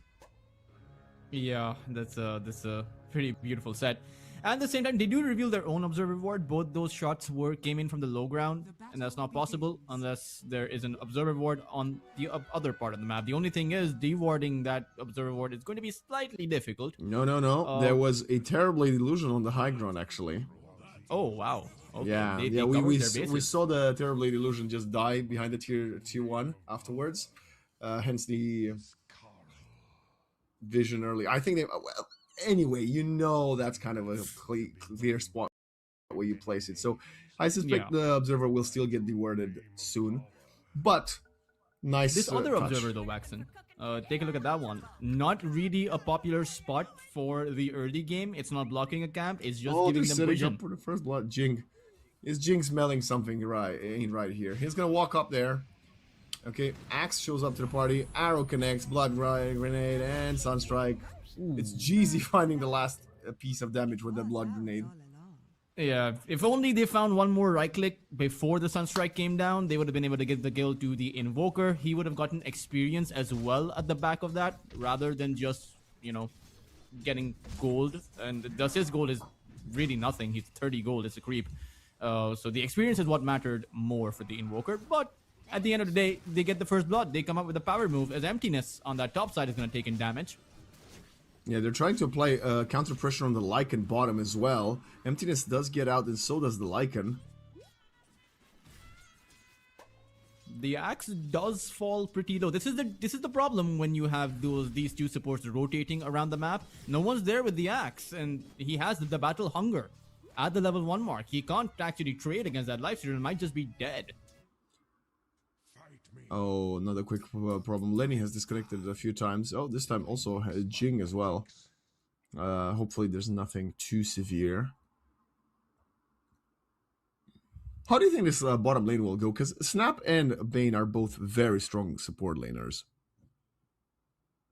They are, but the Lycan doesn't really offer any kind of follow-up potential. He has indirect follow-up potential with the Spirit Wolves, but that requires him to get the levels up, right? So until Russell is level 3 or maybe even level 5, he can't contribute much to Jing trading it out with Stoic. They kind of need their Ringmaster come through. I imagine that at some point he will, to try and get a kill on this Terrorblade. Maybe it'll be a 4-point conversion or convergence with the Lina coming through with the Laguna. But you need more numbers here. Jing is strong, but Russell wants to farm. And Stoic, he wants to trade, but the primary aspect or primary use case of the Bane here is to make sure that Lenny continues to farm, right? So it's just Nightmare disengage, Brain Sap to trade. That's pretty much it for the Bane. No need to play aggressive, no need to play hard, right? You know that you'll have the Mirana arrows. You know that you'll get plenty of opportunities to pair the Sunstrike as well. And to be fair, when we talk about the Bane versus Snapfire, we do have to consider the Sunstrike, because that is a threat that Jing has to keep in his mind. If he's trading when he's low, one Nightmare and a Sunstrike comes through, and that will mean a favorable advantage to Syntax. No, you're completely right here, Toltras, I have to say. The other aspect, we actually talked about this in the previous game, is how fast is this Lina going to rotate, right? Because she needs to match up. She also needs to, like, you know, punish the Invoker, but the Invoker will get active due to the nature of the Bane around the map. So then, how will Lina compensate for that? Will she just go, like, push the waves and farm the jungle? Will she go for, like, maybe a level 5 gank? How is she going to approach this? I think you can possibly look towards that top side if you're not going to go towards Lenny, because the axe is going to be vulnerable. Lifestealer can dive deep because of his rage. You can dive the tower relatively easily. You even have the escape act for the disengage, so no one can really fight back that hard against you. It is a much simpler Shrine of Wisdom contest, right? Syntax got both of them last game. In fact, they got all 4 last game in the 14-minute mark as well. But you can do that if you're JENZ. You know, Laguna Blade up, you go for the Shrine of Wisdom. You can even contest the stacks very well. Because your early game levels are perhaps a bit stronger than Syntax. So though there are 2 avenues where you can potentially play. But anywhere you go, you do have to be, again, careful of the Nightmare, or rather the Sunstrike, because even that Shrine of Wisdom, you can't stand still. You kind of have to keep on moving while you're there. It will be interesting to see which route he opts in for. The obvious... I suppose the least conventional of those options would probably just continue farming up for your Boots of Travel and then going for a play. And you can do that, is just riskier against Syntax of all teams, because Syntax will likely rotate.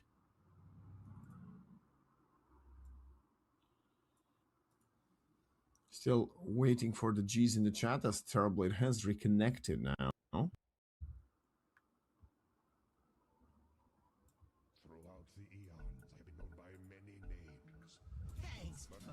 There we go. Even a sorry there. Isn't Lenny so kind, saying sorry to the opponents for taking a little bit longer? But the game now resumes, and the action will still be quite slow as Noob pushes the wave into Mikey. I don't know if this wave pushing is good because the Invoker wouldn't normally get the last hits if the Lina keeps a creep balance appropriately, but if you push it under the tower, Mikey will find those last hits. Yeah, he's pretty much able to find them.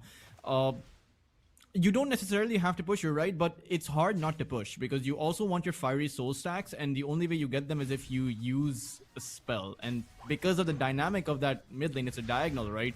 Your spell is likely to land on multiple creeps unless you get off to an off angle and outposition yourself. Bane has a Fairy Fire. He also had a Self Nightmare if needed, if you wanted to become a little bit more vulnerable there. Invulnerable, rather.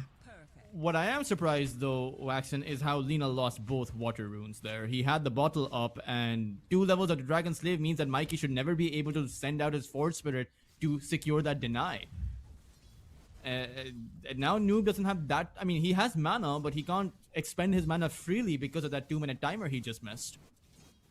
Yeah, Mikey giving us a bit of a back-to-back laning masterclass in both matches so far. Of course, it's only minute 3. Still plenty of mistakes to be made or plays to be made by either of them. Parker is not looking too healthy. So I just gotta keep an eye on Parker around the map because obviously you're usually a lifestealer. You don't really pull as much regen as possible because you can usually heal yourself. But if you don't, you can get hit by a Sunstrike. And now we have the call coming onto him. The arrow will get nicely dodged by Parker, realizing the potential danger there, and that's a dead axe. Good kill to be found. Parker was low, so now he's low, but there's no axe, so right, he can be low. And the one downside about the Mirana is that the life shooter can just pop the rage and tank the arrow, right? Even if it's on a trajectory towards one of your allies, you just pop the rage, walk in the arrow. It's kind of like the Juggernaut. You can just pop the Blade Fury and tank any kind of projectile spell coming in towards you. You do take in some damage, but you won't take in the stun, and that's what counts. But Parker is running out of mana, so that means he's not going to have that much more of it. Nice call. He will not interrupt the Tame of the Beast, and GZ Fairy fires away, and he walks out of there safely. Return kill for Emptiness as soon as he came back into the lane. That's just not the kind of advantage you want to give away, right? You want to build up to an advantage. The prize is mine.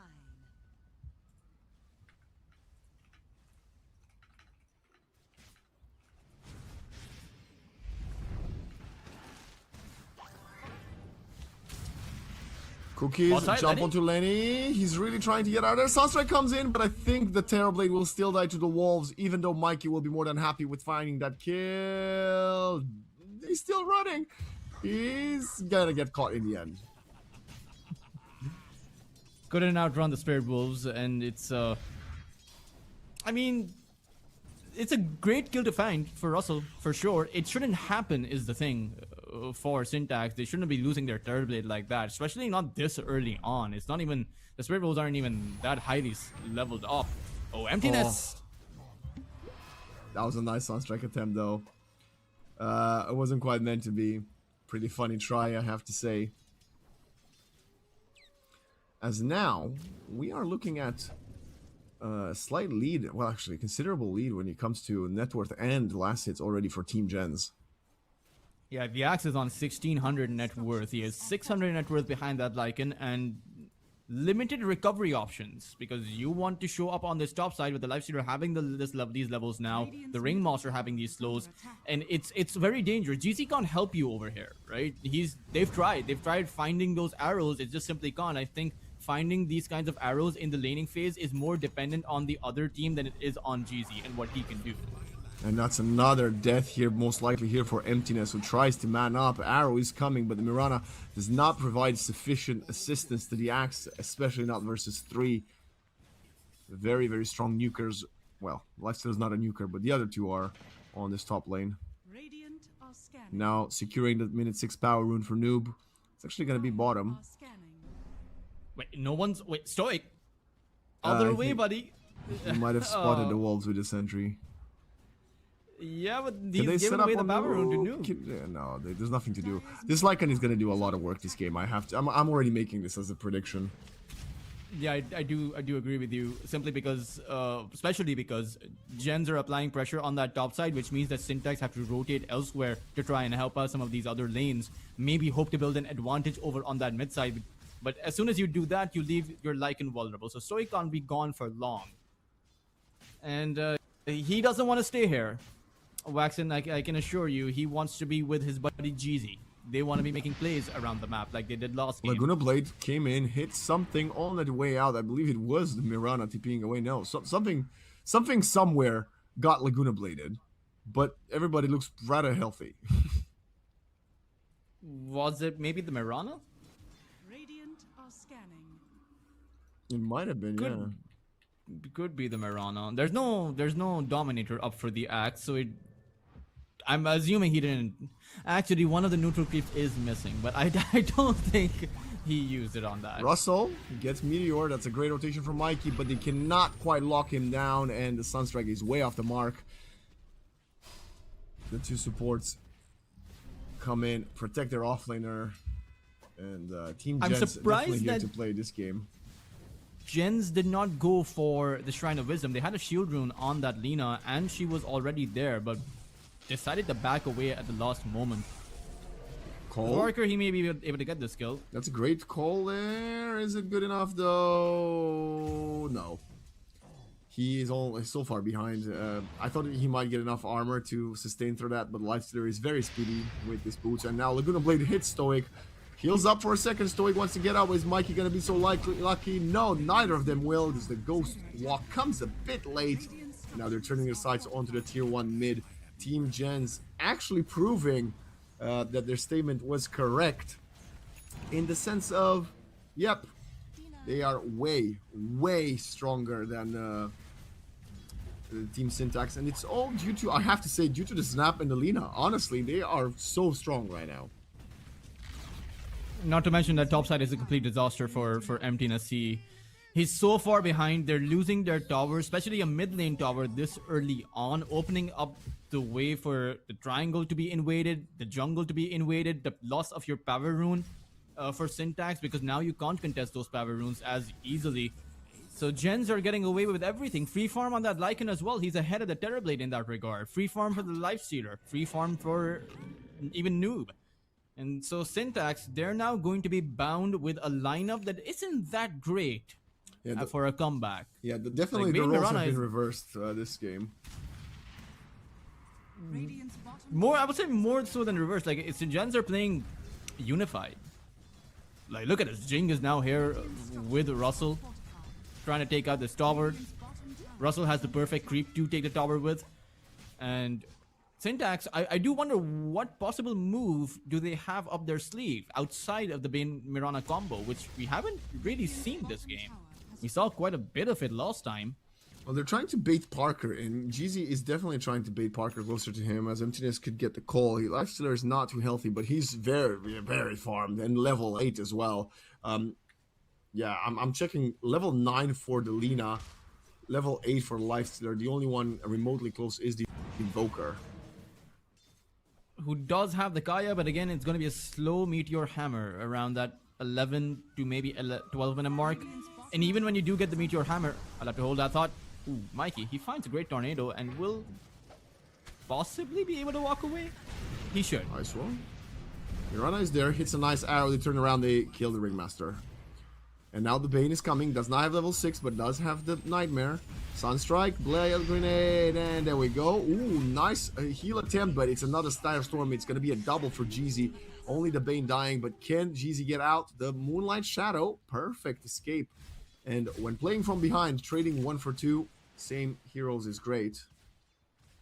And I actually think now that I've seen the Moonlight Shadow, it just, the thought does occur to me that it's perhaps one of the better ways for a support to survive against that Lycan when that Helm of the Overlord eventually comes in. Very much so. Right, as you're getting chased down, you just Moonlight Shadow and the Wolves can't track you down. Neither can any, as far as I'm aware, no Ancient Creep gives True Sight. No, they do not. Well, now Bane is about to hit level 6, I assume, since Jeezy has his. We hear a call. Oh no, Axe just went back to farm, never mind. Yeah, Bane needs his level 6. 2-3 creeps would get the job done for him. This Axe is trying to farm this massive stack, but 30 HP, I think he might just die if he doesn't get some heals. And a lot of these stacks can be stolen, right? They're so low that Lina can just come in with one spell and take away these stacks. So it's it's a very opportune moment. Unfortunately, gens are nowhere nearby, so they won't be able to get that done. And 3,000 net worth advantage for gens, which is going to be difficult to recover from because you're playing a carry which is not going to beat the life stealer until that Eye of Skadi timing. So you're always going to be behind for the first 20 or maybe even actually 30 minutes to be specific as a Terrorblade. But if gens have a 10 to 15,000 net worth advantage by that 30-minute mark, then they're probably going to win anyway. It's a big if, though. You know, the comeback mechanism of an axe getting a call and then pieces of utility flying in is always going to be there, as the axe is starting to try to catch up by killing stacks here. Stoic has his Fiend's Grip as well, and we know how far away from the rest of the team Parker likes usually playing, and if they catch him once or twice, this could be a huge boost of gold and comeback potential for Team Syntax, right? Oh yeah, I think if Syntax were able to find any of these cores, it's going to give away a lot of gold. Not to mention momentum, because Syntax push really fast. And they may not have a Lycan on their side, but they do have an Invoker with the Alacrity and the Meteor Hammer. They do have a Terrorblade with the Metamorphosis and an Axe that can cut the creep wave in perhaps a second or two. So, gens, it's not exactly a thin line that they need to tread. It's not exactly, you know, any kind of doom and gloom, but Syntax do have options if they're able to find those kinds of openings. The Meteor Hammer that you mentioned for Mikey is now online. He's gonna use it to farm the creeps. That is kind of the only thing he can do. Yeah. The best timing for the Meteor Hammer is when you still have your tier 1 tower. You know, and gens were so good at recognizing that fact that they took that Radiant tower down. So Syntax can't actually push their Gen's tier 1 tower on the mid lane without having to push in deep and putting themselves in danger. Arrow, Sunstrike, clips the Life Stealer. Oh, so much damage, but the Wheel of Wonder will be there in time. Stoic seems to be a turner around. He's going to Nightmare delay the escape of his Mirana. 4-player stop. Nice Fiend's Grip attempt with the Moonlight Shadow, but doesn't find anything. And now they might even lose the Shrine of Wisdom as Jing and...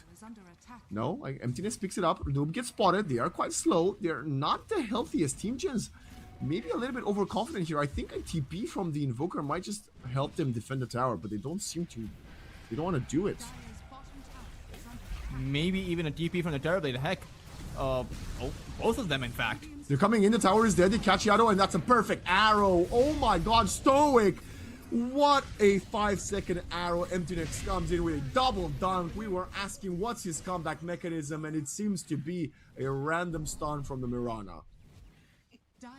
Yeah, it took both of our analysis powers to call that teleport coming in from both the Invoker as well as the Terrorblade. But this is a big turnaround. This is the fact that you lost 3 heroes. The Axe, who was so far behind, is suddenly still behind, but not by so much, and the tower also goes down. So it's really good. I mean, that 3,000 to 4,000 net worth lead that gens had is now gone. Syntax, it's a lot of it is on Stoic's shoulders. See, Stoic is by a considerable margin ahead of the other support, so he's the one actually reducing the deficit, because if you compare the core, the side-by-side core comparison, they are still behind the Team Gen scores. It's just both games, first on Noob and now on Jing, this Snapfire has yet to find an impact. And when you have the kisses so early on, as early as Jing has had it, I'm quite sad to not have, well, to not see them being used already. Gens have to now target the Terrorblade. They have to slow down his farm, because it's not acceptable that the Terrorblade has the same amount of net worth as your life stealer, as your own carry, when you have had a better and more dominant laning phase. Oh right? My God. Terrorblade...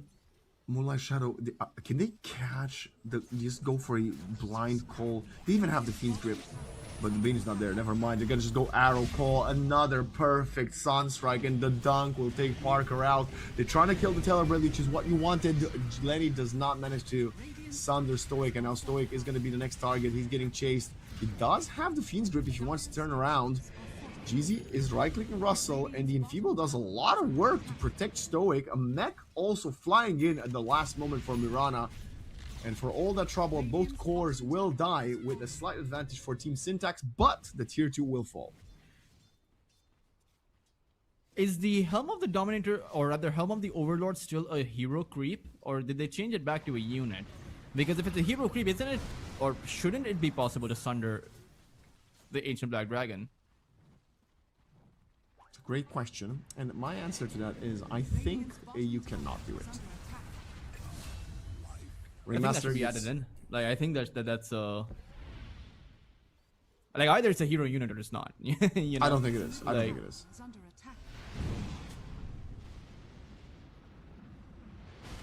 If this mid lane tower falls, it's gonna. Oh, great call! Cash, oh my gosh. Bish bash bosh emptiness.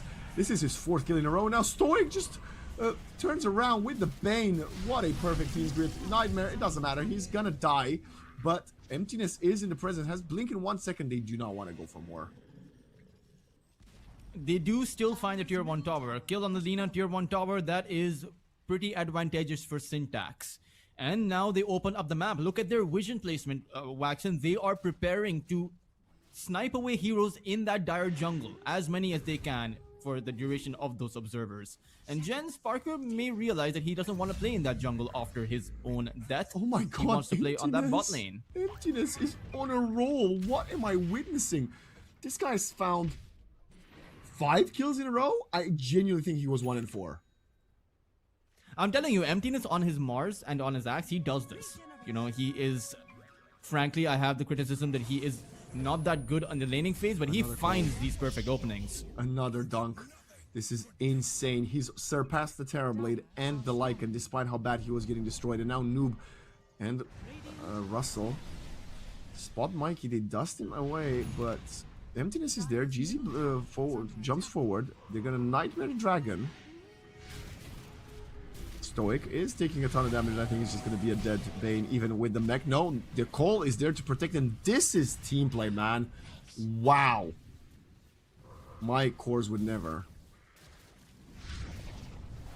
Well, I mean, see, he's dead anyway. So yeah, but that's they why tried. your cores would not. You know, They it's yeah, but it's only 350 gold. Let the pause 5 die.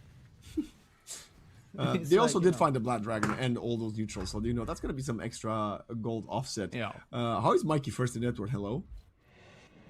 He's up there now. All of those Sunstrike kills, they were adding up.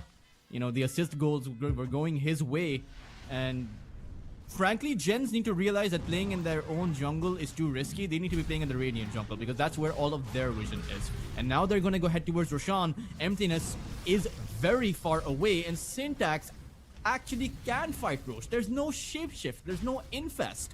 The shapeshift was used right in front of them, but they won't realize this, and this will be a massive blow to Syntax, and they realize that the Aegis will drop. Is under attack. Yeah, great play here from Team JENZ. I think they did it also due to the fact they were so close to minute 20. Maybe Syntax believed, oh, there's no way this can happen due to the fact that they're so close to the Roche moving and Torm respawning. But now they know that Team JENZ is going to be heading towards the second objective of the map, and they're going to go for the catch, jumping in this Lycan. He's going to get Fiend's Grip arrowed and dunked once more. Russell wants to find a trade kill, and Jing will enable that with the dust, but the kisses need to come out. Stoic still dodging them. Now he's going to Nightmare. He will still fall, but Emptiness goes for the TP out. There is no bash coming in. The cookie was in cooldown, and now Jeezy. Can he get caught? He's still dusted. Has one more leap after the first one. Even the Tumblr's toy. Impalement arts miss. They are chasing it after him. There'll be a cookie landing on top, but he dodges it. He's Saved making his lead for that. He's delaying the Tormentor kill. Maybe they even fight for the Tormentor, because why not? You have Mikey, you have the Axe, and you have that Bane respawning.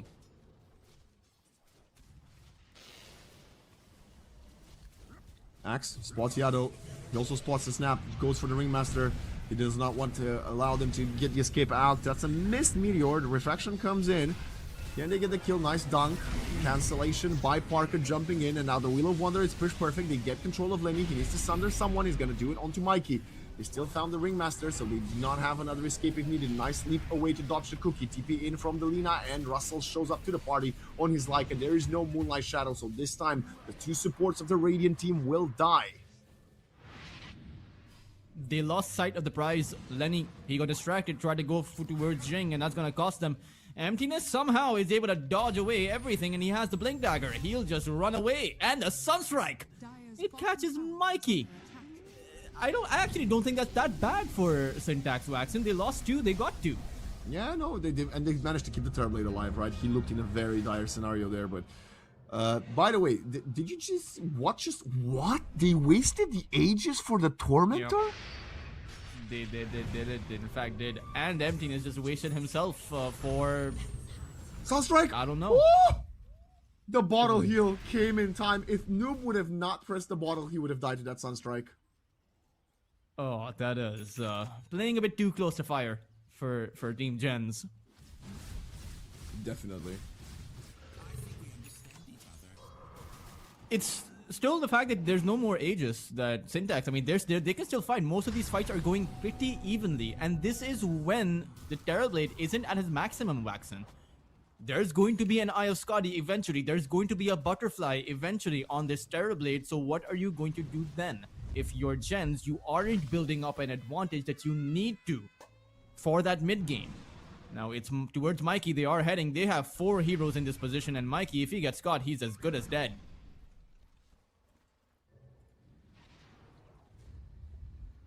Counter smoke. Dire's middle tower This is could under be a attack. big turnaround fight for this game. 16-all is the scoreline in minute 23. They're taking the Twinkie bottom. They're not going to find anybody. The only one they can see on the map is this Terrorblade. They are likely to head towards that bot side as they spot out an empty triangle. Oh, Lenny, he gets caught. This is massive. Willow Wonder is there. There was no Sunder to be turned around, but they still want to fight. I think they do. You know how hungry Emptiness is. He spots 2 players, jumps up, catches Cole onto Snap, and the Cataclysm comes in. The escape box will not protect the Snap, and now they want to turn around. Parker is quite low. The EMP will create separation in a team fight, and they do find a trade exchange, but they did lose the TB first. And that is a big kill to get. You know, Mikey spotted out. I don't know if Mikey spotted out those heroes moving towards that top place position, which is why maybe the Terrorblade thought he'd be safe over on the safe lane. But the Terrorblade also thought that since his team was converging towards his position, that he could hold that high ground and spot heroes as they came in. So it was just a mismatch in terms of strategy, as JENZ were just 1 move ahead. And as we saw, the Axe doesn't have the same kind of damage output that he had several minutes ago with that Berserker's Call Cataclysm combo. It's because he went for Force Staff. He went for Force Staff, that's why. He went more for the mobility positioning tool, but clearly that hasn't helped him accelerate either his farm or his impact in teamfights. Yeah, I kind of think that you need... what is the Axe? Lotus Orb isn't that great in this game. Well, there's a Lina, so I would say maybe. Stoic just hates his life. I'm a support player myself. Luckily, there's not that many Lycan players in pubs, but terrible. Radiant's middle tower is under attack. Smoke, okay. Team JENZ, they don't want to even allow Noob to finish farming that Dire's stack. bottom tower is under attack. It's towards Jeezy. Wait, it pauses. Is that a Dagon? On the Lina, yeah, Noob does this. Oh,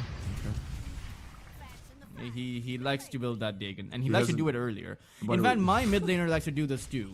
I haven't asked him why. He did not use the Cloak of Fame or the Dagon. So, alright. Emptiness is gonna get caught here. 4 steps away. No blink as the Atos comes in time.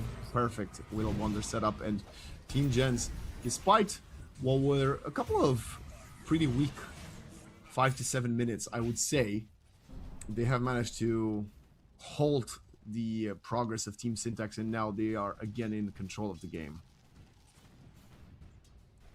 BKB is up for Mikey though, so he has some options. Most of the spells from Team JENZ, or at least for 3 of their heroes, it's purely magical damage. It's physical damage from the Lycan and the Life Stealer, as Mikey is in the river. spotted out by the dust. He's shielded, but they are the ones turning around actually to find the skill with the Fiend's Grip onto the Ringmaster. Stoic, again, taking a ton of damage from these annoying as hell wolves.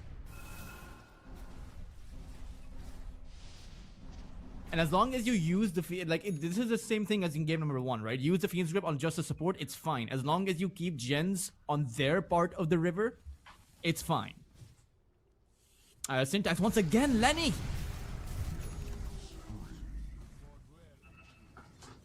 There is an observer ward on that cliff. D-ward it, someone.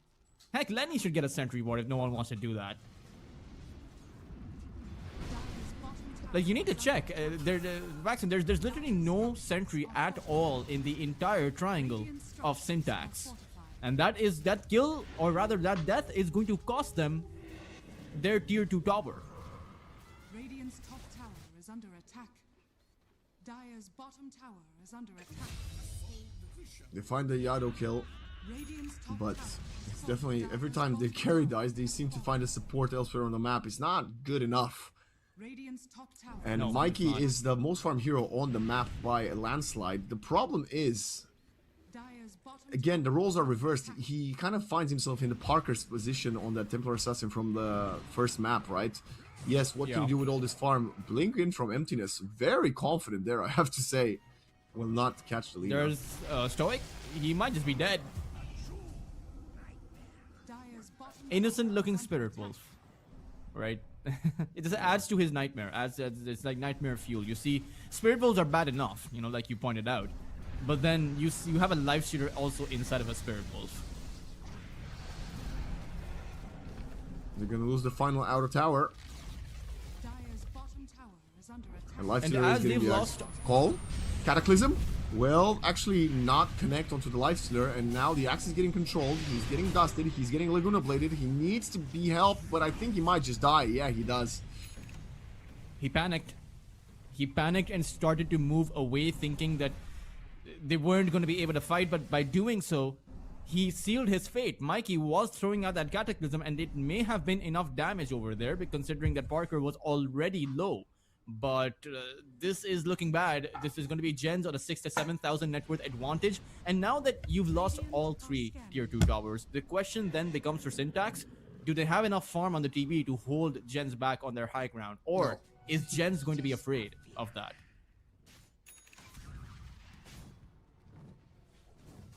Yeah, well, the answer is the TB does not have enough money. This does not have enough farm. The other question is, are you going to scare them enough with the Axe Call Cataclysm? Because that is a very scary prospect, right? Yeah. Oh, the Life Stealer, he goes for Stoic again. Are they gonna realize he's in the creep? Let me just follow that for a second. The Radiance is burning them. They know he's there. They turn around with the Fiend's Grip. They have the damage. The Will of Wonder comes a bit off the mark, but it doesn't matter. They control Lenny. They control him. Thunder comes at the right moment, but now Mikey gets shut down by the Lina. The BKB comes out a little bit too late, and now it's only the Axe and the Terrorblade surrounded by 2 of the cores from Team Syntax. Cheesy shows up to the party with a Firestorm or a Starstorm, doesn't get anything. And no matter how great the Sunder was, I don't think they can kill anything else. So the LSA onto 2. They're all about to get wiped as Noob makes a statement. A bit of a rough game 1 from him, but he shows us why he is the caliber player that he is on this leader. A full team wipe and the high ground is broken through. They get 1 kill, but I kind of feel like that kill was very lucky as well, right? That Sunder, as great as it was, there was a huge element of luck involved with that. Gens are wiping the floor with Syntax at a very basic play. The reason they didn't come out initially with the Life Stealer was because they wanted to aggregate Syntax's heroes. They know that the Bane can't take out the Spirit Wolves himself, so they needed someone to come in and help him, and when they did, that's when Parker revealed himself. I really think that is a pretty original strategy, because I haven't really seen that all that much in Pro Dota. So Jen's coming up with some very creative plays.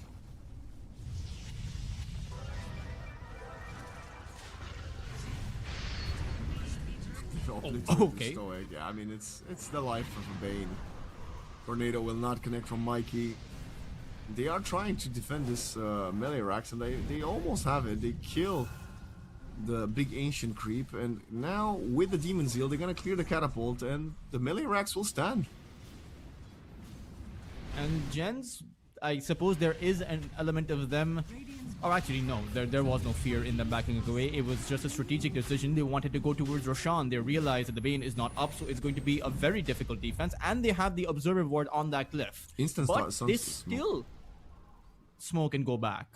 Yeah, the call in the pit is very dangerous. As we see the Lifestealer going for another Infest play. This time he is within the Snapfire. Outpost will get claimed. Yado's smoke will be broken.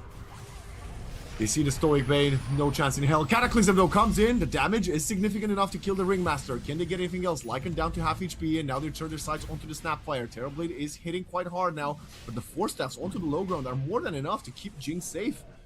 Call, missed, rare miss from Emptiness, buyback from the Ringmaster. As where did Mikey die? I don't know, but he's back in the game. I don't even know where he died. I think it's these Spirit Wolves. I don't know either. I was tracking the Terrorblade, but it is... it's now a desperate situation to acquire the Aegis for yourself, because whilst JENZ used the support, it was on Yudomi, and now Syntax have used it on their Invoker, who is their primary line of, or rather their secondary line of defense after Emptiness.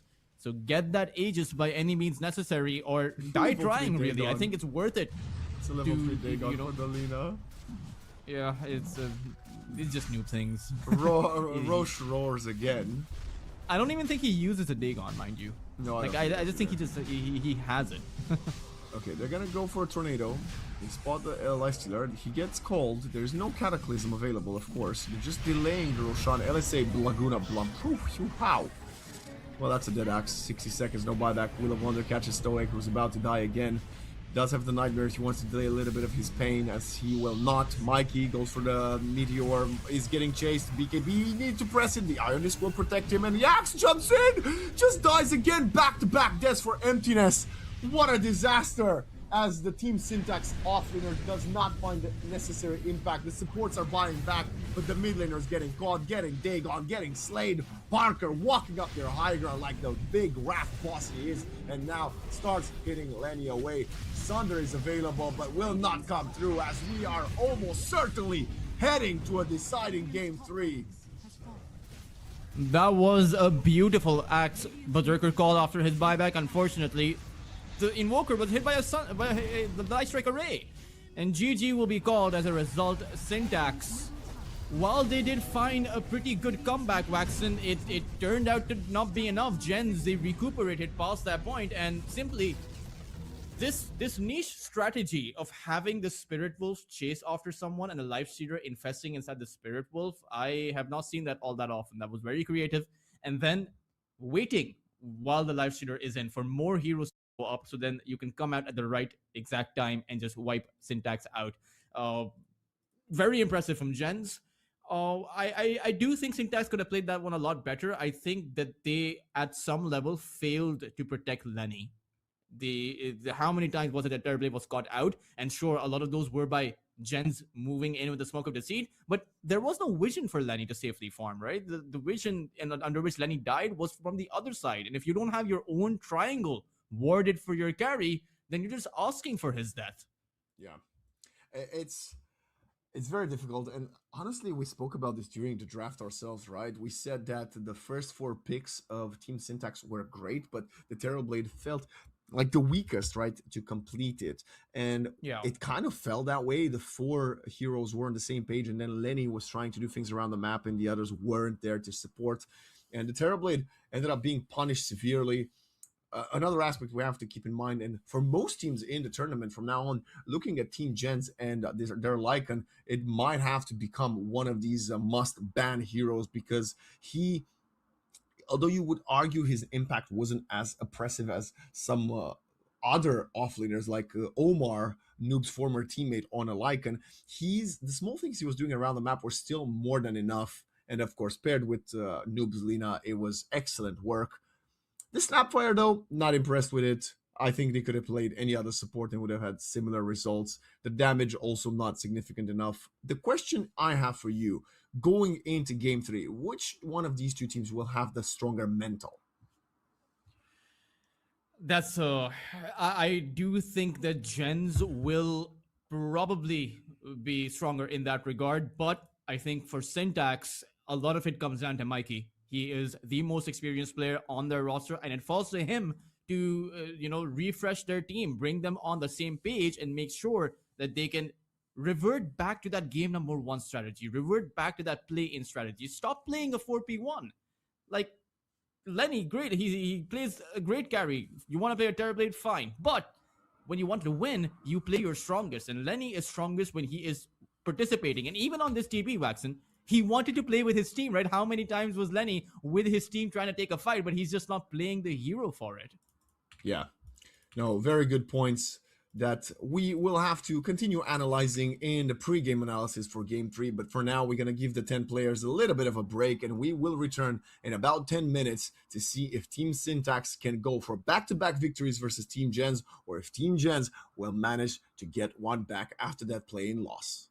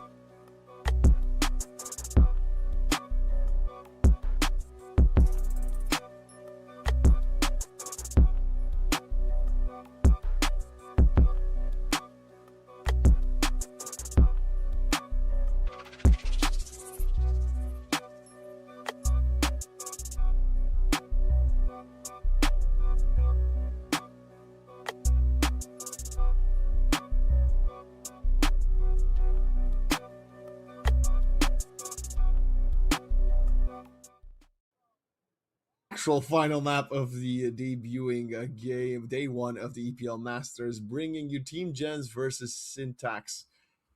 It's been a while. It's been a while, Toltrast. These teams are going back and forth. Impeccable game from Syntax in game one and very sluggish game two. Team JENZ, on the other hand, have looked stunning, much better now than in the first game. So it's going to have to be another full series like there was in the group stage to see who's coming on top of this. Yeah, and it does feel like deja vu because even in the playoffs, Syntax dominated JENZ in game one, JENZ dominated them back in game two, and then it was a pretty much even game in game number three. Was back and forth, but Syntax found the miraculous. I wouldn't say miraculous, I would say that JENZ lost patience in that final game. Maybe it'll happen now, maybe not, but JENZ have their Darkseer, and Syntax have Lenny's Luna. It's a... they take away Parker's Luna, they also grab the Luna for themselves, but that vacuum wall creating illusions out of the Luna, not to mention the disruption creating illusions out of the Luna, is going to be a significant factor. Yeah, absolutely. I also gonna talk a little bit about that Snapfire that Team JENZ have played every single game so far, and they've got the Vacuum Cookie Task plus the Shadow Demon, which is very fun, I suppose. Maybe they were planning, like you said, the Luna to be picked, but Team Syntax coming in hot with a Coddle, which has been banned both of the first maps, I have to say, and then the Undying, another one of these strong dominators. Now we have a Pangolier, which means the Undying could still be flexed if needed. You can play Coddle support with an Undying off lane. It's going to be interesting to see which way Syntax takes it. I think it might be difficult for the Pangolier to play that mid lane. You're against a Snapfire. It's very risky. You're a melee hero. Your shield crash barrier is not going to do much. But I do like the idea of the Keeper of the Light Chakra magic into the Undying to spam out those decays. I do think that JENZ perhaps, and I could be wrong about this because they haven't played the hero so far. No one does, but they could be going for a Naga Siren here. They banned that Naga last time. They now have that vacuum wall combo. You can also disable everyone. Imagine a Rolling Thunder, but the Naga Siren song comes out, everyone else gets put to sleep, and you just have a Rolling Thunder running around. It's kind of useless in that scenario, right? So I could certainly see the Naga Siren working out well for JENZ. I really like the idea, I have to say. This could be quite fun, but I wouldn't put all my eggs in the Naga basket, because we spoke about this last game. The Drow's still there, and so is the Clinks. And the Clinks could actually get online quite fast, and if you go in the back line and deal with a Coddle, catch Pango by himself and kill him. One of the other heroes that we have seen played a few times in the plane has been a Bloodseeker to counter the Pangolier. Honestly, I think I costed that match. Yeah, I wouldn't hate it. Bloodseeker won. Yeah, it did. So I wouldn't necessarily hate it. It brings a pace to the game that you do not expect into the Luna, right? There's not that much stun for the Bloodseeker. You've got already the team fight set, like we said, from Team JENZ. Do I think it's the best hero? No, but a bit of a change up, a little bit more flavor. I wouldn't hate that. Yeah, I could certainly see it happening, especially on a player like Parker, who is known to find his farm. You could even go for a Radiance Bloodseeker build if you really wanted to. But I do think that this draw from Syntax isn't the strongest that we have seen overall in this series. I'm just afraid of this Pangolier, or even the backline, because as you were talking about the Clinks, I'm just thinking about it in my mind. Clinks or Drow, great with that vacuum, and both of these two melee cores, the Undying or the Pangolier, no matter how you slice it, the fiery arrows or the cold frost arrows, they're both pretty good against the Pango and the Undying. Not to mention the I was about to say, I thought this was a Pango mid. I don't think they were gonna flex it, so they're gonna pick up a different offlaner. I'm sure Team Burso. Why not? How much stun do you have? You've got a Demonic Purge, Disruption, a Punch.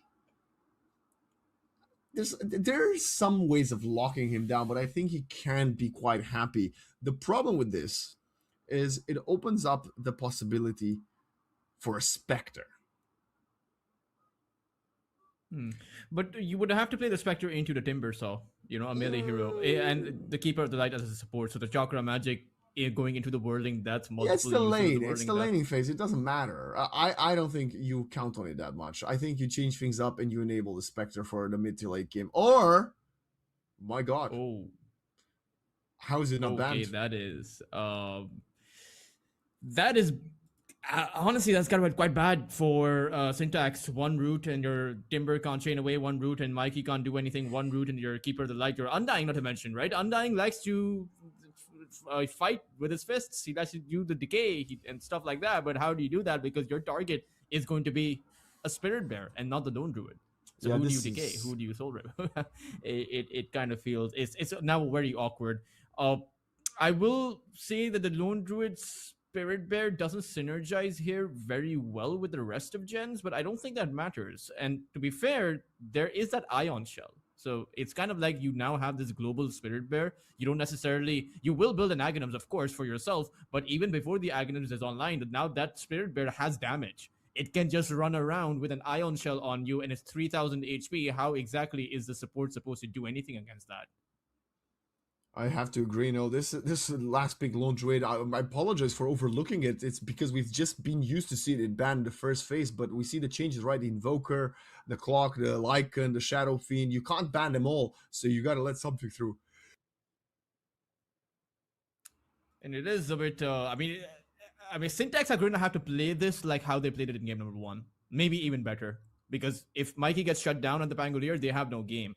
If this Timbersaw gets shut down, they have no game. They kind of now need everyone to come together, and they need each of these 3 cores to fulfill their role. We can't have a situation where, like in game number 2, Emptiness, constantly dying on the axe. He can't do that on that Timber. It'll be too far gone. What would you say is the go-to build for Lone Druid? Because I know it's very strong, but I don't see it play that much because it's banned every single game. I think it's pretty much the same thing. You want to build out the Mjolnir, amplify your farm, Aghanim Scepter, Silver Edge. You just basically become a pick-off oriented hero. You roam around with that Spirit Bear, find someone, take them out. Pretty much going to be very straightforward, I would say. And then you start itemizing on perhaps your own hero after that, or Butterfly after that. Most games in the Lone Druid, they end when the Spirit Bear has those 3 items, right? You're just super far ahead at that point. It's the risk reward ratio. There's no risk involved with sending the Lone Druid or the Spirit Bear in front. A hero that is a unit that is as strong as a typical hero. Like, what's the risk? Losing 300 gold? There's no risk, guys. You're very correct in this. I have to agree with you. Also, there's this first time I think we see the series in early smoke from Team JENZ already going to infiltrate the dire jungle. We often have seen both teams going for a 44-second pop of the smoke, but now they want to get on the aggress. The problem is they have not read this right. There's also an observer in the dire triangle from the dire team. But we shall see. Interestingly, Syntax, they planted that Observer Ward down in the very same position, but when they were on the Radiant side. But now they're planting down the same Observer when they're on the Dire side. Clearly valuing the dire triangle vision, and I'll probably explain why I think they did it the first time around. Now they're gonna get their smoke broken, and they're walking into Jing and Yado. They're both by themselves. Jing is dead. That's a guaranteed first blood. Disruption will not keep him safe as they're trying to give the gold to Mikey. You did mention he might have a tough mid lane versus that Snapfire. With that being said, Noob did have a bit of a stinker earlier on the snap, so we shall see if that's the case. I think it's obviously it's really good for the Pangolier to get that first, but I'm not sure if it changes much. But he'll have that early bottle. Not to mention, interestingly, Syntax have gotten the first blood all 3 games. It went to GZ last time. It should have been a core, but now they get the same thing done as they got a core first blood kill in the first game. So now they have that repeat. Let's see what they're going to be able to do. As 3 heroes here, or rather, it's just a 2. I get confused with the Spirit Bear Waxen. It feels like a hero. I just wanted to tell you a reason about the super triangle passive this time. This bottle takes a ton of damage. He's high. As Parker already punishes the Keeper of the Light. The reason you have the Observer Ward, you're trying to preempt your opponents blocking the triangle because you want to prioritize the Coddle stacking the triangle, right? So you place the Observer early on to see if someone infiltrates. Unluckily for them, this has happened via smoke, so the Ancient will still be blocked by a Sentry Ward, I think. Yeah, they tried to place on a sentry ward to unblock the hard camp, but won't have those ancients. They'll probably realize, as it's a very early sentry, right? It's not as if the first ancient camp actually spawned. So whenever someone goes there, they'll immediately know the camp is blocked, and they'll probably deward it right then and there, as both supports should be carrying a sentry at all times. I think it's just extra resources, right? And then the Coddle kind of wants to like maybe stack the first few without going to C there. But we shall see, as we see Jing very deep here with the disruption to annoy Lenny a little bit. There is no stun other than the mini Lucent Beam oppression. Emptiness has the Timber Chain away from there. But can we take a look at this mid lane, right? You did highlight the importance of the Snap versus the Pango, and we already see the Snapfire 6 last hits ahead of the Pangolier. I'm actually surprised that Mikey is getting quite a few last hits down. Sure, I mean, Noob will always be ahead in terms of last hits, or should always be ahead, but it should be ahead by a bigger ratio. As GZ, once again, I mean, this hero is just not fair, man. He even synergizes with the tag team. Like, I failed to point this out in the draft. Yeah. There is additional synergy, like tag team plus the Spirit Bear, 3 units just for the bonus damage. And it only gets stronger, right? It scales so incredibly well. 25 bonus damage at the level 1 mark, all the way up to 100 bonus damage. So you're telling me that it's 300 bonus damage with the Spirit Bear? Well, he's gonna die because Stoic shows up to the party with the Tombstone, so that's gonna be a pretty big one for them. Yadomich is buying time. I don't think he will escape in any capacity there. He will still get caught, but he buys a lot of time, man, wasting the creeps. XP in the lane, Emptiness finds the last hit. But I do have to say, just quickly, this Lone Druid, right? He's gonna be. He would have not been allowed to find those couple of kills early on in lane if the Coddle goes 1 point in Blinding Light. The Blinding Light is pretty good against that Timber Saw. You know, just dispel, or rather, just push him away as he's trying to find that Timber Chain. But I don't know if he should going for that. Protect the Timber Saw, that's what I meant. Oh yeah, I mean, that's actually a great use case for the Blinding Light. Yeah. Anyway, it doesn't matter. I think he should go, because the Illuminate's not going to do much for him. Exactly. The Creep Wave's always going to push inside of their own tower, so, you know, not that effective of a Keeper of the Light game overall over on that bot side. But Stoic, he is about to even up the odds, or at least try to. He's done it before, now he gets spotted, yeah. He still has the Tombstone, he's going to deploy it. And now Parker starts walking away. I think Yadomich doesn't have a chance of getting out. He might find the last hits on the Tomb. Yeah, that's a pretty big one. As the Luna also shows up for a rotation via Twin Gate at level 3. Because, and I'll tell you why that is, Lenny is getting shit on, literally, by the Darkseer up top, who has 10 more last hits than the Luna. How is that even possible? I'm not sure, actually. Like, that is insane. It's gonna work, at least Parker with a kill. Yeah, I'm very confused. I don't know what is happening right now. This feels like about a 3k MMR pub, if that. They're gonna actually pursue Jing, who might also die if Emptiness had one more Timber Chain, but no. Even if he did, actually, he would have still had plenty of time to get out of there and plenty of HP, as it's only level 3, and Luna goes back top. I don't know what is going on. Radiant's bottom tower is under attack. I would imagine that the Luna has a very easy time farming up against the Darkseer. Darkseer is not going to close that gap on you. It's also a Shadow Demon, and all you really need is a Magic Wand. So Lenny needs to pick up the pace. Now, even if he's behind, he's still a Luna, right? The Glaives eventually will start to do most of the work for you. Once you have that Mask of Madness, you can just fall back to the jungle if you can't farm the lane. So it's not the worst thing in the world, but it does spell out a bit of lack of, I don't even know if it's lack of confidence. Like, I don't know what the lack is. Oh, the kisses are coming out as Noob rotates, and now it's a lack of life. Yeah, this Luna is gonna get shut down again, and so is Stoic. No, gets away for now. Radiant structures are fortified. Oh, it's Stoic is wearing a hoodie. Nice. It's kind of hot out there. or maybe I don't know. Maybe AC But it's a nice stand up to hoodie at the very 11. least. Dire's top tower is under The one other point I have to bring is Mikey's done great versus the snap, right? He started pretty rough, Yeah. but he did amazing.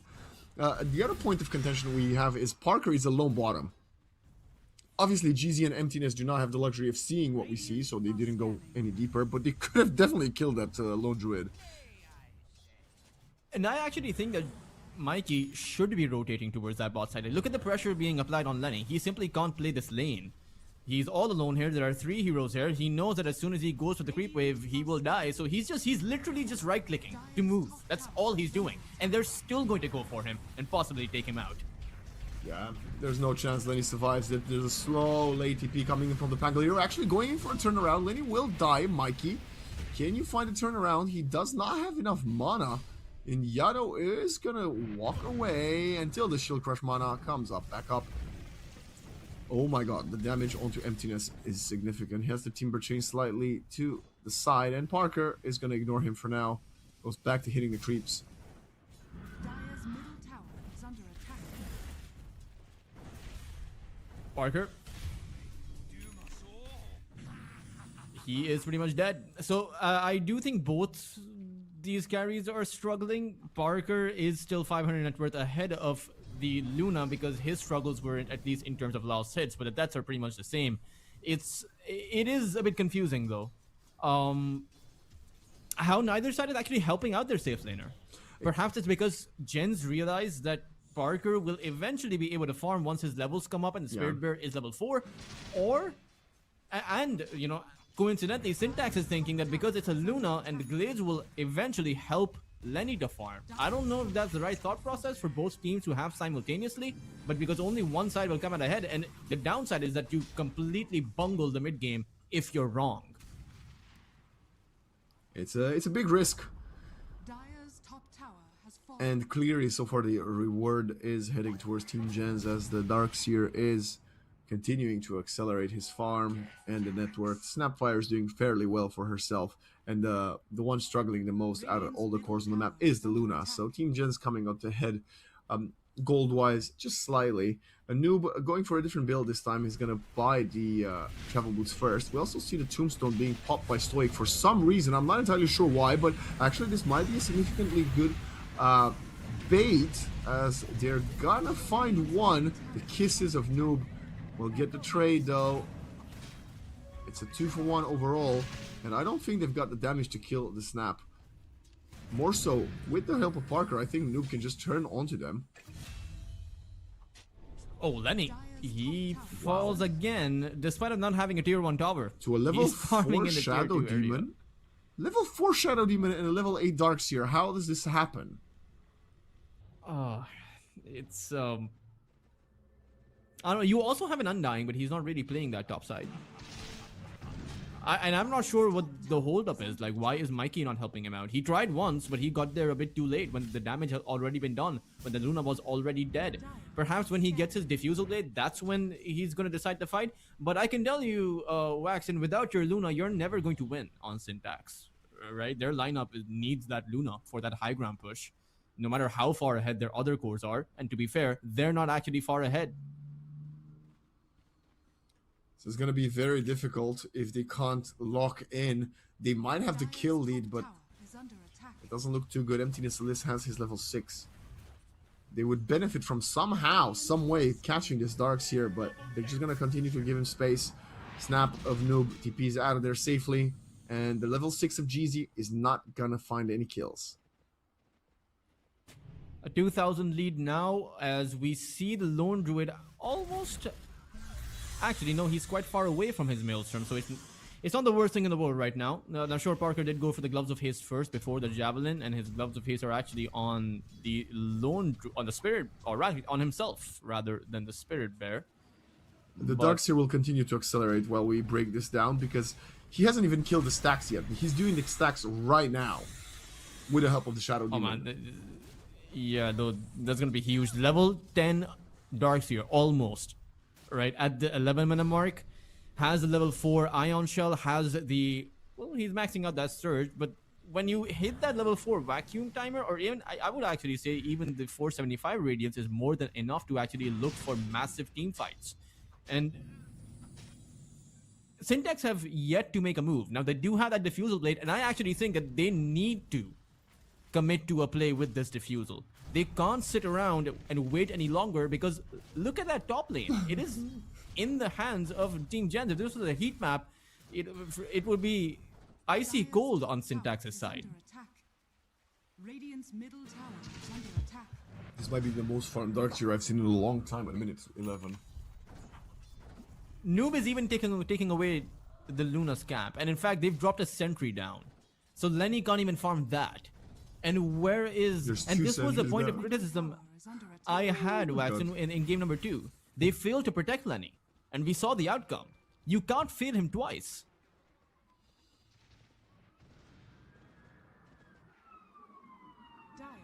We're waiting to see what's next for them. They do feel like they're in the back foot, and they are. Maybe that is the reason why they're not doing more. They realize they're struggling by a considerable margin to, well, have significant items to protect the Luna. They granted, when is that timing going to be? Like you said, they've got the diffusal now. Can they not get involved into anything right now? They also have the level 6 for GZ. So he has that slow, you have the Kaya up for emptiness, you have so much magical damage available from Syntax, you even have the Flesh Golem, and looks like they will go for a Smoke of Deceit play. And luckily for them, Parker is in the lane visible. But the Tusk is nearby, and you have to be careful of that snowball save. They will actually make a play for Noob, and he is going to be spotted out. This could be everything. They're going on with a Rolling Thunder and the Binding Light. This is very good. Yeah, there's no way the snap gets out. Mikey. Well forced the rotations from the Lone Druid and the Darkseer. The Wall-Up Replica doesn't find anything. Yadomich is also there. He could also die. Mikey has the Swashbuckle baiting the Tusk even deeper. And I think Yadomich might have taken the bait. And now there's just Tombstone on top of the bear. The zombies taking care of the little koala. No, it's a panda. Great set of kills. Unfortunately, Lenny is in trouble. Is he? I'm not sure he is. Kind of. He was in trouble. His team came in. His team. With the cavalry. Kind of the cavalry. Granted, he did die to the Darkseer and the Shadow. Yeah, Demon I'm before. a bit afraid for Lenny. Yeah, you know? yeah. Like my sensors are a bit lower, the threshold is a bit lower than what it was from game number 1. But great team fight overall. They get 4 kills. I'm counting the Spirit Bear as well. Okay, how is that a root? Tower. How is that a root? He got rooted after he was already on the high ground. That's insanity. And now, this is going to be back-to-back deaths for the bear. Cooldown for, I believe, over a minute and a half should be right now. As luckily he does have the Maelstrom in his own inventory, right? So he can continue farming up. Yeah. That's good. Yeah, it's still though a lot of gold went going the way of Syntax. I'm not saying they're back, but because Emptiness died there, had that not happened, they would have been actually completely in the clear. But now they have to find out a way to make another move, because as soon as you stop playing aggressive, JENZ will go on your Luna. Catch Yadomich! Oh, and yes, he dies to the Illuminate Swashbuckle combo. Stoic even dropping the Tombstone for extra good measure. Noob. Again, he's found the Boots of Travel, he's bought the Blink, and hasn't yet been involved in kills. Shades of game 1. Perhaps they're waiting for a timing that I'm not aware of. I mean, they have the lead, right? Clearly, honestly, since he's got his items, they started losing more again. I do think that their first game strategy of farming up and hope that's going to be enough works a bit better when you have a Lone Druid on your team. Is it going to be successful? Perhaps, because the Luna is also really far behind. So I think that JENZ are in a state of complacency because Syntax are so shut down on their own carry, and that Syntax are forced to kind of make moves and come to JENZ rather than, you know, JENZ having to go to them. Bottom tower is under attack. Makes a little bit of sense. But you don't need your Lone Druid to fight. You can fight with your Dark Seer, no? Yeah. That you can. Like, the Darkseer...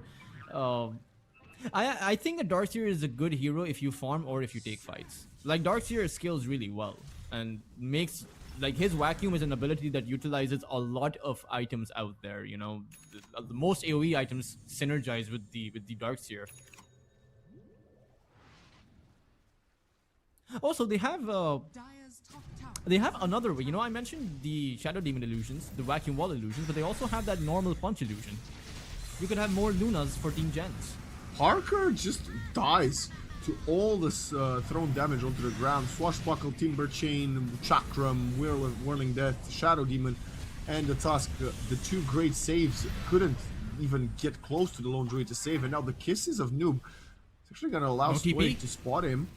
Turns around, has the Cobalt Cup to go for extra speed, but the Luna comes in. Oh, nice sidestep. It's not going to be enough, but it looked a little bit fancy. GZ continues to pursue.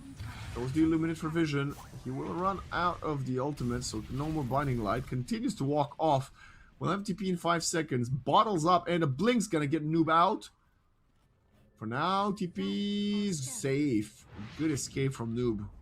Radiant's bottom tower has fallen. Pretty decent escape considering he didn't have a teleport. However, they still lose 3 heroes and they lose their tower. Barker melted. He vanished before our very eyes. I thought I could give you a handoff vaccine. That was my bad, but he just, you know, he went from 0 to 100.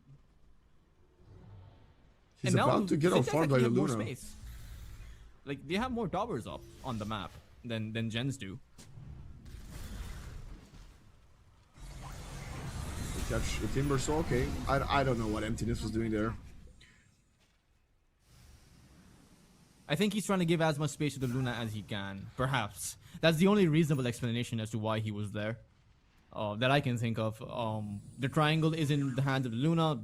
You don't know how well of a vision control JENZ have in your own jungle. Right? There is one observer ward that we can see. And then he probably has some reservations about farming over there in the first place. Right? How, like, he's died there so many times. He will still go there though. Mikey does this every game. He somehow, someway ends up being at the top of the network chart. It's very impressive, I have to say. It's a very good skill to have on your mid laner. Scanning. If they can kill Yadomich here before he purchases the Blink, that would be massive. Nice Ice Shards, breaking separation, miss Swashbuckle, and Yado will get out. Meanwhile, speaking of catching players, Emptiness misses. Did he miss the Vacuum brought Timber him Chain, back. or did he get caught by the net from the troll? It was the vacuum from right. Russell. Stoic also gets caught, drops the Tombstone. Meanwhile, the team's finding the Tusk in mid. The Tombstone will die right away, and the supports really need some assistance from the cores, as both GZ and Stoic will fall. Is under attack. 3-for-1 trade favoring JENZ. And they should be able to take the tier 1 tower down. And I suppose there is a bit of difference when JENZ does make a move. They seem to have gotten those kills a lot easier than Syntax did when Syntax went in, because when Syntax go in, it takes quite a bit of time. Now sure, it is of course the nature of the skill Syntax have, but you take a look at Russell's farm. He went for the first item Shiva's Guard. Instantly you now add in the early to mid game just around 200 to 250 magical damage and a lot of slow. If you get hit by that vacuum and the Shiva's Guard and get slowed down, you're not making it out of that fight. So it's a very risky situation for Syntax to be in, but it's also a situation of their own doing, because while, you know, they go in, they get 3 kills, you can do more than that. You can constantly look for kills, but they're not doing that.